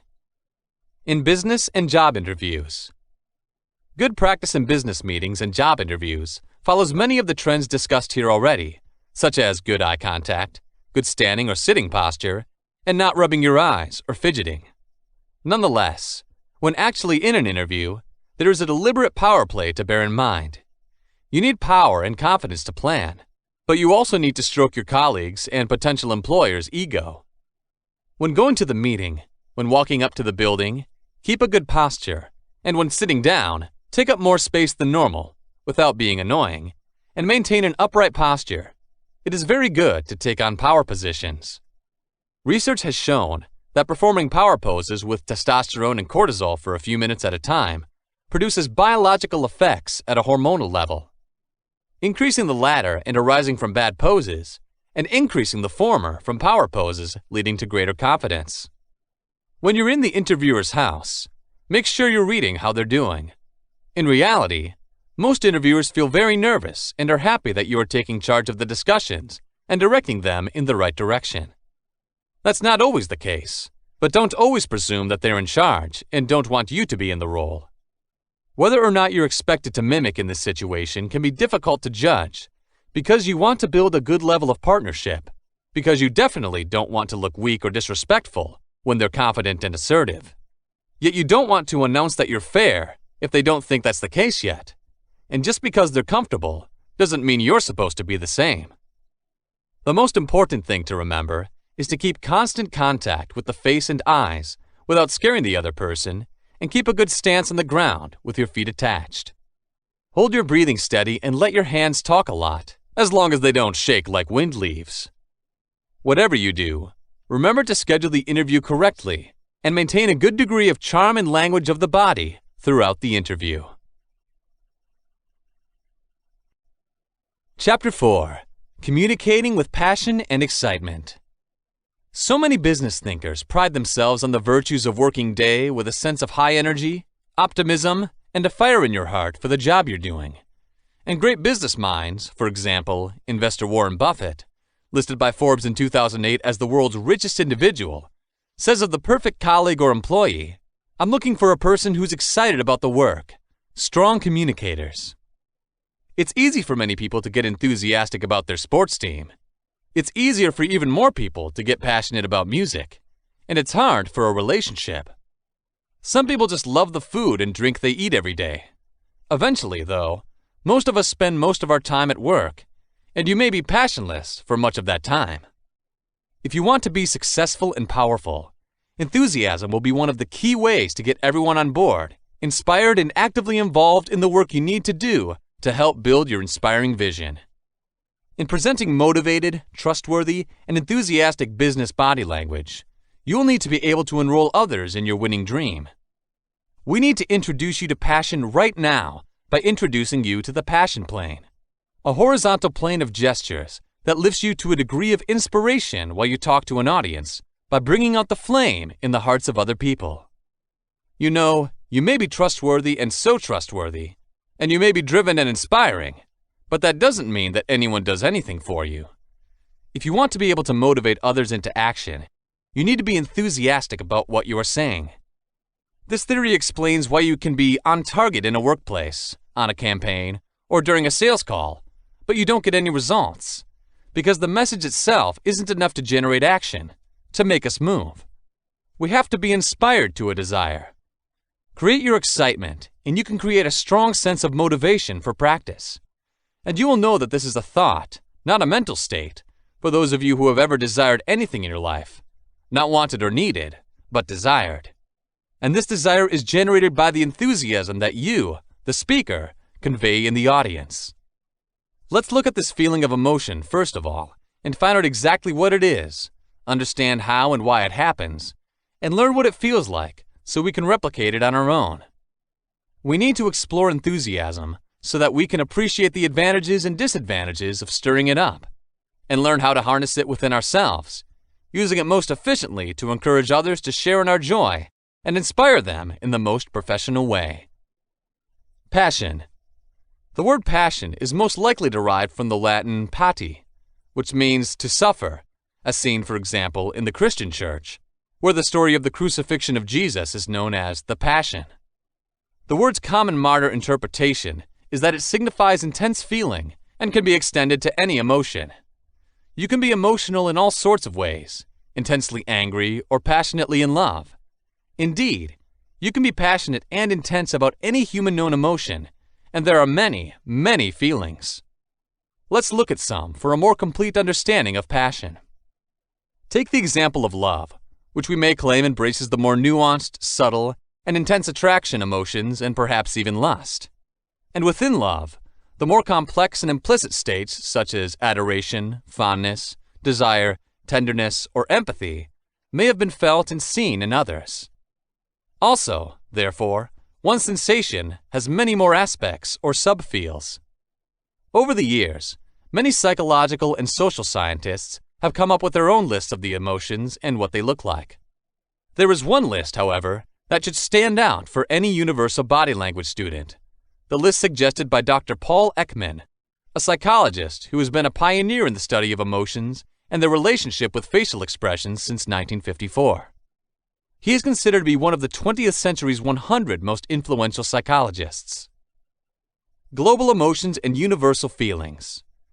Through his work around the world, Ekman found that many emotional facial expressions are not social, but universal, and therefore biological in origin. The facial expressions he found to be uniformly the same include those expressing rage, disgust, fear, excitement, sadness, and surprise. Dr. Ekman and his relevance to the world of body language is more to come about, but for now, it is enough to remember that all these emotions conveyed by facial manipulations can be powerful and passionate, and, as Ekman has discovered, they can be communicated universally. The important thing for our business purposes is to know how to properly express our feelings with an audience, give our listeners enough strength of feeling that they feel compelled to join in and go for our passion. That is, we have to make our passion their passion and inspire them to move with it. Let's take a psychological look at this issue and see how the body can be used as a solution. Learn to speak from your heart. Take a closer look at how this horizontal movement rate switches immediately. Look to how the voice's pitch has risen dramatically. Notice also the increased upward inflection of the voice, which suggests non-verbally that there is still more to come. This creates tension and suspense, allowing an audience to be drawn into the sound to hear it, to be completed with a downward tonality. It's over. You instigate the audience members to demand the completion of the musical cadence by using this intonation, and they will be hooked until they are fulfilled. Do you also feel more suspended in your body? When you have your hands up gesturing in the chest area, there may be a feeling of something is about to happen. The mirroring and copying you are now aware of anticipating from your listeners also causes their breathing to be stopped. They're looking for a deep breath now and will stay hooked by you before you let them off the hook by offering a strong breath into an action direction. And with all the energy that this government has built up in them, there is an energy surplus that they need to spend with intervention or face a toxin buildup. The call for action is all the reason that the body needs to regain its emotional equilibrium by getting up for it. Managing from the chest area simply increases your level of oxygen and thus your level of power, pumping the blood from your lungs and causing those around you to do the same. That's why I call this field the passion plane. Chapter 5. Understanding the importance of zones and territories. Like many animals, people claim, identify, and protect areas of their own species against other individuals. The 3 zones of defense. The most animal defense area can be divided into 3 zones: the area around the body immediately, the nest where the animal raises its young, and the feeding ground or territory within the animal's home range as it looks for food or a mate. To humans, these 3 areas relate loosely to personal space, house, and, if any, yard. Nevertheless, our concerns here are with the ways in which gesture and attitude betray the proprietary feelings of someone, warning off signals, for an object or person, and with personal space, their preservation, and the adjustment of the individual to their loss. Personal territory. Animals become far more braver and hostile on their own territory than outside. They are hostile to an intruder, and they can struggle to force it out. Even if the attacker is tougher, the owner of the territory appears to fight with more courage and trust, and usually wins. In their home ground, too, humans feel more powerful than outside. Accordingly, a visitor invited to an away match in someone's house, or a football fan, may well be in a disadvantage. Warning others off. Continued territorial disputes would make life impossible. While adopting generally accepted codes of conduct, most animals avoid fighting. A bird is singing to assert dominance over a clump of trees. A mammal can mark the boundaries of his territory with a special scent gland with urine, feces, or scent. Such noises and scents are known and obeyed by most potential intruders as holding out signals. When they wander across an invisible boundary, the resident can conduct a ritualized threat demonstration instead of attacking immediately, which will scare them away before any blood is shed. So, it's just men. To prove that they are ours, we add personal touches to our home and other belongings. Then other people stay away. When we welcome them in, we act in subtly oppressive ways, and they feel compelled to behave less openly in their own homes than they would. The exceptions to these daily laws are burglaries and violent privacy invasions. Showing ownership. We use postures and movements to show that we are claiming someone or something we consider our personal territory. Below are some common examples of patented postures and gestures. A woman who wants to make her husband's relationship clear to the spectators, they'll loop her hand through her arm as they go for a walk. 1. Through putting an arm around her shoulders, a husband might display his wife's ownership in a public place. Someone posing with his or her new car for a photograph, in which he or she is eager to show possession, might put a hand on his roof or a foot on his bumper. In a proprietary way, a householder speaking to someone at the door is likely to rely on the doorpost. 2. A business executive can signal ownership of and ease in a workspace by sitting across the arm of an office chair with a leg, or resting both feet on the office desk. 3. Or an open desk drawer. Personal spatial zones. We are also jealous of the room that instantly surrounds us, as well as making our control of things or people visible to others. Everyone is trying to keep an invisible space bubble or space zone around us. In neutral ground, many people respect the private zones of each other and take care to stay out of them, even though we are sociable creatures. The 5 spatial zones. 5 localized spatial zones influencing behavior have been identified by human behavior students: the near, intimate, private, social, and public areas. The zone extent given here represents studies conducted in the world's largely urban English-speaking regions. 1. Close intimate zone, 0 to 6 inches. Typically, a person allows only a partner or close friend or relative to come this close to him or her, and then only because they are about to contact him or her. When someone who doesn't like or doesn't know the intimate area invades very well, the emotional reactions of the individual may be amplified. 2. Intimate zone, 6 inches to 1 foot 6 inches. An individual voluntarily allows a partner or near friend or relative to pursue this. Yet keeping this space free of strangers is typically key to the comfort and safety feeling of an individual. If someone is unfamiliar with him or her, or does not like moving within the personal area, he or she may feel stressed. The body can undergo changes automatically, ready to deal with an unwanted sexual experience or physical attack. 3. Personal zone, 1 foot 6 inches to 4 feet. This is how the majority of Westerners like to stand apart when speaking to each other at an office party or some other social event. A. Among new acquaintances, standing any closer would seem unduly friendly. B. But standing any farther apart would also seem wrong. C. Because while an individual may subconsciously feel threatened if someone is too close to him or her, if they are too far away, the person may also feel rejected. It represents the competitive and sociable nature of human beings. 4. Social area, 4 to 12 feet. This area is farther from the body, despite its name, than the private zone, used by people chatting at a party. When clients or customers speak to shop assistants or tradespeople, the social area can be seen working in stores, on the road, or at home. If some kind of business-based contact takes place, the social area tends to be adopted. 5. Public zone, 12 plus feet. When a person speaks to a large audience, he or she appears to be at least so far from the front line. Cultural differences. The amount of personal space we need also varies with the part of the world we are brought up into. People from different cultural backgrounds, when they speak, tend to stand at different distances.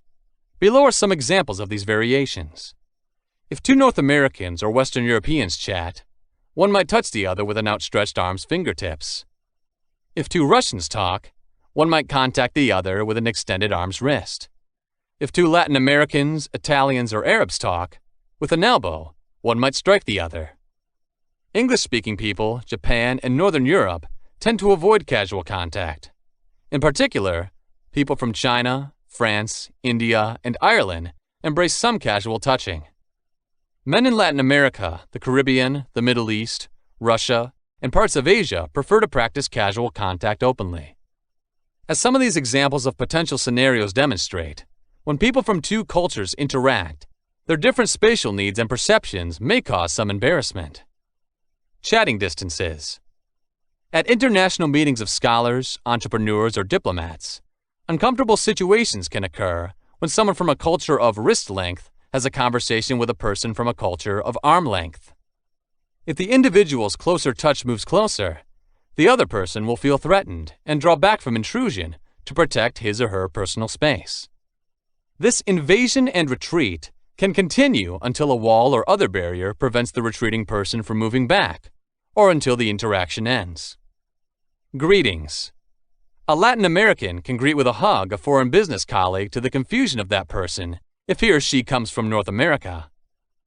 Friendly intentions. If a new and friendly Arab business friend chooses to take his hand as they walk down a road, a European businessman visiting an Arab country may be alarmed. Shaking hands. A Korean businessman, conditioned to avoid touching or eye contact, would probably feel awkward if his Western counterpart were to grab the Korean firmly by the hand and look straight into his or her face. Maintaining personal space. Once people start gathering in a band, they usually have to change their expectations about how much space they need to hold when strangers crowd in around them. Note how human behavior is affected by this system in everyday situations, like those provided below. At a hairdresser's shop, a hairdresser has a line of waiting customer seats. If the first customer is sitting at one end of the row, it is possible that the next customer will sit halfway. Therefore, the second person does not feel uncomfortably close to the first person, but far enough off to not feel isolated and look standoff. If a third customer sits at the other end, A fourth is likely to sit halfway between the middle customer and one of the ends. As more people come in, the consumer differences continue to shrink until some are forced to sit next to each other. Similar behavior tends to take place in a waiting room for a doctor, a movie theater, a bus, or a plane. On a queue, people stand as if they were separating them from those in front and behind in invisible space bubbles. If a line is viewed from one side, it appears to divide people from each other much the same length. If space is limited, the bubbles of space will shrink. Adjusting to lost personal space. Keeping space bubbles intact is sometimes difficult. People sit or stand so close together in a crowded elevator, escalator, bus, or subway car that their bodies sometimes touch. Normally, when strangers came close to an adult, he or she would feel stressed enough to make the body undergo physiological changes to prepare it for fighting or running. Chapter 6. Understanding Gestures for Analyzing Others. To avoid wrongful interpretation of other people's gestures, it might be best to practice. Some facial expressions and hand movements are discussed here, as well as their meanings. Many body parts, large and small, representing body language, follow a checklist. The chapter ends by explaining that many of our acts are done automatically, so we don't know exactly what we are doing. How to learn body language. Set aside at least 15 minutes a day to learn and read other people's gestures, as well as to become mindful of your own gestures. Anywhere people meet and connect is a good reading area. An airport is a particularly good place to watch the whole spectrum of human feelings, as people express freely by gestures eagerness, rage, sorrow, joy, impatience, and many other emotions. There are also excellent social events, business meetings, and parties. You can go to a party after learning the art of body language, sit alone in a corner all night like a wallflower, and have an exciting time just watching the patterns of other people's body language. Therefore, television offers an excellent way to learn nonverbal communication. Turn the sound down and try to understand what's going on by looking at the picture first. Through turning the sound up every 5 minutes, you'll be able to check how correct your nonverbal readings are and, as deaf people do, you'll be able to watch a whole show without any noise. There are at least 6 facial expressions found all over the world, indicating that they are inborn rather than learned. They are happiness, sadness, surprise, fear, anger, and disgust. To send a distinctive and instantly identifiable signal, each word requires a combination and an incredibly subtle rearrangement of features. The 3 individually mobile areas of the face concerned are the forehead and the eyebrows, the ears, eyelids, and the upper or heart part of the nose, and the lower face, which comprises the remainder of the nose, the neck, the mouth, and the chin. Note: the expressions mentioned below are those that can accompany feelings that are very intense rather than subtle. So let's analyze some basic expressions and then later analyze some more complicated expressions. Happiness and joy. Although this is not an exclusive indication of joy, the most noticeable indicator of this feeling is a smile. Smiling affects your mouth and the bottom of your head. 1. Eyes. The lower eyelids are raised slightly, with the wrinkles beneath them. At the outside corners of your eyes, the feet of crow can crinkle the air. 2. Mouth. As the corners of your lips travel out and up, your mouth lengthens. Your lips can separate enough, usually your upper teeth. A strong smile often produces a pair of lines that extend to your nose from outside the edges of your mouth. 3. Cheek. Your cheeks are rising and bulging, many high enough to make your eyes wider and show the lines of the mouth to the nose and the feet of the crow. Sadness. 1. Mouth. Sadness is usually betrayed by the mouth, which appears to fall into the corners, thereby emphasizing the face's normally loose and unified presence. If you're on the brink of shedding tears, the lips can quiver. 2. Eyebrows and the forehead. The inner ends of the eyebrows may rise in such a way that the space between them, the root of the nose and the eyes, becomes triangular. There may be minor lines over this triangular shape in the center of your forehead. 3. Eyes. These may shine with tears that are unshed. Surprise. 1. Forehead and eyebrows. Your eyebrows curl and shoot upward when you're shocked, and your forehead's wrinkles corrugate across its length. 2. Eyes. Your eyes' whites are shown as you open your eyes wide. 3. Mouth. Lowers your jaw, slackly open your mouth. Fear. When you're scared, parts of your face respond as oddly as they do, but there are subtle differences in most parts of the world. 1. Eyebrows and forehead. Rise and draw your eyebrows together. They seem to be a little less rounded than in a surprised expression. Your forehead furrows once again, but this time not across its length. 2. Eyes. Your upper eyelids rise and the whites of your eyes are exposed. Your lower eyelids relax and fall. 3. Mouth. You can close your lips tightly around your open mouth. Anger. 1. Eyebrows. When you are frustrated, the muscles pull down and inward your eyebrows, and the skin between them is formed by vertical wrinkles. 2. Eyes. Widen as the eyelids move closer to each other. The eyes are looking hard and staring, and maybe they're also protruding. 3. Mouth. It is possible that your lips will be tightly closed and flat, turned down at the corners, and tightly opened as if in a yell. 4. Nose. Many angry people are exposing their nostrils. Disgust. 1. Eyes. The lower eyelids rise and the lines appear below them in the body. 2. Mouth, nose, and cheeks. Fold your nose and lift your cheeks upwards. You can lift both of your lips, or just your upper lip, lowering your lower lip, creating a slight pout. Next up, we will discuss tips for successfully reading people. Let's go. Chapter 7. Tips for Reading and Analyzing People. You can find that this is a vital skill in your personal and business life as you learn to read people. If you concentrate on friendship, work, parenting, or dating, learning to read people provides you with an opportunity to develop valuable insights and make sound choices. Some would suggest that there is no easy way to learn about people reading. That's real. Training can take some time, but you may be able to look at someone quickly after training and get a good sense of who they are and what they want. Gain an understanding of others.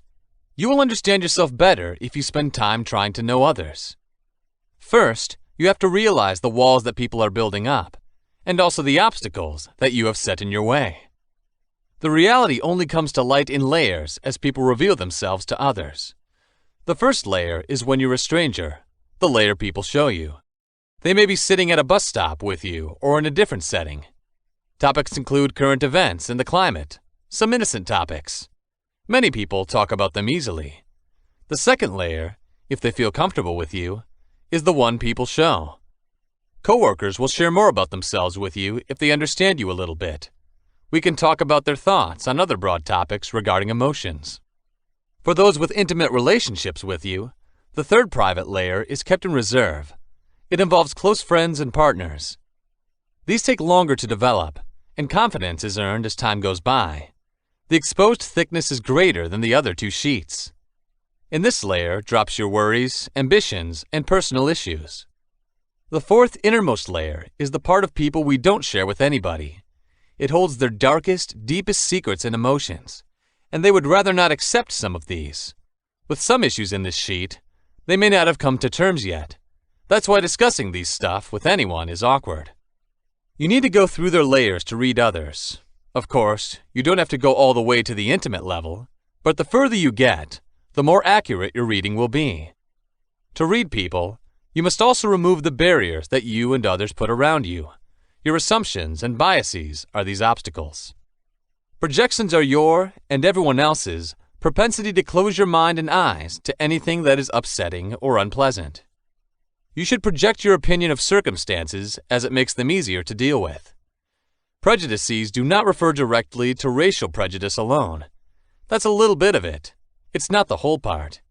You're prejudiced if you make a personal opinion, negative or positive, without looking at the facts. It clouds your reading ability by harboring ideas based on political affiliation, color, gender, or even what people wear. Your biases may be based on your background, your anxieties, or a number of other things. Wait with empty hands. You have to be totally objective to read people effectively, which means you have empty hands. To be rational, you will also need to conquer your assumptions and biases. Be polite, be patient. Slowly fill your hands with knowledge to avoid rushing your conclusions. Don't be so frustrated with the big picture that you lose. Allow photos to develop fully so you won't get humiliated or disappointed. This is how people are reading. Knowing the right techniques for reading people will help you overcome the urge to jump to hurried conclusions. Hold off before you make the ultimate people call. Reality is an important part of life. It is essential to know when people tell you the truth or lie to you in every part of your life, in business or personal contexts. Sadly, when it comes to recognizing lies, people are not, in particular, very successful. It's a natural tendency to believe other men, and this works pretty well for situations in which little is at stake. While you are unable to evaluate every experience you have with misleading symbols, there are some simple ways to read people, appreciate them better, and see if they tell the truth or not. When you need to ask if you obtain the story straight, there are moments. It is important to know what people are telling you, as critical agreements rely on you, verbally and otherwise. Understanding whether people have a history of lying or being honest is also useful. Actually, reading people correctly is not a gift. Instead, if you pay attention to the right signals, it is an ability you can master. Nearly every aspect of our lives is lubricated by the need for trust, from personal to business. Accurately reading people is an integral part of understanding lies' reality. These are more difficult to detect when lies are told on television or on a website. If you become a good reader of men, when you're in a face-to-face situation, they won't fool you as easily. Having your own decisions is sometimes better than relying on others to know who is lying to you and who is telling the truth. Psychologists who have researched deceit caution that people are not being read foolproof. But, if you practice, you can become pretty accurate. You will not always use your ability to read people to spot deception, but this is one of the most common things to find. Not all symptoms indicate deception lying is a common system with always different behavioral markers. They're hard to read when liars don't care about the truth. But if you learn to read sweating, fidgeting, and other habits, these may often suggest deceit, but not always. We might also mean the anxiety of the individual. Police and prosecutors use many questioning techniques that you can follow to improve your chances of detecting disappointment. You're going to learn to listen and watch for anxious signals and pay more attention to what people are doing. People who are good at deceiving others may well have strengthened their abilities and will not be easy to catch in the act. The more often they are interrogated, the more suspects get better at lying. For most people, when we want to read them, we don't have to think about criminal masterminds. You should even be careful not to contradict yourself. Believing people and avoiding the truth, particularly if it is painful, is normal. It makes it easier for the deceiving.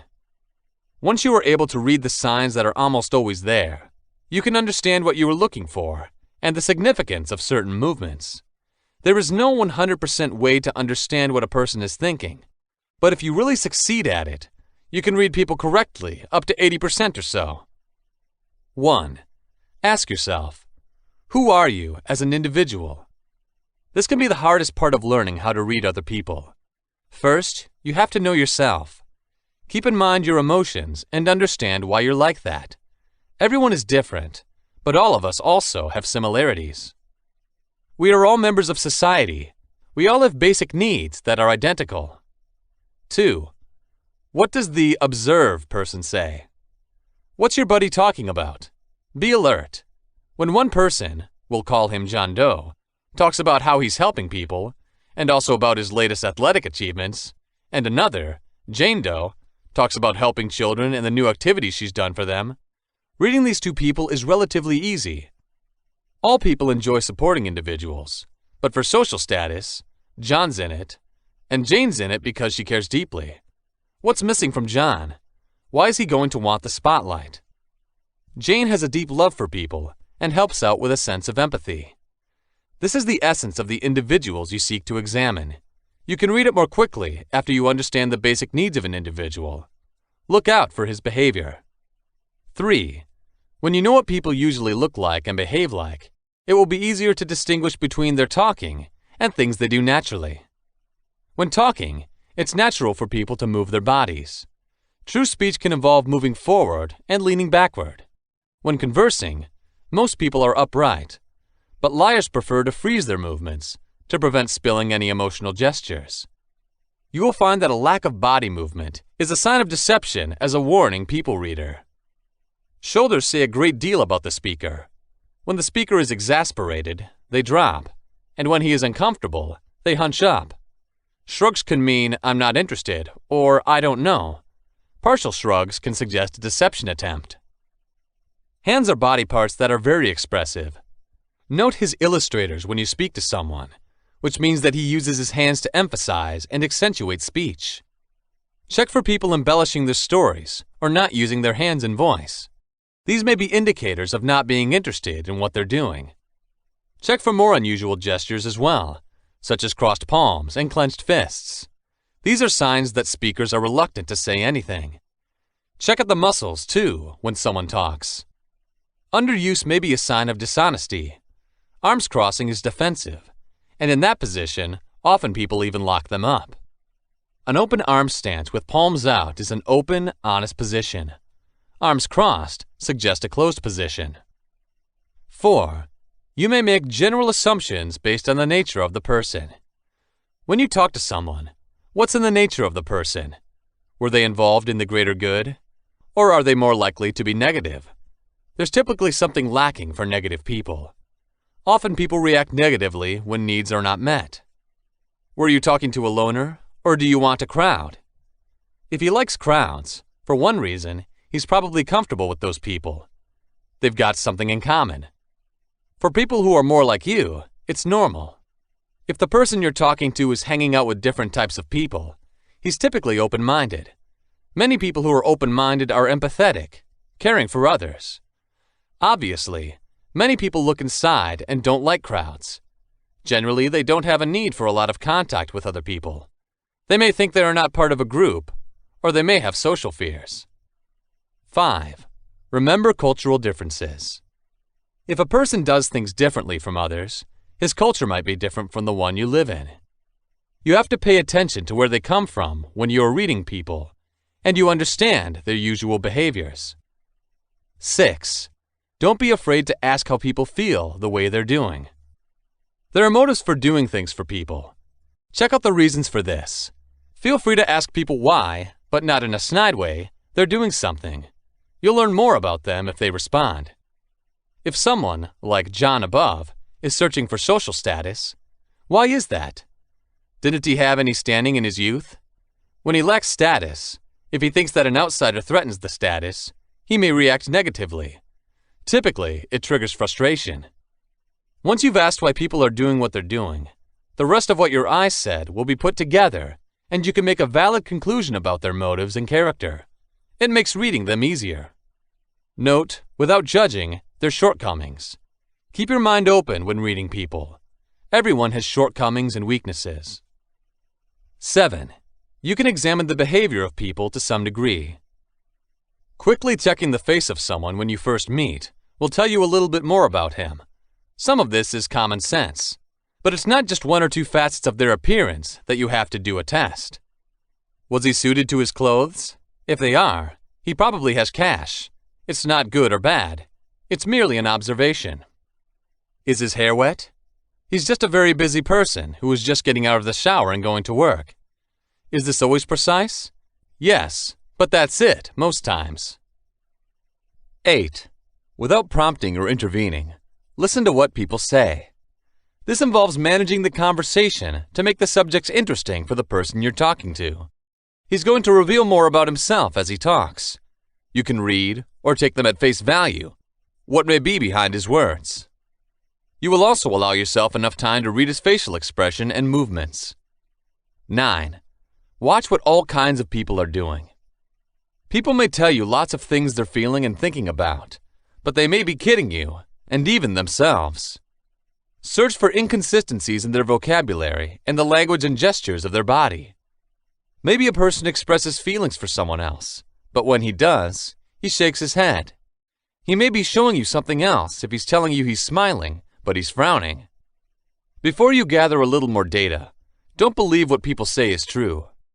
The person he loves may not love him back.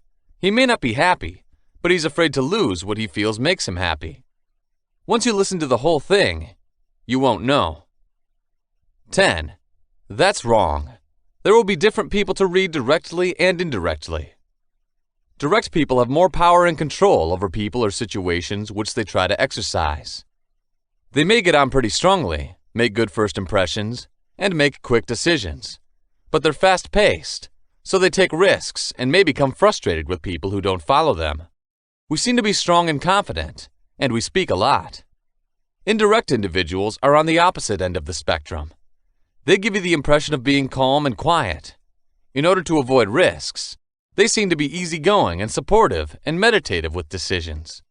They listen more than they talk. They hold their views in reserve and only make tentative statements. 11. Let your mind fuse with your mind.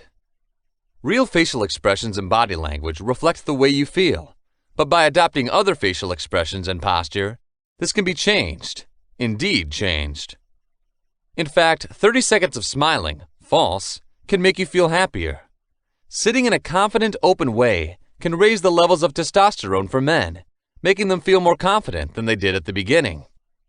Have you noticed that you and someone else will unconsciously and naturally mirror the posture and expressions of each other when you see eye to eye? Try to adopt the expressions and posture of someone to build relationships and see how they make you feel. This will help you feel the way you might actually feel. You can read people much easier with some practice, especially if you can feel your own emotions. 12. There is no compassion or empathy in the area. When people are showing a lack of compassion and empathy, they may show their character. An empathetic person can be easily identified. They're not caring when they refocus the debate on themselves. 13. That's wrong. Through watching children and what they look like when they try to tell one of those little white lies, you will improve your sign-spotting technique. Professional poker players also say that they look for kids to help gather data and make it easier for people to learn. Adults say white lies in social situations, but that skill has not yet been mastered by children. They're not good at lying because they magnify their message because they're lying bad. Many people are naturally better at lying than others. If someone you're talking to isn't a good liar, they will show some of the same signs of lying that children do. Note that people who are honest use I as a pronoun more often than people who are difficult to develop the ability to read people. They're going to use this pronoun quite a bit, even in brief comments. Instead, disappointed people will use words to eliminate references to themselves. It may be misleading to describe the events of a conversation in a passive manner. We would say the door was unlocked, even if I left the door unlocked would be the correct statement. 14. Those who are dishonest often blame things on others. If you're on a date with a new acquaintance and he's thinking about his previous relationships, he might have nothing good to say about his old partners, and he might even blame them for breaking up. 15. Deception may be used by people who want to cover themselves up. Usually, honest people can only use deceit as an answer or defensive mechanism to cope with it. It may or may not be viewed as dishonesty, but for their acts, people cover up. Deceit is used in this case to cover up some poor results. Employees may be forgiving, to some degree, towards coworkers who only cover their backsides. Their lies may not contain malice, and they only spoke what was an honest mistake to avoid getting into trouble. These are usually overlooked as long as they don't concern someone else. 16. That's wrong. Several people blame their errors on the system. Several workers are willing to blame deficiencies in the business for their colleagues' dishonest behavior. We can think that if they want to keep their jobs, their employer wants workers to lie. In some businesses, honest people may not seem to be able to survive. For everyone, these are unpleasant environments. Lying in this situation does not necessarily mean the deceitfulness of a man. It's just one way of recognizing a lie immediately doesn't mean that the person is a bad person. 17. If you want to be able to read people faster and more accurately, you need to practice those skills constantly. That doesn't mean you've got to take classes. By always actively watching and listening every day, you can develop these skills. 18. Your ability to be overconfident will hurt your accuracy. Many people are good liars, but most people think that when someone tells the truth, they can easily tell. It makes you feel safe if you believe you can detect deception. It allows you to feel in control more. These beliefs, however, make it harder for you to detect the deception of others. 19. Deception can leak through the language of a person. You can never read people on the basis of what you see. Conversation, vocal tone, word choice, and speech patterns can lead to deception. Words can help tell you about someone who doesn't have enough behaviors to base an assumption on. 20. Watch for too talkative people. Researchers have found that sometimes good liars are more talkative. They are trying to convince you effectively that their lie is true. The stories go on, and each time they are told, they can become more elaborate.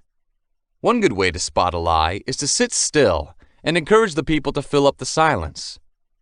When they continue to speak, it gives them the opportunity to embellish their story and perhaps get into their own lies. Just watch the lies come to life when they talk.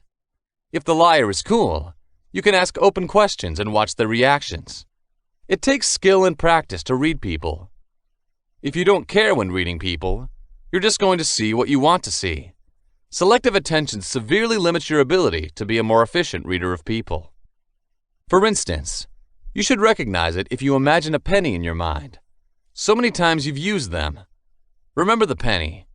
Which way faces the profile of Lincoln? You probably don't remember, as we don't bother to watch them. You've had a chance of 50-50. Have you got that right?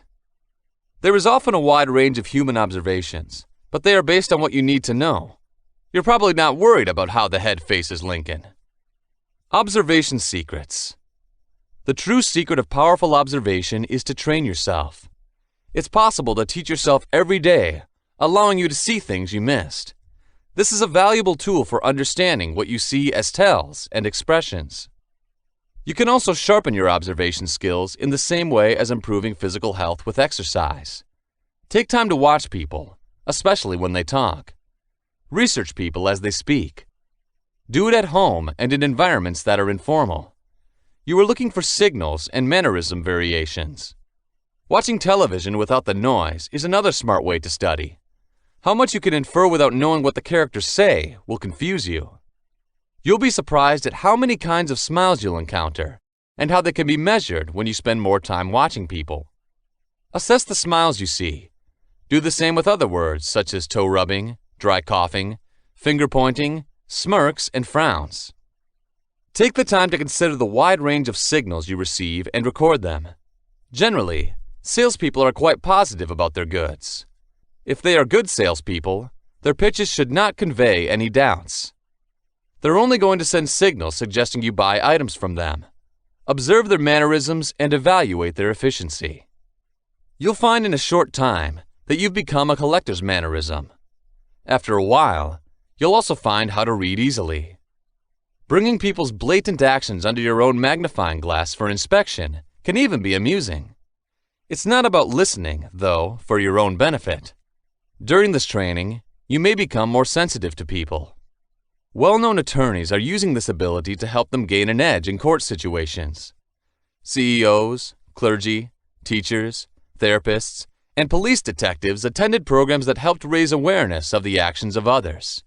Similar skills are also used by politicians and actors. Your improved observation skills will pay off slowly. In just 1 week's time, you'll become much more observant, and 2 weeks of training will alert you to nuances that may now seem mysterious to you. 21. Keep your eyes open if people talk about red flags. Red flags show signals that people may not talk in a truthful manner. Watching them, along with the behavioral clues of people, in spotting deception can be quite revealing. Some examples include evading your question. Evasion may be used to avoid lying. They're basically avoiding your question. For example, someone facing theft might say they don't believe in stealing. It's not a denial they robbed. It is a clever, subconscious way of avoiding lying directly. They tend to delay their replies. If someone needs time to make a lie, they can stop for a while by asking you to let them remember or let them think about it. They don't need time to make up a plausible response if they're truthful. 22. Individuals can be hostile verbally. Is the person you talk to ever verbally aggressive? Will they threaten restaurant servers or staff? This will often leak into other areas of their lives if someone mistreats others. If you try to read other people, you may become clouded by your own emotional state. If you're sad or depressed when reading people, you're vulnerable. You may also be hanging on to misconceptions that are likely to be dangerous. It's natural for people to be worried about others that look unkempt and creepy, but you may overlook people who look like everyone else, but who are actually dangerous. It's quite obvious to postpone their response. If somebody needs time to make a lie, they can stop by some time by asking you to let them reminisce or let them think about it. They don't need time to make up a plausible response if they're truthful. 23. By personal traits, you can decipher deceit. The deception of peoples can result from personality flaws or character problems. Some may show avoiding communication styles and use white lies to stop people from getting upset or looking bad. This kind of deception is unfortunate, but it can sometimes be considered inevitable. Some people may be sly, dishonest, or lazy, with weak morals by their traits. When assessing deceptive personal traits, people can disregard the business climate in which they operate, and instead concentrate on providing personal lies. If you have jobs that connect, you should avoid unnecessary interaction with these people and struggle to work with them. In about 20% of their experiences, average people commit some kind of deceit. These can cause them to be disregarded or still recognized, depending on the understanding of their deceit by other people. One study suggested that many people see deceit as an unavoidable feature of relationships, yet lies about maliciously targeting people are seen as more of a problem. Peer deception can cause serious problems if it hinders people's ability to do their job effectively. You can help minimize deception if you work for an organization. There are a number of ways to do this. Employees will need less deception to cover their asses if they are not attacked in any way when admitting errors. If supervisors communicate with their employees openly and effectively, workers may feel more free to seek help with troubleshooting without fear of potential repercussions. Open lines of communication between staff and people in general can prevent errors from becoming large problems. Most people feel that coworkers' deceit is due to survival of the most appropriate style of behavior that makes them feel it is necessary to outperform others for promotions or commissions. 24. People who lie can get angrier faster. In some cases, people who have short fuses usually have them in certain circumstances. When you meet someone who shows road rage, even when they're not in the car, they are likely to have anger problems as well. You're likely to mitigate your life's danger. Most people do. Ignoring or rationalizing such behavior patterns makes it easy for you to postpone further action. The other may want to leave in a relationship where one person is a bully, but be afraid of it. These bullies always have signs to tell you what they really are like. Individuals who are threatened may also underestimate the aggressor's inherent danger. Employees may blame their employers by creating an environment that encourages dishonest people. It can kill employee trust and hinder productivity. Organization leaders may help coworkers avoid fraud by creating an environment that rewards everyone for well-functioning work. 25. People who are dishonest can attempt to lower their heart rate. Maybe when he talks to you, you've seen a man put a hand on his head. This is a clever way of trying to reduce one's heart rate. If for any reason you have ever had to take a polygraph test, these devices will be one of their markers in the heart rate. Polygraphs usually read the pulse, breathing rate, suddenness, and blood pressure of somebody. Some of these devices often track arms and leg motion. The questioner will ask multiple questions, creating an answer to the baseline. Then the questions of investigation will be answered. The person being examined has his or her signals registered on the chart throughout the questioning. This is a more advanced, accurate way to do what you can do for yourself: read people. Polygraph examiners watch their charts for vital sign shifts to be noticed. Any support from any computer, you can read some of the same symbols. Significant changes in suddenness, blood pressure, and heart rate can indicate the deceitfulness of an individual. For a variety of reasons, people are dishonest. It is often a defense mechanism that is used with an authority figure to try to avoid any trouble. Sometimes you can tell, but not always, when a person is lying. The more you practice, the better you are going to be. 26. Emphasis beyond the most superficial qualities. You can focus on superficial types of characteristics that won't tell you much when you try to determine if someone is potentially a threat or a good person. People typically offer a certain amount of credibility to others, and you can believe they're going to work every day and keeping a clean house. You may also assume that when you're around someone who's dangerous, your body will warn you. You're going to experience feelings of fear and know that staying away from that person is safer.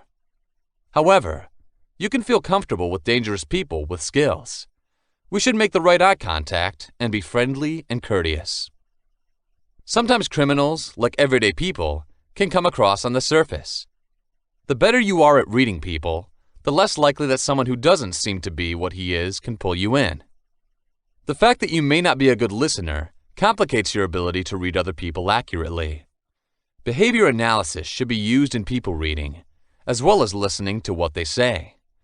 You will miss details you would otherwise learn when you talk a lot of time. 27.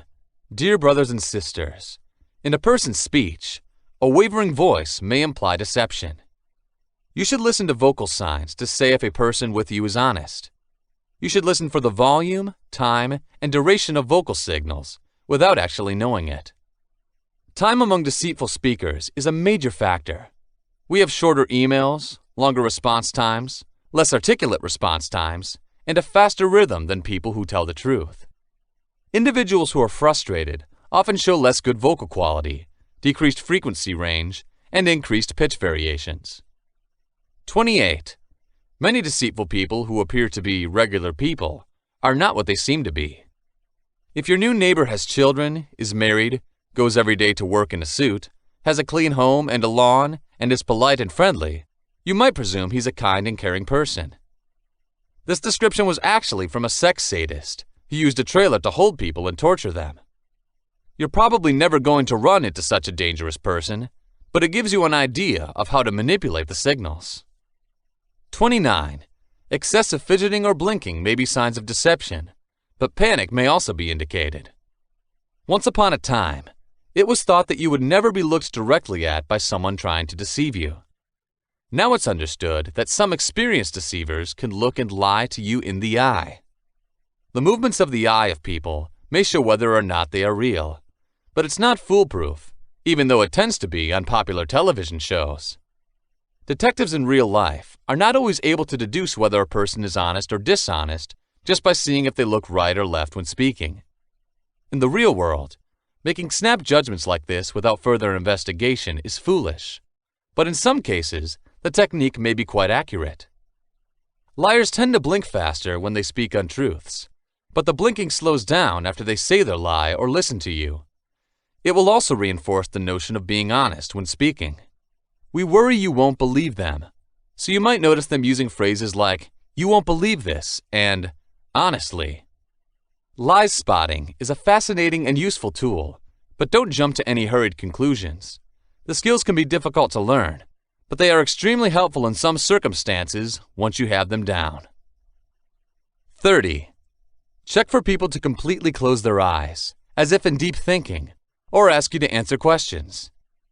This is a stalling tactic that gives them time to think about doing it. Deceptive people can play dumb and ask for more details, particularly if you haven't put a direct question to them. If you can, eliminating any ambiguity about the subject matter and being honest and upfront will remove the opportunity for the liar to use this tactic of stalling. You may also be fooled by people who are trying to trick you. It happens when you ask a simple question and the person answers with, "I can't believe you'd ask me that." This is another common trick used to buy them to pause for a few more seconds, allowing them to take charge of your conversation. The key is to keep them focused on answering your question. Don't let the tricky person sidetrack you. A third way for dishonest people to stop the time is to change the subject. They can give you a complex answer to your question to hide the fact that they don't really answer that question. If you've heard politicians talk, they've perfected that tactic. If someone wants to do this with you, repeat the question and preface it with, "I'm not certain of your response." You'll only read honest people, happily. Their answers are generally clear and simple. When you tell them that they shouldn't have been somewhere, they usually answer with something like, "No, why are you asking?" This is the way a person reacts when they have nothing to hide. You can never presume that if you just happen to show one of the stalling habits that we just talked about, people are lying. Furthermore, if there are several misleading signals, it helps to provide clear proof that people can lie. 31. Dear brothers and sisters, look at the face for signs of distress or discomfort. Looking at people's facial expressions to assess truth or deceit might save you from becoming a victim of fraud. It might even help you to know getting involved with someone new is healthy. Looking at facial signals, you'll learn how to read gestures that most people don't notice. It takes some practice, but it is worth it. Check for microexpressions. These are fast facial expressions that appear on people's faces briefly, revealing their true emotions. Training yourself to look for these gestures is not difficult. The microexpression will be a distressing feeling in deceitful men, with eyebrows pulled up to the mid-front. It allows short lines to appear across the front. Watch for people covering their mouths and scratching their noses. If people tell the truth, they generally don't use either of these movements. This is suggestive of deceit and anxiety if the lips are bent and the mouth looks tight. 32. Word collection provides valuable insight into what people think. For example, when someone mentions winning another reward, it is natural to assume that, in the past, they have won one or more awards. The speaker wanted to make sure everyone knew he was awarded other prizes. To raise his self-esteem, he may need your adulation. 33. People caught in frustration could quickly move their head. If you're asked a direct question and the person you're talking to is making a sudden head movement, he might be lying about something to you. Either side of his head could be turned or cocked, jerked back, removed, or bent. It usually happens just before he is going to give you an answer to your question. Unlike head movement, there may be somebody who wants to be deceitful standing still. He's sitting still instead of fidgeting to calm his nerves. This is believed to be a simple sign of the response of the traditional battle versus flight. His body is planning for a fight. If you talk to people who are honest, their bodies frequently shift in comfortable, subtle ways that are mostly unconscious. But a catatonic, rigid, movement-free posture can be a warning sign that an individual is not real. 34. Trust your thoughts about your heart.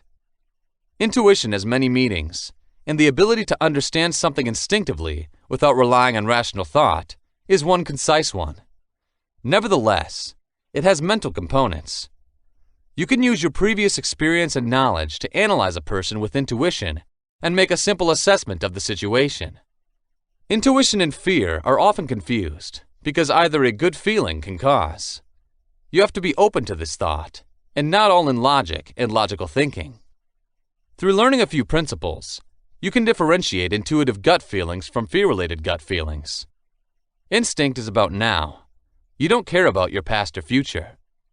Intuition is positive and unemotional. Fear is heavily burdened with emotions.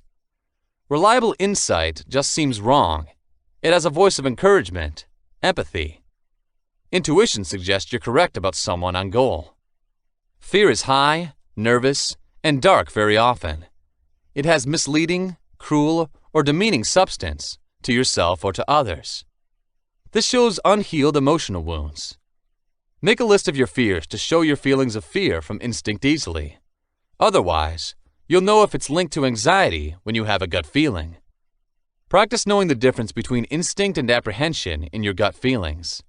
Intuition is useful and very strong when you isolate it from a sensation of anxiety related to the heart.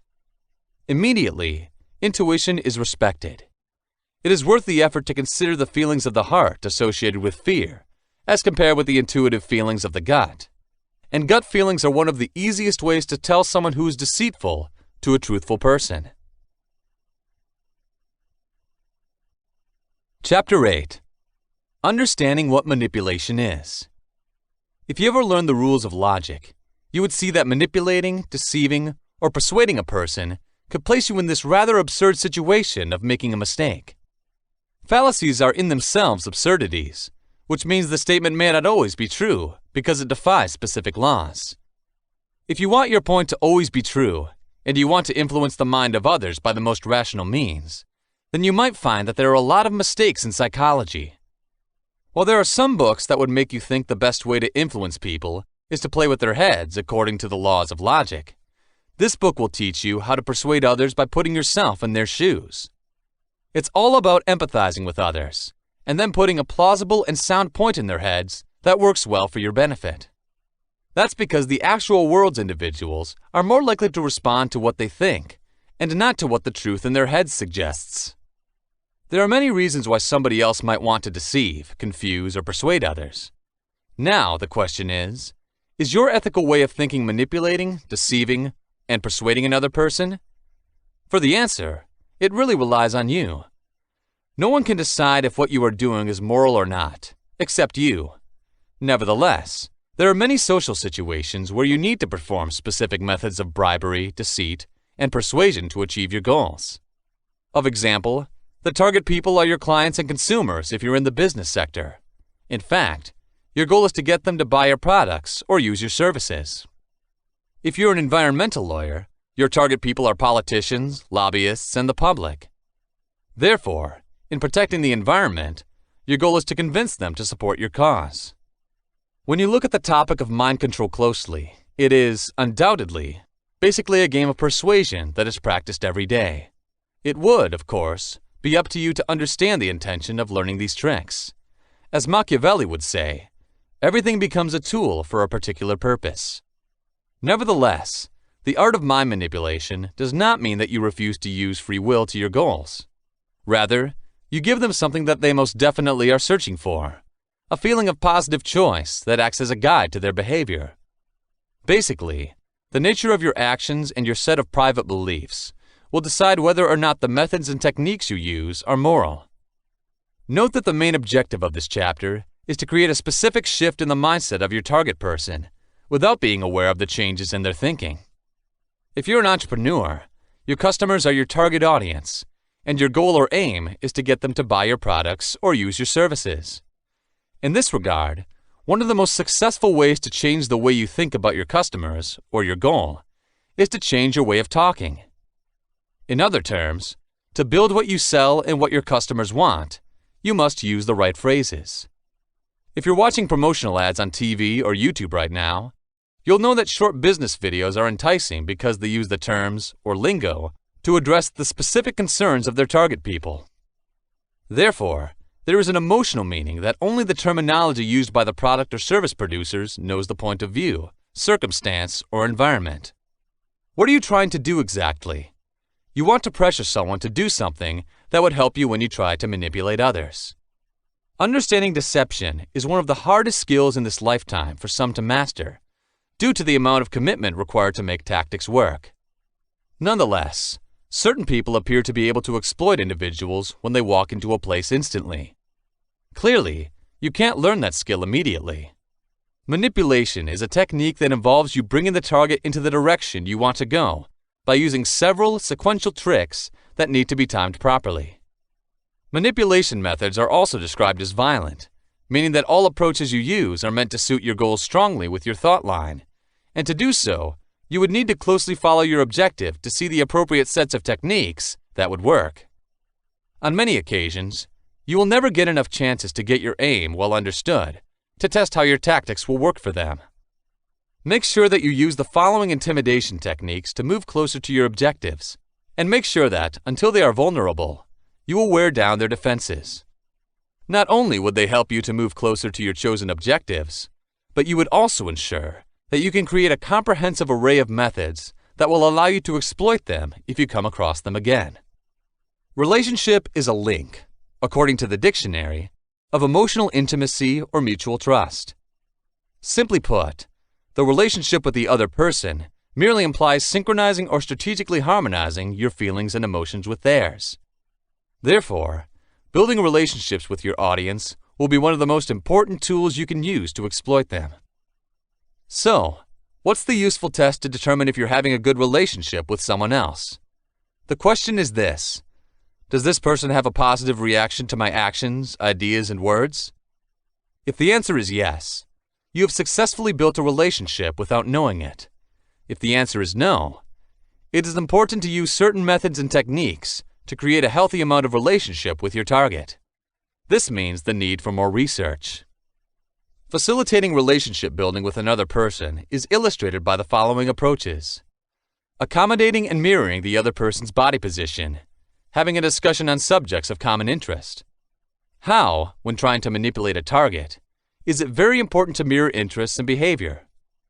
That's because when people know you're in the same place, they're more likely to react to you. Remember at the same time that people are mostly interested in themselves, and if you are just like them, they'll be interested in you. Musicians are hanging out for the same reason with musicians for a musician chat. Nevertheless, a musician also has a better chance of buying beer from someone interested in music and trying to learn an instrument. It's not the product they really like, it's just because the seller really likes them. If you look at the real world, people are more likely to buy something from someone who is trying to empathize with their desires. There is another method that you can use to influence your target, as well as creating a document by having a discussion about a subject that your target is interested in.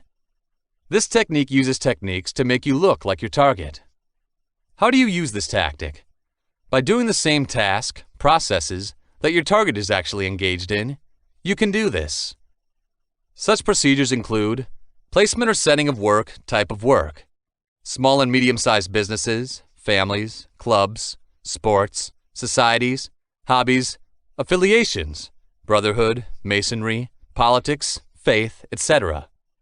As you can see, there are many procedures that you can use to create a relationship with your target. Maybe you've both served in the military before and are both Army veterans. People initially don't buy your ideas, goods, political office candidates, causes, or service. Instead, they buy you. Therefore, your first goal is to make your ambition more than anything else as a person like you. One thing you can do is to allow your goal to be reciprocated. Simply put, inducing reciprocity means giving an object, a service, or a favor to your target. Remember, however, that this product, service, or favor must be viewed as valuable by your target. The explanation for this strategy is to give your target person a valuable item, service, or favor. He or she will be motivated to do the same by feeling gratitude to you. Not only in politics, but also everywhere else in life, you see this kind of friendly exploitation. In particular, it works by reminding a person that theoretically, he owes you a favor. If you had been able to meet before, it would work better, and you could dramatically change his circumstances in his favor. Say something simple when you do this, but to the effect of, "You owe me." The person would always associate you with the favor, and whenever he sees you, he would have to give you little favors. Why will this work? Okay, it works because the person who owes you a favor does not really objectivize you as a mere debtor. Because you were able to help him through a difficult moment, he would always want to help. And the best thing is that you don't have to do anything spectacular or risk yourself. The moment someone else realizes that you've gone out of your way to help someone who isn't your family, they're developing a certain connection with you. Then, for another person, it is, of course, deliberate coercion to go out of your way. Every individual with a sense of dignity and honor, as long as they can afford it, would certainly want to pay you back in any kind of favor. The key to getting the most out of reciprocity is to help them feel that the favor you're going to ask them will cost them basically nothing, but one that can generate a mutual profit. It would then seem that you're also doing them a favor by letting them support you. You built a link to make yourself the alpha. So long as you can prove that you are the one who can conceive of a safe plan that will help both of you, he will be happy to assist you. It works because he feels he would be a great addition to your project. He is conscious that you wouldn't be successful if you didn't reach out for his support, which makes him realize that somehow you would also be indebted to him. Chapter 9. Using Persuasion by Manipulation. What are you really trying to do when you try to persuade someone? In its very essence, persuasion is the power that helps you to affect your objective by allowing a new belief in your system. You do this by making sure that the confidence you instill in your target suits the way he thinks. You also do this by questioning the authorities he is referring to and letting him believe they are the source of the new belief you want him to gain. There are many ways you can convince the engineer, and 5 of them will be learned in this section. You can even model your own tactics based on your target's personality, but you need to build them so that you can go back to what persuasion really is. At this level, you'll begin to realize that persuasion is a very powerful tool, and for almost every relationship, many people who have used this ability feel that it is even the basis of other skills mentioned in this book that are manipulation and deception. Persuasion allows you to move in and lower your target's defenses by putting them in a position where their values would be modified. Beliefs are very effective in determining what's convenient for people, which in turn determines what they do over and over again. They are not 100% right, and according to experience, they are malleable. Because they can change depending on one's world experience, you, the manager, will be able to challenge them and make your expectations view their environment as something else. It sounds easy, but it's not, of course. The obstacles you face as you step into persuasion is your goal's definition of comfort. Individuals would always want to believe what makes sense to them, such as their beliefs, their selection of goods, and their whole lifestyle. We don't care about anything else. Now, you should dispute the notion and provide damning evidence that some, or all, of your convictions may be inaccurate. How are you doing this? You need to find a way to get them to listen, to make sure you're on the same page, and get them to understand that you make sense. You should step in for the kill when this happens. One of the most effective ways to convince the target is by admitting a weakness, downside, detriment, or disadvantage before the other person does. For hundreds of years, this idea has been known, understood, and applied. The reason you admit a flaw in your case of your argument is that you seem to be more truthful to the other party and your purpose by doing so. By today's society, where everyone is cynical, this will be useful. Being cynical, it has meant that people in today's society will generally not accept a case or assertion if the only advantages, benefits, and other claims are accepted by their favor. As such, usually expect people to be on the lookout for a capture. In other words, you will be automatically regarded as an honest and trustworthy person by accepting a negative, fault, or drawback of your argument, idea, or case at the outset. This strategy is one of the most people who sell their proposals or services using the best tactics. This works well because the dealer would always give a personal brand testimony by making his current experience so much better than his previous life. The comparison makes the objective very aware of what he wants. He never wants to experience the trouble you've been through, and anything you've tried and used personally will save him the trouble. Why is this tactic going to work? This makes them know that you can make mistakes that make them feel you don't have your defenses all the time, and you can relax in front of them. Therefore, your client may be more comfortable with your presence because you do not seem too excited about persuading him or her to buy your statement, suggestion, or scenario. Instead, you're presenting them with an opportunity they can study. Now, which makes the entire statement a very exciting proposition, it becomes something very fascinating about which they would like to find out more. As such, the moment you are trustworthy in the eyes of your target is the moment to strike perfectly. You can only persuade the target if you've done something that's going to be in his or her favor. For example, by helping him or her with a question, you can show your confidence to your target. In other words, put yourself in a position where in any way you can support him or her. For example, if your goal is to sell real estate, stocks, or insurance, you can contact a personal friend about the goods that your target is trying to sell. If, on the other hand, your goal is a businessman, give your friends and acquaintances to distribute their business cards.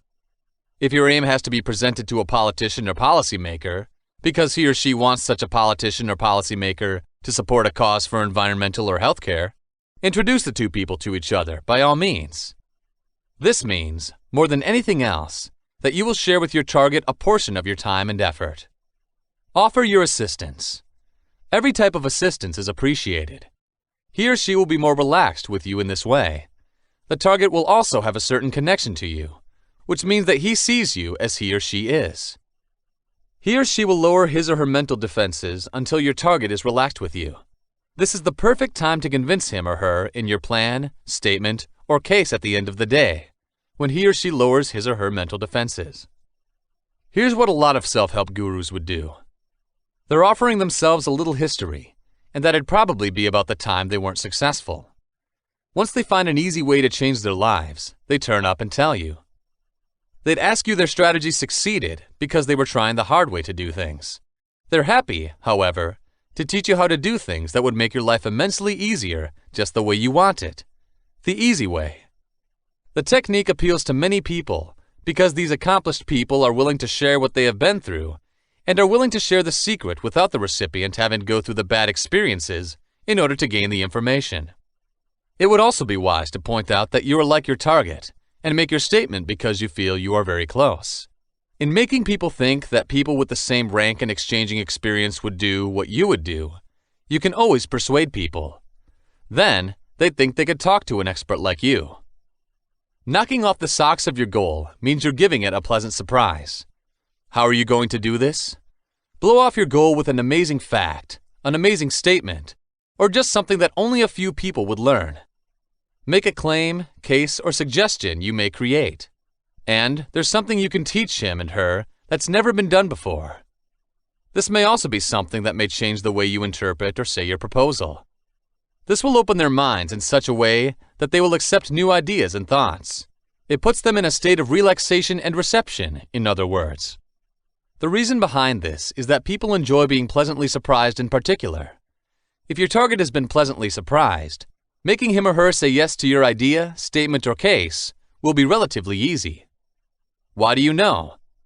This is because if you help such a person discover some amazing new reality, making a decision to pursue another person, you, will always be relatively easier.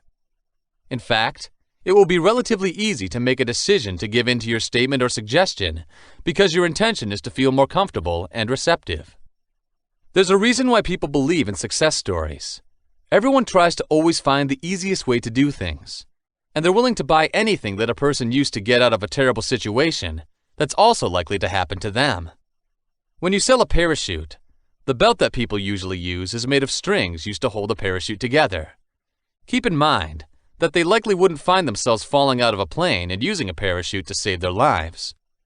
But when you tell people that a parachute can carry more than 500 kilos of weight so that they can use it and tow their vehicles, and it's the favorite bracelet for hunters and explorers because it can act as a tourniquet, a fishing line, or something to tie up their tents, they'd buy one from you for 3 times the price. That's because these are the information that would make you think the service is much more important than it appears. Another useful tip linked to this technique of persuasion is the last presentation of the plan you want to be accepted or the item you want to purchase. This means that you have to spend a considerable amount of time asking for approval of a plan or to buy an item from your target. Because of your actions, the target would usually have to accept a single item or service after you have been removed from the start of the discussion. As such, putting the most important idea or service at the end of the presentation or discussion would be strategically advantageous. Be concise. You should be clear and thorough when describing specifics to your target audience if you want to add an element of authenticity and validity to your claims. The explanation for this is that your words contain clear and detailed information. It means you know how they affect other things. When you understand how certain issues can be influenced by your plan, argument, or event, your claims are more difficult to attack. Therefore, many people unconsciously feel better when very precise and reliable information is given to them. Why are figures and percentages of all kinds convincing people? It's because they get a sense of security from specific numbers. Of course, people don't think that 100% of the time something would succeed. They'd want something that's almost foolproof, because the almost perfect artifact they might get is even better than all the other things they've tried. That's why people often prefer to buy items using numerical adjectives like most, almost all, and 9 out of 10. But if you believe that your service is fine, notice the number of questions you receive. That's because most people don't trust perfection. We would rather get something that can be imperfect. But if we meet the criteria, they are still guaranteed to work. That makes the service more interesting and believable for people. Suppose you are, for example, a specialist in the management of operations. How can you apply the principles to your target dealings? Okay, you can say your target that his or her revenue will increase by 46% in 6 months through the use of your consulting services. That's unique now. But if you tell someone you can promise a 100% increase in this revenue, then your target will be more likely to go away. That's because you don't get your target as a buyer unless you can give him a big-time customer who can back up your story. Benefit offer. What's a good offer? A deal must definitely look like it is, not just for your benefit, for the benefit of your goal. You need to make an offer that would build the same appeal for that reason. Bear in mind that most people are more self-interested, not you. You are more likely to be self-aware, and they would certainly not pursue your wishes. If you're going to make them rely on what you're thinking of, make sure you make it look like they're getting more value than you would.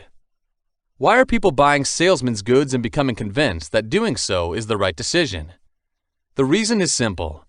The seller doesn't think about how much money he'd get from the sale and how that profit would change his life. When considering those, a salesman doesn't have to ask. But when he wants to do it from the viewpoint of his client, he would still be able to enjoy it. All he has to do is make it a point that his service is of superior quality and that in his life the consumer would need it more or less. Of course, the customer knows there's something positive for the dealer. A customer buys without hesitation, however, because he knows that their positions are just the way they go. But if the scene continues with the seller putting his needs first, the customer will probably want to go home. None of them would enjoy the benefit if that happens. So, when it comes to persuading someone that doing you a favor would be to his advantage, make him a good offer to see his advantage first, before you finally get the bonus. What important is your closing game to convince someone? It would be the reputation in the art of making magic, where the highlight takes place. Your initiative is not yet sure to come to fruition without a successful closer. For this reason, reiterating parts of your conversation in which you went into some form of agreement would always be wise. If your target once said he'd like to try whatever you're offering in a conversation, then keep that moment in mind. Make sure you pull up the closing details before the conversation dies down. You can say something like this: "Because you said you'd like to try product A, I'm going to go ahead and wrap it up for you." Now you're talking with a positive approach as a very optimistic salesperson, something many customers want. Instead, if they decline to have their order wrapped up, tell them if they should pack it up later. Always say they have the option of withdrawing from your earlier agreement. Remember the goal that he liked it, and never insinuate there is an option to say no. You'd be shocked that it works for almost anything, no matter how old this marketing tactic is. It's because people are mostly worried about how to make it much easier to make choices. Proactive people know that if they think there is someone who is trying to save them from all the trouble, individuals are likely to be bent to your will. Manipulate people by creating scarcity. Once people know that their desire for something is limited in terms of time, color, choice, quality, and quantity, their desire for it increases exponentially. Corresponding to this theory, whenever you want something but can't easily have it, the appetite for that object increases significantly. There is nothing but human nature and one of economics' fundamental laws. Citizens have always heard about the law of supply and demand, and they understand how difficult it is to buy something at a much higher price just because the market for it has increased. That's why they're going to markets to buy a product that's more likely to become extremely popular in the future and take advantage of its original price. Today, most stores use this strategy. First, they get people to understand their product's inherent value, which they know the consumers want tremendously. They will then throw in some freebies and a cheap price, which would help them generate sufficient revenue to fund their money. They will then conceal the item from the public, and once they think there's enough clamor for the brand to return to the shelf, they'll bring it back on the market at a ridiculously high price. What is this action going to do? Through listening to the people's voice, it makes the store owner look good, and then he gets a lot of extra money to do so. He doesn't need people to know the second advantage he had, however. The first advantage is all that he would need to remind them of. From the point of view of his ambitions, he is simply trying to make his consumers avoid the pain by reintroducing an old product that would most likely be much more costly than the new product his store sells. The customers did not know, however, that the store owner has already guaranteed his personal reward. He definitely knows his old product will be selling no matter what. He did not actually take any risk at all. So, how can you use this principle? The first element of this principle is that your goal must be aware that it will be valuable to him or her for your service, offer, proposal, or product. He or she is going to suffer if he or she loses the chance to have this right now. The second element is the act of scarcity induction. Now, to your target audience, you can cause scarcity. Tell him or her that, in terms of business operations, what you are offering right now will only be available for a limited time, or in limited quantities. The target will know by causing scarcity that there is a real possibility that he or she may not get what they really want because time or stock will run out quickly. As such, telling your target in no uncertain terms how it will lose out in this situation would be essential. Suppose you are a businessman as an illustrative example, and your target is a potential customer. You can say to your target, "I definitely hate to see you miss this latest iPhone. Remember that this model will only have 2,000 iPhone units available. I can give you the chance to reserve one for yourself if you wish." This example would work because it involves a specific number, which justifies the claim of scarcity. A salesman would sell for a certain amount based on how much his target would love or need the product that he offers. The problem is that soon, because it's that rare, the item will be taken off the shelves. He can make the claim stronger by suggesting that most customers can get it only on a reservation basis because the competition is very difficult. But still, fighting for the service is so worth it. To maximize consumer pressure, a store owner may declare that consumers have a specific deadline to make up their minds. Missing that deadline is the same as missing the entire opportunity to profit from the service. Now, if you were the salesman, you could even boost your pitch by saying you're willing to go out of your way and make sure your target gets a fair fighting chance to get that product. However, it should count on that effort. Insinuating that you go through the trouble of having to fill up the paperwork and stand in line can be frustrating for you. You are now sure to sell, and you would also get a good tip. Chapter 10. Manipulating someone by leading them on. There are two main tactics you have to use as you try to build relationships and get your audience to follow your lead. They are leading and pacing, which helps people to build trust and confidence in you, encouraging them to go in the course you need them to go. In most cases where you need people to agree with you and start seeing things your way, these strategies would be very beneficial. Many people think they don't want to control their emotions and thoughts, but somehow they would really need a person who can influence them in thinking which direction they're many likely willing to go in.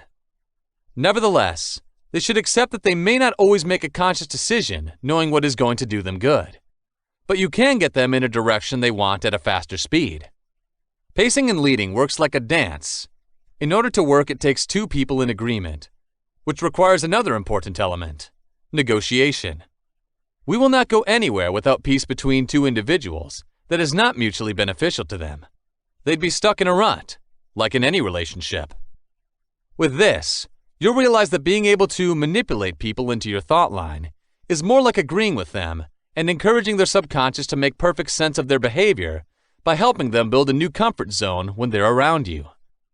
You'll also find that they're much easier to manipulate once they're confident.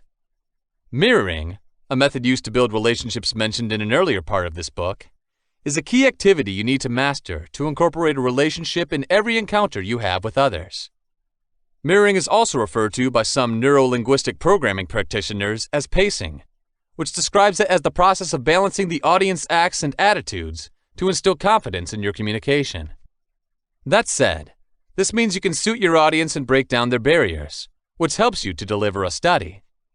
Why do you need to suit the conducts or acts of another person? Let's use the black tie event as an example. In order to attend such an event, many people would still prefer to wear formal clothes, even if the invitation did not specify that they are expected to do so. You'll find the extra time and effort to make sure they appear in their best tuxedo or dress at the event, because if they didn't, they think they'll look different from the crowd. At the same time, if you should ever go to that event in casual clothes, you'll find yourself looking over from head to toe. You'll also soon find out that if you're dressed differently, no one wants to talk to you. You would note, when you thought about that scenario, that most people would actually want to engage a similar person. Millionaires are often hanging out with billionaires, and celebrities are hanging out with other actors. It's not about promoting racism or shunning diversity, but it's just plain human nature. People tend to hang out with people they feel they can understand their lifestyle and values. If you have the unpleasant habit of smoking, you may see a silver lining to indulge in that addiction, because people who smoke with their clients or employers are mostly those who are likely to get the upper hand in closing deals and getting long-term promotions. It doesn't mean they are more knowledgeable, but they are the ones who can contribute to their target. Who knew that from a single addiction you could get that much? Mirroring or pacing simply matches your target's actions, which is important to your task. You need to know what aspect of their conduct is most important to them. If you want to build a relationship with an artist, you'd more likely listen to the kind of music they want.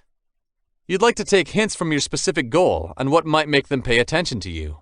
So, when they know you can speak their language, you can guide them in any direction you want them to go. So what makes your objective interpret similarity as leading to the dimension of trust? The answer is simple. There is something people want to trust that gives them comfort. The familiarity you're willing to offer them gives them as it helps them escape the complicated relationship with people who have different approaches to life. People usually vote for people who can give them some reason to believe they're one of them. There's something like too much pace, however, which makes the effort to establish a relationship too evident. You'd find, for instance, that trying to talk to people about any common interest you have, or trying to buy the same clothes they wear, will soon make them annoyed by your presence. You can start with being direct to get whatever business you've done, but they may challenge what you want out of them and start raising their defenses around you. With that in mind, note that in your effort to belong, the best kind of timing is being able to get the results you want from your target without being seen as being too obvious. There are many ways to make sure your target doesn't realize you're subconsciously writing. Here are some ways that you can pace with which you can mimic your objective without being too clear that you're trying to win over it. 1. Body posture. Posture is a strong determinant of a person's mood, and being able to mimic the way a person sits or stands you in the empathizer mode. If you're trying to talk to a guy in a bar to give him something, you can sit apart from him in a few seats and order from the bartender what he's drinking. If your target is slouching, slouch too, but you do not seem to pay attention to it. It would make him recognize you from his eye corner and start an empathetic conversation. Maybe he'll tell you how your day goes. That's your start point for a discussion. 2. Figures of speech, metaphors, or phrases. You will find that every person in that room has a different choice of words to explain or name things. Some might like to use the word "that things" to refer to a collection of objects from which the proper term cannot be remembered, or use the word bunch. So, when you want to talk to specific individuals in that group, make sure you use the terms they repeatedly say as well. That would invite them to join your talk. 3. Personal style. Don't you ever wonder why people still tend to say, "I'm going to have what he's got," in a bar to set up a conversation? At the same time, do you find that they are most likely to be told the first word by their target? This does not only happen in the setting of the restaurant. This strategy is also very appropriate in malls and other places where two or more individuals will attempt to establish relationships with each other. 4. Tone, accent, and tempo. It's no secret that people with different speech patterns are those people who usually end up talking to each other because of their linguistic upbringing. If you are good at manipulating your speech patterns, tone, and speed, you can use this mirroring technique to establish a relationship with people in different places or ethnic linguistic backgrounds. At the same time, it also pays attention to the person you're speaking to, the voice tone and rhythm. You will find that if you don't suit the way they speak, most people would have trouble trying to understand what you're saying. The point is this: do it if you think your audience will better understand you if you fit your talking tone or pace. 5.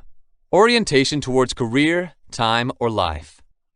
You can find that different people with different roles have specific word choices when working, planning, or even explaining their goals.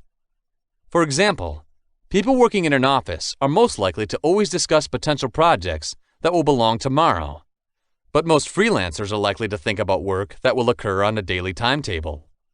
You may also note that business owners tend to think about the money they're making, while workers tend to think about the amount of salaries they're getting based on salary cutoffs.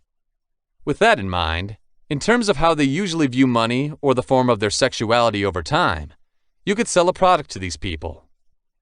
If you mirror the goal for a considerable amount of time, say 30 minutes, you will find that you are instinctively able to keep pace with it, even if you are separated within a room.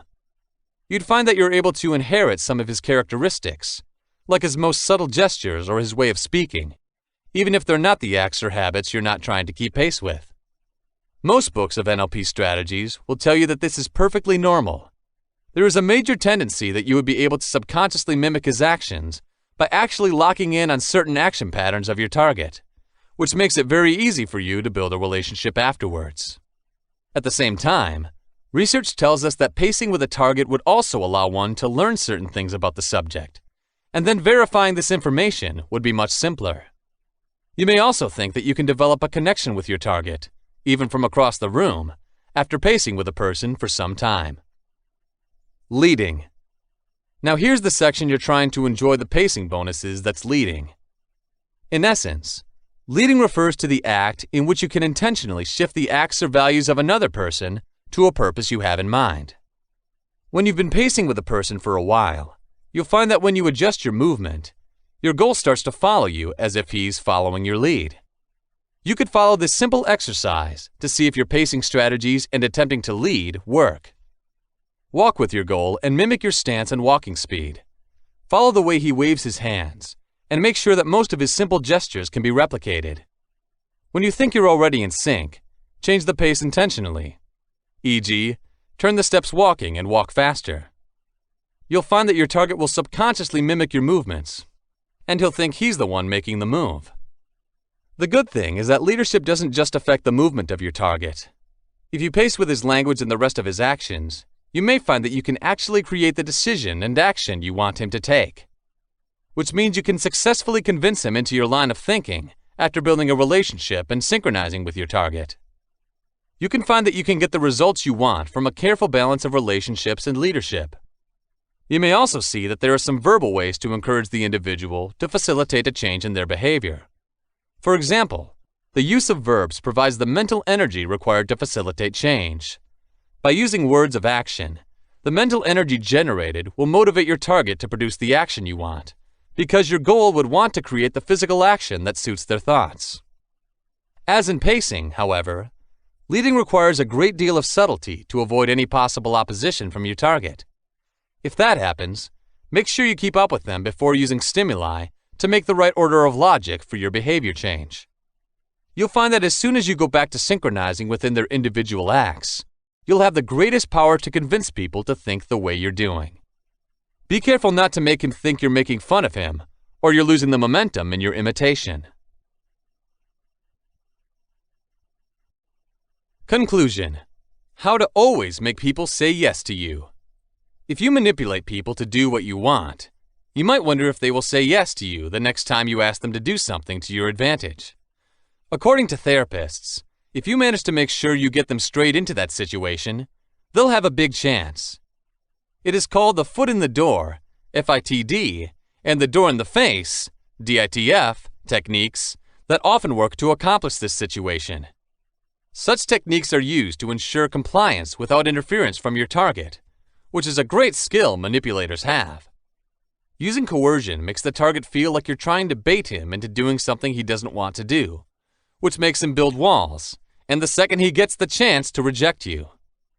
That's why these strategies are designed to make your target feel free to say yes or no to any of your requests, making him feel encouraged and secure.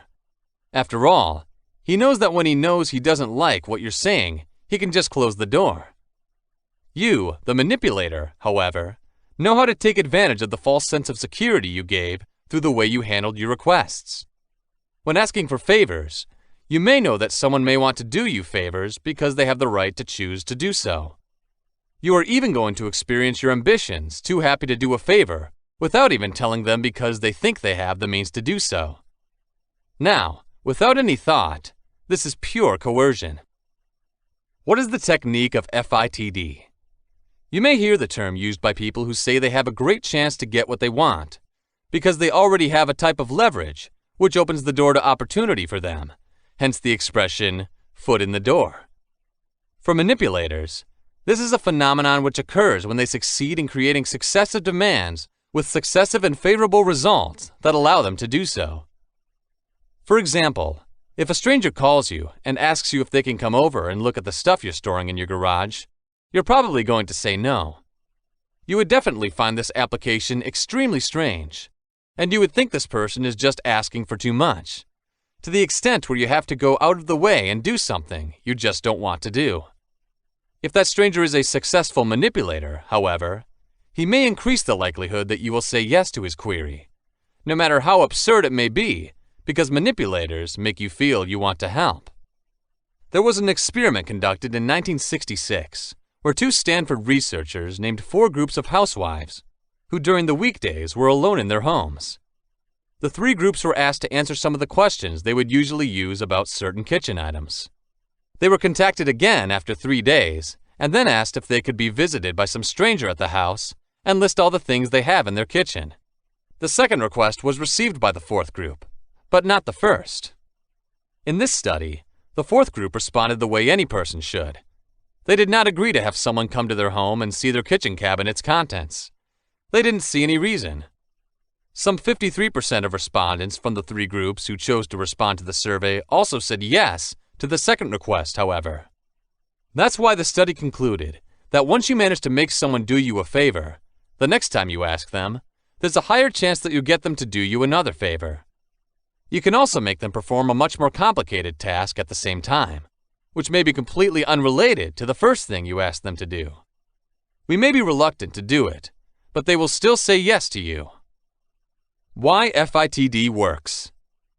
This strategy has been a great tool in maintaining compliance with a variety of community-based applications, such as seeking donations, placing a sign in people's cars to encourage others to drive carefully, and exercising the right to vote during elections. For these campaigns, the reason it works is because it gives the individual the sense of responsibility while making them feel they are doing something valuable of their own free will.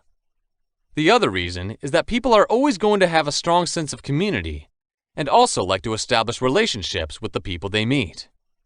You will find that you have to fill out a survey or registration form every time you make donations, which will reinforce your relationship with the organizer.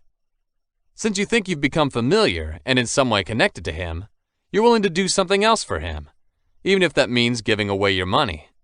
But yeah, you know you've done it for a reason. You have already expressed your support as soon as you have already filled out the questionnaire, which allows them to be able to ask for more. You'll also find that when the organizer says you could choose if you don't want to, you're more willing to donate because you have a choice. Interestingly, you tend to lose the freedom to decide when you're told you can choose freely what to do.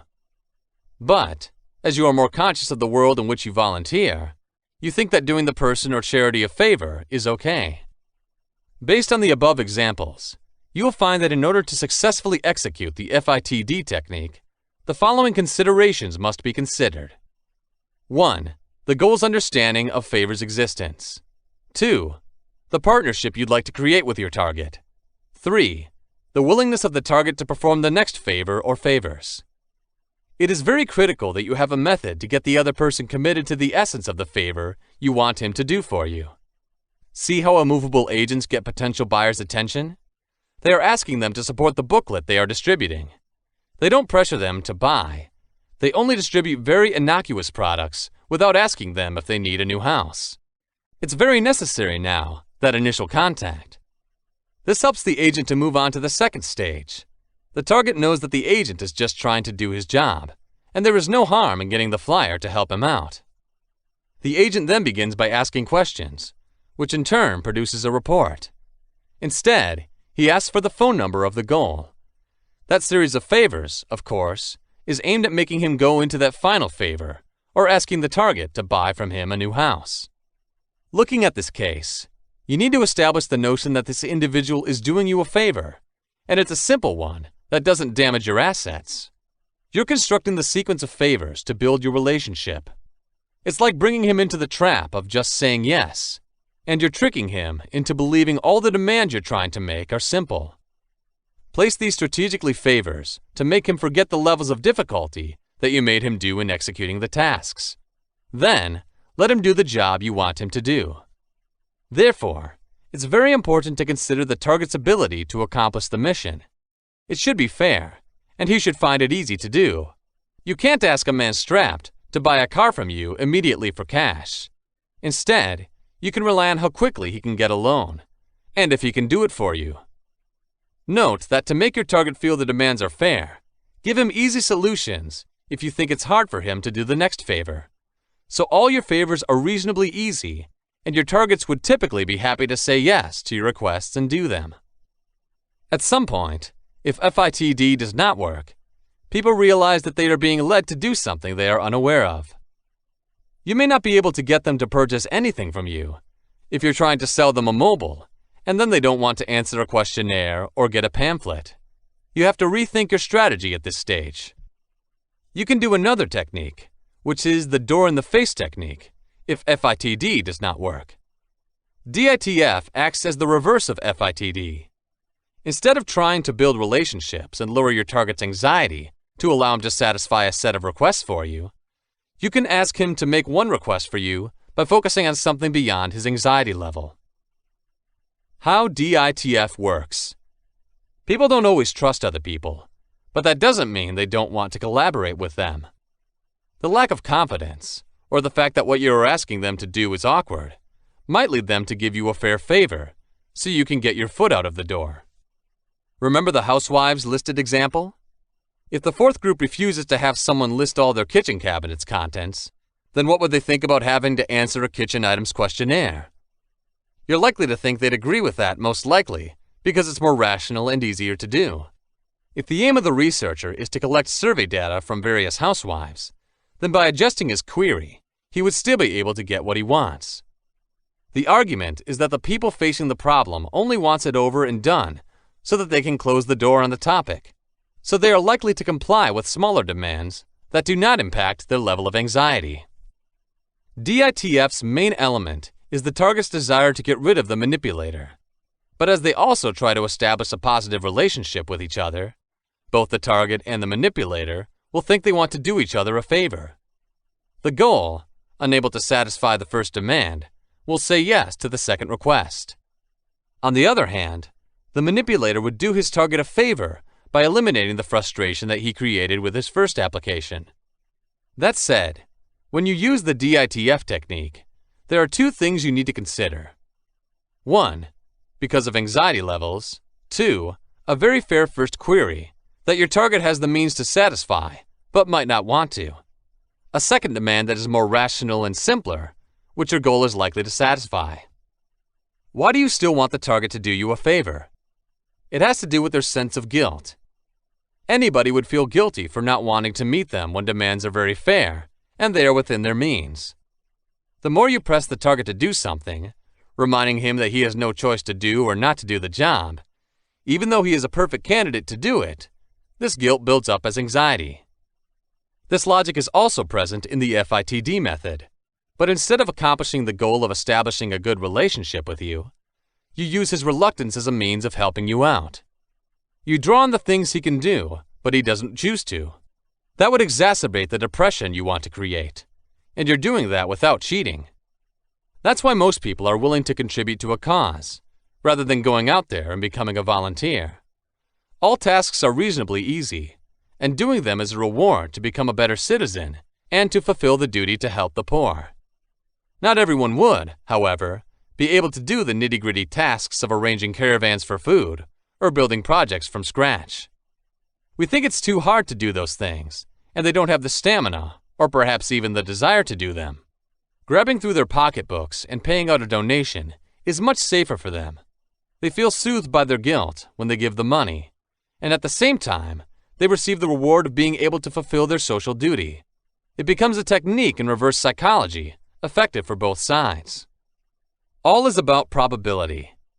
As you consider what kind of strategies would have worked best to a given situation, you would also have to put yourself in the target's shoes.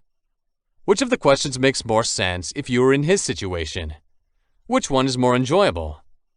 You'll have to go back to the very idea of building a partnership at this stage, and the concept of how to sell an idea to your target. Everybody wants to experience benefits for their acts, but the concept of what a reward is would depend on the target's profile.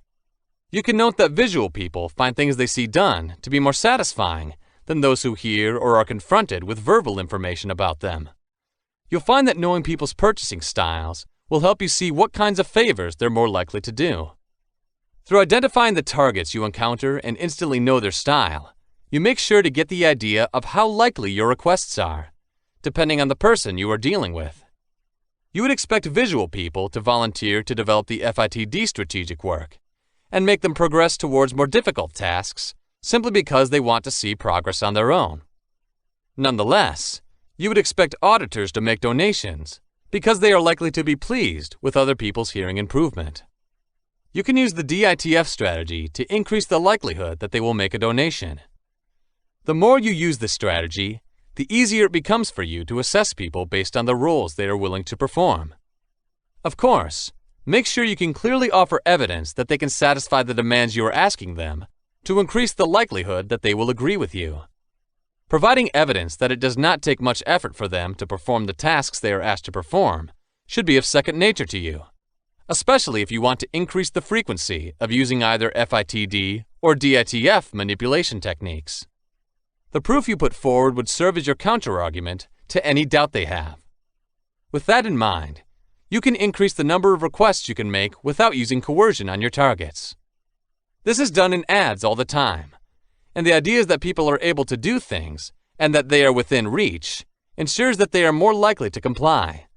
Look closely at the TV ads, and you will see this technique being repeatedly demonstrated.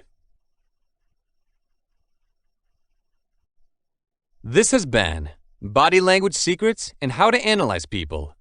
2 books in 1. Analyze body language, speed read people, personality types, manipulate and influence people with emotional and mind control. Written by Jake Smith. Narrated by Glenn Bultice. Copyright 2019 by Jake Smith. Production copyright by Jake Smith. The end.